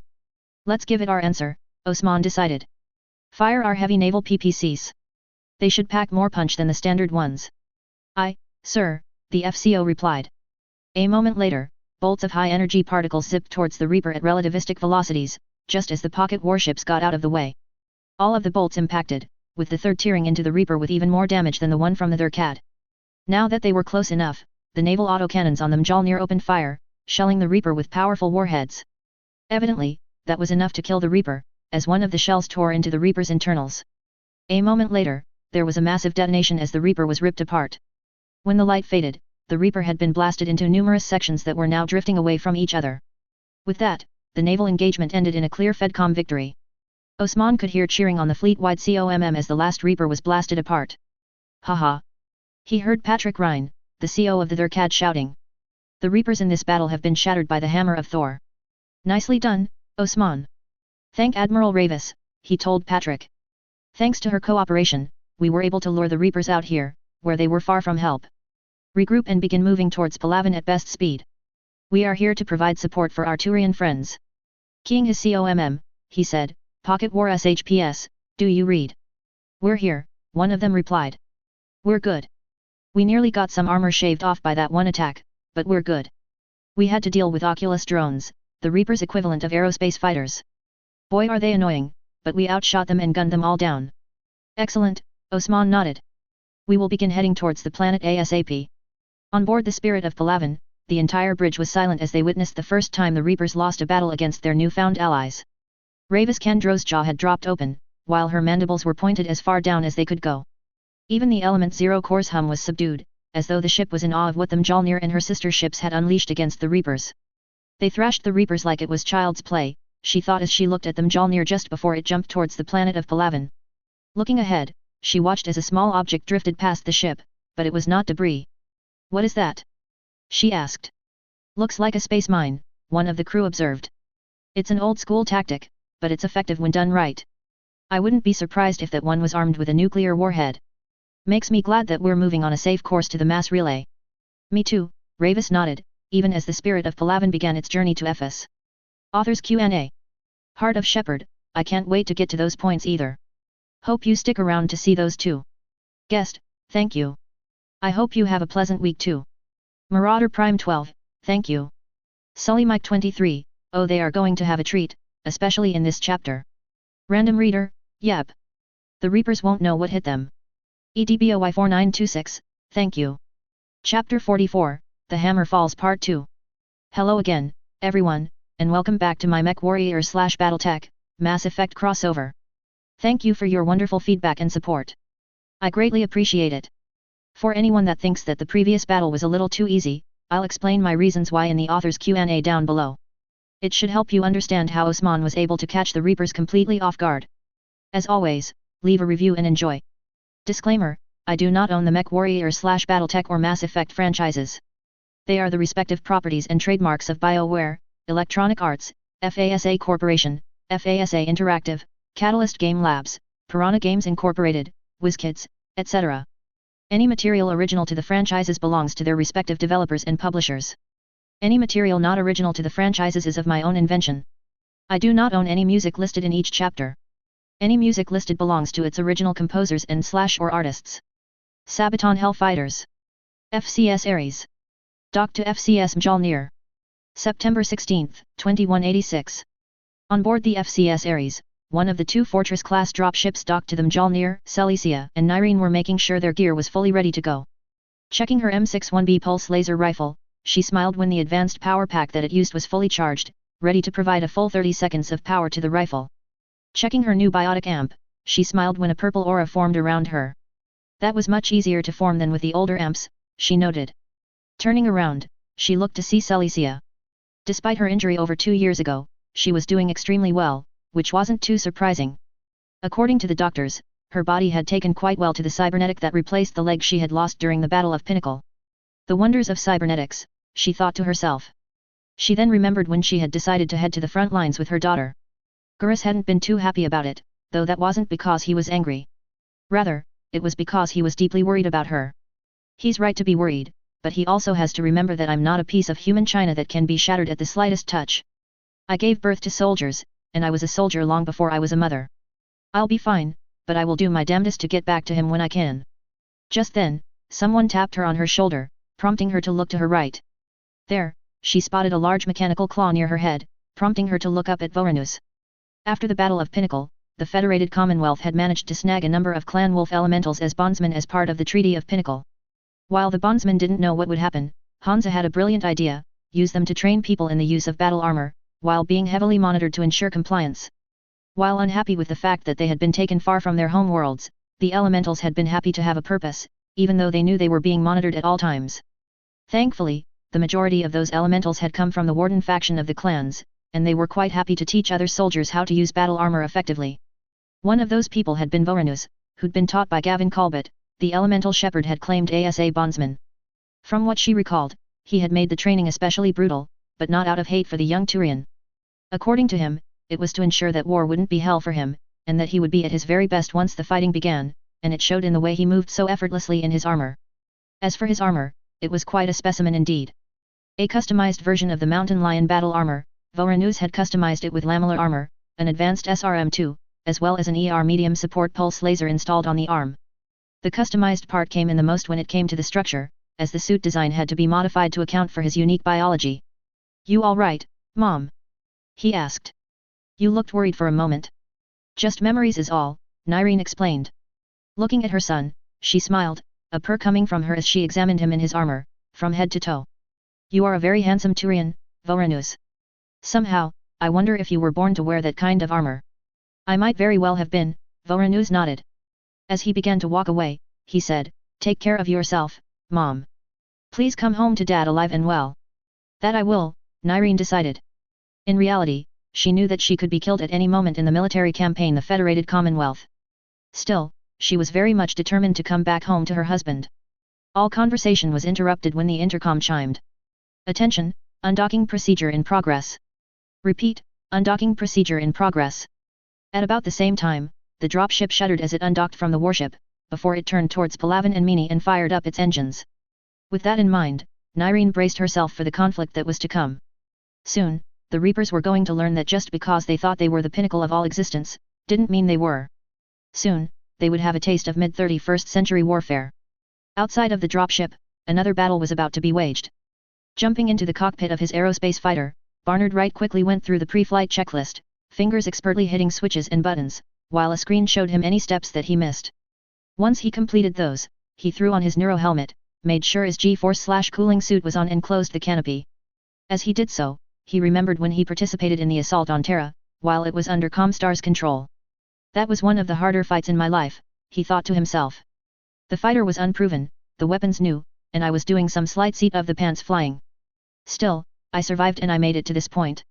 He frowned, though, at a memory that drifted through his mind. If only Bravo 8 could have lived to see this point. She was one of my best pilots, and a good friend.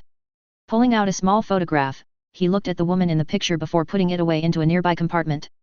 Alexandria, this mission is for you. Outside, he watched as a flight deck crewman gave him a series of instructions. Looking to his left and right, he made sure that all of the flight surfaces and RCS thrusters on his ASF were fully operational. A moment later, the crewman gave him the thumbs up, he was go for combat operations. Keying his COMM, he said, Mjolnir STC, this is Bravo Squadron. We are go for deployment and assault. Roger that, the STC officer reported. To all fighters, you are go for deployment. Hearing that, Wright used the VTOL mode on his ASF to rise above the deck, after which he gently pulsed the engines, allowing him to exit the ship. Once he was outside, he gunned the throttle to full, with the intershield dampener in his fighter working to keep the G-forces as low as reasonable. This afforded Wright a look outside of the cockpit. While the warships were holding off a good distance from the planet, he could still see the massive space battle that was being raged over the planet of Palaven. Mass accelerator rounds, particle beams, and missiles were being thrown around as though they were confetti, though it was clear from this distance that it was going badly for the Turians. Wright didn't need too much help to see burning ships and debris floating off of them. He imagined that there were corpses floating about in the vacuum over the planet. The planet itself was also in a bad way. Even though it was the nighttime side, he could see blotches of light that indicated fires on the planet, as well as cities that were burning. It's a wonder that the Turians are holding on, he noted. I guess they're just too stubborn to give up. Good for them if you ask me. Shaking his head slightly, he keyed his COMM. Bravo Squadron, report in, he ordered. Bravo 2, ready. Bravo 3, online and ready. Bravo 4, systems green. Bravo 5 here, good to go. Bravo 6 reporting in. All right, Wright began. Our orders are to escort the dropships to the surface of Palaven. Once that is complete, we will return to space and keep the Reaper's Oculus drones from harassing them. Mjolnir. Understood. Affirmative, came the reply. With that, each Morgenstern in the fighter squadron zipped away and towards the dropships, which were now quickly burning towards Palaven. Using the element zero cores that they had, they began traveling at a fraction of the speed of light without incurring relativistic effects. Once they were close enough to the planet, the automatic safeties, and they began to move towards the planet's atmosphere. Thanks to the spirit of Palaven luring away a few of the Reapers in orbit, there was a gap in the enemy force that was large enough to allowing the landing force to get to the planet's surface. All the while, the warships began opening fire, using their distance to avoid taking too much damage, while allowing them to use their longer-range weapons to begin slapping at the Reapers. Apparently, the Reapers had gotten wind of the death of their compatriots, as many of them began to dodge any incoming particle bolts and laser beams aimed at them, even if said dodging was futile. In addition, swarms of Oculus fighters began to fly into the paths of any missiles that were being fired at them. Not that it mattered, as any missiles that were intercepted detonated into nuclear fireballs, further thinning out the enemy fighter force. For Wright, it meant that, sooner or later, the enemy fighters would take notice of the dropships, and then he would get to work neutralizing each one. Just as the dropships began to brush against the atmosphere of the planet, he heard Bravo 3 report, bandits coming in. On my 3. Copy that, Wright replied. Bravo Squadron, you know the drill. Protect the dropships as they land. With that, the real battle began. An Oculus drone flew towards his fighter, intent on coring it with a straight shot through the hull. Using his motion sensor gloves, he threw the Morgenstern he was piloting into a high G-turn, his fight suit's liquid compression cells filling in order to keep blood from pooling in his lower body. The Oculus drone, while agile, wasn't able to match this level of agility, with the Morgenstern breaking free from its pursuer, before turning to engage the Oculus. Index finger depressing in a trigger-pulling motion, Wright unleashed the first of his ASF's weapons. A pulsing beam of emerald green energy shot out from his fighter and smacked into the Oculus engine manifold. Apparently, he got a lucky hit, as the Oculus promptly exploded, sending debris flying everywhere as the laser beam compromised critical components in the fuel system. Maneuvering fast, he locked onto another Oculus and fired a stream of LRM-5s towards the enemy fighter. Each missile, flying at tremendous velocity, zipped through the extremely thin atmosphere and impacted the drone. Two of them smacked into the drone's kinetic barriers, but the third one shattered the barrier, allowing the remaining two to detonate against the hull of the Oculus. Armor plating was ripped off by the powerful detonations, while one cored into the enemy ASF's central processing core, destroying it. Nearby, the others were fighting as well. Bravo 4 turned and fired her RAC-2 at an enemy Oculus, sending a stream of high-velocity He and AP shells towards the enemy fighter. The He rounds smacked into the kinetic barriers, whittling them down through momentum and explosive effects, while allowing the AP rounds to penetrate and do considerable damage. While that burst didn't destroy the Oculus, it sent the enemy ASF tumbling, after which a missile from Bravo 2 blasted it apart. Poor bastards, Bravo 3 chuckled, the tone of his voice indicating he was anything but sympathetic for the Reaper fighters. Do they even have any armor on those things? From the looks of it, I'd say that they're made out of aluminum, Bravo 5 snorted, her voice filled with contempt. That's what you get when you don't invest into other branches of technology. I'm just glad we avoided the same trap. Same here, Wright nodded. Focus on keeping the enemy ASFs away. With that, they, and several other ASF squadrons worked to keep the Reaper forces from molesting the dropships as they flew into atmosphere. On board another Fortress-class dropship, the Hammerfall, Nihilus was finishing with his pre-combat checks for his mech, Talons moving quickly over the controls.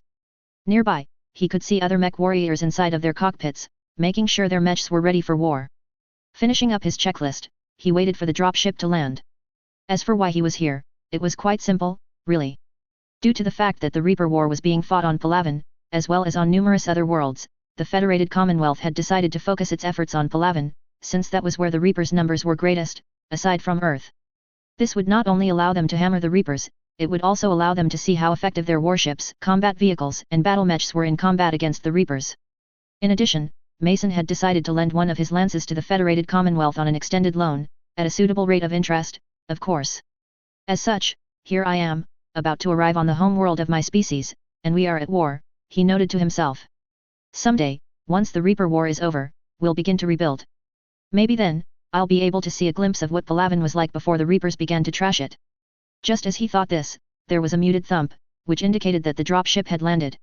All right, he could hear Mech Commander Albert Wright, a thin and wiry man with a voice that was bigger than looks suggested, decided. Command wants us to provide some relief for the Turians on this front. We're going to attack from the flank and force the Reaper forces back towards the waterfront in this area. Roger that, the others replied.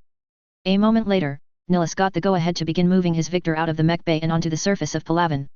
Following the NAV markers on his HUD, he quickly exited the dropship and looked out onto the surface of Palaven.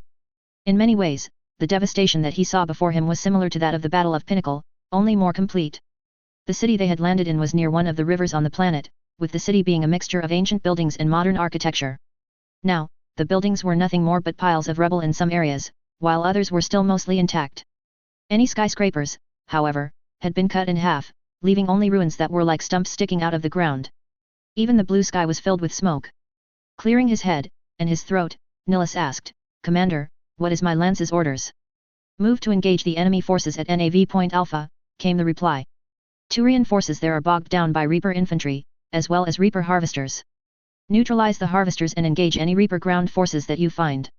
In addition, we are deploying combat vehicle regiments to begin assisting your forces. Roger that, Nihilus nodded. Moving to NAV Point Alpha.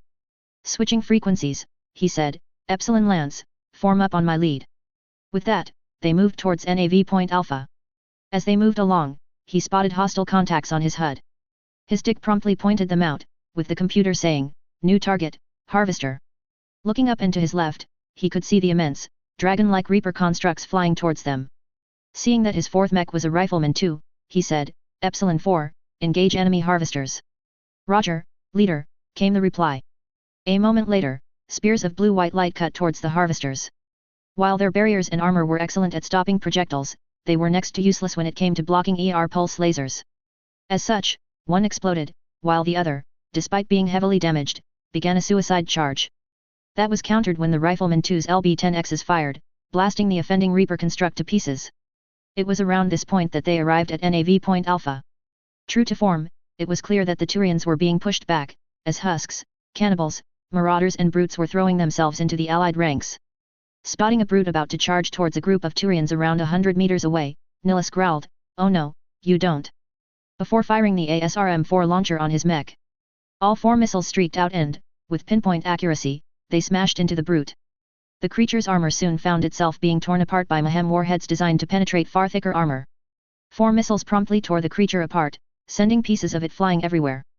The Turians, shocked by this sudden event, looked with an expression akin to awe, before returning to fire at the enemy. Several Turians that were getting their wounds patched up were gazing at Nihilus and his mechs with an expression of awe. They had not expected a massive, bipedal machine to come to their rescue. By the spirits, what is that thing? One Turan gasped. I don't know, another frowned, but it is against the Reapers. That is enough for me.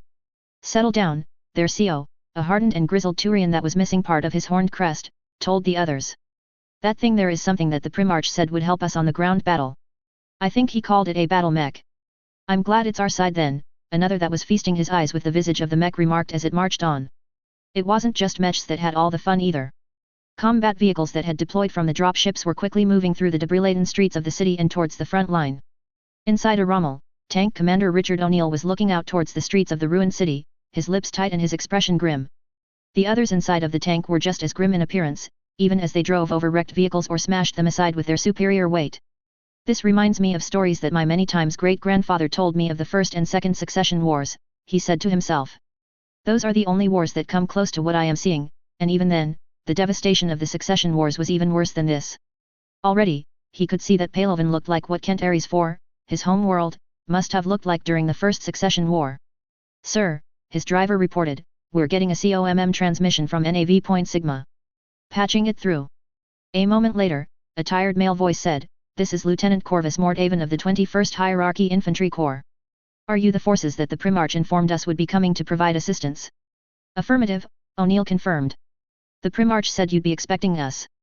The warships are currently in orbit hammering the Reapers, while we've been sent to the ground to provide assistance.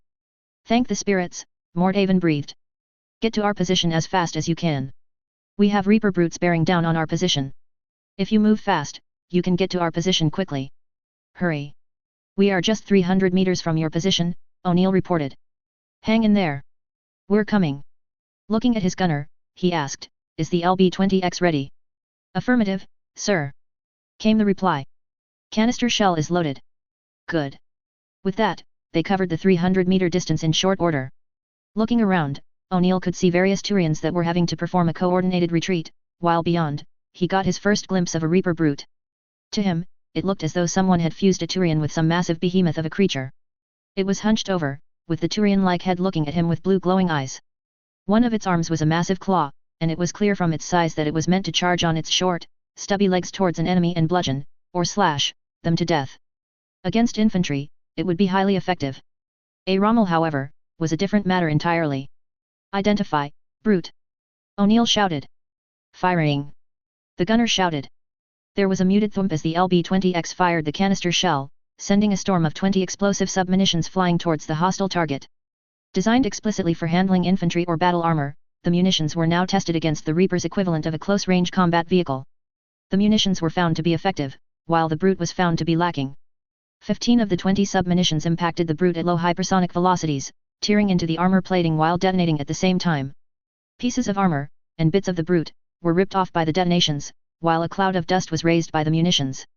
When it cleared, the brute had been ripped apart, its biomechanical body lying in pieces. Target, traverse left. O'Neill ordered when he spotted another brute. Load canister and laze. Loading and lasing. The gunner shouted. The sound of the autocannon's autoloader lasted for 2 seconds, then, firing. Another muted thunk resounded, and that Reaper brute was reduced to blackened gibbets. Just then, O'Neill spotted a Reaper brute that was getting too close for them to use most of their weapons without trouble, most that is. The gunner, seeing the approaching Reaper, quickly turned the tank and hit another firing stud. In an instant, nuclear fire belched out of the flamer built into the tank, roasting the Reaper brute before it was within range to charge at them. Just then, there was a loud clang, with O'Neill spotting the source. Apparently, one of the brutes had gotten close enough to where it was attempting to batter the tank apart. Ferrolamellar armor was battered, only to hold strong, frustrating the brute. Bending down, it attempted to flip the Rommel on its side. The driver, however, wasn't about to let that happen, as he immediately gunned the throttle. Backing the tank up, he tore off one of the brute's arms, before ramming the thing with the tank itself. Another loud clang resounded, with the tank knocking the creature over, before one of the tracks drove over the beast. It gave a loud, bass roar as its body was crushed, with the creature falling silent as the tank drove over its head, popping it like an enormous zit. That was lucky, O'Neill grunted. All Reaper brutes are down. Roger that, Mordhaven reported. We're pulling back to resupply and rearm. Can you hold down the area for us? Affirmative. The fighting wasn't just taking place on the planet of Palaven either. On Mini, Palaven's moon, Nyreen was firing her M61B pulse laser rifle from cover, with the beam cutting down a Reaper Marauder. Nearby, she could hear the booming report of a support machine gun, with the gunner accurately cutting down any husks, marauders and cannibals that tried to invade the fob they were at. Looking around, she could see more soldiers leaving the FCS Ares, which was using its weapons to keep the skies clear of any Reaper harvesters flying towards them. One flew into view, just as an ERPPC bolt smashed into its barriers, downing the harvester with the resulting EMP. There was a loud crothum as the long tom built into the Ares fired, sending a massive shell towards a clump of Reaper forces nearly 4 kilometers away.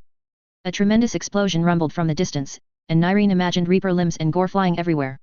As she hurled a biotic warp at a Reaper Marauder, she looked up to see the naval battle as well. The nuclear missile offensive that the Darkad had initiated had certainly made the skies over Palaven much easier to navigate, as the nuclear detonations had torn massive holes into the Reaper forces over the planet. In addition, each nuclear detonation generated a powerful EMP, with those EMPs frying and destroying more Oculus fighters than the detonations themselves. While the EMPs were far away enough to not fry the equipment the Turians were using, they did cause some minor electrical disruptions. As such, the Reaper forces in orbit over Palaven were really starting to thin out. She could fancy seeing a few dead Reapers floating in space, their bioorganic bodies destroyed by nuclear radiation. It's almost ironic, she thought as she gunned down a cannibal with her rifle. We got rid of the one thing we needed to fight back against the Reapers with. I wonder why. During a lull in the fighting, one of the soldiers came over to her. Beautiful, ain't it, he said to her. We got nuclear capital missiles again and now we're showing them Reapers how that we wage war. I wonder if there was ever an SLDF missile like that. Do you? Yeah, there was, another soldier butted in. The SLDF took the White Shark capital missile and stuffed a 50 kiloton thermonuclear warhead onto it. I think they called it the Santa Ana or some shit like that. They did, another one chimed in. Used it for engaging enemy warships back in the day. Now we're doing the same thing, only against Reaper forces. I'll bet they didn't see that one coming. Nyreen could agree, even as they went back to fighting the Reaper ground forces, which were making another charge. Author's Q&A. The reason why the Reapers, during the previous chapter, were caught off guard was due to complacency, as well as the fact that they weren't expecting another foe to come towards them. In addition, the Inner Sphere's development of technology in different areas allowed Osman to have multiple options available to him. As such, he had considerably greater tactical and strategic freedom when it came to deciding what course of action he should take. In addition, he is a talented admiral who has a strong understanding of how war ought to be fought. P0K3D4TH, possibly. It depends on any bursts of inspiration I get, as well as if I have the resources to do so. That's 1I3NTGUI, thank you. I'm glad you appreciate the theme song I chose for this chapter. I'll be certain to keep your music recommendations in mind for future chapters. Blanc-Himent, indeed. The Reapers will soon find out what happens when in force like theirs encounters a military with the tools needed to defeat them. Space Commander 09, an interesting idea. I'll give that franchise a look at some point. Guest, thank you. EDBOY4926, thank you. Marauder Prime 12, my thoughts exactly. They're about to have an even harsher thrashing. Cronus 1326, thank you. I did my best to portray space combat. Not easy, but well worth the effort. Sully Mike 23, I don't think the Reapers will give up that easily. Still, if they think they can harvest the galaxy willy-nilly, they've got another thing coming at them. Just a crazy man, thank you. Violet Twogger, that was the only song that I thought fit that chapter. Still, I appreciate it. Lore Master, correct. Chapter 45, Saving the Primarch's Son.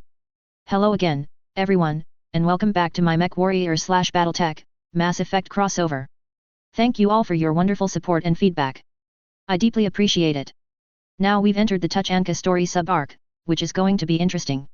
In addition, I have a poll going on my profile. I've been thinking of rewriting my BattleTech/Halo crossover in order to not only make it more interesting, but to also fix up the story, since I feel that it no longer reflects my development as a writer. If you want to vote on the poll, feel free to do so. As always, leave a review and enjoy.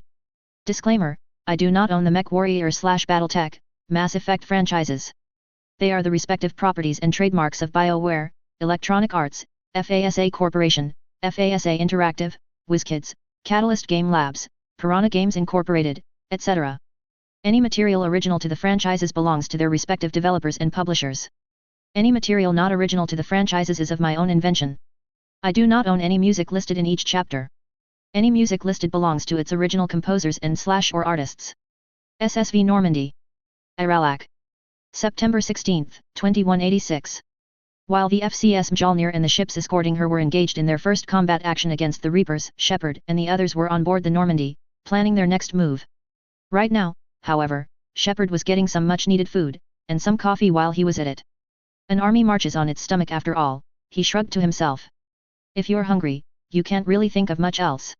He smiled as he remembered some comforting news. Mason's company, and the man himself, got a contract from Commandant Victor Steiner Davian to help us out on our missions, and he's paying them a very hefty sum. Still, I think Mason took on the contract for more than just the pay. I think he wants to repay a debt of gratitude to me for helping him defeat his father's killer. Still, I don't mind, I'm just glad I could help out. With that, he went back to eating more of his breakfast. He had just finished up when the intercom chimed. Commander, Specialist Trainer said over the comm. Primarch Vitas would like to speak with you and Commandant Steiner Davian in the war room. Tell him I'm on my way, Shepard replied, getting up from the table he was sitting at. Walking into the elevator, he hit the call button and waited. Once the elevator arrived, he quickly got inside and pressed the button for the CIC. Once he'd arrived, it was a simple manner of proceeding through the checkpoint and into the war room. The war room was as busy as ever, with the soldiers and personnel inside quietly working at their stations. Centered in the middle of the room was the hollow table, which was showing a true color representation of Tuchanka, the home world of the Krogan. Standing nearby was Victor Steiner Davian and Primarch Vitas, with the two patiently waiting for Shepard to come along. Commander, glad you got here, Victor smiled. Same here, Shepard nodded. Looking around, he asked, what's the story? We have a bit of a situation, Vitas explained. We lost contact with one of our ships. Lost? Shepard asked. There's gotta be more to it than that. It crashed, actually, Vitas admitted. I would like to talk to you more about it in private. Saying this, he eyed Rex, who was currently looking over a tactical display. We can discuss it in my quarters, Shepard decided. It has an SCIF module built in, so once we activate it, all is private. With that, they proceeded to Shepard's quarters. Aesthetically speaking, Shepard's quarters looked quite the same, except for the fact that he had a number of commendations on the wall. Those commendations had been given to him graciously by Hansa for his efforts to help the Federated Commonwealth make the Inner Sphere a better place. I know you usually don't like medals, but it's really the best way to show my gratitude for you, Hansa had explained. Plus, I'll send the occasional gift to you. Sitting down on the nearby sofa, Shepard asked, all right, what's so important that you didn't wish to discuss this with Rex around? Very well, Vitas nodded. Our ship crash-landed on Tuchanka. Now they're pinned by an advance guard of Reaper forces scouting the area. That had Shepard's attention, though it was Victor that spoke up. That's interesting, he frowned. I mean no offense, Primarch, but first of all, how did that ship crash? More importantly, why are your men there in the first place? I wouldn't send men there unless I had a good fucking reason to do so. I'm sorry, but that is classified, Vitas replied, with Victor frowning at that ever-frustrating answer. It is vital, however, that they be rescued. They must complete their original mission. It is a matter of galactic peace. You mean like the treaty that we're attempting to create? Shepard asked. Or my efforts to coordinate our efforts against the Reapers. That kind of galactic peace? Precisely, Vitas nodded. Victor butted in again, though his voice was now dead serious. How many souls on board? A platoon. Why is their mission so important? I need details if I'm to justify sending in a rescue force. I'm sorry, but that is highly classified, Vitas repeated. It was then that a flash of anger came across Victor Steiner Davian's face, but only for an instant. When he addressed the Primarch by his full name and title, however, Shepard knew that Victor was angry. Primarch Adrian Vitas, why the hell are the reasons for that mission classified?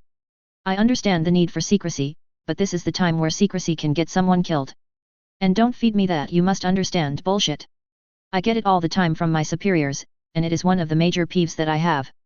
So, unless you want me to refuse to send in a rescue force for no fucking reason, I'd suggest that you tell me what the hell is going on. By this point, he was standing up, and his face had gained a slight reddish tint. Shepard, seeing this, realized that Victor was taking an enormous risk, though he understood why Victor was so angry. Secrets like that get people killed, he frowned. What the hell is Vitas trying to hide? As he said this, Victor began to head to the door, apparently disgruntled with the cloak and dagger routine. Victor, wait! Vitas called out, causing the Major to come to a stop. The platoon commander is Lieutenant Tarquin Vitas. He'll be your contact. Both Shepard and Victor started slightly at this. Tarquin Vitas, Victor frowned. As in? My son, Vitas finished. I need someone I can trust completely. For a few seconds, Victor stood by the door, his jaw working silently as he mulled over the information he had gotten. So, let me get this straight, he replied. You want me to rescue your son and his men, who are on Krogan soil, for some unknown reason that your son will tell me about. Not the way I would have said it, but, yes. Victor shook his head for a moment, almost as if he was going to refuse. Then he asked, Shepard, are your men ready? Yes, Shepard nodded. Good. Get them together, along with Gavin Colbert. You're going to be rescuing the Primarch's son. As Shepard left after deactivating the SCIF mode for the room, Victor looked at Vitas and said, I understand why you wanted to keep this secret, but remember this, I am the CO of this operation. That means, until the first prince relieves me, I have to have access to the necessary information required to successfully plan out a mission. Withholding information the way you did is one good way to get people killed. Before the Lyran Commonwealth joined up with the Federated Sons, their military repeatedly suffered from incidents like that. Do I make myself clear? It was clear that Vitas didn't like being dressed down, as he peered at the Commandant with his amber-colored eyes. What made it more painful was that he knew that Victor was completely correct, and that the Commandant had seen through his comparatively flimsy excuses. Completely, he replied. Good, Victor nodded. I hold no ill will towards you, Vitas, and I certainly hope you do not. Let's pretend that this incident didn't happen. I agree. On board the UT-47B, a heavily redesigned version of the UT-47A, Shepard made sure his M61B was ready for combat, with the others making sure their weaponry was also ready. Everyone was fully dressed in combat armor, with Shepard having exchanged his armored cooling suit for the M34 battle dress uniform, the official designation for the Fedcom's infantry kit. On top of that, I made some personal modifications to the armor, he noted. Should provide me with excellent protection. As they flew down towards the area where the Turian ship had crashed, EDI said, I have been able to raise Lieutenant Vitas on the COMM. When we land, he will be ready to speak with you. Vitas? Vega asked, surprised. Primarch's son, Garrus noted, a humorless chuckle coming from his mouth. Walking to Shepard, he said, Shepard, for a Turian commander, what's happened here is, let's just say that the military code of conduct for our species is not forgiving. I know, Shepard nodded. If this gets out, I'll make Vitas look bad. Agreed. Promoting family without merit can bite you in the ass. What's strange is that the Primarch knows that. A classic indicator of neoptism, Colbert, who was fully dressed in his mountain lion battle armor, frowned. Your hierarchy, Garrus, works in a very similar manner to the clans. We do not promote individuals unless they have shown that they are capable of doing so. They must earn their positions, rather than have it granted to them. That could be, Garrus admitted. Looking at Colbert, he asked, how's the armor working out? Very well, Colbert nodded. I cannot wait to bring death and destruction to these Reapers. If I were not a bondsman, I would declare a trial of annihilation against these Reapers. They represent everything the clans hate and detest. Just don't let that get to your head. I do not intend to. Only a foolish warrior rushes in without a plan. At least Colbert is sensible enough to know when to retreat, Shepard noted. Commander, Cortez informed them, I can't land at the crash site. We'll have to land a ways from it. Are you certain? Affirmative, but the Reapers seem unaware of our presence. We might be able to use that to our advantage. Set us down then, Shepard decided. We'll get to them on foot. With that, the shuttle doors opened after the Kodiak landed, allowing them to step outside and look around. If there was a word that Shepard could use to describe Tuchanka, it was bleak, especially since he visited it last time. 4 miles around, all one could see was irradiated land, ruins of buildings, massive chasms, as well as a sky that looked more like a cloud of rust than anything. The sun shone weakly through the fallout and dust that was laden in the air. Having seen images of the First and Second Succession Wars, Shepard knew that only those wars could match the devastation that lay before him.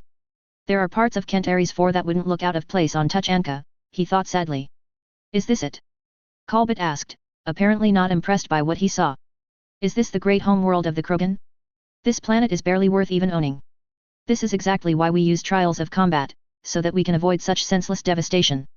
Tell that to most of the Krogan, Shepard shrugged. Rex is a mutant in that regard, though that's a good thing in this case. Keying his COMM, he asked, EDI, can you raise them? I can, EDI replied. Be advised, the signal strength is weak. Patch me in. After a moment, he said, this is Commander Shepard of the Alliance Navy and Armed Forces of the Federated Commonwealth. Do you read? There was a moment of silence, then, this is Lieutenant Tarquin Vitas of the 9th Platoon. We're pinned down by Reaper harvesters and are taking heavy casualties. Also, there are pockets of my men scattered along the crash trajectory. Can you show me your location? Shepard asked. Launch a flare if you can. Turning around, he waited a moment, then he watched as a red glowing flare shot up into the sky. Got it, Garrus informed them. According to the Normandy's satellite maps, they're around 600 meters due east of our position. We'll have to get through the debris, however, and that'll slow things down. Understood, Shepard nodded. Keying his COMM again, he said, Lieutenant, hold tight. We're on our way. Get to our position fast.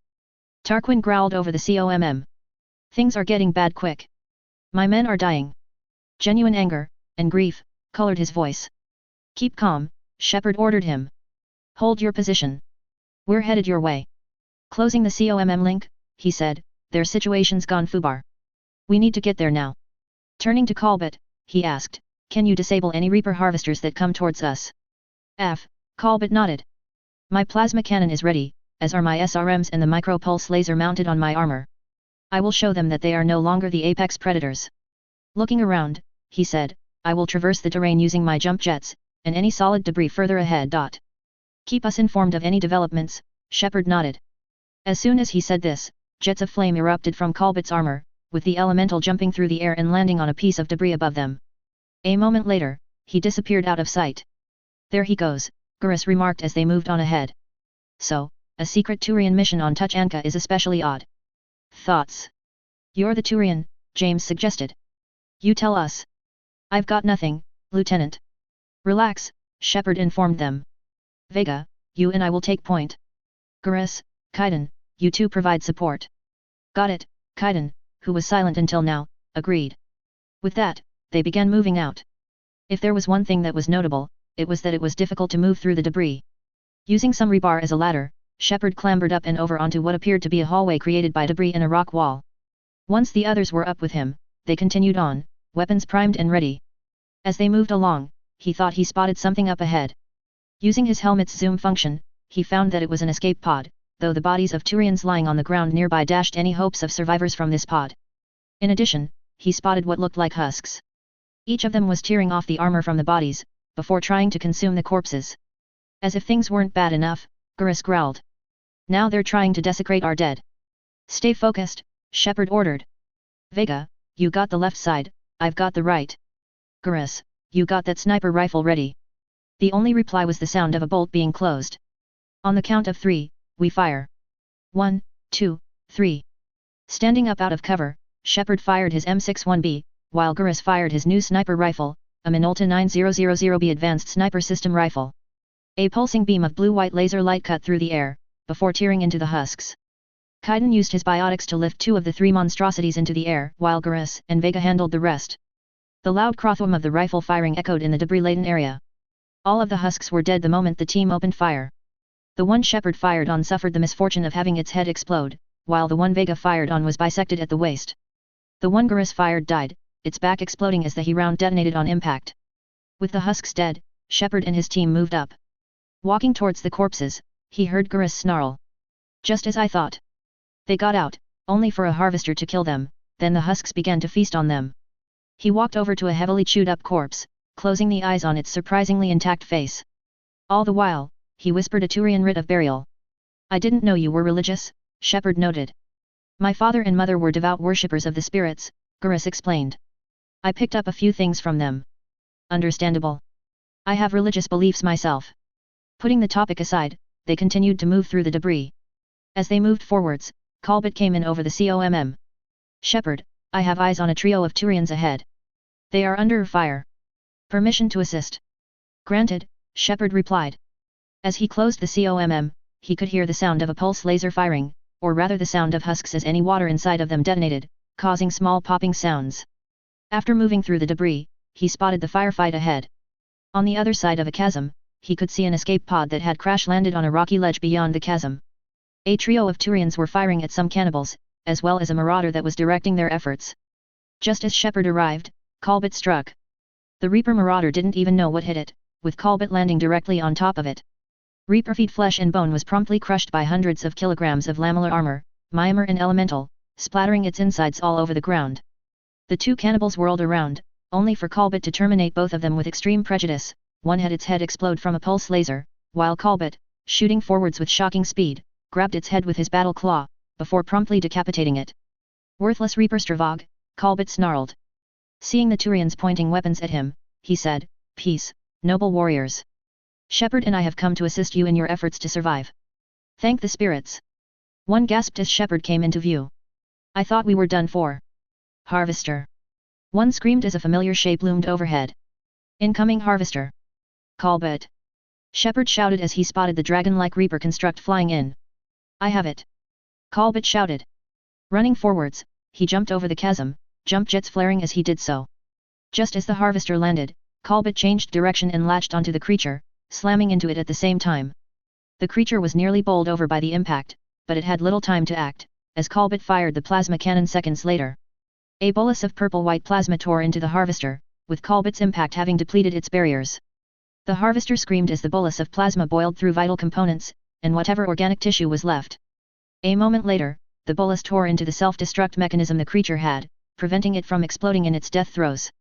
With the Reaper construct dead, Colbert said, "It is safe now, warriors. Retreat to the lieutenant's position so that you may be rescued." "Got it," one of the Turians nodded, awed by the display of brute force and skill that Colbert had shown.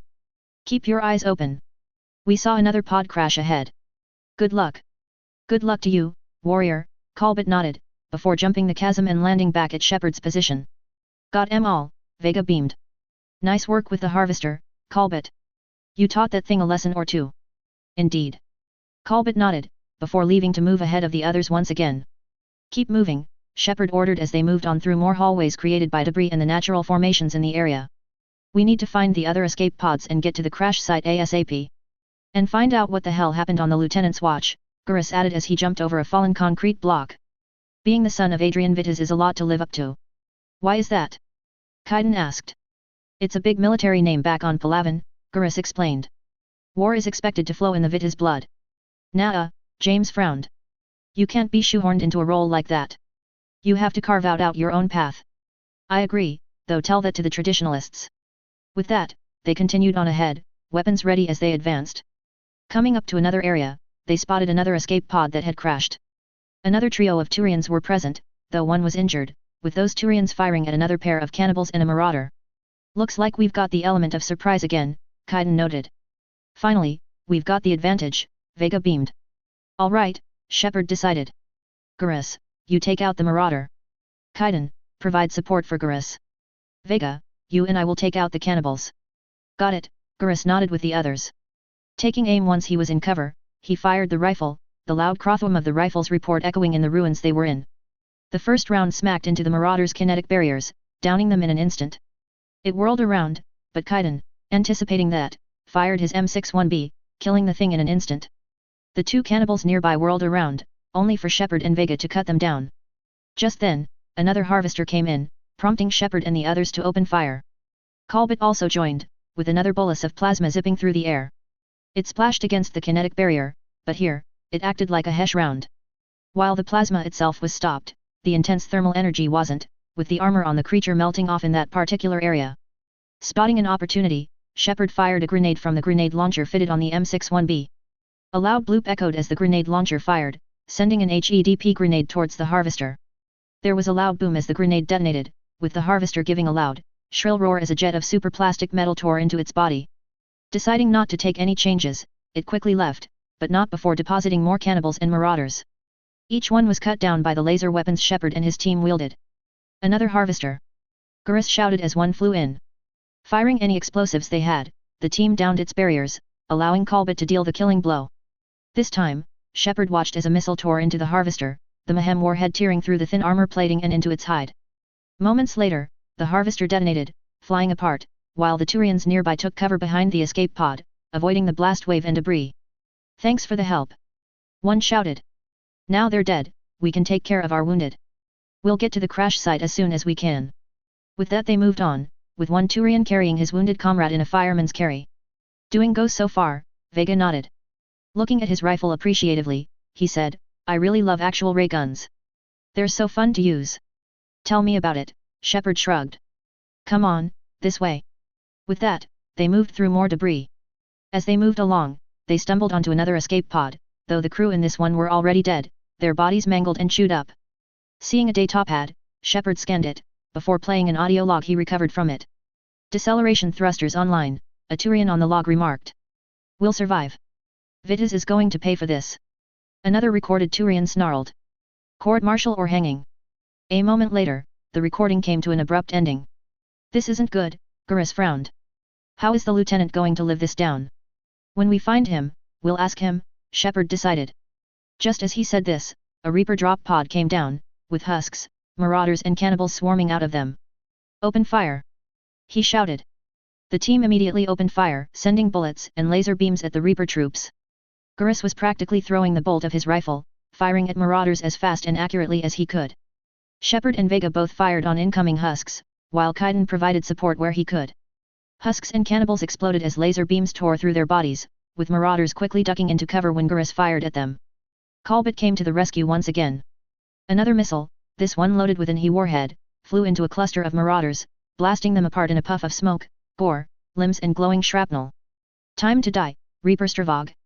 Colbert roared as he jumped in, the pulse laser on his armor's anti-personnel weapon mount blazing away as he charged into the fray. Between Colbert and Shepard's team, it wasn't long before the Reaper forces were ripped to shreds. Strange, Colbert noted as he crushed a husk's head like a zit. It is as though your species, Garrus and the Krogan, are playing with a political nuclear warhead. Had you chosen to inform the Krogan, you might have avoided this mess. Krogan-Turian animosity is ancient and intense, Garrus frowned. It's inborn. I don't approve of it, but that's how it is. Then how about we change that, shall we? Good question, Shepard nodded. With that, they reached Tarquin's position. From what Shepard could tell, Tarquin and his men had holed up on a ridge that was around 100 meters from their current position. Each of the soldiers was fighting like mad to survive, while cannibals and marauders fired at them. To make matters worse, Shepard thought he spotted a brute up ahead. Colbert, you handle the brute, he ordered. The rest of us, neutralize the Reaper troops and get to Vitis. For Palavin. Garrus roared as he and the others quickly enacted Shepard's orders. Colbert, having his own, jumped ahead towards them. You there! He roared, pointing a battle claw at the brute. Fight me, if you are no coward. The brute, hearing this, quickly turned towards Colbert. Roaring loudly, it charged, before swiping a claw at him. Colbert, for his part, intercepted the brute's claw with his battle claw. The brute seemed to be shocked when its claw failed to bowl the elemental over, as he caught it with the battle claw, and held it still. Rushing forwards, he kicked the creature over, before firing his plasma cannon. The brute, unshielded by kinetic barriers, was dead in an instant.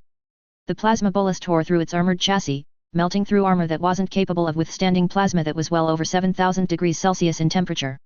The brute roared in rage, only for a missile to smash into its face, blasting it apart. And you are dead. Colbert beamed. In the meanwhile, Shepard and his team had finally eliminated the rest of the enemy opposition. Walking towards Vitis, Shepard clambered up onto the ridge. Lieutenant Vitis? He asked. Commander, Tarquin, who looked like a second edition of his father, save for the white facial paint, sighed wearily. My men and I are in your debt. Thank you for saving so many. What happened here? Shepard asked. As he said this, another Turian came and grabbed Vitis by the collar of his armor. He screwed up. He shouted, rage and sorrow mixed in his voice. Stand down, soldier. Vitis ordered. These men are dead because of you, bare-faced bastard. I said, stand down. Shepard would have intervened, were it not for Colbert, who roughly pushed the two aside. Silence, free birth. He snarled. Shepard saved you and your worthless lives. Listen to him, or I will silence you where you stand. Underscoring his point, the left pod of his ASRM-2 pod finished loading, with the missile's warhead jutting out slightly from the tube.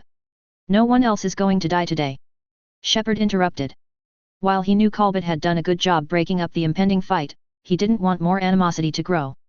Turning to Tarquin, he repeated, Lieutenant, what happened here? Tarquin bowed his head, shame and regret plainly painted onto his facial plates. He's right, he admitted. I made a bad call. This is all on me. What do you mean? I chose caution and clever tactics instead of a head-on attack, trying to be like my father, and my men paid the price. You mean the crash? Yes. We could see a Reaper blocking our projected flight path, staying on course guaranteed heavy casualties. As such, I chose what I thought was a safe route, skirting the enemy and taking us slow and through these ruins. When we encountered unexpected resistance, there was no room to maneuver. Suddenly, we were fighting for our lives. A lot of my men lost that fight. Owning up to your errors takes guts, Shepard noted. Heaven knows that I've made many in my own career, but you've gotta get over it and move on. Shepard is right, Vega added. You can still press on from this. I know, Tarquin nodded. It's just really fresh. Our mission is a failure, though. When we've stabilized the injured, we'll return with the fleet. Hang on, Shepard interrupted. What exactly is your mission? Does it matter now? Yes. Tarquin sighed, then he said, there's a bomb on this planet. We were sent to defuse it. A bomb? How big? Enormous. Cerberus has it. Cerberus? Colbert asked. An extremist human organization, Gurus explained. They've sided with the Reapers. Then I will crush them like the worthless Stravog they are. How'd they know about this bomb? Shepard asked. Tarquin, hearing this, was downright embarrassed. We were sending regular updates back to Palaven High Command. I found out, however, that someone disabled the COMM encryption for some of our reports. We'd been broadcasting on an open channel all that time. Damn, Shepard growled. Must have been a Cerberus mole. Clearing his throat, he said, Lieutenant, we have to finish that mission, otherwise we'll all pay the price. Haven't these men sacrificed enough? Vitus snarled out. It was then that, oddly enough, Colbert came forwards, with the visor depolarizing, allowing Vitus to see his eyes. Vitus, I know that this sounds strange coming from me, but I understand what is going on. That kind of sacrifice is quite terrible for freeborn warriors like you. I know I have had to make the same decision. Once you enlisted, however, you accepted the risks that come with the mission. What is your job is that you must inspire them to go on when all seems lost. Remind them of what they are fighting for, Vitus. Remind them that if they do not complete this mission, then their families will suffer at the hands of the Reapers. That bomb going off will create division and distrust, which the Reapers will exploit in order to send us all to a dishonorable death. If they give up now, before their mission beings, then whatever sacrifices they have made will have been in vain. They have to push on, so that not only can you complete your mission, but to show that the 9th Platoon, despite facing overwhelming odds, won glory for the Turian hierarchy this day. Shepard, hearing this, was deeply surprised. Vitus, however, was the most surprised, and it seemed as though Colbert had lit a fire in his eyes. Nodding, he turned and, speaking in a dialect of Palavenus, began to speak with his men. While Shepard couldn't understand what it was, he could see that the Turians were starting to perk up, with the despair they had been feeling fading away. I didn't know you could become philosophical, Cabot, Shepard remarked. Being around you has been quite interesting, Colbert noted. It seems as though I picked up a few things from you. I was not lying to him, however, when I said what I said. How so? Colbert frowned, before he said, when this mission is over, I will tell you. As he said this, Vitus came over. They've agreed to continue with the mission, he informed them. Can you ferry our wounded out? Affirmative, Gurus nodded. I'll need to talk to the Admiral about this, Shepard informed Vitus. Get yourself and your men ready. We don't have a minute to lose. Authors Q&A. Space Commander 09, my apologies for the delay. Thank you for the interesting idea. EDBOY4926, thank you. Sully Mike 23, yep. The Reapers are going to have their asses kicked. They'll try to adapt, though. Just a crazy man, thank you. Random Reader, thank you for informing me of that. Given that I don't want the Federated Commonwealth to be a bit of a Gary Sue, or be completely invisible, I'll need to find some way to mix things up a bit. With that in mind, what would you suggest? Cronus 1326, interesting idea. I have to admit, though, the Kasaba howitzer idea was pretty good. Guest, thank you. Marauder Prime 12, thank you. Don't be afraid to suggest ideas. I'm all ears when it comes to new ideas. Chapter 46, A Valiant Sacrifice. Hello again, everyone, and welcome back to my MechWarrior/BattleTech, Mass Effect crossover. Thank you all for your wonderful support and feedback. I deeply appreciate it. Some of you, I've noted, are worried that things might become too easy for the Federated Commonwealth. Thanks to your feedback, I've taken notice of this, so I will be making adjustments as the story continues. As always, leave a review, and enjoy. Disclaimer, I do not own the MechWarrior/BattleTech or Mass Effect franchises.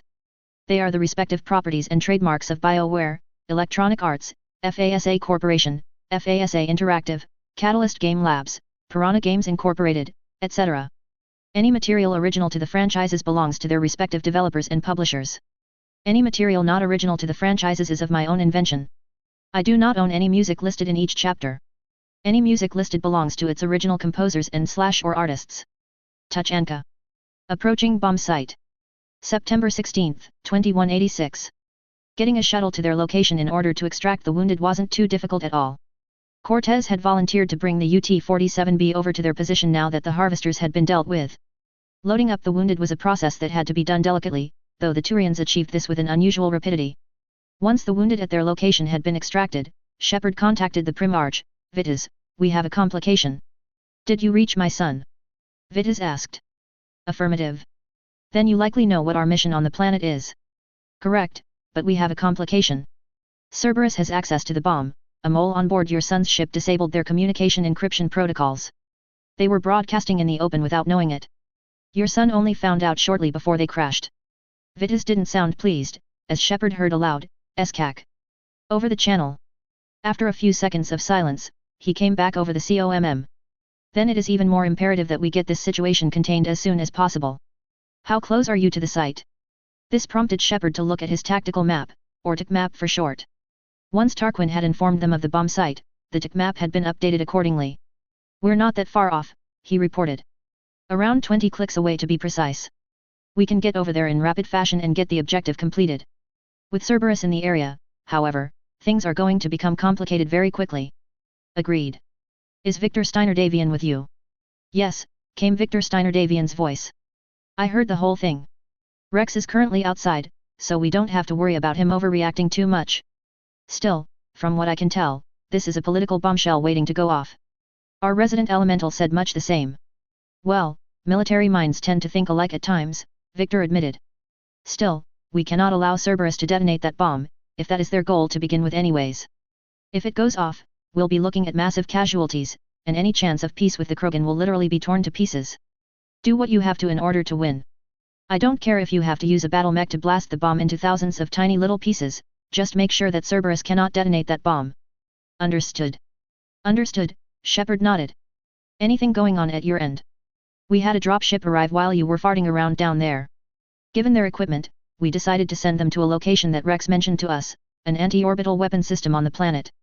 They'll handle that while you get the bomb disabled. Understood. Copy that, Shepard replied. Closing the COMM link, he turned to the others and said, we have to get to the bomb site. Is Mason and his team on station? Affirmative, Gurus confirmed. Mason's informed me that he'll be coming along in a Shadow Hawk. Anything heavier is just going to be a waste of ammo and time. I'm not too worried, the Shadow Hawk is an excellent mech. I should know, I've piloted one before. Still, this is going to be very risky, Vega added. Once Cerberus learns of what we're doing, they'll definitely try to make sure that the bomb goes off, no matter what we do. Reminds one of that one mission back at Vermeer, doesn't it? Kaiden added. Shepard frowned, the memory passing through his mind. I lost a good friend there that day, he thought. But I am glad that we managed to stop Saren with nuclear fire. Still, this mission has way too many parallels with that one now. We have to be careful, otherwise we'll get our asses kicked, and that bomb will blow up. It does, he finally said at length. Either way, we have to stop them, otherwise any chance of peace with the Krogan goes out the metaphorical window. Agreed, Colbert nodded. We must not fail if we are to preserve the galaxy and defeat the Reapers. Once Cortez returns, we will travel over to the bomb site, and show those Cerberus traitors why they cannot stand against us. It wasn't long before Cortez came back. The shuttle landed where Tarquin and his men had taken cover at, allowing the team to quickly load up and move out to the bomb site. While on board, Shepard had the laborious task of refueling the jump jets that had allowed Colbert to not only move far ahead, but to also jump across gaps.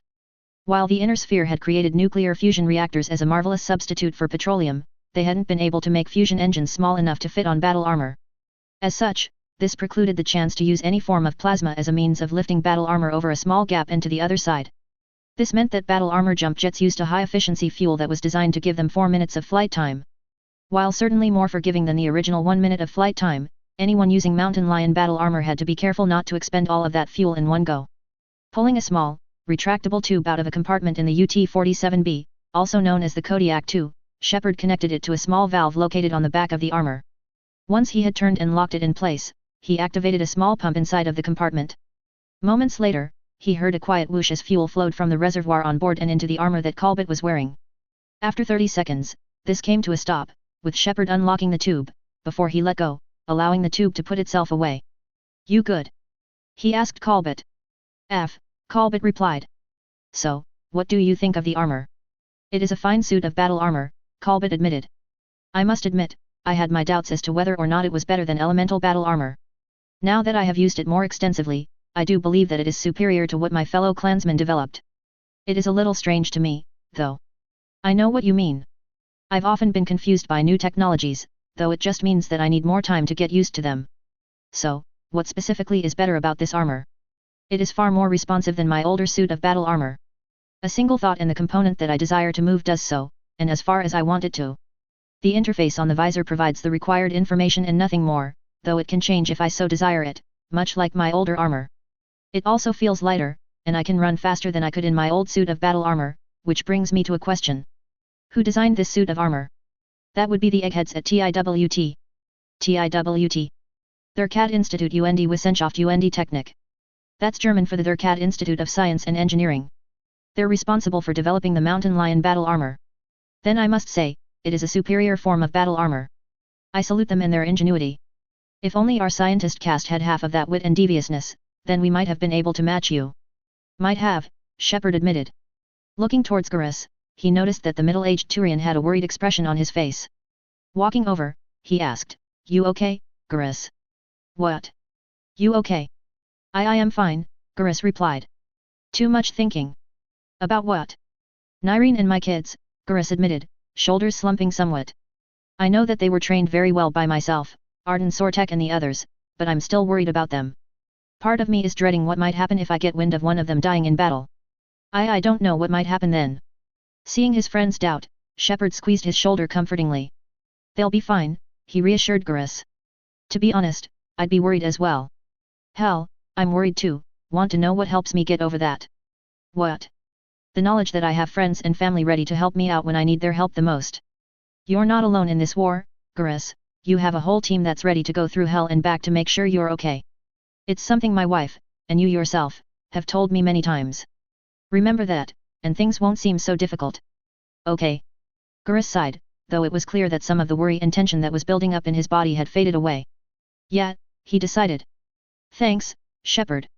Anytime, Garrus, Shepard beamed. As he turned to walk away, Garrus asked, How's your sleep been? Pardon? Your sleep? Lyra told me that you often had nightmares ever since the Reapers invaded Earth. Shepard pursed his lips before replying. They don't bother me anymore. Ever since I had that one dream, where Grunt told me he was okay and that he and the child I couldn't save didn't want me to be sad anymore, the nightmares haven't returned. Garrus smiled. That's good to hear. I was worried for you there. You had good reason to be. It's only because of Grunt letting me know that he and that child are in a better place, that I'm not having nightmares anymore. Still, I appreciate your concern. With that, they fell silent, though it was clear that the talk they had helped soothe their frayed nerves. The only thing that broke the silence 5 minutes later was a chiming sound coming from a nearby holographic projector. Commander, you've got a call coming in from Lieutenant Vitas, Cortez informed him. Patch it through, Shepard ordered. A moment later, Tarquin Vitas appeared as a 3D hologram inside of the room. From the way his body was contorted, he was likely inside of his own shuttle, talking to him using a similar system.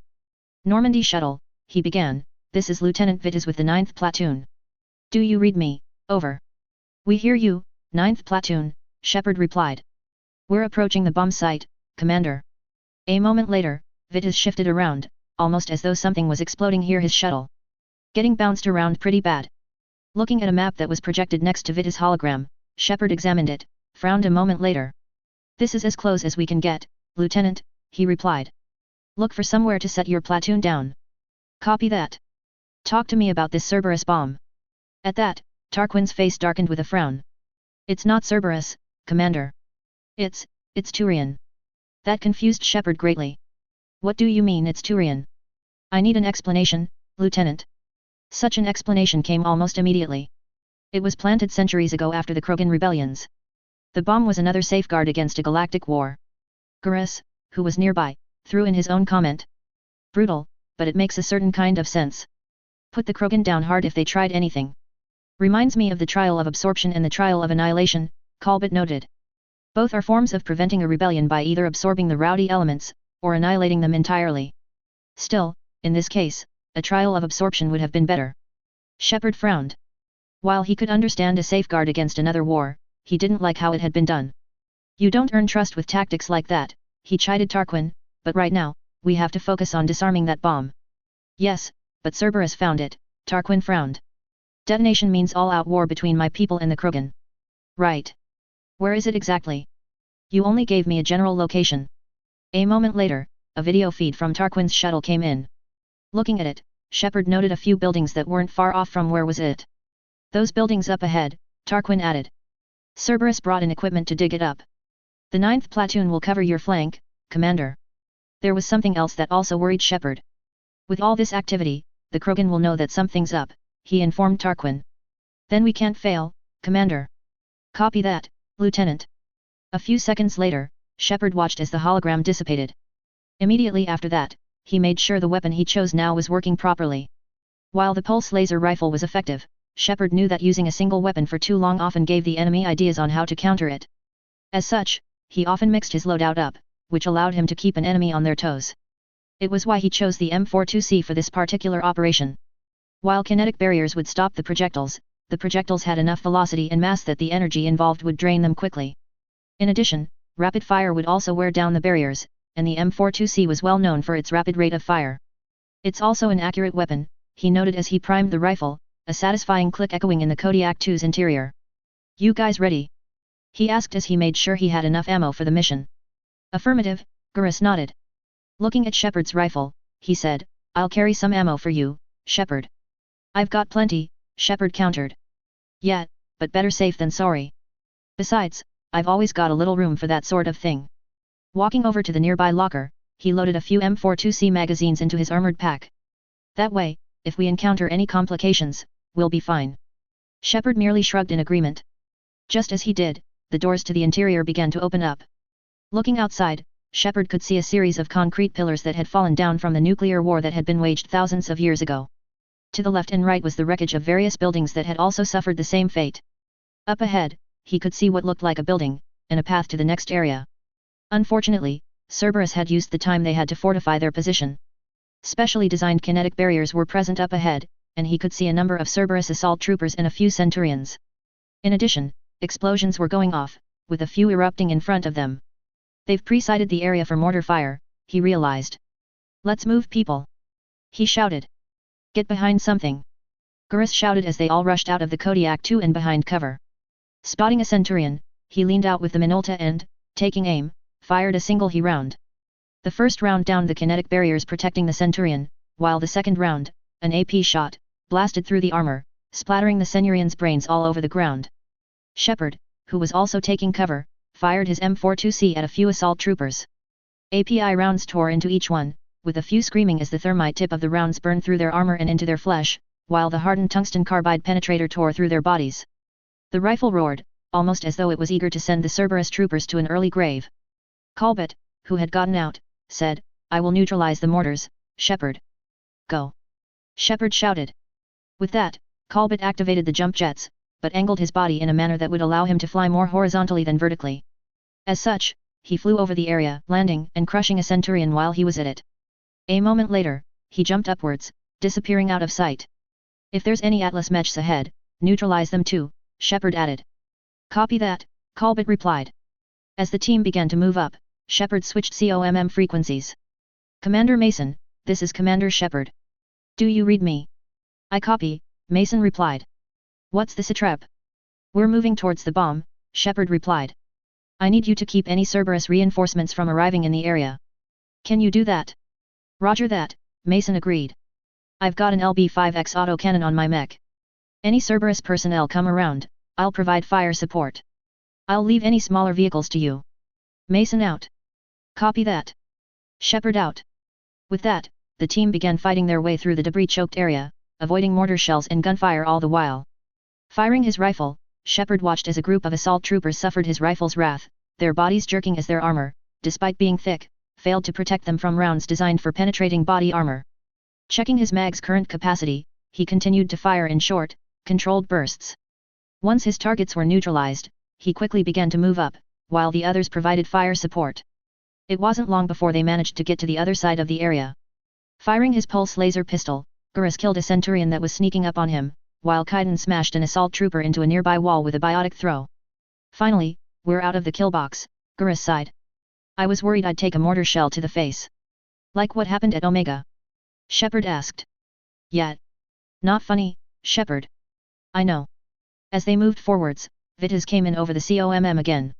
Once we reach the bomb, I'll need to reprogram the trigger mechanism. He informed them. Copy that. No trigger, no explosion. As they continued forwards, they moved through a large hole in a building's wall and into the building itself. Looking up ahead, Shepard spotted more Cerberus personnel. The way they spoke told him that they knew what was happening. Shepard has breached the perimeter. One reported. Take him out. Another shouted. Moving into a hallway that had a large atrium to one side, Shepard spotted a number of Cerberus troops, as well as what looked like a pylon near the kinetic barrier generators. Shield pylons, he snarled internally. Stand near them and you get kinetic barriers for a time. Effective and annoying. Vega, he asked. On it, Vega replied. Kinetic barriers can't stop laser weapons. Moving forwards, he took cover, before firing the M61B in his hands. The pulsing blue-white beam of laser light tore through a pair of assault troopers, neutralizing them quickly. Shit! One Cerberus trooper shouted. They've got laser weapons. That's not possible. A Centurion shouted. How did they? He was promptly cut off when a pulse laser cut his right arm off. A loud scream of pain came from the man, just before a grenade exploded at his feet, ending his misery. A large firefight ensued, with Shepard and the others quickly moving up as they gunned down the Cerberus troopers inside. Soon, only a handful were left. As they fought, Shepard thought he heard a rhythmic thumping sound, like some giant was moving towards them. He smiled, knowing what it meant. What was that? A Cerberus trooper asked. Hell if I know, another frowned. That was when the source of the sound came into view. Shepard smiled as the Shadow Hawk that Mason was piloting came into view, the mech being just tall enough for the autocannon to clear the ruined roof of the building they were in. I'll tell you what that sound is, he said over a loudspeaker. Your death. At the same moment, he fired the LB-5X on his mech. None of the surviving Cerberus troops had any time to react before the explosive submunitions the weapon fired blasted them to pieces. Dust filled the air, though Shepard watched as pieces of armor, limbs, and gore were scattered everywhere. You doin' all right, Shepard? Mason asked. Yeah, Shepard replied. Thanks for the support. My pleasure, Shepard. I'll head over to the Turians and provide fire support. With that, the mech quickly left the area, vanishing out of sight in a few seconds. Well, that was fun, Vega beamed. Did you see the looks on the Cerberus personnel's faces? I did, Shepard nodded. Spotting another hallway on the left side of the area ahead of them, he guided them through the hallway. We defeat the Krogan and plant a bomb on their planet, Garrus prefaced. Pretty extreme, but those were desperate times. After all of that fighting, to lose everything in a flash of nuclear fire, Vega frowned. Nothing excuses that kind of behavior. They should have looked for another way. I know, Garrus agreed, a frown on his face. Like you said, they could have done negotiations. Then again, however, the cooler heads weren't in charge of the situation. With that, they continued to advance forwards. They had to be careful, as while the buildings had withstood a nuclear war, the thousands of years since had left them in a poor state of repair. More than once, each member of the team nearly fell victim to a collapsing floor or a wall that fell inwards. As they advanced, Vitas came in over the COMM. Shepard, Cerberus is putting up a fight, but the 9th platoon is advancing. Also, we've got some kind of machine providing us covering fire. That yours? That's Commander Mason, Shepard explained. He's piloting a Shadow Hawk battlemech to give you fire support. I know, Vitas replied. Cerberus COMM chatter is going crazy over the battlemech, as you call it. I'll take that kind of fire support any day of the week. Same here. As they moved up, Shepard heard some Cerberus personnel talking up ahead. I don't know what Shepard and his team brought, one was saying, but it's killing us rapidly. If we don't act soon, we'll all be killed. Tell me about it, another grunted. We've also got reports that it has multiple laser-based weapon systems installed onto it. How are we supposed to defeat that? Hell if I know. Spotting the Cerberus troopers past some fallen columns inside of a building, Shepard smiled. I'll give you a hint, he said before firing. You're not. The surprise attack from his team caught the Cerberus troopers off guard. Ducking into cover, Shepard heard his barriers break, with bullets hitting his armor. Instead of penetrating, the sand grain-sized projectiles ricocheted off of the hardened titanium alloy armor plating he was wearing. Thank goodness for high-quality armor plating, he thought as he waited for his barriers to recharge. Vega, working with Kaiden, really began to bring down the hammer onto the Cerberus personnel. Once Kaiden had hurled a biotic throw at the Cerberus troops, Vega fired his M61B, cutting down Cerberus personnel with the pulse laser rifle. Shit! He shouted when a turret fired up, forcing him to take cover. Someone kill that turret! I'm on it! Garrus shouted. Taking aim with his rifle, he fired a single heap round that he loaded by hand into the chamber. The turret exploded, causing the Cerberus engineer controlling it to stagger back, giving Vega the perfect kill shot. Target down, he reported as he blasted the Cerberus engineer's head clean off. As they moved forwards, though, Shepard noticed something odd. Keying his COMM as a shuttle flew overhead, he said, Mason, do you copy? Cerberus is evacuating the area. That's not normal, Mason frowned. Permission to terminate. Granted. Copy that. They won't get far. As Mason fired on the fleeing transports, Shepard and the others reached the area where the bomb was it. Looking around, Shepard could see 3 large pylons that held a large, circular object with geometrically shaped sections around the upper portion of the pylon. That must be where the bomb is it, Shepard noted. Looking further ahead, he could see Vitas working at a control panel, likely how the bomb was to be triggered. I'm at the control panel, Commander, Vitas informed him. Cerberus put up a firewall around the trigger mechanism software to slow us down. I need to create a bypass. That'll take time. But like you said, no trigger, no explosion. As he ran over to where Vitas and the other Turians were at, Shepard asked, Are you sure you can disarm the trigger? Yes. It's old tech. I know what to do. Buy me a few minutes, Commander. We'll make sure you have the time you need, Lieutenant, Shepard nodded. Understood, Tarquin nodded. Starting bypass. And Commander, thank you for making sure I get this chance. Don't thank me. Thank Colbert. That I will. As they were working, Shepard nearly jumped when Garrus fired off his Minolta, the Turian rapidly working the bolt before firing another shot. Contacts behind us. He shouted. Understood. Shepard shouted. Keep them off of Vitas. Otherwise this mission is done. With that, everyone scrambled into cover, before firing at the Cerberus troops down below. Looking up, Shepard watched as Mason fired the LB-5X, as well as the ER medium pulse lasers and a LRM-5S built into his mech. A shuttle exploded in flames as he blasted one apart. As the Cerberus hostiles poured in, Shepard and the others continued to fire, while shifting position in order to achieve maximum coverage. Looking ahead, he frowned when he spotted a familiar profile. Fuck. Atlas. He shouted as the mech in question came into view. Fortunately, Colbert came to the rescue. There was a loud whoosh as he landed, scattering a few Cerberus personnel as he landed. Time to die. He roared at the Atlas, which turned its main gun to engage him. It fired, sending a shell directly at Colbert. The mass-accelerated round hit the elemental square in the chest. The kinetic barriers installed into Colbert's armor flared, slapping the round away, while Colbert charged forwards. Leaping upwards, he planted his armored feet and the battle claw onto the front of the machine, knocking it onto its back. The pilot inside screamed as Colbert smashed through the cockpit glass with his battle claw, tearing the screaming person out, before slamming him back into the cockpit. Moments later, the man's screams fell silent as Colbert stomped onto his chest, killing the Cerberus engineer immediately. Fuck. A Cerberus assault trooper shouted. They've got their own mech, and it's killed ours. Focus fire. Another screamed. Focus fire. Silence, Stravog. Colbert roared as the pulse laser mounted on the AP mount of his armor fired. Today, you will know the wrath of a true warrior. Using his jump jets, he jumped towards the clump of troopers.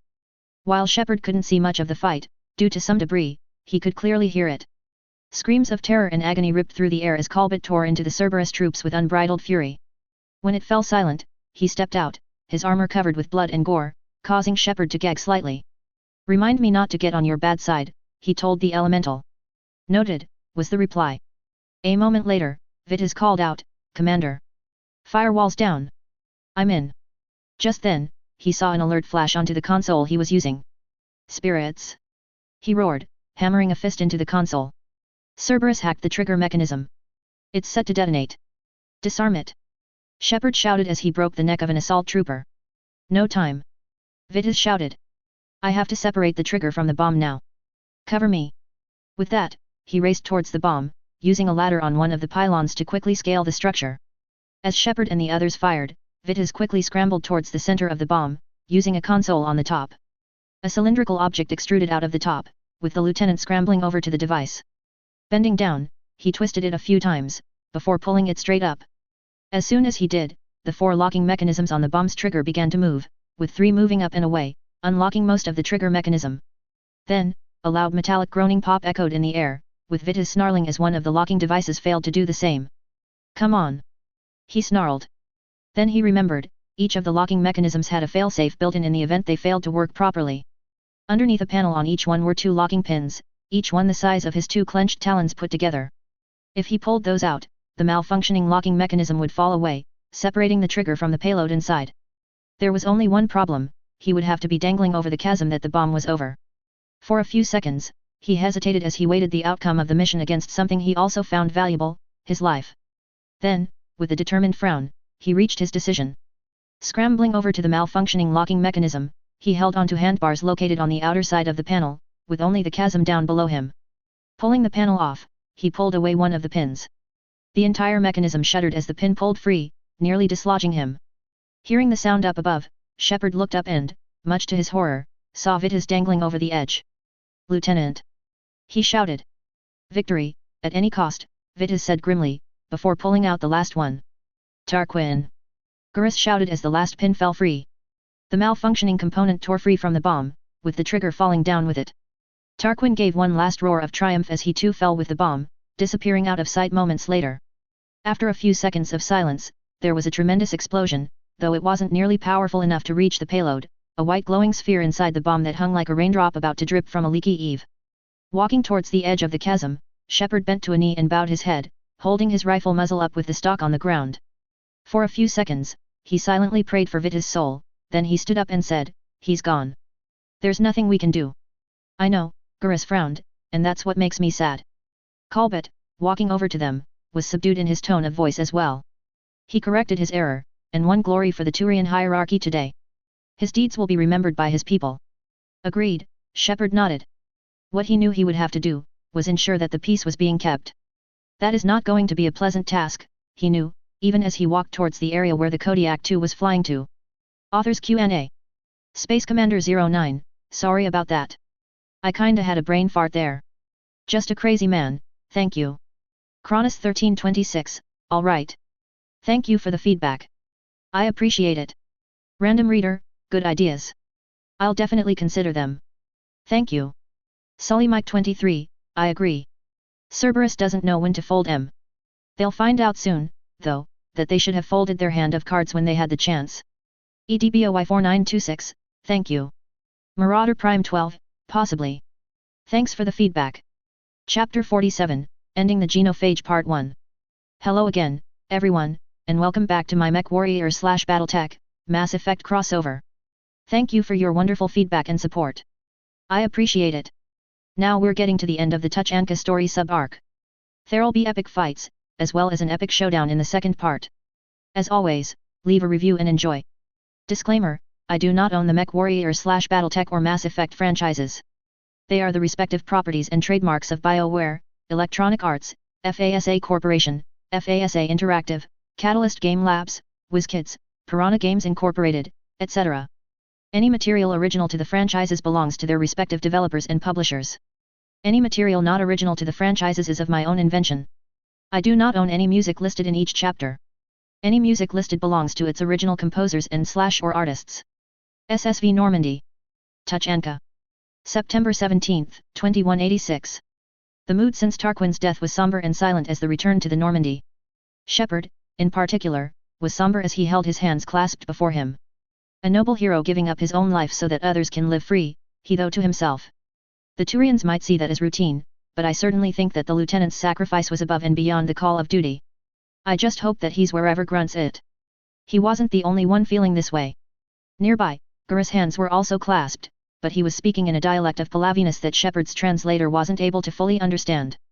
From the words he did manage to catch, however, he could tell that Garrus was beseeching the spirits to grant Tarquin the rest that a warrior that did good deserved. I prefer a moment of silence, he thought to himself. We can give the dead that much at least. There was one thing that gave him comfort, however. Cerberus is out of the picture, at least at Tuchanka, he noted. They pulled out as soon as we disabled the bomb and Mason personally destroyed the payload to keep Cerberus from building another triggering mechanism. Still, I am not enthusiastic about what'll happen once Rex learns that the Turians had a bomb on his planet. Still, he steeled himself for when the truth would come out. Walking into the QEC booth aboard the Normandy, Shepard watched as the color hologram of Hackett appeared inside the booth. Looks like the Admiral was waiting for me to pick up the phone this time around, he noted. Clearing his throat, he said, Sir, we accomplished the mission. The bomb on Djanko's been disabled, and Cerberus is pulling out. Good work, Hackett nodded. Stopping that bomb from detonating prevented the war between the Turians and the Krogan. We can't afford that kind of division right now. Joker says they're recovering the bomb. They've moved in. Won't allow the Turians to send in recovery groups to help. Understandable. The situation is fragile at the moment. With Rex and the Primarch on board the Normandy, you've got a situation brewing. We don't have a solid alliance between those two yet. Keep the peace, Commander. That's an order.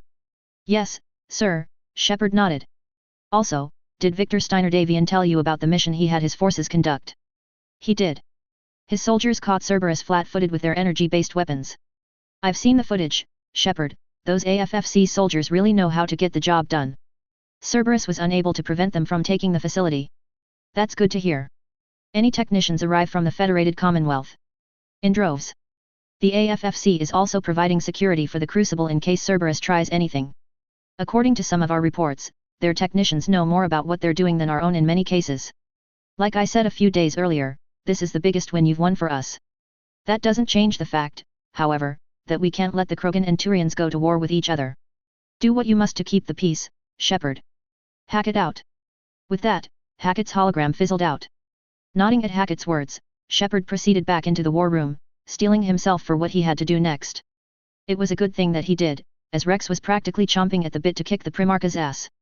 Primarch Vitas, for his part, was doing the best he could to keep calm, though even his panic was starting to show through cracks in his facade.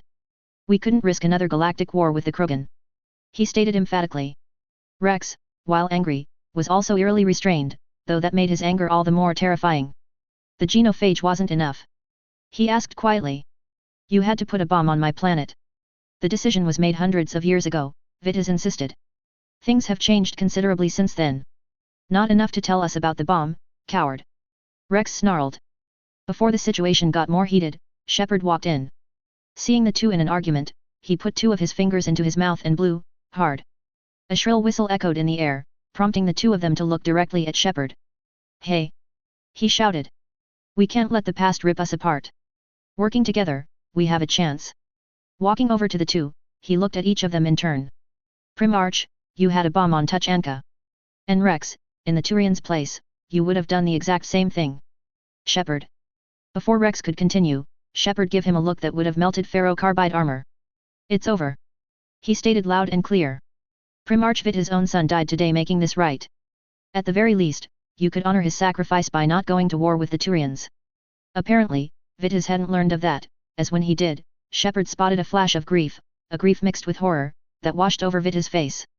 Please, Commander. He said an instant later. It's all right. Fine, Rex grudgingly admitted. Shepard, you've made your point. We have stronger enemies to face. We do, Shepard agreed. With a huff, Rex walked off, though it was clear that Shepard had actually intimidated him, something that was difficult enough to do on a Turian, much less a Krogan. Vitas, for his part, walked over to Shepard and asked, Commander, is what you say true? Is my son? Shepard, hearing this, frowned. Yes, he said after a moment of silence. Your son didn't make it. I'm sorry. When Vitas heard this, it was like someone had punched him in the liver, as his expression changed from fear to grief. Commander. Can we speak for a moment in private? Sure, Shepard nodded. Bringing the Primarch into the QEC booth, he hit a hidden button inside of the frame. Moments later, a door slid over the opening, before sealing the room up. Once that was done, Vitas sank to his knees, a keening sound coming from him as he began to mourn for his son's death. Tears streamed down his face as he let out a roar of grief, before collapsing against the wall, unable to do anything more than sob. Walking over, Shepard sat by Vitas, who continued to weep for the loss of the one thing he cherished the most in the universe. For the first time, Shepard saw past the facade that Vitas had carefully constructed around himself. Now, instead of a strong and proud Primarch that was willing to do what was necessary for his people, he saw a broken and bereaved father that had seen too much war, and wanted to have peace just one last time. Wrapping his arms around Vitas, he held the elderly Turian in a comforting hug. He could feel the tears from the Primarch's eyes staining his suit, though all he cared about was providing the Primarch with whatever comfort he could. He didn't know how long, but it seemed like ages before Vita's sobs subsided. Releasing the Primarch from his hug, he watched as Vitas gently pulled back, his expression now tired and downcast. I should have told you, he whispered, his voice still tainted with grief. I should have told you, and then my son would still be here. No father should have to lose his child. Another keening sound came from him, and he looked ready to burst into another round of sobs. Hey, hey, Shepard said comfortingly as he held the Primarch in another hug. He held him for another few minutes, then he said, we all make mistakes, Vitas. As for your son, he gave me something before he gave his own life. A moment later, he handed Vitas a small data pad. He wanted you to read this, but there was one thing he made clear in that data pad. And that would be that he loved you, and always would, even to the end of his days. Vitas looked ready to cry again, but he instead took a deep shuddering breath and let it out slowly. I thank you, Shepard. For what? For telling me this. Ever since his mother died, my son and I had a rocky relationship. I'd hoped to have it mended, but he always seemed angry with me. To hear that he still loved me, even after all that, it's a comfort that I will never forget. My son, he died with the respect of his men. I thank you for that. His sacrifice will be recorded in the history of the 9th Platoon, something any father would be proud of. Agreed, Shepard nodded. With that, the two stood up once more, with Shepard pulling out a short length of cloth from a pocket in his pants. Here, he said, offering the Primarch the cloth. A handkerchief for your tears. You'll need it more than I do. Vitas merely nodded, before gently taking the cloth and wiping his tears with it. Thank you, Shepard. Anytime, Primarch. With that, he opened the booth up again, allowing the Primarch to step out again. As he walked out, Shepard found that Rex was leaning against the wall near the booth. I heard it all in there, he said to Shepard. Let me guess, super hearing. Yep, Rex nodded, though he now had a look of shame on his face. I also wanted to apologize, Shepard. I was too harsh on the Primarch. It took your stare, plus what I heard in there, to make me realize that. Have I become so selfish for my people's safety that I've forgotten to take others into account as well? It's a mistake we all make, Shepard admitted. I've made it too, Rex. What matters is that we learn from it and never repeated it knowingly again. Can you promise me that? Rex was silent, before that shame was replaced by determination. Yeah, he nodded. I have to be better, for my sake and the sake of my people. If I can't, then what good am I as their leader? Come on, Shepard. We have a war to fight. That we do. Shepard nodded. As they walked over, Victor Steiner-Davian, who'd just entered, looked around. Spotting Vitas, he walked over and said, I heard about what happened down there. I'm sorry about your son. You have my sympathies. I know, Vitas nodded, his voice still strained with grief. Thank you for that. You were right, though. I know, Victor frowned, but it doesn't make me happy at all. Mind if I give you some alone time? That would be appreciated. Thank you, Commandant. It was roughly 4 hours later, at around 0130 local time, that they began to approach the planet. As they did so, Shepard heard a chiming sound on his COMM. Shepard here, he said. What is it? Commander, came Joker's voice. I'm bringing us to a full stop. Hostiles detected at the landing zone. Elaborate. Sensors show a Reaper parked at the Shroud facility. No way you are going to be able to land a shuttle there. Damn it, Shepard grunted internally. That complicates things greatly. Taking a breath, he said, get everyone assembled in the war room. I want eyes on the Shroud. Aye, sir, Joker replied. A few minutes later, everyone was gathered in the war room, with Shepard walking inside after taking care of some business.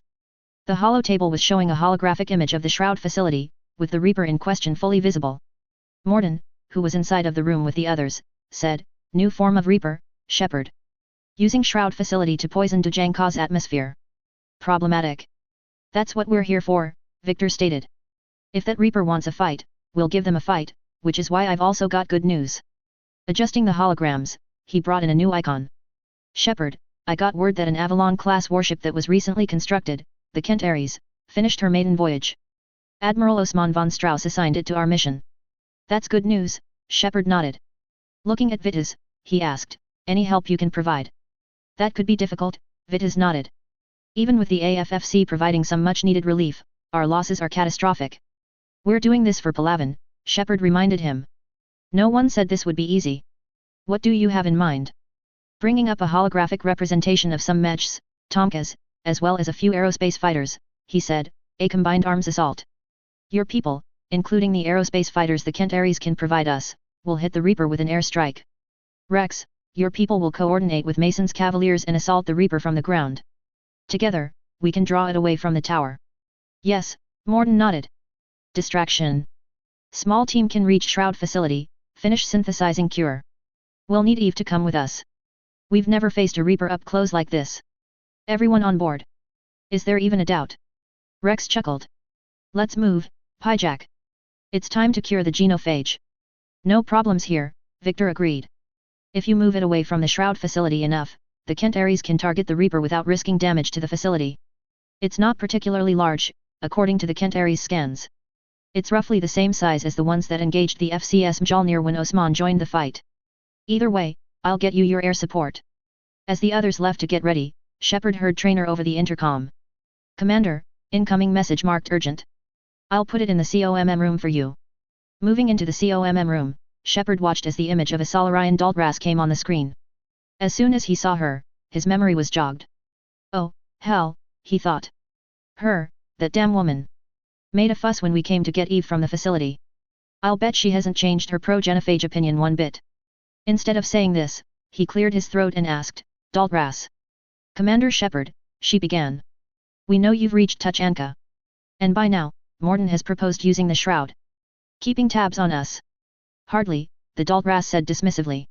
The Shroud is the only viable course of action open to you. Commander, you can't allow your misguided sympathy for the Krogan to cloud your judgment. Do you honestly believe that curing the genophage will end in lasting peace? We have to give the Krogan that chance. You cannot condemn an entire race to extinction based on what might happen. That is the height of presumption. What will happen is that the Krogan will reproduce out of control. We uplifted them specifically for their violent nature, not their diplomatic skills. Another war is inevitable.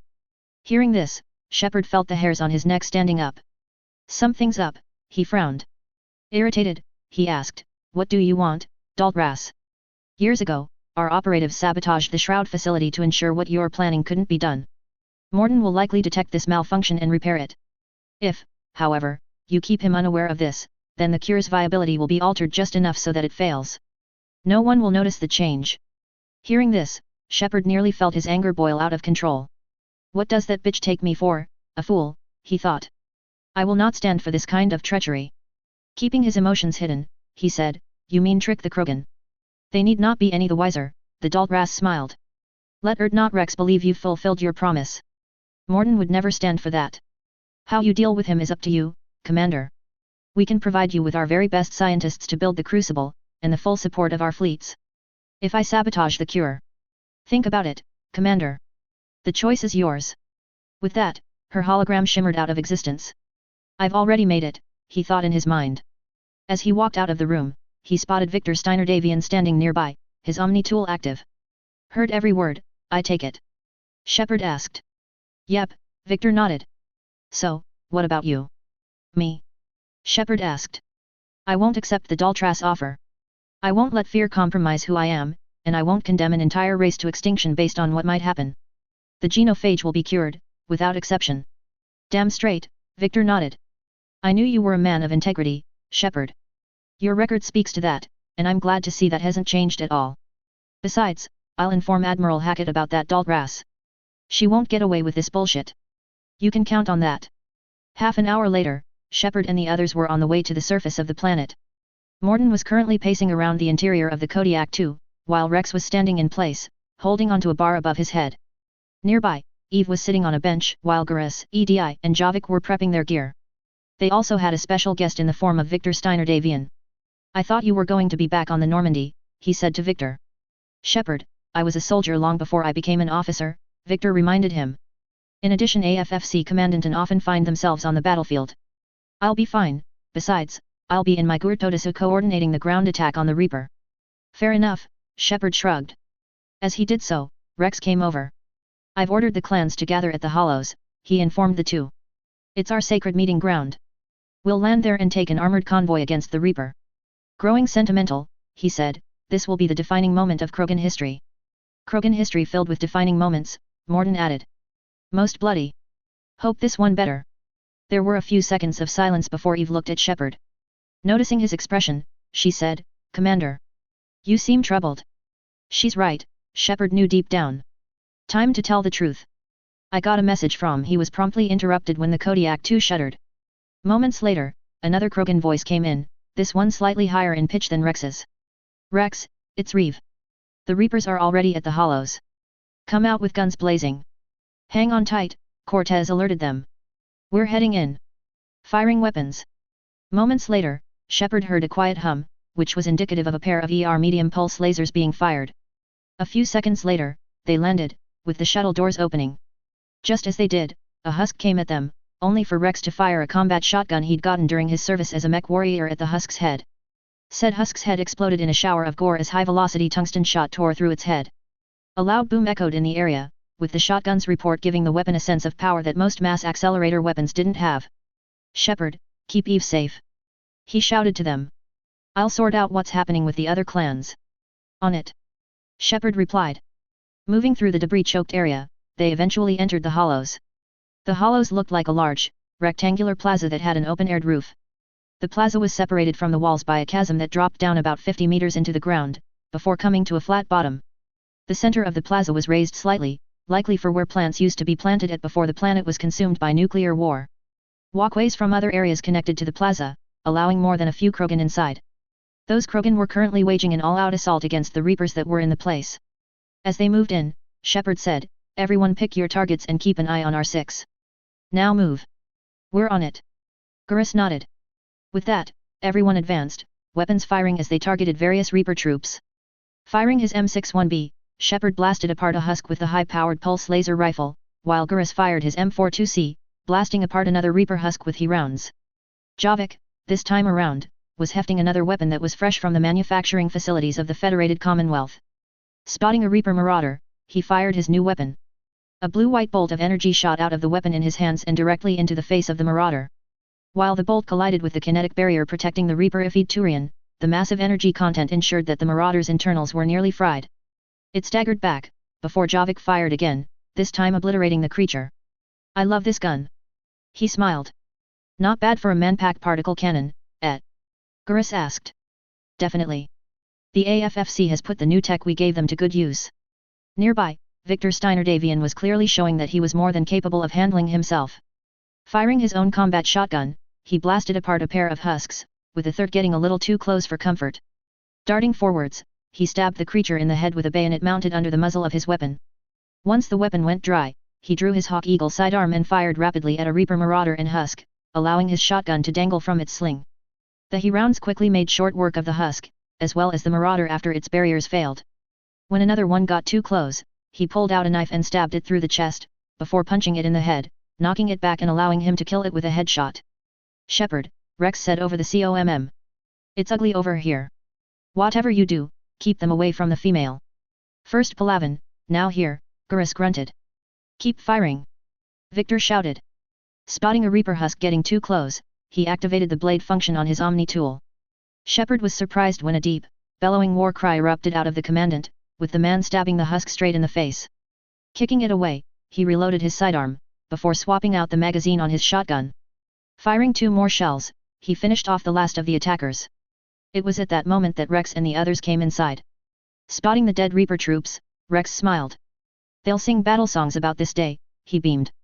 Reaper blood has finally soaked our soil. As the Krogan cheered, Shepard came over to Rex. We have to get to the shroud. The airstrike is on its way. Female safe, Shepard, Morden, who'd come with Rex, informed him. Vitals are strong. Apparently, someone took offense at Morden being there, as a younger Krogan with a dark headplate came over. What's a Solarian doing here? He demanded. Nobody said anything about this. Multiple Krogan. Problematic, Morden remarked nonchalantly. Who are you? Shepard asked. Not Reeve, the Krogan remarked, his dark eyes looking at Rex. Brood brother to our illustrious leader. Reeve and I share the same mother, Rex explained, and nothing else. For which I am thankful for. I remember what it means to be a true Krogan. We flay our enemies alive and drown them in a geyser of their own blood. We don't invite them into our home. Even if they're here to cure the genophage. Victor asked. If that's the case, then you're stupider than you look. I'll bet you couldn't science your way out of a paper bag. Hearing that, Reeve's eyes squinted, his head snapping towards Victor. Who's this pyjak? He asked. Why should I listen to Hai? Before he could finish, Victor walked over and smashed a fist into Reeve's face. Not expecting the blow, Reeve staggered backwards, while the Krogan looked at Victor with some surprise. I am Commandant Victor Steiner Davian, heir to the throne of the Federated Commonwealth, the defender of Atlas City and bane of Clan Shadow Jaguar. As for why I'm here to ensure that the Krogan have a future, same as Morden Solus, the Solarian that you so ignorantly choose to slander. You are going to trust him, otherwise I'll shoot your kneecaps out, and you'll find out how hard it is to argue when a combat shotgun is rammed down your ugly shitpipe of a mouth. That got the Krogan's attention, and while a few began to growl at him, a few more were actually impressed. Reeve, disgruntled, was about to get up when Victor casually made sure his shotgun was loaded. Shepard also got ready just in case a fight broke out. Fortunately, a cooler head came in and prevailed. Enough! A feminine voice shouted. Stopping their growling, the Krogan looked to their left to see Eve walking down the steps, her eyes flashing with anger. You can stay here and let old wounds fester as Krogan have always done, or you can fight the enemy you were born to destroy, and win a new future for our children. I choose to fight. Who will join me? Shepard, hearing this, stood upright and said, I will. So will I. Victor added. And so will I. Rex added. Now hold your heads high like true Krogan. There's a Reaper that needs killing. With that, the Krogan, realizing they had a real enemy to fight in the Reapers, roared their consent. Authors Q&A. Just a crazy man, very true. Sully Mike 23, me too. He'll be probably having an oh crap moment. Marauder Prime 12, me neither. EDBOY 4926, thank you. Guest, thank you. Cronus 1326, thank you. Violet Twogger, that would be hilarious. I might just put that in for comedic relief. Chapter 48, Ending the Genophage Part 2. Hello again, everyone, and welcome back to my MechWarrior / BattleTech, Mass Effect crossover. Thank you all for your wonderful feedback and support. I greatly appreciate it. Now we come to the end of the Tuchanka sub-story arc. I hope you enjoy this chapter as well as I did when I was writing it. There will be a sad part, though. As always, leave a review and enjoy. Disclaimer, I do not own the MechWarrior / BattleTech or Mass Effect franchises. They are the respective properties and trademarks of BioWare, Electronic Arts, FASA Corporation, FASA Interactive, Catalyst Game Labs, WizKids, Piranha Games Incorporated, etc. Any material original to the franchises belongs to their respective developers and publishers. Any material not original to the franchises is of my own invention. I do not own any music listed in each chapter. Any music listed belongs to its original components and / or artists. Tuchanka. Approaching Shroud Facility. September 17, 2186. It wasn't long before they were heading to their destination. This time around, the Tomkas were being accompanied by a few Badger IFVs, along with Victor's Gurtodasu, 2 Marauders and a Shadow Hawk. Inside the IFV he was in, Shepard could hear the leaders of the aerospace wings on his COMM. Krogan Convoy, this is Turian Wing Artimech and AFFC Wing Delta. Flight vector to the Shroud is locked. We are 10 minutes out and counting. Copy Artimech, Shepard replied. We're on our way. Trying to make up for lost time. Shepard out. With that, he sat down in the interior of the IFV, next to Eve. Reeve isn't the only Krogan who wants revenge for the genophage, Rex, she informed him. You'll have to placate them somehow. I'll demand that the Council return some of our old territory, Rex decided. We'll need room to expand and recapture the glory of the Ancients. Glory of Ancients led to Krogan rebellions, Morden chided him. Countless deaths, creation of genophage. Expansion plan, problematic. What were the ancient Krogan like? Shepard asked. Tuchanka wasn't always a wasteland, Eve explained. In the old times, the Krogan were a proud people. We had dreams, a future to look forward to. Until Solarian interference, Morden added. No, Eve countered. We destroyed Tuchanka ourselves. Technology changed us, it made life too easy. So we looked for new challenges and found them in each other. Nuclear war was inevitable. Reminds me of the massacre of Tint-Avel, Shepard frowned. The Free Worlds League and Capellan Confederation fought over the planet with indiscriminate nuclear warfare. It died under their feet. That led them to create the Ares Conventions to prevent that from ever happening again, even if that led to war becoming a blood sport of sorts, something I don't approve of. I know, Rex added. It's because of warmongers like them that our planet is now rebel. We'll need a better place to live. I'd say helping defeat the Reapers would be worth a new planet. Or 10, Rex smiled. You haven't seen how fast we can pop them out. Rex, Eve said chidingly. What? He asked innocently. With the genophage cured, we'll have a lot of catching up to do. Eve shrugged. Remembering what Shepard had said earlier, she asked, Commander, on the shuttle, was there something you were going to say? Yes, Shepard nodded. I was going to tell you, and I'll do so now. Clearing his throat, he said, the Solarian Daltras tried to cut a secret deal with me. That had Rex's attention, as his blood-red eyes snapped towards Shepard, lighting fast. What kind of deal? She said they sabotaged the shroud years ago, Shepard explained. The cure won't work unless we fix it. A moment later, he played the audio recording Victor had sent him of his meeting with the Daltras. It was a testimony to Rex's self-control when he didn't devolve into a fit of rage at the Daltras words. Instead, his facial expression became that of anger and disgust. And she thought we wouldn't know any better. Thought correctly, Mordin answered. Would likely have fooled tests, but familiar with STG work. Can adjust. Didn't come this far for nothing. Thank you, Commander, Eve sighed, relief suffusing her veins. You just spared our race another genocide. I knew he wouldn't let us down, Rex nodded. Just as he said this, the IFV turned, before coming to a halt. Why are we stopping? He asked. Moving to the cockpit, where a trio of AFFC personnel were at, he asked, why have we stopped? Take a guess, genius, the driver snarked, pointing out the viewport. Looking outside, Rex spotted the problem. There was a bridge nearby, but it was in poor condition, as large chunks of concrete were missing from the roadway, leaving rusted rebar plainly visible. The bridge is out. Walking outside, Shepard looked around to get an idea of what his surroundings were like.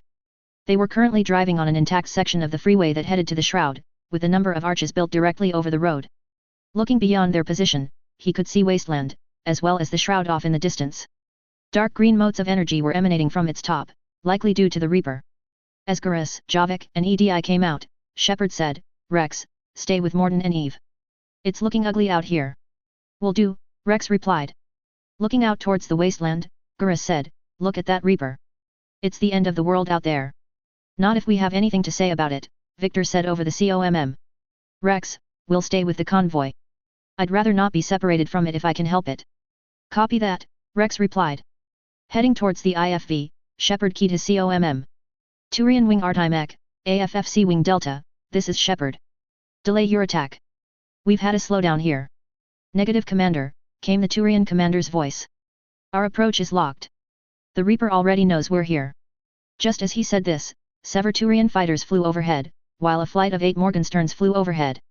We'll do an initial attack, then sweep back to avoid fire, the wing commander for the AFFC fighters added. After that we'll hold off until your forces get into position. As he said this, they flew towards the Reaper, before firing their weapons. Said Reaper took notice, before firing its main gun. The Morgensterns were barely maneuverable enough to avoid being hit, while one of the Turian fighters got hit. Trailing smoke, the pilot shouted. I've lost control. Get clear. A moment later, his fighter automatically ejected him from the dying craft. Said dying craft promptly smashed into the area where the convoy was at. Fortunately, no vehicles were hit, though the impact was powerful enough that massive chunks of debris were sent flying. One barely missed Shepard and his team, while another smashed into a Tomka, knocking it onto its side. A large hole in its side indicated that it had been penetrated, though the roars of surprise and pain indicated the crew inside were alive. Shepard, what's happening? Rex asked. Rex, get the female out of here, now. Shepard roared. Rex didn't need more prompting, as the drivers of the Badger he was in immediately gunned the throttle. The XL fusion engine inside seemed to roar as the vehicle lurched forwards, driving over the compromised section of road fast. It held only long enough for the last Tomka to jump the gap before collapsing. Moving out. Victor shouted, with his mech advancing. We'll keep the convoy safe, Shepard. Just get your ass out of here. Move. As the mechs moved out, Shepard asked, Artimec. Do you copy? We're pulling back, Commander, the Turian wing commander replied. That Reaper nearly tore us to pieces. Understood. Save your pilots. We'll find another way. As Shepard closed the COMM, EDI said, Commander, I have found a potential path around the blockage. She said this as the bridge was now being neatly folded up. Walking over, and jumping a small gap, Shepard found that it was a stairwell that led down into the dark interior of what appeared to be an underground pedestrian tunnel. Hopping inside, he activated a pair of lights just above the visor of his helmet. Powerful lights cut into the darkness, illuminating a wide tunnel that was ahead of their position. Rex, you okay? He asked. Yeah, just some scratches, Rex replied. We've got Mordin here, and a few AFFC corpsmen. Nothing they can't fix. Reeves' truck made it out too. The Turians had to pull back and regroup. We'll need a new plan for dealing with the Reaper. First, we'll have to find you. Where did you end up? Underground. We see ruins in a tunnel of some kind. Commander, that's the city of the ancients, Eve added. How do we get out of here? No maps exist, Eve replied. It's been abandoned for thousands of years. You're a trailblazer, Shepard, Rex butted in. Get through there and we'll find a place to meet up. Nothing's gonna stop this cure. Understood. Closing the COMM, Shepard asked, any ideas? I have a suggestion, EDI replied. Garrus, if you could. With pleasure, Garrus nodded. He held still while EDI, opening up the armored pack on his back, rummaged through it. A moment later, she pulled out 2 small orbs. The orbs were around the size of a baseball, were dark grey in color, and had a line surrounding the entire circumference of the orb. 8 small fans were built into each one, with each one able to rotate 90 degrees in one direction. What's that? Shepard asked. A technology the Federated Suns uses for mapping out underground areas, EDI explained. The development of advanced sonar technology allowed the AFFC to develop small robotic devices in order to scout out areas that do not have any maps, or to locate survivors in a collapsed building. Known as tracker probes, they're designed to use element 0 to hover between 0.05 to 2 meters in the air, while using pulses of ultrasound to map the area ahead. They'll inform us of any exits they find and lead us out of the area. Smart, Shepard nodded. With that, EDI activated each of the devices. Both of them turned on, with the fans whirring to life, before EDI released them, allowing the trackers to fly away from them and down into the dark. On his HUD, Shepard watched as the probes sent information to his HUD, with a small map appearing in the bottom center portion. That's useful, he noted. As they moved along, following the probes, he thought he heard something, with the sound being followed by a rumble. Did you feel that? Javik asked. Felt like a tremor, Garrus nodded. It's not a tremor, EDI corrected. Tremors are not usually this violent. This tremor is more closely associated with survivors' accounts of thresher maws in the region. That's not good, Shepard frowned. Keying his COMM, Shepard asked, Rex, we're getting tremors down here. Feel anything? Nothing here, Rex replied. It could be something else, Shepard. It is said that Calrose, the mother of all thresher maws, lives in this region, Eve explained. Which is another reason to get your ass out of there. Step on it, Shepard. Rex added. Calrose, the mother of all thresher maws. Javik noted. Sounds troubling. When the Krogan name a thresher maw, you know you're in trouble, Garrus added. They don't think anyone's ever going to kill it. Right, Shepard added, a frown on his face as he did so. As they moved along over mountains of debris, Shepard was surprised to see what he thought was art. Looking more closely, he found that it was art of a line of Krogan bowing to another one that had a staff. The artistic style reminded him of hieroglyphs he'd seen when he was on shore leave at Earth. Never figured the Krogan for the artistic type, Garrus mused. Notice they chose obedience as their subject, Javik added. It indicates that ancient Krogan were of an imperialistic mindset. Tell me about it, Shepard remarked. As they moved along the tracker's path, he spotted another drawing. This one looked like a skeletal snake, only the head was the wrong shape. I'm guessing that's Calrose, he remarked. Definitely, Javik noted. I hope that's to scale, Garrus frowned. Any bigger? He had a nervous growl at that. It is likely not to scale, EDI added, prompting Garrus to groan. As they moved along, Shepard heard a loud beeping in his helmet. Looking at his HUD, he noted the cause of the alarm. Apparently, the tracker probes had detected organic tissue that had recently expired. Moving up, Shepard found the source. When he saw the insectoid shape and the tan-colored belly, frowned. Rachni, Javik noted, remembering a mission where he and Shepard had liberated the Rachni Queen from the Reapers. There were bound to be more than what we killed before our universal adventure, Shepard frowned. Rex, we've got Reaper-ified Rachni here. We know, Rex replied. We just killed some recently. All that matters is getting to the shroud. Find us, fast. With that, they proceeded onward, weapons at the ready. Just as they did so, the tracker probes returned, before deactivating and allowing EDI to pick them up. Looking up, Shepard saw why. Up a flight of stairs, he spotted a glow, a pale, out-of-doors kind of glow. Moving up the steps, he found that he had entered an atrium of some kind. To the left was a wall and some rubble, while to the right, he found himself looking at a statue of a Krogan on a pedestal down below. He could also see, much to his surprise, water, as well as what appeared to be a massive sluice gate. Well, this is new, Garrus noted. A part of Tuchanka that isn't rubble. Fascinating, EDI remarked. Remnants of the past, Javik noted. Finding another stairwell up ahead, they walked up it. That brought them outside, and to a surprising discovery. Looking outside, Shepard found that his guess that they were at an aqueduct of some kind was correct. Down below, he could see running water, but what had his attention were the presence of plants growing in the area. Greenery? Gurus asked, surprise suffusing his features. I didn't think plants grew here anymore. They're pretty hardy all right, Shepard noted. You'd be surprised. I once went on a tour of Chernobyl at Earth when I was in the Alliance Navy on shore leave. The entire area is completely overgrown with plants. Eve, who had overheard them, said, You're looking at hope, Shepard. What's left of it? Given another chance, this planet will thrive again. That means you've gotten outside, Rex butted in. Try and get to us, Shepard. That Reaper's still up to no good at the shroud. We're on it, Shepard replied. With that, they began to move out, weapons at the ready. Surprisingly, there were no hostile contacts in the area, which was what had Shepard concerned. I smell an ambush, he frowned. It was when they reached a partially destroyed bridge that his premonition turned out correct. Incoming! Gurus shouted. Reaper troops inbound. Just as he said this, several husks came into view, along with a few cannibals and marauders. Ducking into cover, Shepard fired his rifle, cutting a husk apart. Then the marauders did something unusual.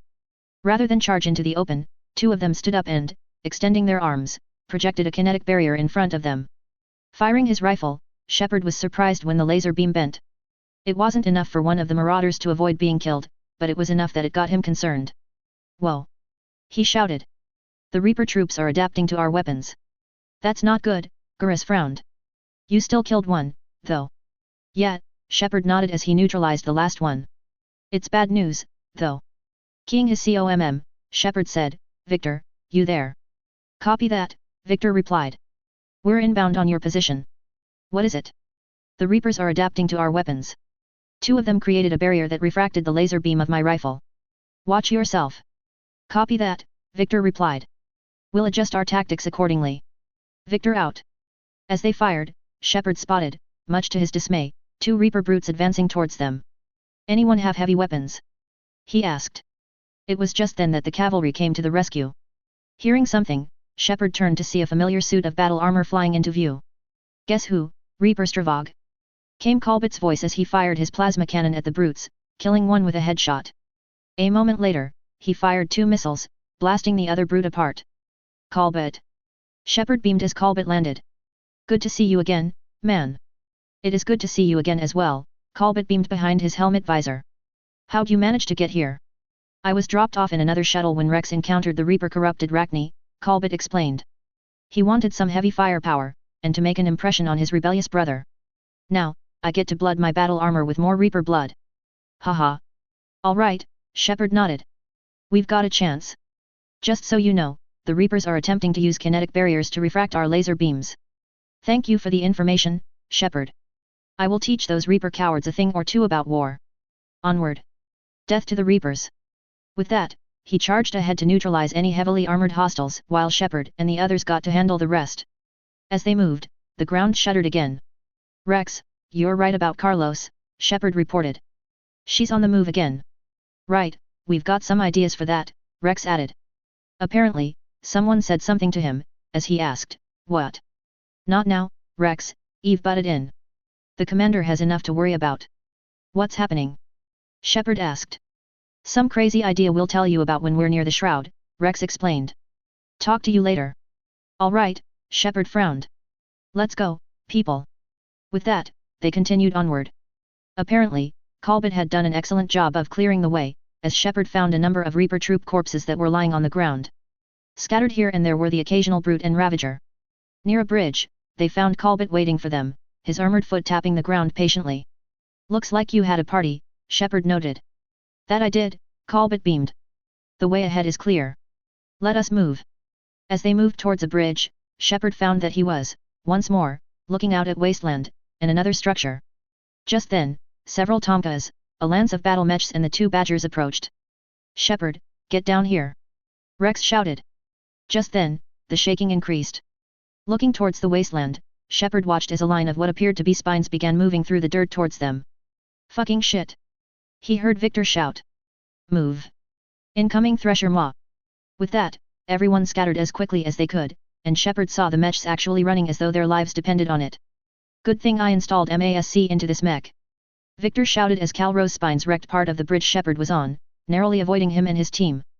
Calro's territorial instinct confirmed. Mordin shouted. She's not gonna get us. Rex shouted back, with the combat vehicles and mechs down below moving fast. Go on ahead, Shepard. We'll try to shake this thing and find you. Thresher Maw getting closer. Mordin shouted, his voice indicating he was in a panicked state. Tell me something I don't know. Metal in truck, an excellent iron supplement for Maw's diet. And the thing is, I bet Rex is enjoying this, Garrus deadpanned.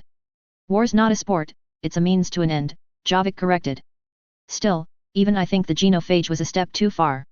That's a little odd, coming from you, Shepard said to Javik. What can I say? I'm not too old to mature, Javik remarked. Fair point. With that, they continued to move up ahead, weapons at the ready. Moving through more elevated plazas, Shepard spotted movement up ahead. Reapers. He shouted. Colbert, get the big guys. We'll handle the small fry. On it. Colbert shouted, shooting ahead in order to take out any Ravagers up ahead. Firing his rifle, Shepard brained a few Marauders and Husks, while Garrus fired on any Marauders he spotted. EDI also added her own firepower to the mix, with Javik providing biotic support. Continuing to move up, they fought like mad to get to the rendezvous point. Replacing the spent battery on his rifle, Shepard peered up to see Garrus blast a Marauder in half with his sniper rifle, while Javik tore a pair of cannibals apart with his biotics. 2 Husks were lit on fire by EDI, before she gunned them down with her MP-20. Eventually, after a considerable amount of fighting, they reached the rendezvous point. As soon as they were there, the combat vehicles drove into view, along with the mechs, which were running, but not as fast as before. Shepard, get over here. Rex shouted. Reeve, keep an eye out for that Maw. As he said this, the IFV he was in came to their position. Get in here. He shouted as Shepard and the others came along. Looking ahead, Shepard spotted more spines coming in. Here she comes. The driver for their IFV shouted. Get this fucking thing moving. Shepard shouted. With that, they quickly drove, but then something happened. To their surprise, Calrose ignored them completely, with the Thresher Maw targeting Reeves' Tonka instead. They heard a brief scream over the comms, then everything went quiet, just as the Tonka in question was devoured whole. Shit! Victor shouted. Fucking Maw ate him whole. Remind me not to come back to this planet, Rex. Deal. Rex shouted as they quickly drove away. Finally, after another hour of panicked driving, they managed to get to the Shroud facility. Up ahead, the Reaper loomed like a Lovecraftian monster waiting for them to come into its trap. Getting out, Shepard found that they had come to a pair of facilities that formed a gate-like opening to the facility beyond. I wonder what this place was used for, he thought. As the others got out, the mechs approached. We're definitely going to have a hard time getting around that, Victor noted. My mech's guns aren't big enough to destroy that thing. Vengeance is the goal, suicide is not, Javik agreed. We're curing this genophage, no matter what it takes, Rex reiterated. Everything my people stands for depends on it. Then I hope this idea of yours works out, Shepard remarked.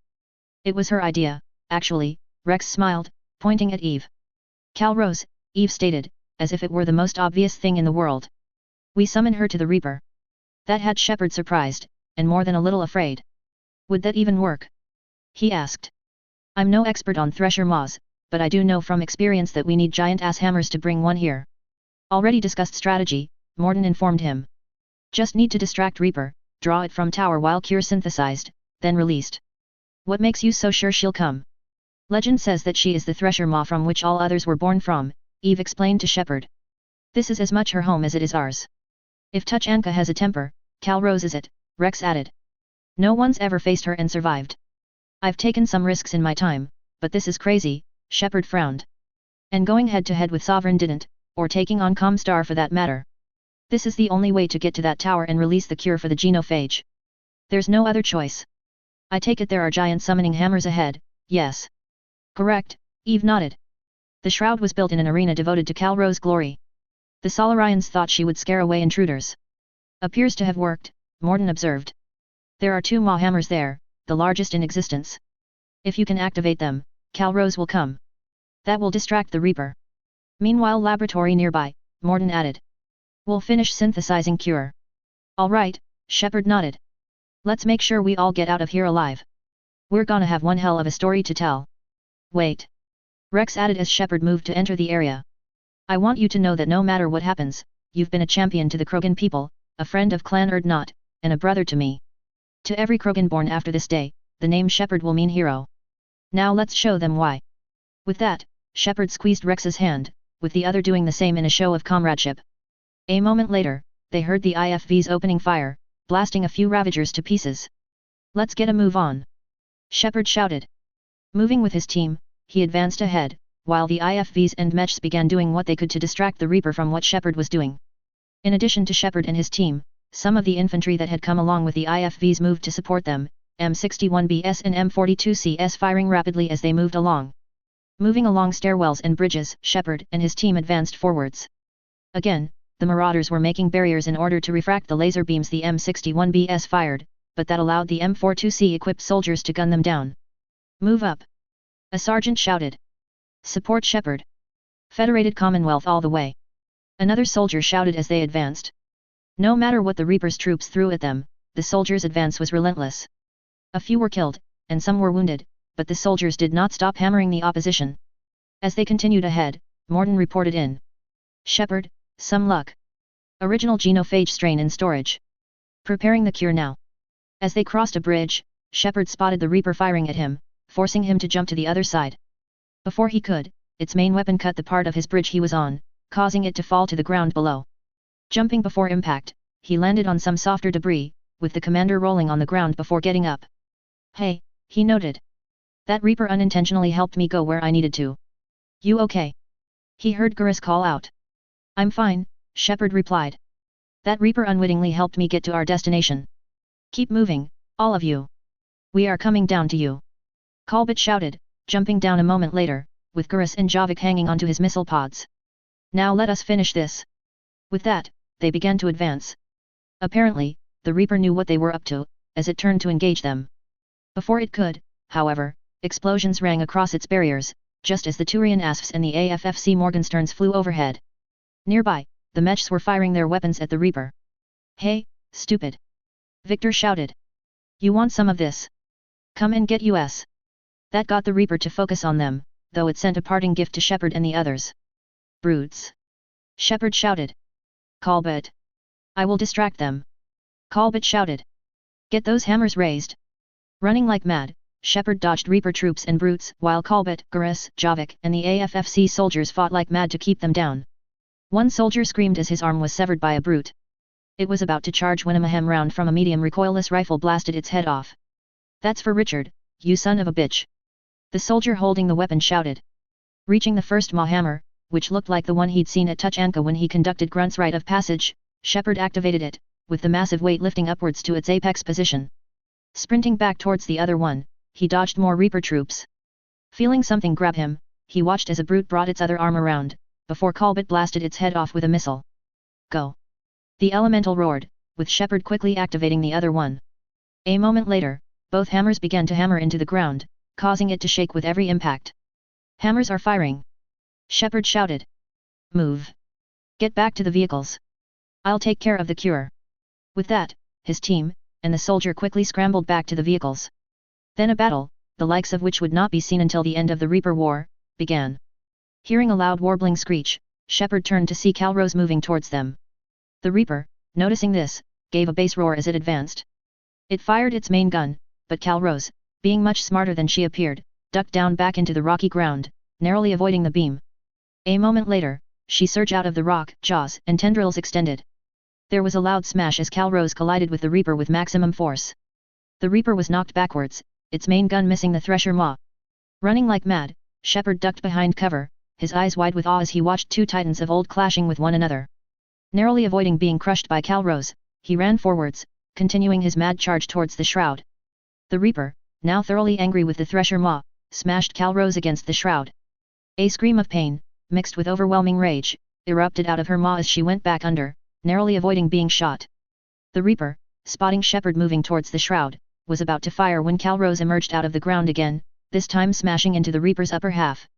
Again, the Reaper missed Shepard, the beam missing him by just meters. Looking up, Shepard watched as Calrose, thoroughly angry with the Reaper for intruding into her territory, coiled herself around the Reaper, until she had the entire thing wrapped up with her body. A moment later, she squeezed. Metal groaned, before screeching loudly as the Reaper was crushed like a tin can. Shepard watched, eyes wide with awe as the Reaper was crushed meter by meter into a decorative metal pole. The Reaper screamed, a loud howling bass roar as it was crushed by the Thresher Maw. Bioorganic alloy crumpled under tons and tons of pure muscle, chitinous armor, and hardened flesh. A moment later, Cal Ross unwrapped herself from around the Reaper, before wrapping around it top to bottom, spinning round and round until the Reaper was buried in the land.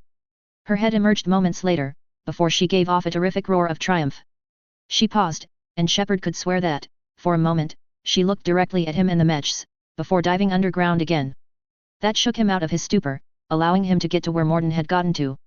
Inside the lobby, he could see Mordin approaching the elevator, before stopping to fiddle with a panel. Explosions rang out, as the Reapers tampering with the shroud overloaded systems and began to cause the machine to fail. It would take time that they could use to reverse the Reapers tampering and inject the cure. Mordin, is the cure ready? Shepard asked as he ran over to the elderly Solarian. Yes. Mordin nodded. Loaded for dispersal in 2 minutes. Procedure traumatic for Eve but not lethal. Malin's research invaluable. She's okay. Headed to safety now. Her survival fortunate. Will stabilize new government should Rex get any new ideas. Good match. Promising future for Krogan. Some debris landed near Shepard, causing him to jump. Damn. He shouted. Control room at top of Shroud Tower. Mordin added, not alarmed by the falling debris. Must take elevator up. He motioned to the elevator moments later. You're going up there? Shepard asked in disbelief. Yes. Manual access required in order to counteract STG sabotage. Ensure cure disperse properly. Mordin, this whole thing is coming apart. There has to be another way. Remote bypass impossible. STG countermeasures in place. No time to adjust cure for temperature variance. No other option. Not coming back. Suggest you get clear. Explosion likely to be catastrophic. With that, he marched towards the elevator. Mordin, no. Shepard called out. He was surprised, as such, when Mordin, turning around, roughly pushed him backwards, sending him tumbling ass over tea kettle. Don't try to stop me, Shepard. Mordin shouted, eyes flashing with grief and rage all mixed together. I made a mistake by continuing the genophage. I'm responsible for the deaths of millions of unborn children, children who will never get the chance to see the sun, all because I let my fear get the better of me. Taking a breath, he said, this is my penance, Shepard. This is why I was born. The very reason why I exist, to die, ensuring that the Krogan can survive my mistake and have a future. Please, just go. Go. Go. Shepard, eyes misting up, nodded reluctantly after getting up. I'm sorry, Mordin, he replied. I'll miss you. Mordin nodded, wiping a tear away from his eyes. I will too, he nodded. Besides, it had to be me. Someone else might have gotten it wrong. As he entered the elevator, he said, it's been an honor, Shepard. Shepard's eyes widened as he remembered that old creed. Likewise, he added, before running outside. As the elevator ascended the Shroud Tower, Mordin made sure he was ready to go. As he did so, he looked up to see that he wasn't the only one in the elevator. To his shock, he could see the ghostly silhouettes of Krogan, both born and unborn, standing around him. They looked at him, but not with angry and accusing faces as they had in nightmares that he had in his sleep, rather, their faces were sad, but joyous. While not a spiritual individual, Mordin knew why they were looking at him that way. He was about to right a wrong that had led to the near genocide of the Krogan. A wrong I perpetuated, he knew. As the elevator reached the top, he said, this is my penance. If there was ever an apology that I've made, it's this. Can you ever forgive me, for what I did? Can you accept my cure as an apology for the wrong I committed? To his surprise, the silhouettes nodded, before they vanished. At that, Mordin felt strength flooding his body, a strength that he never knew existed. As soon as the elevator reached the top, he strode out of the elevator, into the burning control room. Warning, temperature control malfunction detected. The 6 of the facility informed him. Braving explosions, Mordin marched over to the control panel and began working at it, quickly reversing the STG sabotage from his previous visit here, along with the Reaper's tampering. Temperature now within acceptable range, the 6 reported. Dispersal commencing. Outside, he watched as the sickly green energy vanished, and was replaced by a heavenly gold-white cloud. Standing back, he turned to see the Krogan ghosts once more. Kneeling onto the ground, he extended his arms as explosions began to consume the control room. The ghosts marched forwards, and an explosion rang out. Mordin felt pain lance through his body, his sight fading to black just as the lead ghost reached out a hand to him. Then, he felt nothing more. Outside, Shepard watched as the gold cloud that was the genophage cure surged out of the shroud, with the sickly green energy it had once emitted disappearing, before being replaced with a wonderful gold-white color. Falling to his knees, he felt tears streaming down his face as he mourned the loss of a friend, while also cheering on his victory. Nearby, Victor was standing next to him, his eyes wide behind his sealed neuro helmet. He did it, he began, before cheering. He did it. The crazy son of a bitch did it. All around him, the Krogan looked on in awe as the cure fully dispersed. As it continued to do so, the shroud tore itself apart, the last monument to the terror of the genophage dying out. An hour later, they were inside the hollows once again, with Rex leading Shepard and Victor over to an area of the place, with Eve in tow. Pointing at a rock, he said, "A long time ago, my father betrayed me in this place, his own son. He tried to kill me, so I had to kill him, right there on that rock. That is what the genophage reduced us to, animals. But you changed that today, Shepard, and you as well, Victor. Now we'll fight for our children," Eve declared. "Not against them. It's just a pity Morden had to die. If only he could have lived to see his dream come to fruition."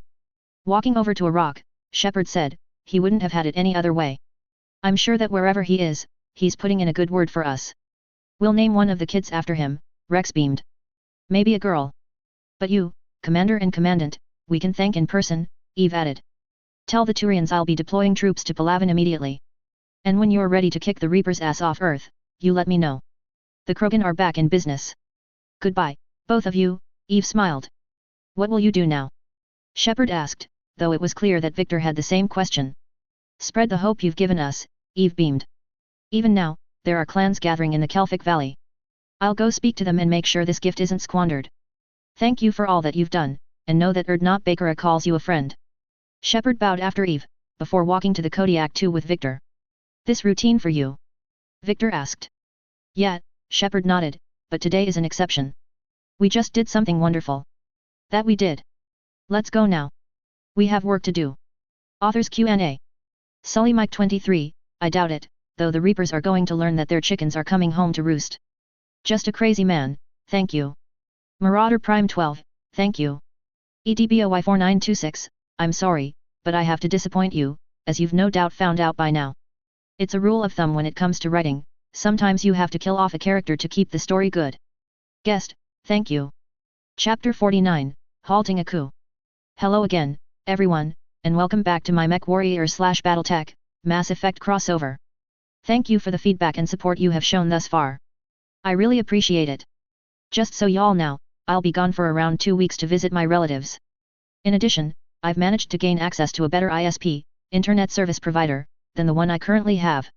As such, when I come back, I'll be able to really get to work. Once I finish with this crossover, and the other one I'm currently working on, I'll update the others that I'm doing. Thank you for your patience and support. As always, leave a review and enjoy. Disclaimer, I do not own the MechWarrior/BattleTech or Mass Effect franchises. They are the respective properties and trademarks of BioWare, Electronic Arts, FASA Corporation, FASA Interactive, Catalyst Game Labs, WizKids, Piranha Games Incorporated, etc. Any material original to the franchises belongs to their respective developers and publishers. Any material not original to the franchises is of my own invention. I do not own any music listed in each chapter. Any music listed belongs to its original composers and/or artists. MechWarrior 5, Heroes of the Inner Sphere Ost, Annihilation Must Be Swift. SSV Normandy. Orbiting Tuchanka. September 18, 2186. The interior of the Normandy was silent as everyone worked. Even the Element Zero core's hum was subdued as it allowed the Normandy to fly through space. Up in the captain's cabin, Shepard was holding a few photographs in his hands. "I'll miss Morden," he thought to himself. "He was a hell of a fighter, and a good man in the end. Wherever he is, I hope he's not only putting in a good word for us, but is also happy with what has happened." He smiled, before he put the photo, an image of Morden examining his first mech with an Omni tool, before standing up and moving towards the door to the elevator. It seemed as though everyone on board the ship was, in their own way, lamenting the loss of one of the best crewmates that the ship ever had. Entering the CIC, he didn't hear a peep out of anyone as he moved through the checkpoint and into the war room. Entering the room, he found Victor Steiner-Davian standing at the console looking at a hologram of Tuchanka. Spotting Shepard entering, he said, "Shepard, for what it's worth, you have my condolences." "I know, and thank you," Shepard nodded. "Thought you were excited yesterday.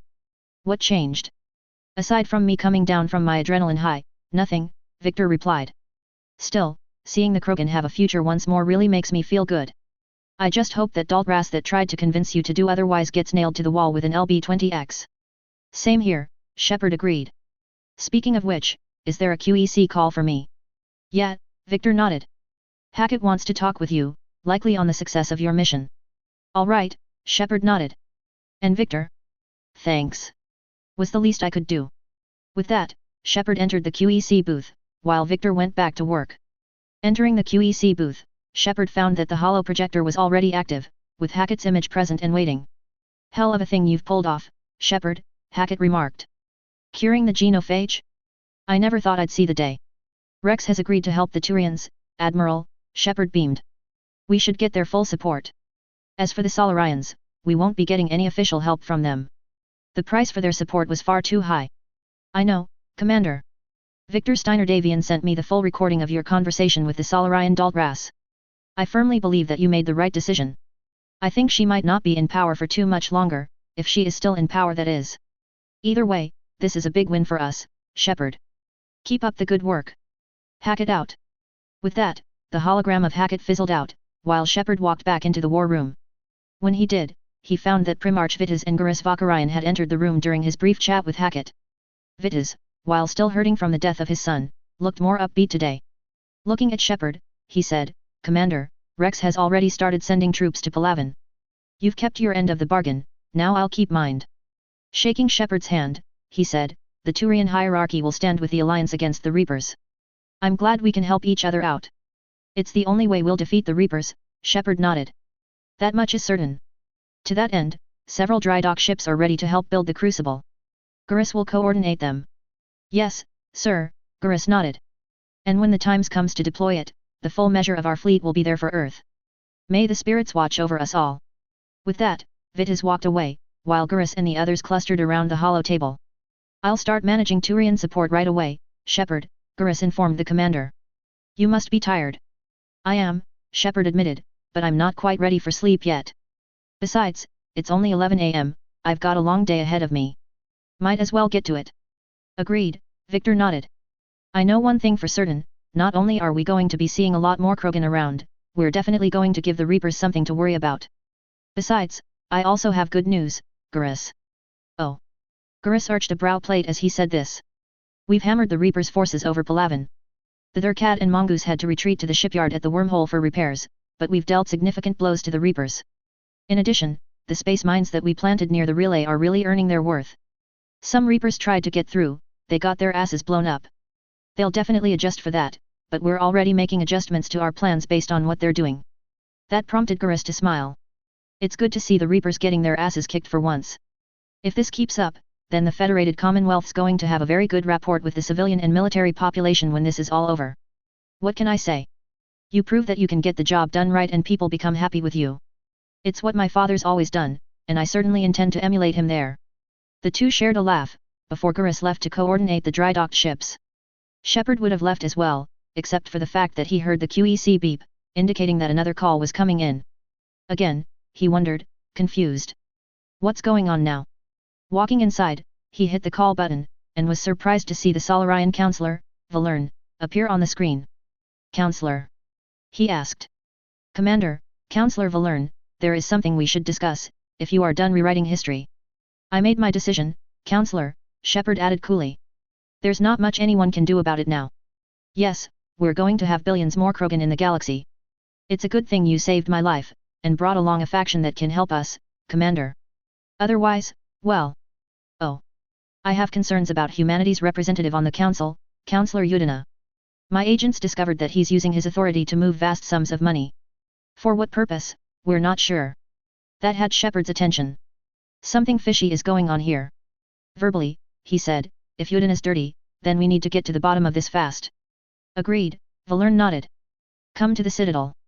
We will review the evidence and discuss this in private. He was about to end the call when he said, oh, and one more thing, Shepard. The Daltras that attempted to convince you to trick the Krogan has resigned from her post. She will no longer be in the way. Hearing that, Shepard knew what had really happened. She's been assassinated, probably on his orders no less. I guess 31st century politics applies to 22nd century politics too. I see, he said neutrally. Indeed. Valern out. With that, the counselor's hologram faded into non-existence. Seeing that Hackett was available, Shepard decided to talk with him on what he had just learned. It was the next day when they arrived at the Citadel in order to meet with Counselor Valern. As they exited the mass relay and approached the Citadel, Joker asked, "Alliance Control, this is the SSV Normandy. Are we clear to descend?" When no response came, he said, "Alliance Control, this is the SSV Normandy. We are headed to Bay 1, Zakara Ward. Are we cleared to land?" When no answer came, Shepard, who had walked into the cockpit, felt a cold pit forming in his gut. "Something's wrong," he frowned. Alliance Control always responds on the second or first query. This is not normal. Joker felt the same, as he asked, "What the hell's going on down there?" Even if there were a station malfunction, they'd have backups online. "I've got a bad feeling about this." "I agree," Shepard nodded. "Check emergency channels ASAP." "Checking," Joker replied. After a few seconds, he said, "Hey, yeah. This is Joker." After seeing a line of text come up, he said, "Ahoy. That figures." Turning to Shepard, he said, "Commander, there's a communication from Thane. He says it's important. I think you want to hear this." "Put him through," Shepard ordered. A moment later, Thane's voice came in over the COMM. What Shepard heard made his blood go cold. "Shepard, the Citadel is under attack. Cerberus troops are everywhere and they're in control of the docks." "Shit," Shepard frowned. "I knew that something was wrong." Clearing his mind of any panic, he asked, "Are you safe?" "No. I had to evade their commandos at the hospital. I'm at a Presidium storefront." "Anyone protecting the Council?" "Yeah," Thane replied. "I just had a run-in with a man that was wearing armor of an unknown make. Showed me a symbol of a skull and stars inside of a diamond. He claims that he's from an organization known as MIIO. Says that he knows you for your right hook." Hearing that, Shepard knew exactly who Thane was talking about. "That's Sergeant Richards," he realized a moment later. "During my training as a mech warrior, Quintus had him improve my CQC skills in case someone hijacked by mech. Guy was a hardass, but he knew CQC to a T. Even taught me how to use a Vibros word." "I know him," he added a moment later. "Where's he off to now?" "Said he was going to look for the Council and keep them safe. He doesn't trust anyone aside from you and anyone that's worked for you before." "I'm heading to CSCC HQ right now. It's been compromised and CSCC's response depends on it. As long as Cerberus has the headquarters, they have the station." "All right," Shepard nodded. Keying his comms, he said, "Victor, did you get this?" "Affirmative," Victor replied. "I overheard it on the comm. I just sent an emergency QEC message to my father. He's diverted the Avalon from the front line to the Citadel at flank speed. As for right now, we've got several dropships coming out of the relay behind us. They're launching shuttles filled with troops and are heading to the Citadel at full speed." "That's a relief," Shepard thought to himself. "All right. We'll suit up and head to the Citadel in the shuttle. Lyra, EDI, Vega, you're with me. Victor, I need you to send a combat medic with us if anyone's injured." With that, he quickly raced towards the elevator. Time to save the Council, again.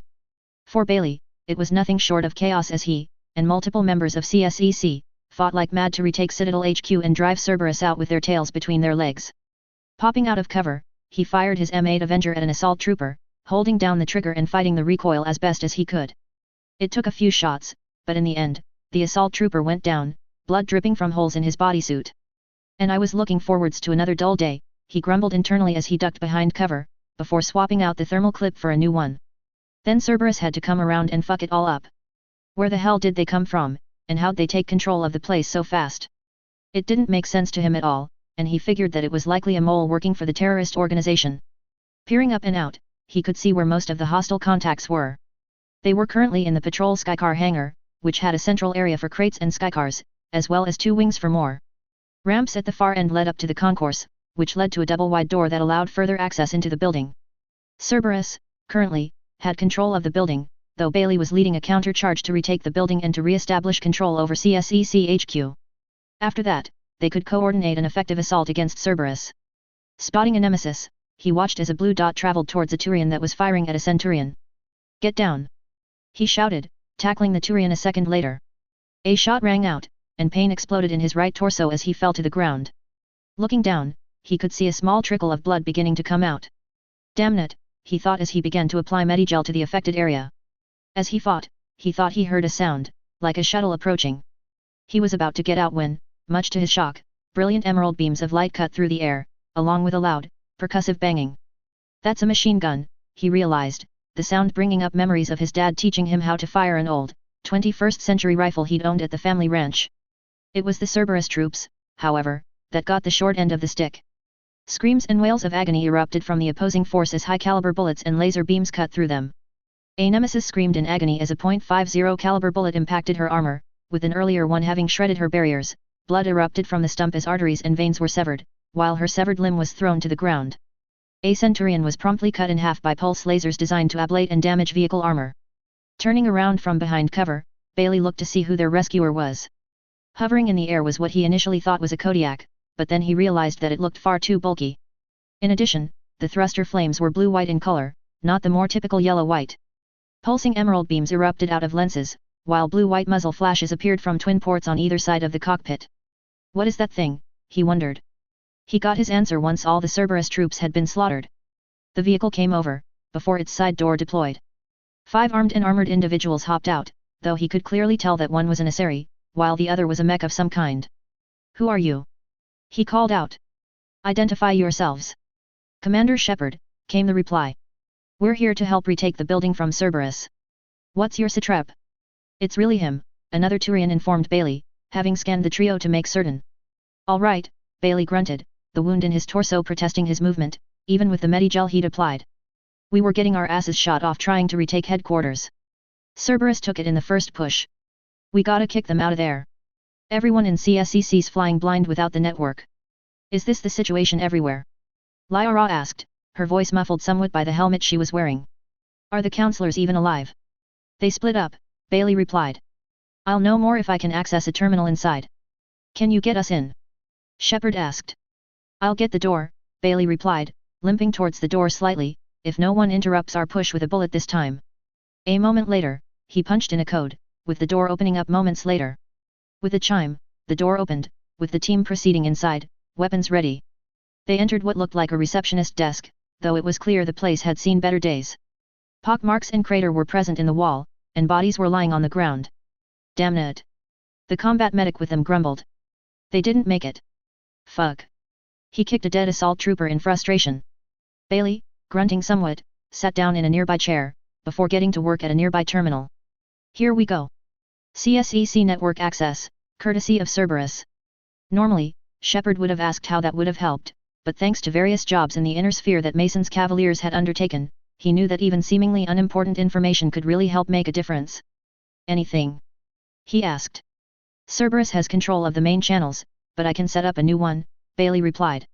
Without it, our people have no plan and no chance. As he worked furiously at the console, despite the pain he was in, his eyes widened fractionally at new information.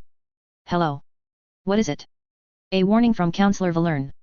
He's supposed to be here, meeting with the Executor. Be on guard, the likelihood of betrayal from within is high. Not a lot else, but if he's inside. Why would the Counselor be meeting with the Executor? Usually, it means someone big's about to be prosecuted. I guess that someone had Cerberus friends. The Counselor will have a clearer picture, for all the good that'll do. Shepard frowned, then made a decision. One's Counselor's better than zero. Where am I headed? The Executor's office is defensible, Bailey replied. He may have gone to ground there when the shooting started. We're on it, Shepard nodded. Just a SEC, Bailey cut in. Using his Omni tool, he said, there, now we can talk via Omni tool, or helmet communicator. Go. With that, the team advanced, weapons at the ready as they moved forwards. Thane, did you hear all of that? Shepard asked over the COMM. Yes, Thane replied. I'm nearing the building, but running is difficult. I'll try to get to you. The huffing and puffing that came over the COMM clearly indicated that Thane wasn't having an easy time. With that, they moved through a small chamber and into an atrium room, which had 2 planters that had sofas surrounding them. A door was ahead of them, while there was a stairwell that led to another large hallway on the left. Spotting a Cerberus trooper, Shepard raised his weapon, the newly designed Series Arms Striker carbine, and fired. There was a loud roaring sound as the weapon fired, spitting the newly designed 7mm AP/D rounds towards a nearby engineer.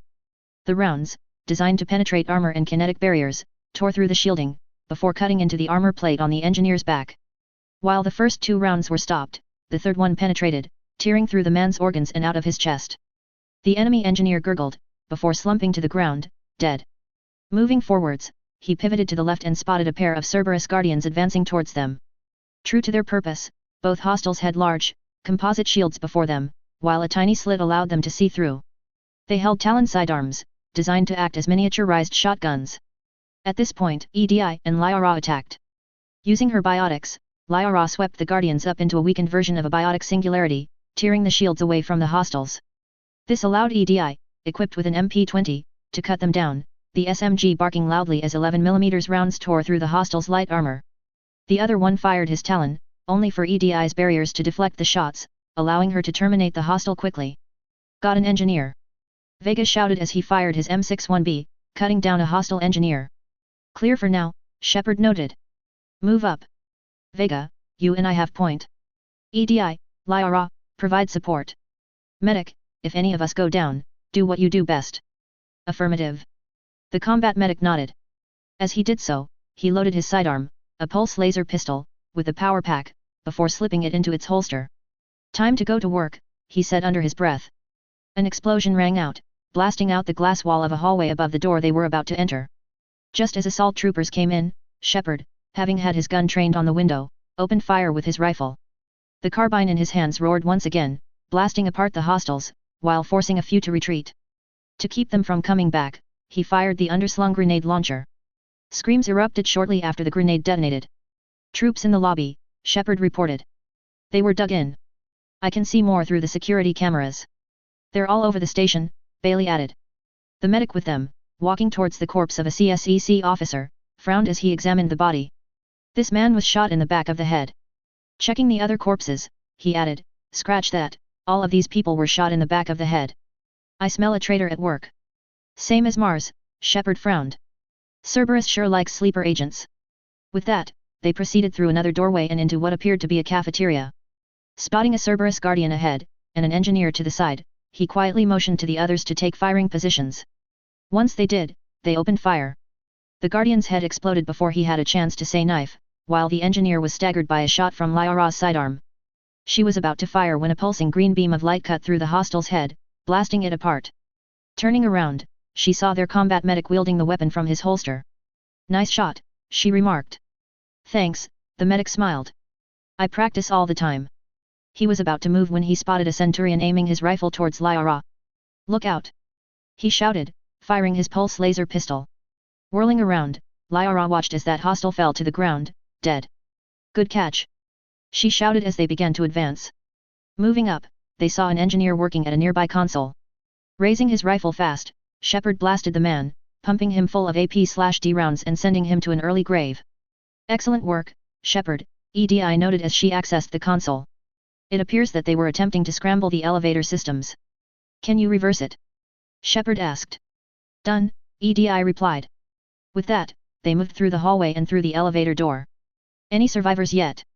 Bailey asked as the elevator began to ascend. None yet, Shepard frowned. Damn it. Keep looking. Also, I've got some reports coming in over the new channel. Oh. Looks like you've got friends coming to help, Shepard. I'm getting reports of an armed military force wiping out Cerberus positions in various parts of the Citadel. They're identifying themselves as the Armed Forces of the Federated Commonwealth. Know them? Yes. They're allies, and they're here to help us fight against the Reapers and Cerberus. All right. I'll inform all CSEC agents that are still alive that the AFFC is on our side. With that, the elevator reached its destination. So many lives given, Lyra frowned as she saw the dead. Never gets any easier, Vega frowned.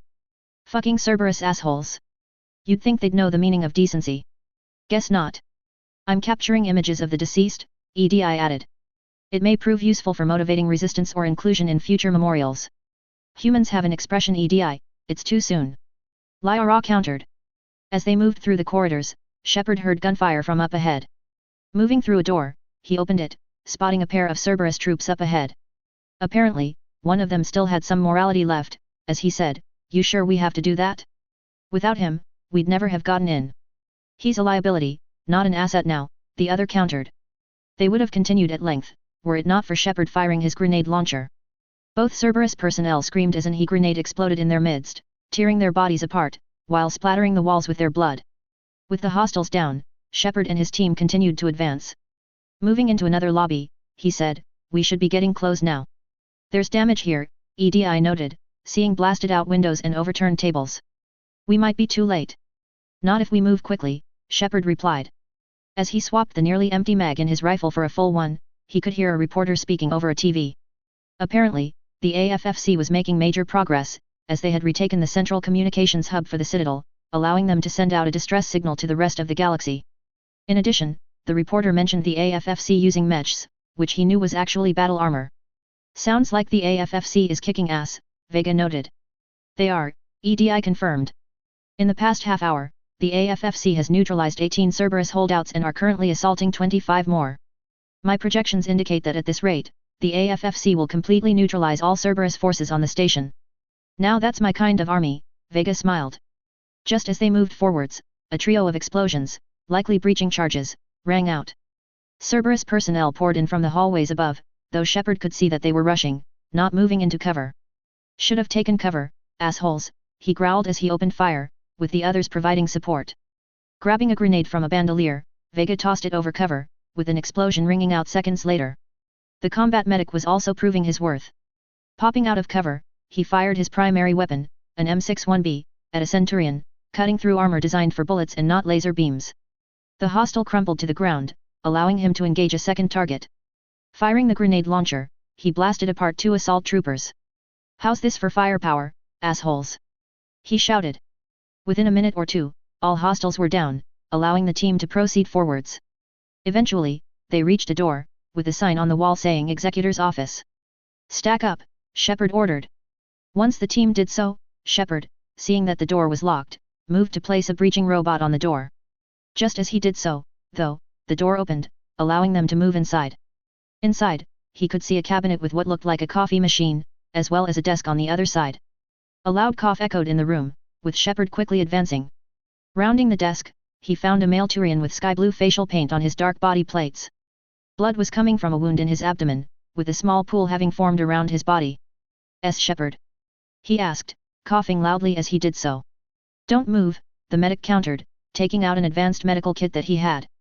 Immediately, he got to work stabilizing the Executor's injuries.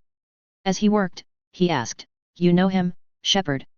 Yeah, Shepard nodded. Virian Palin. He was falsely accused of colluding with Cerberus. Bailey, however, found evidence that he was innocent. As the medic worked, he asked Palin, Where's Valerne? I don't know, Palin coughed out, blood and spittle coming from his mouth. I heard this loud bang, and the next thing I knew, someone stabbed me in the stomach. I was about to lose all hope of rescue when you came. He coughed violently a moment later. Stay with me, the combat medic said to him. I'm almost done stabilizing you. Pulling out a bag of dark blue blood, he said, Good thing Garrus gave me his blood type, as well as medical files on you. You both have the same blood type by sheer coincidence. Exposing one of Palin's arms, he quickly identified the correct location for N4, and quickly jabbed the Turian, with the Executor giving a groan as blood began to flow into his body. Pulling out an injector, the medic gave him a shot. Thanks, Palin coughed out, eyes filling with relief as painkillers designed around Turian biology flooded his veins. Shepard, the medic said to him, I'll stay here with Palin. You get down there and find the Solarian counselor. Standing up, Shepard keyed his COMM. Bailey, the Executor's alive, but injured. In addition, we've got 2 dead Solarian bodyguards. Good to hear that Palin's alive, Bailey noted. He's a hardass, but the good kind. Keep searching. If you don't see the counselor's body, don't count him out yet. As he said this, Shepard thought he heard a sound.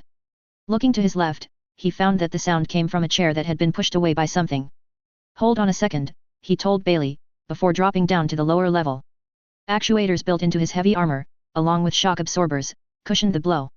As he stood up, he spotted it, a faint silhouette that was crouched underneath one of the longer tables nearby. Moving closer, Shepard watched as a shimmer of light surrounded the silhouette, with the light fading to reveal an older Solarian. Valerne? Shepard asked. It's me, Valerne nodded. You okay?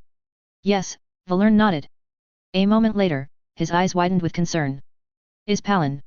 He's okay, Shepard reassured him. He's currently getting medical treatment. We brought a combat medic. Valerne sighed in relief. I hoped he had survived. I don't want another death on my conscience. Looking at Shepard he growled, Damn it, Shepard. We should have listened to you earlier. If we had, we wouldn't be in this mess right now. Taking a breath, he sighed and said, still, we can't mourn over what could have been different. We have to stop the bleeding right now. I agree, Shepard nodded. As he looked around, he felt the hairs on his neck beginning to creep up. I'm being watched, he realized. Raising his rifle, he calmly looked around. His sixth sense proved to be correct, as he heard a thump from his left. Backing up, he pointed his rifle in that direction, just as a man came around the corner. The man was dressed in a black and yellow outfit, with a jacket over what appeared to be body armor, while identically colored pants and armor were over his legs. A visor was over his eyes, concealing his identities, and Shepard could see cybernetics visible on the man's face. A sword was in the man's hands, and he could see a weapon on the man's right thigh. As soon as he saw the man, Shepard knew that he was going to be trouble. Keeping his carbine raised, he watched as the man began to create a glowing orb in his hand. Don't even think about it, he growled. You try anything, I'll blast you full of holes. Shepard, he's going to kill us all. Valerne gasped, panicked. Not if we have anything to say about it, Vega growled. I meant Udina. He's staging a coup, Valerne added quickly. He's got the other counselors now to hand over to Cerberus. That told Shepard everything he needed to know. I knew Udina was dirty, he growled. I guess it's one more thing I can lump on top of that man. Seeing the others arrive, he said, 4 on 1 pal. It's over. The man merely smiled, before he said, no. Now it's fun. Just then, there was the sound of 2 weapons powering up. Looking behind himself, he found 2 hostiles, a Drell and a human wearing body armor, pointing weapons at him. Reacting fast, he slapped the 2 men's weapons away, swinging his sword. While the human dodged the weapon, the Drell wasn't able to. He gasped as the sword cut across his belly as he twisted away, nearly causing a few of his organs to spill out of his body. The hostile smirked, moving in for the kill, only for a foot to slam into his face, knocking him back. The human, having come at him again, held his hands and arms in an odd pose, then the real fight began. Shepard watched as the 2 combatants became a blur, with both men fighting to gain the upper hand. While the hostile was quite fast and well trained, the other human, likely an MIIO agent from the way his armor was designed, clearly had more experience fighting. For a few seconds, the 2 men were a blur as they fought to gain the upper hand over each other. The hostile, while quite good at CQC fighting, soon found himself on the receiving end, as he staggered back, blood seeping from cuts on his face, while part of his arms and waist had been gashed, despite armor being present there. The hostile, realizing that he was outmatched and outgunned, quickly threw down a flashbang grenade, blinding the group for a moment. When the light faded, the hostile was gone, while the man that helped out the Drell was treating the latter's wounds. Shepard, get to the VTOL immediately. He-Man shouted. I'll stay here with Thane. Thane. Shepard shouted, keeling down to the injured Drell. I'll be fine, Thane coughed out. Go, Shepard. Save the counselors. Nodding, Shepard watched as a VTOL, a modified Pinto, hovered outside, allowing them to get in and quickly take off. I hope we're not too late, Shepard hoped. Inside of an elevator car, Sparatus looked around as the elevator came to a stop. Go. He shouted, his sidearm out and ready as he and the others ran for the nearest door. Following them, he quickly caught up, despite wearing medium-weight body armor. Good thing I armored up when I heard that trouble was coming, he thought as he made sure his weapon was loaded for the 15th time. I was a soldier long before I became a politician. Still, I really wish I'd listened to Shepard earlier. I just hope that my backroom deals and covert efforts to help my species prepare was enough. As he and the others' counselors ran outside, he spotted a Kodiak that CSEC had sent, only to snarl when he found that it was in flames. Spirits of air and darkness. He snarled. Can't we get a break? Apparently, the universe had decided to give him one, as he heard a strange sound. It was a dull thudding/thumping sound, like something was flying towards them. Looking in the direction of the sound, Sparatus watched as, much to his surprise, a rotary-winged aircraft rushed towards them. As it did so, a pair of Cerberus shuttles came and opened fire on the vehicle. In retaliation, the VTOL opened fire. Sparatus watched with surprise as 4 pulsing beams of emerald laser light cut through the air, while a quintuple of missiles shot out of a launcher. The first Cerberus shuttle was cut to splinters by the pulse lasers, while the second shuttle was blasted apart by powerful missiles. With the hostiles down, the VTOL landed, its blades slowing down slightly as a door near the rear opened. Sparatus sighed with relief when he spotted Shepard running towards them. Shepard. He beamed. Thank the spirits. When he saw the 4-man squad raise their weapons, he asked, what's going on? Udina was the first to answer that question. Shepard's blocking our escape. He snarled. He's with Cerberus. Sparatus, who had his own handgun raised, shouted, "Everyone calm down. I've got this. Keep calm. I can explain this, Sparatus," Shepard replied. "Come on, Shepard," Sparatus frowned. "Gun drawn on a counselor. It doesn't look good from where I'm at." Following a motion from Shepard, the team lowered their weapons, with Shepard doing the same. "We don't have time to negotiate," he explained. "You've been fooled, all of you." Just then, Valerne came out. "Udina is behind this attack," he shouted, pointing a finger accusingly at Udina. "He's preparing to hand you all over to Cerberus." "I know, because I have evidence of his guilt." He immediately produced an OSD. "Cerberus tried to kill me, but Shepard saved my life. Listen to me, if not to him." "We mistrusted Shepard before," Tavos agreed, "and it did not help us. If Shepard and Valerne are saying this, we don't have time to debate this," Udina growled. "We're dead if we." Before he could move, he found Sparatus standing in his way, his sidearm, an extensively modified M3 Predator, pointed directly at his chest. Both of the Turian's eyes bored into his own, and it was clear that Sparatus was angry. "I don't think so," he said in a deceptively calm and collected voice. "Udina, please step away from the others." At that moment, Udina realized he'd been made. "To hell with this!" he shouted, reaching for a concealed sidearm. Before he could react, Sparatus fired twice in rapid succession. Udina gasped, blood coming from his chest and stomach as he tumbled to the ground. Before he could reach for his concealed weapon, Sparatus fired a shot through Udina's head, ending his life instantly. "I greatly preferred Anderson over you, you spirit's forsaken piece of shit," Sparatus growled. "Now I realize that it was a mistake to allow you to be on the council. Should have nominated Anita Goyle or some other human being." Lowering his sidearm, he put it away, just as the doors they had recently exited opened. Instead of Cerberus personnel, he watched as CSEC officers, and armored humans he didn't know about, came out. "Bailey?" Shepard asked. "How'd you get here so fast?" "Courtesy of the AFFC soldiers with us," Bailey replied. Seeing Sparatus raise his handgun towards the newcomers, he said, "It's okay, Counselor. These are soldiers from the armed forces of the Federated Commonwealth. They're our allies." "They came with Shepard." "Shepard?" Sparatus asked. "He's right," Shepard replied. Just then, he spotted a familiar face in the soldiers. "Victor." "The one and only," Victor Steiner-Davian replied.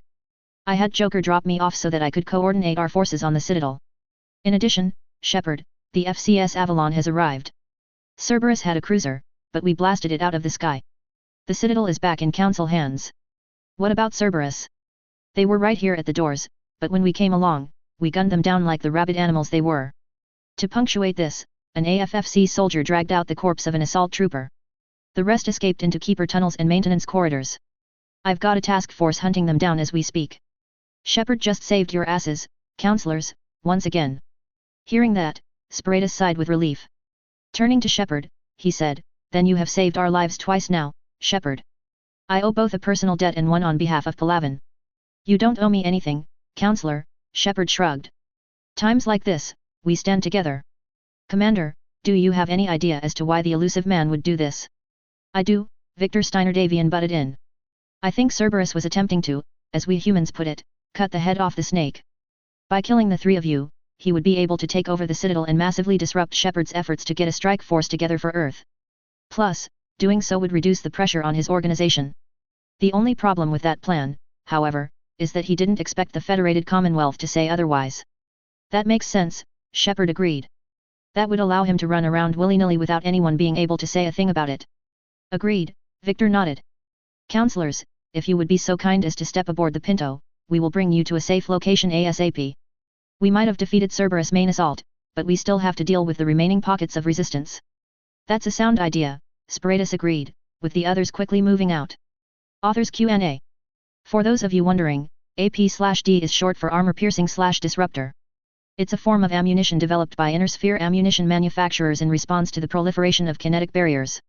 RAW66, an interesting idea. Just a crazy man, agreed. Marauder Prime 12, same here. Sully Mike 23, very true. The battle's been won, but the war ain't over yet. Guest, thank you. 82, I will. It might not be for a while, but I will. Patience, please. Chapter 50, A Political Brunch. Hello again, everyone, and welcome back to my MechWarrior / BattleTech, Mass Effect crossover. My apologies for the delay. I had to figure out the Wi-Fi my relatives use. Took me 3 days to figure it out, but now I can use the network over here. Thank you for your patience and support. I also planned for this chapter to be one major exposition chapter, but I decided that wouldn't be efficient. As such, this will be the first of 2 exposition chapters. After that, we'll be entering a new sub-story arc. As always, leave a review, and enjoy. Disclaimer, I do not own the MechWarrior/BattleTech or Mass Effect franchises. They are the respective properties and trademarks of BioWare, Electronic Arts, FASA Corporation, FASA Interactive, Catalyst Game Labs, Piranha Games Incorporated, WizKids, etc. Any material original to the franchises belongs to their original developers and publishers. Any material not original to the franchises is of my own invention. I do not own any music listed in each chapter. Any music listed belongs to its original composers and/or artists. Citadel Station. Serpent Nebula. September 19, 2186. Normally, the sight of the Citadel would have been enough to cause some awe, as well as a little envy for those that had never seen such an impressive megastructure. To Hansa, as the FCS Avalon drew closer to the enormous space station, the Citadel was a reminder of the cycle of genocide that the Reapers had perpetuated. A space station built by killer robots as an elaborate trap, he noted to himself. They'd give the late Capellan Confederation a run for their money. He rolled his shoulders as he walked away from the viewport ahead of him and through the hallways of the ship. Personnel and soldiers proceeded past him to their various duties, while those that had time gave him a slight bow or a salute, which he returned. Everywhere he moved, he could see a holdover from the past, in the form of small red arrows on the walls, as well as handholds and footholds in the event the ship lost artificial gravity. Never hurts to be prepared. It was then that he entered the CIC of the ship. Like the class that was her namesake, the FCS Avalon CIC was built in the exact middle of the ship, a design feature intended to prevent a lucky shot from destroying the bridge and associated command personnel. It was also where the QEC was located in a small booth that would allow for maximum privacy. Striding inside, he could see personnel working at stations, while Captain Dallas was at his command chair, eyes scanning readouts and information panels as he tended to his duties. Spotting Hansa, he saluted and said, "First Prince. What can I do for you? Is your QEC available?" he asked. "Yes. You may use it at your leisure." "Good." With that, Hansa proceeded towards the door to the QEC. It was already open, indicating that it was available for use. Closing the door after checking the interior, he typed into the contact's search bar Victor Steiner Davian and, finding the contact, hit the call button. Hopefully, he's available, he thought. Otherwise I'm in for a bit of a wait. Apparently, Victor had been expecting him to call, as moments later, a color hologram of the commandant appeared in the holo projector. "Your Highness," Victor nodded, before saluting. At ease, Hansa replied. "I came here to talk to you as a father to a son first. You doing all right?" "Honestly, I'm doing okay. I was coordinating the rest of our efforts on the Citadel. Cerberus is willy, but it's nothing that we haven't had to deal with before. The Capellans were more challenging than Cerberus is. Either way, this Tim that Shepard mentioned, he's shot himself in the foot with an LB-20X on this one." "I agree," Hansa nodded. "He might have had a lot to gain, but we foiled him before he could get anywhere, plus when Shepard's around, you don't pull that kind of bullshit." A sly smile came across his face. "Still, I have something special in mind for that elusive man, a little bit of karmic retribution if you will. Beyond that, what is your status?" Knowing that Hansa had moved on to business, Victor's expression became more serious than before. "We're currently performing a sweep of all of the Citadel's maintenance corridors using a combination of trackers and manned expeditions. It'll take a while to confirm, but I have good reason to believe that we drove Cerberus completely off the station." "Good. I heard that they had a cruiser in orbit." "Yes. Yes. It engaged the FCS Avalon, but it wasn't a match for the crew of the ship you're on, as well as the weapon systems installed. We even spared a couple missiles armed with Kasaba howitzer warheads to make certain it was destroyed. I take it you'll be speaking with the Council." Hansa sighed. "Yes," he nodded. "That is the business of politicians like myself. Good thing I don't have to deal with it often," Victor shrugged. "Still, if you need any help, I'll be happy to do so, be it eliminating an enemy base, or defending a convoy." After a moment, he said, "Take care of yourself, Dad, and when this war is over, get yourself a nice long vacation. You deserve one." "I couldn't agree more," Hansa nodded. "Stay safe, son. Do the family proud." "I will." Victor out. With that, Victor's hologram fizzled out of existence. Walking out of the QEC booth, Hansa watched as Arden Sortek approached. "Sir, the shuttle is ready to take you to the Citadel. A flight of aerospace fighters will escort us to the Presidium, after which we'll be taking a cobrado the council chambers.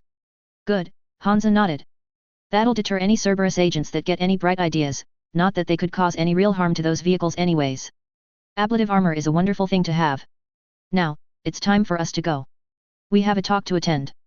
At the council chambers, Spiritus and the others were waiting for Hansa to arrive, with the Turian councillor pacing back and forth in his formal wear. Tavos was making sure her dress was properly ready for the umpteenth time, while Valern's eyes were practically glued to a data pad that was in his hands. The TV inside of the room was currently displaying news of the attack from yesterday, as well as the valiant efforts of the AFFC in defeating Cerberus. The Federated Sons, Spiritus thought to himself. If Shepard had told me that such a faction, and universe, existed, I would have laughed at him before stripping him of his Spectre status on grounds of a mental breakdown. Now though, now I realize how ignorant and dumb I've been. His thoughts were interrupted when Tavos, who had looked at the data pad a little earlier, cleared her throat. If I hadn't met the AFFC earlier yesterday, I would have thought that Shepard was crazy. A faction from another universe, and a neo-feudal government at that? The universe surprises you every day. Multiverse, Valern corrected, setting the data pad down. The technology that the Federated Sons, and their other half, the Lyran Commonwealth, have at their disposal is nothing short of terrifying, yet fascinating as well. The fact that they have these PPCs of theirs shows that their technology base is more varied and sophisticated than our own. Pulling up a series of still photographs, he said, for instance, their soldiers don't use kinetic weapons, instead, they use what appear to be laser-based weapons. I saw that plainly at the Presidium yesterday, Spiritus noted. That VTOL they had, a Pinto, it fired what looked like pulse lasers that cut apart those Cerberus shuttles as though they were made of, what's that human term for a paper-like composite? Papier-mâché. Right. That's how easily it tore through that one Cerberus shuttle. The missiles were more understandable, but they appeared to be more powerful than the ones we make good use of. I wonder why they used what we would think of as a primitive form of atmospheric flight, though. Shepard did mention that they only recently discovered Element Zero during the flight to the FOB yesterday. Still, the fact that they've integrated EZO into their technology at a faster pace than the Alliance did after 2148 indicates a highly efficient society. That, or they were preparing for a greater foe, which would necessitate a rapid adoption of new technologies. Like the Reapers. That much I can agree with the two of you on, Tavos nodded. I'm more interested in their leader. We don't know much about him, other than the fact that he's known as the First Prince. We'll probably find out once he arrives, Valern noted. Hearing a chiming sound from his Omni tool, he smiled. Ah, they just finished sweeping the main chamber for any surveillance devices that Cerberus placed. It's all clean. Who did the scan? Tavos asked. The AFFC, no doubt. They found 20 surveillance devices and destroyed them immediately. Good, Spiritus nodded. The last thing I need to know is that Cerberus is listening in on us. With that, they proceeded to the main chamber in the Citadel Tower. Just as they were behind their pedestals, they heard a chime from one. Counselors, A Spectre reported, a group of 6 humans have stepped out of the elevator. Permission to let them continue. Send them in, Tavos nodded. With that, they prepared for what they felt might be another historic event in the history of the Council. If that was the case, they weren't wrong to expect that. Around a minute later, 5 human beings walked up the steps and towards the counselors, their faces hidden by helmet faceplates and metal alloy armor plates. Each of them carried a weapon that was blocky and angular in appearance, though the counselors had every reason to believe that the weapons were the laser-based rifles they had seen in video feeds from across the Citadel. One of them had a different symbol on his armor, though Tavos couldn't be certain as to who it was. They were arranged in a pentagonal formation around a single human being. Unlike the others, this human being was wearing a white jacket with a blue undershirt and blue pants. Draped from his shoulders was a red cape that came down to just below his knees. A yellow-colored stripe was on his shoulders, with the symbol of a 18-point star located near the bottom of each one. Rounding out the man's outfit were a pair of black dress shoes. It was his face that had their full attention. There were wrinkles on the man's face, brought on from life, and the stresses of the job that he had. His facial features appeared well sculpted, and the neatly combed dark brown hair further accented the refined image. It was his eyes, however, that held a youth and vigor that belied his aged appearance. They held an intelligence and cunning that came from long years of having served his nation-state with dignity and professionalism. As they approached, the 5 humans surrounding the man stood to the side, with only the 5th one following the man all the way to the edge of the platform. Greetings, Tavos said a moment later. I am Counselor Tavos of the Citadel Council. With me are Counselor Spiritus and Counselor Valern. We are honored to make your acquaintance. Thank you, the man replied a moment later, his voice smooth and musical. I am Hansa Davian, First Prince of the Federated Sons and Duke of New Avalon. With me is Arden Sortak, the Prince's bodyguard, and 4 of the finest members of the First Davian Guard. I am also honored to make your acquaintance. Shall we begin? Of course, Tavos nodded, though she was slightly caught off guard by how quickly he had taken command of the conversation. Mind if you answer a few questions? Within reason, Hansa replied. To the counselors, that meant that there would be questions he wouldn't answer for the sake of security. Here we go, he thought to himself. Once more, I play the deadly chess game that is politics. Then we shall begin, Tavos nodded. We've heard that you and your faction are from another universe. Is this true? Yes, Hansa nodded. We are from another universe. I will not divulge the location of the spatial anomaly that allowed myself and my military to come here, but I will say that it is artificial in nature. How was it created? Valerne asked. I'm afraid I cannot comment on that. I see, Valerne frowned. Moving from that topic, he asked, I have heard a little bit about your society, especially from Commander Shepard, who seems to know you well. Is it true that your society is neo-feudal in nature? That is correct, Hansa nodded. The Federated Suns is more akin to that of a constitutional monarchy, but it is neo-feudal in arrangement. I believe that is quite similar to the Solarian Union, if my recollection of your codex is correct. That it is. Perhaps we might find some common ground. Perhaps. What interests me is what your ships are capable of, Sparatus butted in. I've seen a lot of things in my time as a soldier and a politician, but I have never seen a ship capable of defeating a Reaper before. Pulling up an image from a Solarian spy satellite of the Fedcom's first assault on the Reapers, he asked, which ones are your ships? Hansa looked at the video footage carefully. The blocky ones, he replied. Each one is armed with weapons that are designed to destroy warships of a similar class. 4 warships capable of taking on greater numbers of Reapers with great success, Sparatus noted, a small sense of awe in his voice. It is my belief that forming an alliance with your government, First Prince, will not only represent the first step in defending the hierarchy, but also in liberating the galaxy from the Reapers, and from Cerberus. Are you certain? Tavos asked. While I understand your people's plight, Sparatus, I'm not willing to bank all of our hopes onto the arrival of a single faction, no matter how advanced they are. There are still a number of variables that have to be considered. I would agree under normal circumstances, but these are not normal circumstances, Sparatus countered. As much as I dislike saying it, the time for deliberation and debate is over. We must act right now if we are to save as many innocent lives as we can, and I think an alliance with the Federated Commonwealth will further that goal. You've seen them in action for yourself. They're more than capable of taking on the Reapers and winning. While I wouldn't say that we can take the Reapers on alone, I do agree that forming an alliance to destroy the Reapers is an excellent idea, Hansa beamed. Which is why I have a proposal to share with all of you. And that would be that we, as Sparatus has kindly suggested, that we form an alliance in order to combat the Reapers. If we fight them alone, and on our own, well, we'll all be crushed and destroyed by the Reapers, who will no doubt attempt to invade the universe that I came from in order to fulfill their genocidal cycle. If we fight them as one unified front, however, we will put them down like the rabid animals that they are. As the counselors looked at each other, weighing their options, Hansa began to smile internally. So far, so good, he thought to himself. Sparatus seems to be the most practical-minded of the counselors, as he was the first to propose an alliance with the Federated Commonwealth. The attacks on Palaven and his people must have made him desperate. To be honest, though, I fully sympathize with him. I know what it is like to have threats on either side of you without a way out. He looked at Tavos, who was currently whispering to Valerne. Tavos seems a bit hesitant to go into a treaty like this blindly, a good attribute for a leader, he noted. Still, I agree with Sparatus in that the time for debate and deliberation is over and done with. Uncertainties must be put aside for the greater good, and we must trust each other to hold up our end of the bargain while we do the same. His gaze fell onto Valerne at long last, who was listening quietly and patiently. Valerne is the trickiest to read, he observed. He reminds me somewhat of Maximilian Liao in that regard, and I have no doubt that he is just as tricky. From what I recall, the Solarians pride themselves on knowing all about an enemy before striking at them using preemptive warfare. We'll have to be careful, otherwise the Solarians will learn more about our technology than what I am willing to let on. His musings came to a stop when Tavos looked back at him. Your proposal is certainly a sound one, she noted. However, as you doubtlessly know, no proposal comes without its own price. What are the terms of agreement for your alliance? Having rehearsed the terms that he wanted in preparation for this meeting, Hansa was more than able to remember each one. For the sake of dramatic appearances, however, he sent them a digital copy of the document to them via Omni-Tool. An astute observation, counselors. For starters, the first of these terms is that each of your governments sends personnel to assist the Systems Alliance in building the device known as the Crucible. I have already sent personnel to work on the device, but as they say, the more, the merrier. Having the expertise of the Solarians emissary on board will certainly speed efforts along. The second is that I will have the final say on which technologies the Federated Sons will share with the rest of you. For instance, I am not willing to share the secrets of KF drive technology for strategic and personal reasons.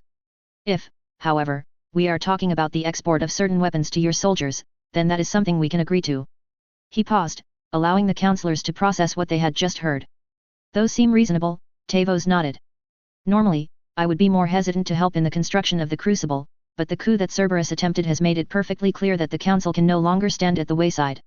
Like Sparatus said, the time for debate and deliberation is over now. What about the sharing of certain technologies? Valern asked. Why do you restrict certain technologies which could help us in the war?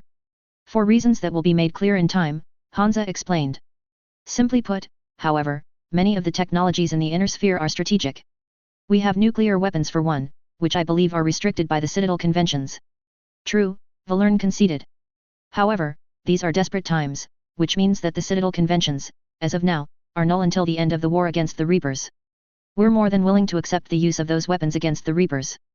Nothing seems to work as effectively against them, if the footage of various battlefields are any indication. Agreed, Sparatus added. I too would have an aversion to nuclear weapons, but desperate times call for desperate measures.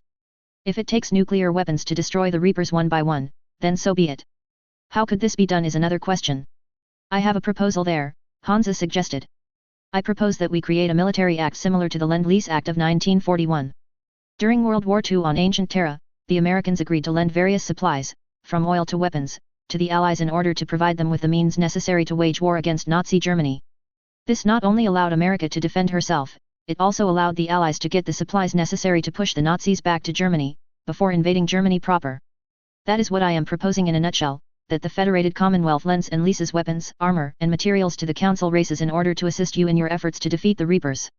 Sharing resources is a good way to not only build up trust and relations, but to ensure that the military forces of Allied powers get the resources they need to continue fighting against the Reapers.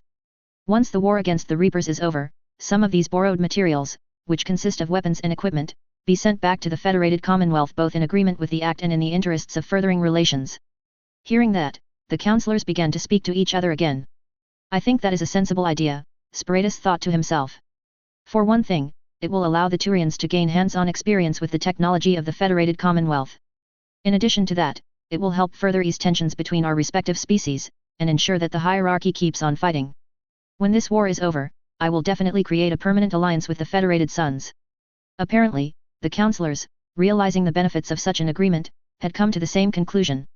That is quite reasonable, Tavos noted, surprised by the common sense that Hansa had displayed in his logical argument. I believe that is an agreement that we can all agree to. Clearing her throat, she said, I will send your proposal to the Asari Republics once a formal agreement has been finalized. Once that is done, I am certain that the Asari Republics will accept. I agree as well, Valern nodded. The assault on the Citadel by Cerberus has shown me that we can't afford to combat them and the Reapers on our own. A Lend-Lease agreement sounds like an excellent proposal to me. I will send this to the Dalt races for consideration. While he didn't show it, Hansa was grinning from ear to ear internally. Excellent, he beamed. It appears as though the attack that Cerberus conducted has had the unexpected benefit of reducing their hesitation to form an alliance with each other. A classic rule in politics, if you want two bickering factions to cooperate, show them an enemy that they both want to fight. The elusive man, in his stupidity and myopic lack of vision, has unwittingly provided that, and that includes the Reapers as well. Out loud, he said, I am pleased to hear that, councillors. I am certain that we can quickly come to an agreement that will benefit all sides in this war, aside from Cerberus and the Reapers, that is. I'll definitely make sure the Federated Commonwealth comes out of this for the better, he added internally. Mind if we begin formalizing this agreement in a private room? Certainly, Tavos nodded. As they moved towards one of the private side chambers in the council chambers, Hansa's mind went into overdrive. With a Lend-Lease agreement, I can do something that the other councillors will likely not expect, we can refit their ships with some of our technology. Armor plating is definitely something we will share. Against the Reapers, their armor is shit. Adding on lamellar ferrocarbide armor to their ships will allow them to withstand attack that would otherwise destroy them. Weaponry is something we'll have to be picky about sharing. They already have lasers, so sharing those won't be too much of a problem, as long as they're not pulse lasers. Still, if we can make a strong ally with the Turians, then we can refit their shipyards to fully refit their ships.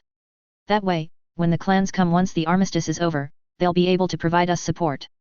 Plus, I have a feeling that, when this war is over, the Turians will definitely consider stronger relations with the Federated Commonwealth. Not so certain about the Asari and Solarians. As for the Alliance, we'll definitely make an agreement with them. I'll have MIO begin covertly eliminating the more xenophobic elements once the war is over. I do not intend to have another war break out because someone doesn't like a certain species or two. Authors Q&A. Sully Mike 23, very true, though Tim's going to probably start second-guessing his moves, especially after this show of force by the AFFC. He's going to learn a very good lesson, never make a great house angry. Marauder Prime 12, I agree. He's a coward, and cowards die 1,000 times before their true deaths. RAW66, you're welcome. EDBOY4926, I'll consider it. Thanks for the suggestion. As for your question, he'll be the leader of the Alliance, not all of humanity. Violet Twogger, that might happen in the next few chapters. Guest number 1, thank you. I hope you have an excellent weekend too. Random reader, thank you. As for how they got the Pinto there, they have a number of transports that can move VTOLs to areas where they can fly. Think of those as the AFFC's answer to the Kodiaks and the Skycars used by the Council races. Other VTOLs capable of exo-atmospheric flight will also be present, not just the Pinto. Guest number 2, correct. History shows that there will always be splinter groups that will never fully follow an established governmental body's rule. As for the Alliance joining the AFFC, I don't see that happening. The dissonance in values and thinking is too strong. The Alliance will, however, become an ally of the AFFC, and the AFFC will provide them protection once the war's over. Chapter 51, Seeing the Sights. Hello, everyone, and welcome back to my Mech Warrior / BattleTech, Mass Effect crossover. Thank you all for your wonderful patience and support. I know I sound like a broken record when I say this, but I deeply appreciate your support and feedback. I really do. This is the last exposition chapter on the Citadel, so I figured I could do a thing or two here. Also, there's a hint for the next sub-arc we're going to be entering at the end of this chapter, so stay tuned. Don't forget, I have a poll going for those that want to vote on a remaster / redux of Halo, Mech Warrior V2. If you want to vote on that, go ahead and do so. Every vote helps. As always, leave a review, and enjoy. Disclaimer, I do not own the Mech Warrior / BattleTech or Mass Effect franchises. They are the respective properties and trademarks of BioWare, Electronic Arts, FASA Corporation, FASA Interactive, Catalyst Game Labs, Piranha Games Incorporated, WizKids, etc. Any material original to the franchises belongs to their respective developers and publishers. Any material not original to the franchises is of my own invention. I do not own any music listed in each chapter.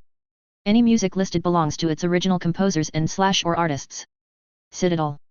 Serpent Nebula. September 19, 2186. While Hansa was busy creating a Lend-Lease deal with the Citadel Council, Shepard was wandering around parts of the Citadel while on shore leave.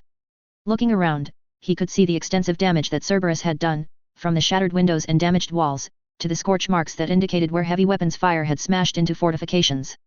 In addition, he could see people mourning for loved ones that had died. The horrible cost of war, he thought to himself. While there was mourning, there were also reminders of the AFFC's uncommon valor and courage. As he walked by some crowds of people, Shepard could hear people excitedly talking on how AFFC soldiers had liberated hostages in a store, or had smashed a Cerberus outpost in an all-out blitzkrieg. The most talk was of those that had worn battle armor, with most of the refugees mistaking them for mechs of some sort. Their clothes, but not quite close enough, Shepard noted to himself. It was much the same at the hospital, where he could see doctors bustling about, taking care of patients that were in critical need of help. That reminded him of why he had come to the Citadel in the first place. Thane.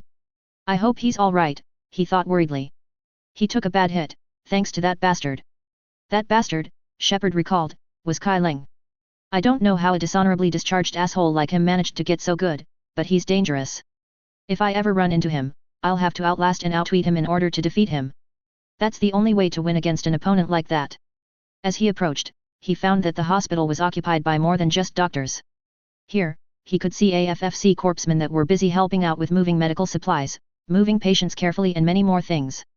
Many of them had qualified as doctors for the civilian parts of life, making them uniquely suited for handling these sorts of things. There was quite a cluster of them around one of the hospital rooms, apparently for one of the more critically injured patients. Walking over, he waved one of the doctors, a man that had balding hair and grey eyes, over to him. Excuse me, he said a moment later. I'm looking for a Drell named Thane Cryas. Let me see, the doctor noted, using a pad. We don't have anyone under that name, but we do have a Drell that was reported to have a deep laceration penetrating into his torso cavity. Is that him? Yes. All right. He's in this room. We've been up all night repairing the trauma he suffered, but we have noted that he's in the final stages of Kepral's syndrome. We're giving him oxygen and we're currently working on cloning a pair of lungs from a donor that came here. We also had to give him a blood transfusion from one other Drell, though we were able to manufacture synthetic blood for him with one of the machines we have on board the Avalon's medical suite. Who's the donor? Shepard asked.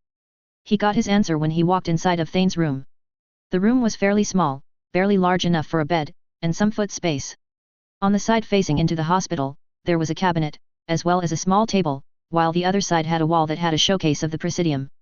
Lying on a bed in the middle of the room was Thane. Right now, he was unconscious, but he had a mask over his face that was providing him with pure oxygen, allowing the blood inside of his body to carry as much oxygen as possible, despite being impaired by Kepral's syndrome.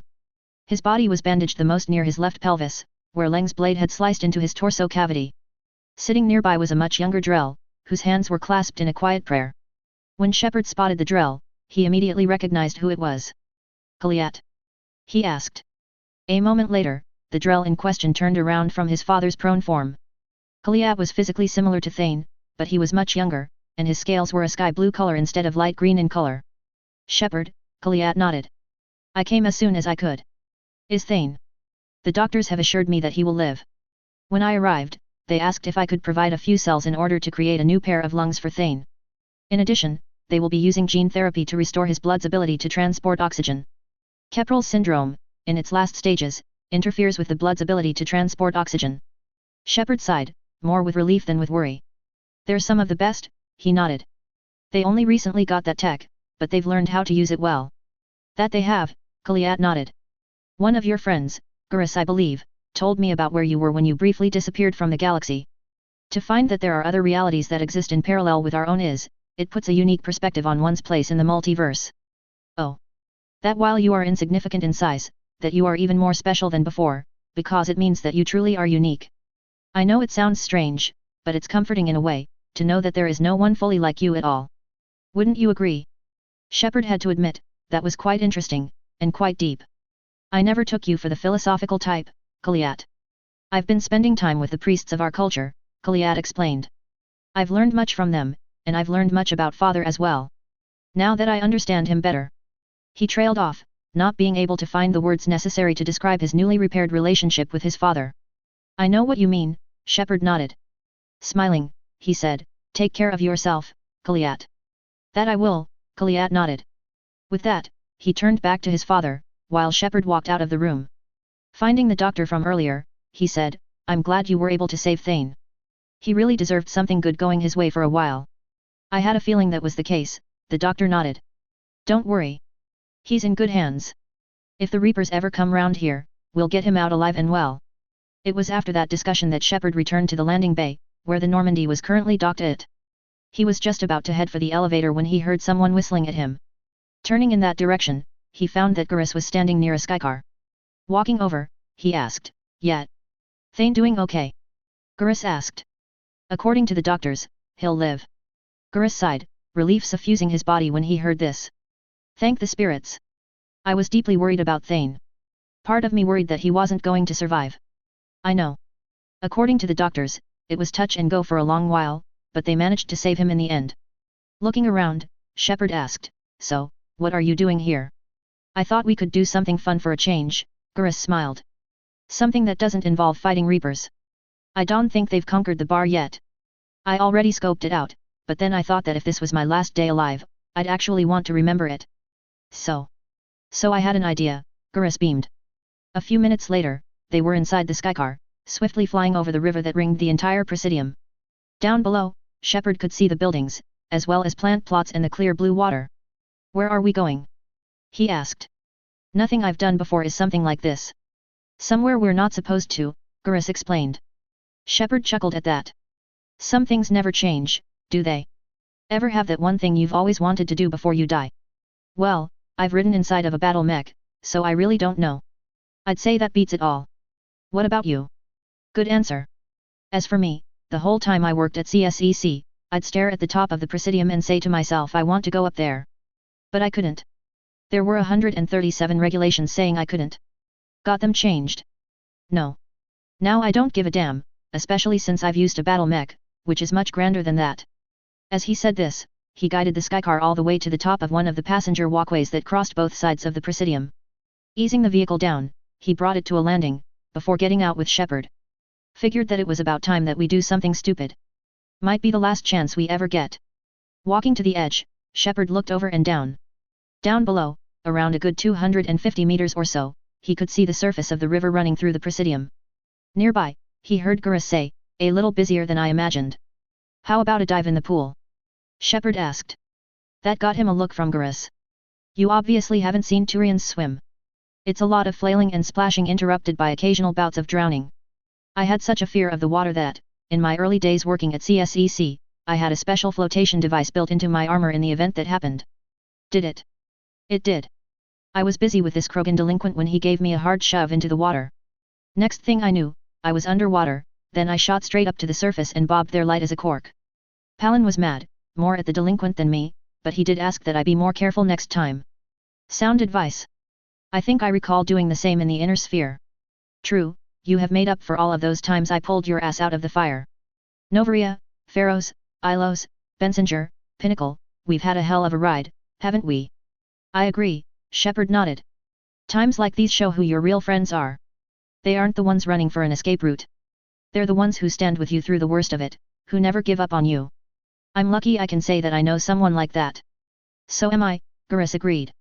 Walking back to the skycar, he pulled out his Minolta, as well as some purple-colored vials. As he walked back, he asked, "You're not going to propose marriage now, are you?" That got an honest laugh out of Shepard.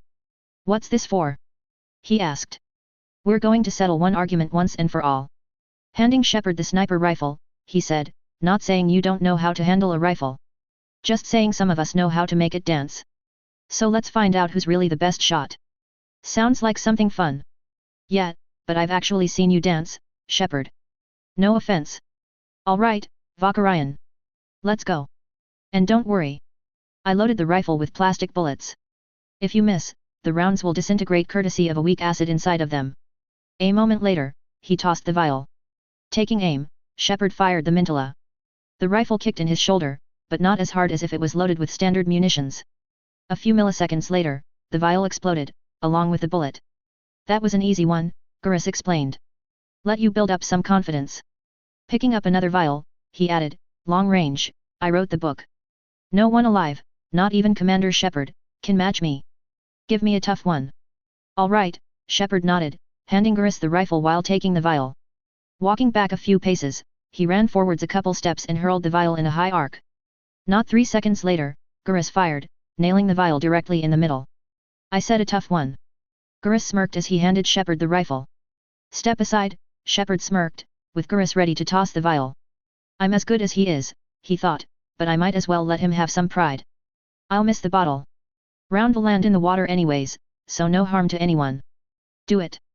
With that, Garrus tossed the vial. Shepard pulled the trigger, but intentionally aimed just a hair off of the vial. Rather than impact, the projectile zipped past, but by the time it would have gotten to anyone, it had disintegrated. The vial continued along, falling towards the river. Garrus, thinking that Shepard had unintentionally missed, crowed his victory. "I'm Garrus Vakarian, and this is now my favorite spot on the Citadel. It's windy up here," Shepard mock protested. "Think I'm going to erect a monument right here, bronze this gun so the whole galaxy knows that you're the king of the bottle shooters. Glad you're around, Garrus. Never know when the bottles might revolt." That prompted a long laugh from Garrus, and Shepard smiled as well. It's good to be around good friends. That's one reason why I like Garrus, he'll stick with you through thick and thin, come what may. A few minutes later, Shepard was at the embassies, which was also where the executor's office was located at. Walking along, he found Bailey standing outside of the door, fully dressed in his uniform. "Bailey?" he asked. "I thought you were in the hospital." "Well, it turned out, I got lucky," Bailey explained. "Turns out, the bullet didn't hit anything major, it just zipped in one side and came out the other. I just needed some minor medical work and then I was good to go. I'm also the assistant executor now, thanks to what happened." "You're standing in for Palin." "Yep," Bailey nodded, then frowned, "though I now know why he's in such a sour mood all the time. All that paperwork and not enough time to handle it all at times. Maybe when this war is over, we can find some way to cut down the amount we need to do." "Maybe," Shepard nodded. After a moment, he said, "I've got to go now, Bailey. Someone I need to talk to."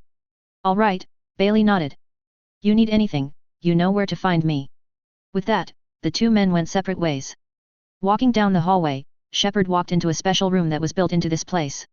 Designed for Spectres, it was where they could requisition weapons, practice at a shooting range and look through any potential assignments that they had. There was also a FTL communicator present, and that was why he'd walked inside. Walking up to the console for the device, he entered in a few commands. He was rewarded with the hologram of a woman appearing on a nearby hollow pedestal. The woman was dressed in a white and black outfit that showed some cleavage, but covered enough of her body to provide protection. Shepard, though, knew who the woman was from the get-go. Miranda, he smiled. Shepard, Miranda nodded. I'm glad that you're okay. I'm fine, Shepard nodded. I'm sorry I wanted to see you in person. Better this way. The Citadel is a mess right now. Sounds like it. I heard about the attempted coup, as well as the allies you brought. Never thought I'd see the day you cross the borders of realities. I'll tell you about it when I can. With Kai Leng's help, Yudina nearly seized control. That brought a startled look onto Miranda's face. Kai Leng? The slippery bastard's still alive. He's alive, Shepard confirmed, and right in the middle of all of this. That complicates things. I'll be on my guard. Looking around for a moment, Miranda said, Look, I don't have much time but I've learned of what happened to my sister. I got your message on that. Where is she? I don't know yet, but my father was definitely responsible. If he's done anything to her, I'll kill him. Miranda. Shepard, listen. I'm being hunted by Cerberus assassins, a lot of them. I need to stay out of sight. What? Why? I heard a rumor, maybe more, that my father is working on something for the elusive man. Something big. That had Shepard intrigued. Why would your father be working with the elusive man, especially now? My father is ruthless about preserving his legacy, as you doubtless know, Miranda explained. He has an obsession with making his mark in history, ensuring that his dynasty lasts forever. And you think the elusive man made him an offer? Exactly. Shepard frowned. Miranda's father had tried to steal Oriana once, and he had hired a lot of mercenaries to get what he wanted. If he was working for the elusive man, he shuddered to think of what might happen. Clearing his throat, he said, Whatever's going on with your father can't be good. We have to figure this out. I agree, Miranda conceded, but I need to do this myself. It's time that I stopped running from him. You sure? Yes. I can't think straight till I know Ori is safe. You'll find her, Shepard nodded. I know you will. He was about to let her continue when he said, Also, Miranda, if you need help, I can get you some. I know of an intelligence branch that is extremely good at what they do. MIO. They can send you a covert operations agent to help you find Oriana. That's kind of you, Miranda nodded. I'll think about it. Looking at something out of view, she said, I'd better get going. Be careful, Shepard nodded. Good luck. I can't promise that, Shepard. Can you? No, I couldn't. A moment later, Miranda's hologram winked out. Speaking of which, Shepard noted. I've got someone to call. A moment later, he created another COMM link, but this time, he uploaded a computer program into the communicator. Pulling it up, he hit the record and said, Quintus, if you can hear this, then I'm asking for some help. One of my friends, Miranda Lawson, is hunting for her sister. Her father abducted her, but there's more to it than that. He's working with the elusive man on some secret project.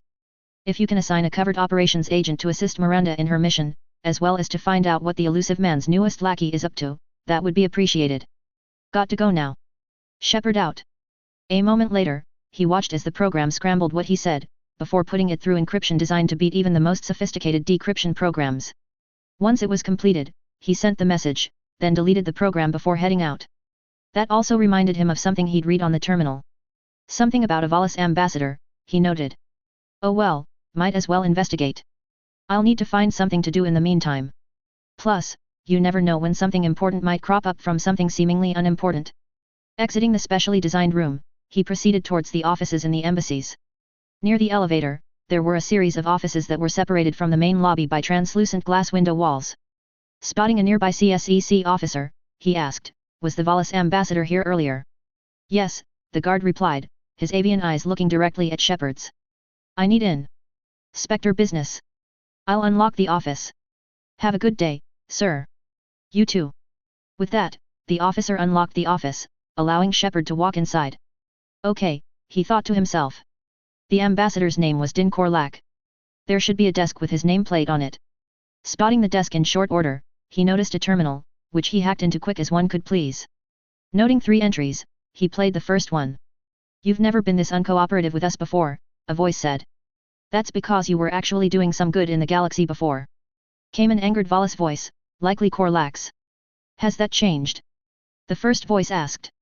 "How many colonies would be gone if we hadn't taken action against the collectors?"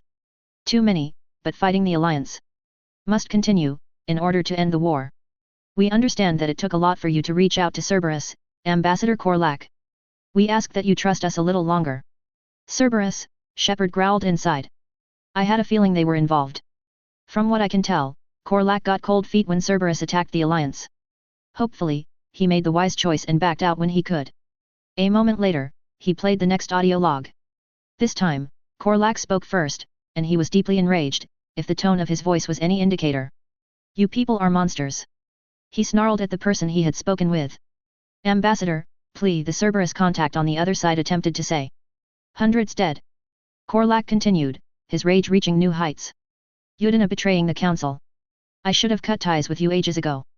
I was foolish to think that working with you would bring about positive change in the galaxy. And what will that accomplish now? The risks you took by passing information to Cerberus, it's left you in an interesting position. If you sever contact, we can't protect you from the consequences. I have no time for this. We'll speak again. Have a good day, Ambassador Korlak." "No. I should never have colluded with you in the first place. I will not work with Cerberus any longer. From now on, your organization, and my people, are bitter enemies. I hope and pray that Shepard finds you, and puts you all down like the rabid animals you are. I hope he damns you to whatever hell exists." "Wow," Shepard noted. There's a lot of anger inside of Korlak, especially after the coup. There must be more, though. A moment later, he played the last audio log. "The Turians still think I'm working for Cerberus." Korlak gasped, fear, but also anger, in his voice. "They've put a price on my head. I can't go to CSCC, but Cerberus has plans. An entire Turian colony rests on my life. If anyone finds this, I put a tracking receiver in the office suites beside the human embassies. I can. What are you? Get the hells off of me. There was a moment of silence on the audio log, then, damn. Cerberus has them everywhere nowadays. I know that voice, Shepard realized. That's Zaid. I recruited him for my mission against the collectors. What the hell is he doing here? He continued the audio log moments later. You going to go on about them all night? Came another mercenary's voice. Just get the car up here quick, Zaid grumbled. Little bastard's even heavier than he looks. I son of a bitch. Get the hells off of me. Korlak shouted, apparently having come to. There was the sound of a serious struggle, then silence. Damn, he's tougher than he looks too, Zaid added. Looks like he's not as cowardly as he appears. Still, we need to get him to the car. Keep him compliant. With that, the audio log ended. Damn.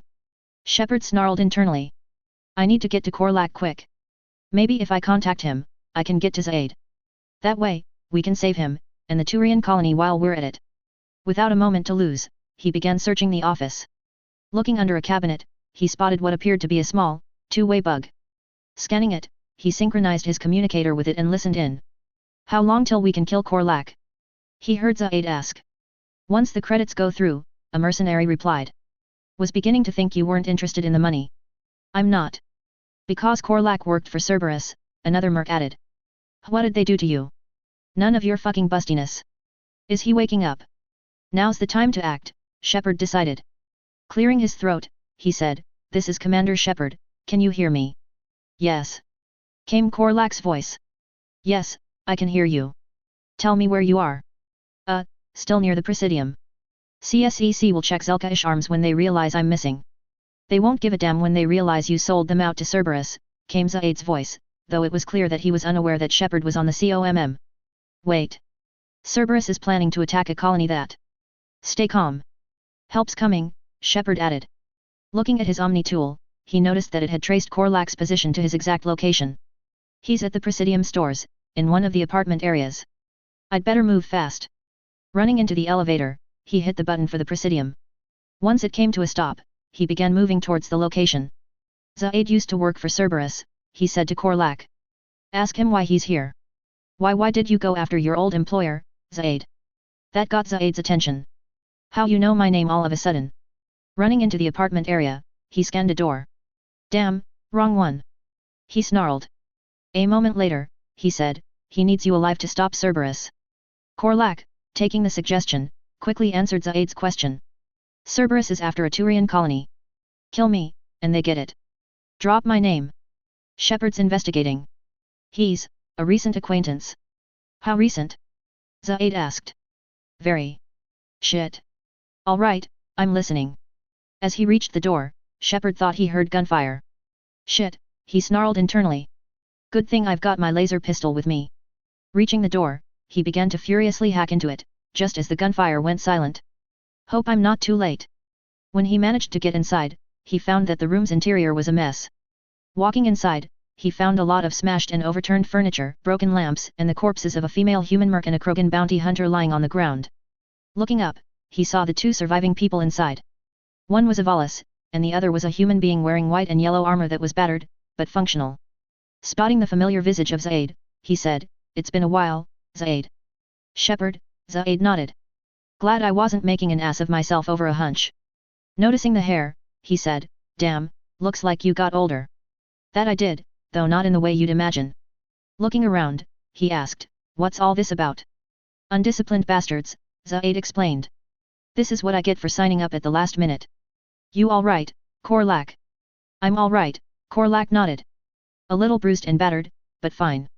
A moment later, he said, "You saved my life. I almost died because those Turians thought I was still with Cerberus. I'm not, anymore. They're monsters. No need to tell me, I've faced them down several times." "You kept mentioning a Turian colony.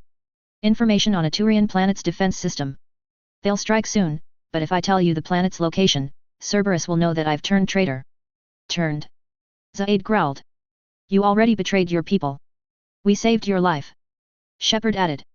"Tell us the planet you put in danger." "No buts. You can offer us a bargain, but I'd rather take the colony than whatever it is you're offering. I know that your attempt to do the right thing failed because you trusted the wrong people. Here's your chance to make up for it. You're giving us Valis support, and you're going to help us make Cerberus pay for using you."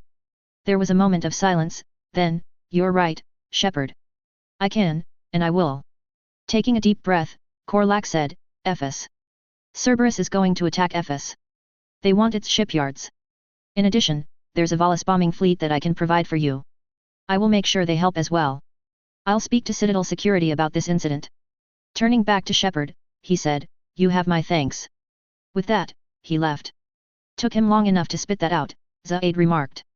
"So, what are you doing here, if I may ask?" "Later. CSCC's on their way. Won't be too pleased with the mess we left them. Catch up with me at the docks if you like." With that, he left. A few minutes later, Shepard was about to board the Normandy when he got a COMM call. "Hello?" he asked. "Shepard, it's me, Victor." "Victor?" Shepard asked. "What's going on?" "Nothing much," came Victor Steiner-Davian's reply. "Just checking in on you. How you holding up?" "Fine," Shepard replied. "Got us some more support."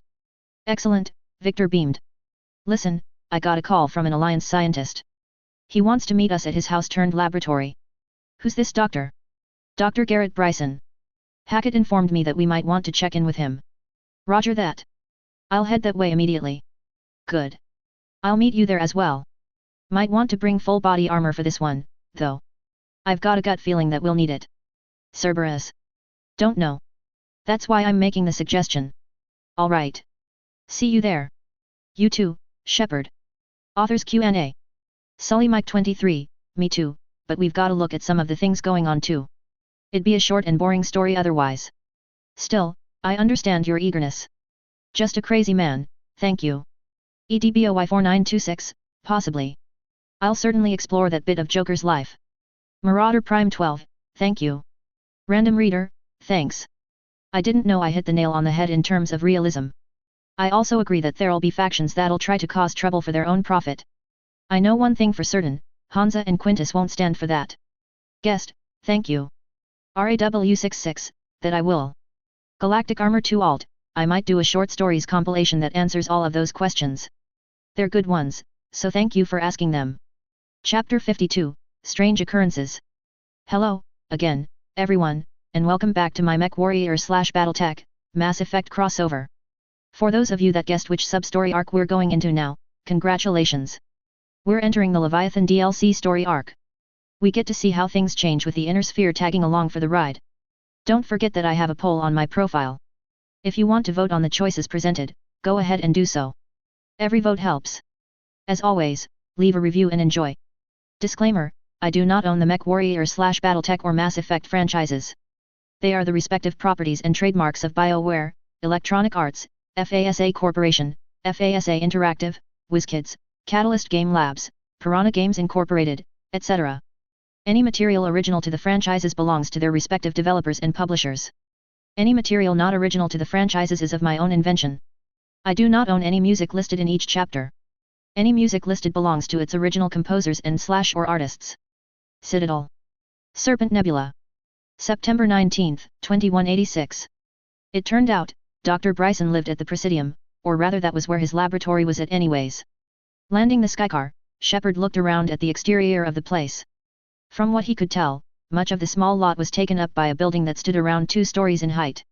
The lawn had a large boulder that split it down the middle, while glass walls and doors allowed one to look inside. Right now, they were translucent, enough that he couldn't see too well inside. He wasn't the only one to be present here as well. 3 men were standing outside, all of them in body armor, just like Shepard. Unlike Shepard's armor, which was black with a single red stripe bordered in white, these men were wearing dark gray armor that had pixelated patterns all over the surface.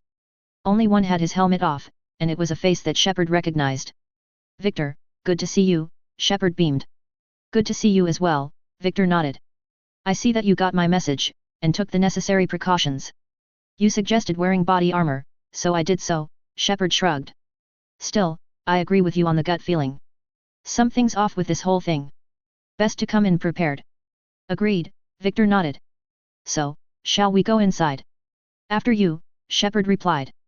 With that, both men walked to the door and went inside. If the exterior was quite bare, the interior was anything but. Looking around, they could see a lot of items and other doodads scattered around the place. Shepard could see a flight of stairs that went upwards, likely to a bedroom, while the room in front of him was filled with all kinds of items. To his right, though, he was shocked to see what looked like Reaper tech, though it was held in a holder that had various electronics working overtime. Victor, seeing it for himself, was more than a little worried. I don't think that's very smart, having Reaper tech like that around. Unless, of course, this is some kind of device that's designed to nullify any indoctrination present. I read the file on what it does, nasty shit, I can tell you that. I know, Shepard nodded. The worst part about indoctrination is that whomever is influenced by it thinks they're doing good. That's one thing I hate about the Reapers, they turn good men into monsters that think they are doing the right thing. I know the feeling. Should I step outside? I don't know. It looks like this technology is designed to shield a user from indoctrination. I'll talk to Dr. Bryson on that, but you should be fine if you don't stick around for too long. It takes weeks, even months, for indoctrination to permanently set in. A few minutes exposure shouldn't cause any trouble. I know because I had to get inside of a dead Reaper for a few minutes. Alright. Still, I'm going to do a psych evaluation when this is over. As they walked inside, they could hear a sharp, baritone voice up ahead. Apparently, the speaker was talking to someone, as he was being very concise with his instructions. I want you to match this against all known locations and update the map. Then contact the field teams for a progress report. Fortunately, they didn't have to look far for the speaker, as he was standing in front of them at a huge holographic monitor. While his back was turned to them, his assistant was standing at just enough of an angle for Shepard to see him. He was a relatively young man with darkened skin, short black hair and brown eyes. Yes, sir, Derek Headley, according to the name tag on his uniform, nodded. A moment later, seeing a glance from his assistant, the man turned around. Dr. Garrett Bryson, as the name tag cleared identified him, was a tall man, about as tall as Victor, with dark brown hair that was graying and receding, clear blue eyes and tan skin wrinkled through time and stress. Spotting the two, he said, Commander Shepard, Commandant Steiner Davian. We've been expecting the two of you. Just a moment. Turning to Derek, he said, and Hadley? Could you gather the Leviathan data for us? As they moved towards another room, Bryson said, Apologies, Commander. The rest of my team is out investigating leads right now. Extending a hand, he said, I'm Dr. Bryson and this is Task Force Aurora. Shepard, was the reply.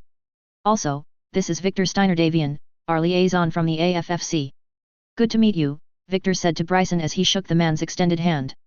The same to you, Dr. Bryson nodded. I have to admit, I've hunted for leads for various cryptids and the like, but even I was skeptical that people could travel from other universes. I guess that's what happens when you become too skeptical.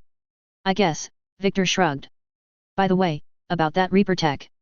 It's all right, Bryson reassured him. That device that section of a Reaper is inside is designed to nullify the indoctrination field it produces. In addition, we perform regular psych evaluations to catch indoctrination before it becomes permanent. It takes between 4 weeks to 3 months for the effects to become permanent. You'll be fine. Don't blame me if I don't take your word for it. I've read on what that shit does. That's understandable. As they talked, they walked into a room that had a large image of the galaxy.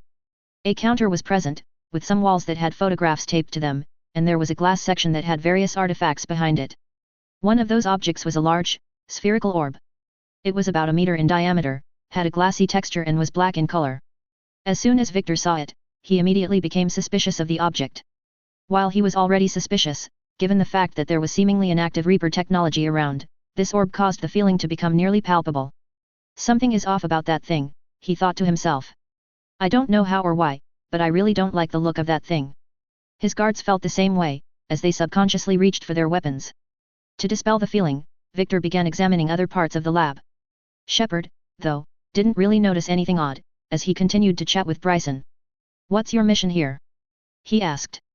Our mandate is to investigate legends, rumors, old stories about the Reapers before anyone knew about them, Dr. Bryson explained. That's an interesting goal, Shepard prefaced, but is anyone doubting the existence of the Reapers these days? The Alliance is still desperate for intelligence, Dr. Bryson countered. Reaper motives, their operational tactics, anything that can give us an edge. And how did you end up in charge? When the rest of the galaxy says something doesn't exist, I take that as a chance to prove that it does. So you're in it for the challenge. For the truth. Even as late as 2148, humanity thought aliens were still a myth. That was within my lifetime. When that myth was proven to be reality, our entire history changed. Reapers were part of that reality too. Even they have a history, Commander. If we can just uncover it, there may be a weakness we can exploit. Sounds useful, Victor noted. That it does, Shepard admitted. Could have used your help 3 years ago, Doctor. Yes, Dr. Bryson nodded. If people paid more attention to your protein beacon, we might not be in this mess. But now with new information we've uncovered, a breakthrough is near. As he said this, one of Victor's guards noticed Derek coming towards them, but that wasn't what alarmed him. What alarmed him was that he held a gun in his hands, and the fact that his eyes appeared glassy. Gun! The man shouted, before tackling Dr. Bryson to the ground. Bryson, who saw what was going on, shouted, Derek, what are you doing? Apparently, whatever was influencing Derek didn't have full control, as the man seemed to be struggling to raise his weapon. Help! He gasped. I can't hold them back long. Victor, who had responded to the guard's shout, promptly tackled Derek to the ground, before punching him between the eyes. Derek's body went limp, like a marionette whose strings had been cut. The gun fell out of his hands, while his eyes rolled up into the back of his head. Anyone hurt? Victor asked. No, Shepard replied. Looking at the guard that tackled Bryson to the ground, he said, good catch. Thanks, the guard nodded. I noticed the gun and glassy eyes, then put 2 and 2 together. Derek! Bryson shouted, clearly fearing for his assistant's well-being. Getting up, he ran over and began shaking Derek. Derek! Are you all right? Derek! When no response came, he said, get a chair. I'll try to revive him. Before we do that, Victor countered. Motioning for a chair, he had the guards bring it over, then, pulling out a flex cuff, Victor looped it around the back of the chair, and Derek's wrists. There, he nodded with satisfaction. If whatever happened to him does so again, he won't be a danger to anyone. It didn't take long for Derek to come to, as just a minute later, he gasped and jumped slightly. When he looked down, his expression went from shock to confusion when he saw that his hands were tied up. What's going on? He asked. What happened? You can ask Dr. Bryson that, Victor frowned. You tried to attack him. What? Derek asked, shock plainly written on his face. I would never do that. What's going on? Then horror dawned on his face when he realized what might happened. Dr. Bryson. Is he? I'm all right, Bryson replied. Victor's right, though. You nearly pulled a gun on me, it was only thanks to his guards that I'm still here to tell the tale. A sympathetic expression came on his face as he asked, "What happened? Do you remember anything?" I was gathering data when you arrived and then. It was dark, and cold, like I was somewhere else.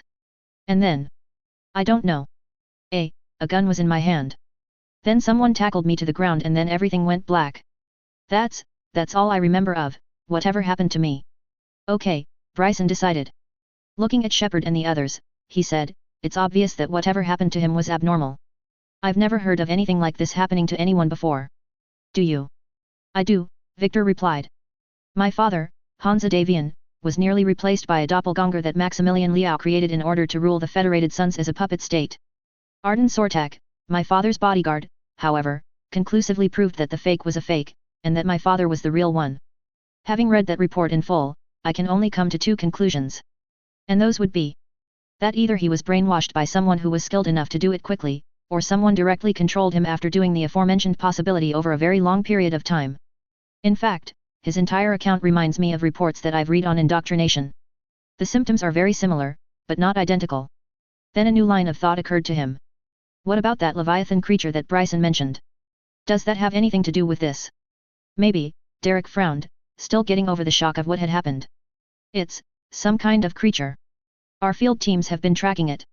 That artifact, the orb-like one, came from our researcher, Garneau.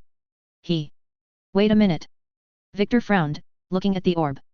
Already, he could see a clear difference from earlier. For one thing, it was now glowing, with an ethereal blue color that was mixed with warmer green colors. That wasn't what it looked like a minute ago. "It's glowing now. What could that mean?" Bryson asked. "I don't know, but it can't be anything good," Shepard frowned. "Victor." "Right," Victor nodded. "Everyone out of the building, right the fuck now. No exceptions. I want everyone checked for any neurological changes and radiation damage. Go." With that, everyone scrambled out of the building, while Victor cut Derek free, before hauling him out of the building proper. Once they were outside, Victor keyed his COMM. "I want an AFFC medical team down here on the double. Possible indoctrination threat down here. Repeat, possible indoctrination threat down here." Around 2 minutes later, the medical team arrived, and were busy scanning everyone that had been inside of the building from head to foot. One such doctor was currently scanning Shepard for any neurological changes, with others doing the same for Dr. Bryson, Derek, Victor, and his guards. Eventually, the head medical professional said, "Well, I've got good news and bad news." "What's the good news?" Victor asked. "You, your guards, and Shepard, are doing quite nicely. No major changes, though there were a few anomalies, though those can be easily accounted to natural biological changes. And the bad news? Dr. Bryson and Dr. Derek have shown some unusual neurological deviations from the norm. Derek's, however, is the worst off, but we feel that Bryson can go in for short periods of time. I recommend only 10 minutes per day for him, but Derek needs to remain out of the artifact's field of influence." "How can you tell that he needs to do so?" Shepard asked. "When we got mention of the reports of indoctrination in your government, we went over what you shared with us in order to find out how to detect indoctrination. We happened on a scan that you took of Dr. Kenson after her passing when you killed her at the Bahawk system. That allowed us to compare her neurological scans to that of a baseline human being. We found major differences in the electrochemical makeup, as well as in the structure of their neural pathways. Using that, we can determine if someone's indoctrinated by checking their neurological makeup." That explained quite a bit to Shepard. If we'd known about that, we would have rooted out anyone that was indoctrinated quite some time ago. "So, what's the verdict?" "Like I said, Bryson can go in, but he needs to be monitored regularly. Derek, however, needs to stay away from artifacts like that for a long time, maybe even permanently. The rest of you can go in. From what I can tell, it takes weeks, if not months, for this level of change to happen." "All right," Bryson nodded. "I'll go in, but once those 10 minutes are up, I'm out of there." "Good." With that, everyone, except for Derek, went back inside. "Here. This was an outgoing call that I sent to Hackett." A moment later, Bryson walked over to a computer console and hit an icon. A moment later, Hackett's voice came over the speakers. "Dr. Bryson, do you have an update?" he asked. "Admiral, the Leviathan of Dis that we've been investigating, I think we're onto something," Bryson's voice said. "Give me the brief." "About 20 years ago, the Batarians discovered a Reaper corpse that died in battle. They covered it up and denied that it existed. But I'm intrigued by the larger implication. What could have killed a Reaper in the first place?" "Exactly. That's the real Leviathan. It's worth pursuing." Continue your investigation and update me on your progress. A moment later, the video log ended. There's more, Bryson explained. I sent Hackett a follow-up message a couple weeks later. A moment later, he played another video log. Admiral, the Reapers are shadowing my field teams as though they're hunting Leviathan themselves, Bryson stated in the recording. Whatever it is, I believe that Leviathan is nothing less than a Reaper killer, almost an apex predator, and it has them nervous. If we could just find it, imagine the impact on the war. I'm formally requesting assistance in tracking it down. You'll have it, Hackett nodded. This is now your top priority, Doctor. Find that thing. That log ended moments later. Hackett probably sent you guys to help out, Bryson finished. I'm a little worried, Shepard frowned. Anything that can kill a Reaper can cause a lot of collateral damage. Well, Victor frowned. As one man once put it, the enemy of my enemy is my friend. Still, we won't know unless we find it. Agreed, Bryson nodded. In addition, I got a field log from Garneau detailing a discovery he made. My 10 minutes are about up, so I've got to go. Good luck with your search. With that, Bryson left the lab, leaving Shepard, Victor, and the guards inside. Any ideas? Shepard asked. Looks like Bryson handed you quite a few data pads, Victor noted. Let's look through them. There might be something of use on them. With that, they began to sort through some of the data pads. Picking up one, Shepard noted that it was about the artifact that Garneau had found, the one that had caused the panic from earlier. Playing the log, he heard Garneau's voice on the file. Dr. Bryson, it's Garneau. I'm sending you an artifact I found. About the only thing I found, in fact. Maybe it's nothing, but I'd swear that Leviathan came through here. I'm going to crunch some numbers, burn up the rest of this project travel allowance. Maybe I can project our Reaper killer's movements. I'll check in when I get to the next site. Interesting, Victor noted. Garneau appears to be our best lead, but he doesn't make any mention of a location. Let's focus on what he does say, then, Shepard suggested. Good idea. He mentioned extrapolating Leviathan's path and crunching numbers. He wasn't flying blind. He had data that we can likely find here. So, how do we narrow it down? I've got an idea, one of the guards suggested. Looking at the galaxy map, Shepard noted the guard was standing right in front of it. From what I can tell, Bryson and his colleagues are using a galaxy map search program to help narrow down locations. If we can find data that we can compare to known star systems they visited, then we can narrow down where Garneau's current location is at. Shepard's eyebrows raised upwards, while Victor got a glint in his eyes. That's an excellent idea, Victor noted. What's your name? Sergeant Ian Hastings, sir, the guard replied. Sergeant Hastings, when we find out where Garneau is at, you're definitely coming along with us.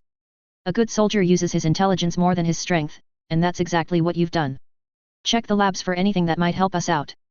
That goes double for you, Richards. Yes, sir. The guards replied. With that, they began searching the lab for any clues. Moving into the nearby lab, Shepard noticed a wall that had photographs taped to it. Walking over, he closely scrutinized the photos. Looks like Bryson was tracking unexplained creature sightings, Shepard mused. That was when his COMM crackled. That's correct, came Bryson's voice. Sorry for the interruption, Shepard. I figured out that I can keep in contact with you via comms, so I can help direct you that way. Sounds good, Shepard nodded. I've noted your unexplained creature sightings wall. Anything here to note? Yes, Bryson nodded. Hit a nearby switch on the table. That wall's covered with a kind of ink that only shows up under UV light. Nodding, Shepard hit the nearby switch he spotted. When he did, the entire wall seemed to light up with mathematical figures, equations, and a rudimentary star map. Clever, Victor noted. It's a good way of hiding information. Bryson, what are we looking at? An extrapolation for a course, Bryson replied. Using the data we found, we began to extrapolate a potential path to find Leviathan. Garneau was following it. Good idea, Victor noted. Sergeant Hastings, add this as a search filter for the program. You got it. Came Hastings' voice. That wasn't the only thing to take note of. Spotting some nearby rocks and a scanner, Victor walked over. Bryson, what's this? Looks like a scanner and a bunch of rocks. Those are more than just rocks, Bryson explained. Those are meteorites with traces of element 0 inside of them. We figured that Leviathan might have need of element 0, which is obvious if it can take on a Reaper. It's not consumed as fuel, but element 0 does decay after several centuries of active use. As such, Leviathan would need to replenish its stocks every so often in order to remain active. Smart thinking, Victor noted. Track the location of element 0 deposits in the systems on the map, and you have a list of Leviathan's refueling locations. Hastings. Already done. Came Hastings' voice. More searching yielded a few data pads, as well as a child's drawing. Ignoring the drawing for now, as it seemed irrelevant, Shepard activated the data pad. A moment later, Dr. Bryson's voice came in loud and clear. March 7, 2186, I'm looking at the Rachni. Their movements during the Rachni Wars suggest alien influence, but the timing's wrong, and the Rachni weren't implanted with Reaper tech. What if Leviathan was preparing the Rachni to fight the Reapers?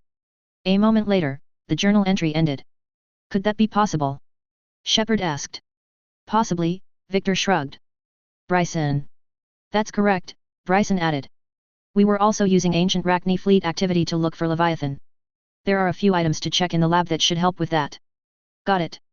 Using the nearby computer, Shepard pulled up data on the Rachni. Look at this, he said to Victor.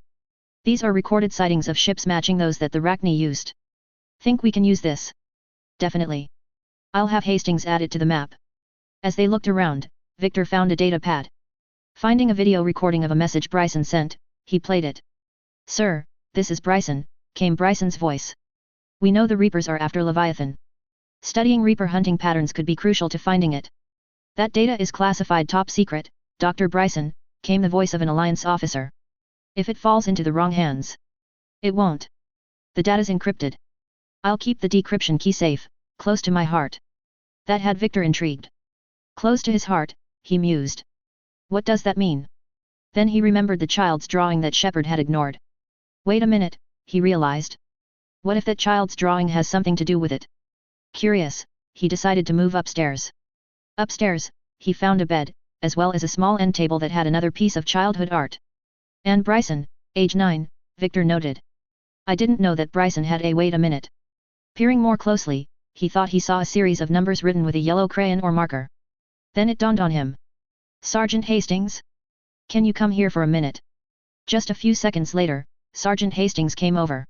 What is it? You notice something odd? Victor asked. A moment later, he showed Hastings the picture. I do, Hastings noted. There's a series of numbers and letters hidden in the image. My guess is that we can use those numbers to create an encryption key. Can you do it? Victor asked. Yes, Hastings nodded. Remember, Victor, I came from MIIO when I was assigned to you. I received training in intelligence gathering, specifically in HUMINT and IMINT. I can definitely get this done. Pulling up his Omni tool, he quickly went to work. Just a bit longer, there. I've just made an encryption key. Here. Thank you, Victor nodded as his Omni tool received the data. You've just done a major service for the Federated Commonwealth. Remind me to get you a promotion some point. Thanks, but no thanks, sir, Hastings countered. I much prefer being an NCO. Allows me to be on the field. Well, either way, you have my thanks. With that, Hastings returned to the galaxy map, while Victor, noticing a data pad, walked over to it. Finding an audio log, he played it. Dr. Bryson, an Alliance officer said, per your request, I'm clearing Task Force Aurora for intercepted Batarian communications pertaining to the Leviathan of DIS. A moment later, Victor heard a pair of Batarians on the recording. Commander, the Dreadnought is in custody, but the Solarians may have surveillance footage. Our ambassador will issue a full denial, came the second one. Give me a preliminary analysis. Several million years old at least, and the technology outstrips anything on the Council. Excellent. Our scientists will work day and night to bring its secrets to the hegemony. One concern, Commander. The real Leviathan of DIS, the thing that destroyed this ship, is still out there, unaccounted for. Irrelevant. The ship is our top priority, and as far as the galaxy is concerned, there is no Leviathan of DIS. Never was. Intriguing, Victor noted to himself. Shepard did mention that he convinced a terrorist, Balak, to side with the Alliance in defeating the Reapers. We'll have to more closely examine the Batarian hegemony, or what's left of it, once the war is over. With that, he walked down to the ground floor and over to a second data pad on the desk he was at a few minutes earlier. Encrypted information. Well, open sesame. A smile came onto his face when the data was decrypted. Interesting, he noted. Shepard, have a look at this. When Shepard came over and looked at the data, he noted it too. That's odd, he frowned. Looks like the Reapers are hunting for something. Agreed. Get this data to Hastings. He might be able to make some use of it at the galaxy map. Besides, it's high time that we narrow down this information. With that, they made their way over to the galaxy map, where Hastings was adding in search filters. Spotting the data, he said, one moment, adding another filter. A moment later, he said, here you go. I also checked this room for information, from protein relics, to blackout crimes. Blackout crimes? Shepard asked. Crimes where the perpetrator claimed memory loss, Hastings explained. With that, they began using the search filters to see where Garneau had ended up it. Activating one of the filters, Hastings said, 5 possible locations. We can check them, unless you want to narrow the search. Yeah, Victor noted. What about element 0 locations? He added that filter a moment later. Down to 3, Shepard noted. We're getting warmer. What about alien sightings? A moment later, he added the filter. That was the eureka moment. There we go. Victor noted. We have a match for all of the selected parameters. Looks like Garneau's destination is the ICER system, located in the Kalestone Rift. Bryson, you hear that? Yep, Bryson nodded. That was the next system that we were going to check on our course extrapolation. Garneau went there, but he hasn't reported in for some time. We'll check it out, Shepard nodded. Looking at Victor, he asked, I don't suppose you can call in some support. Yeah, I can, Victor nodded. In addition to the AFFC, Hansa was able to secure an alliance with the Taurian Concordat, which is no mean feat given our history with them. They promised around 4 Concordat-class warships upgraded with the latest technology. 3 of them are currently heading for the front lines of the Reaper War, but one was kept open in the event that you and your team needed some orbital fire support. You'll also be meeting the newest member of the team. Oh. Edward Wright. He's a corporal in the Taurian Defense Force. He'll be your liaison between your team and the Taurian Concordat. He's already on board the Normandy waiting to report to you. Then let's go. We've got a Leviathan to hunt down. Authors Q&A. Galactic Armor 2 Alt, I will at some point. Also, Shepard handed that one before he got yanked into the world of BattleTech. Sully Mike 23, I won't spoil anything, but I will say that the elusive man will soon have a very bad day. Cronus 1326, I don't know about that. Volus are merchants and they prefer to leave the fighting to the Turians. Guest, thank you. EDBOY 4926, yep, Thane's going to live, and Leviathan is going to have a surprise waiting for it. Just a crazy man, yep. Once more unto the breach. Marauder Prime 12, thank you. Random reader, that is true. There will always be some people that can't let go of their prejudices. What matters is that they don't gain control of any major position of power.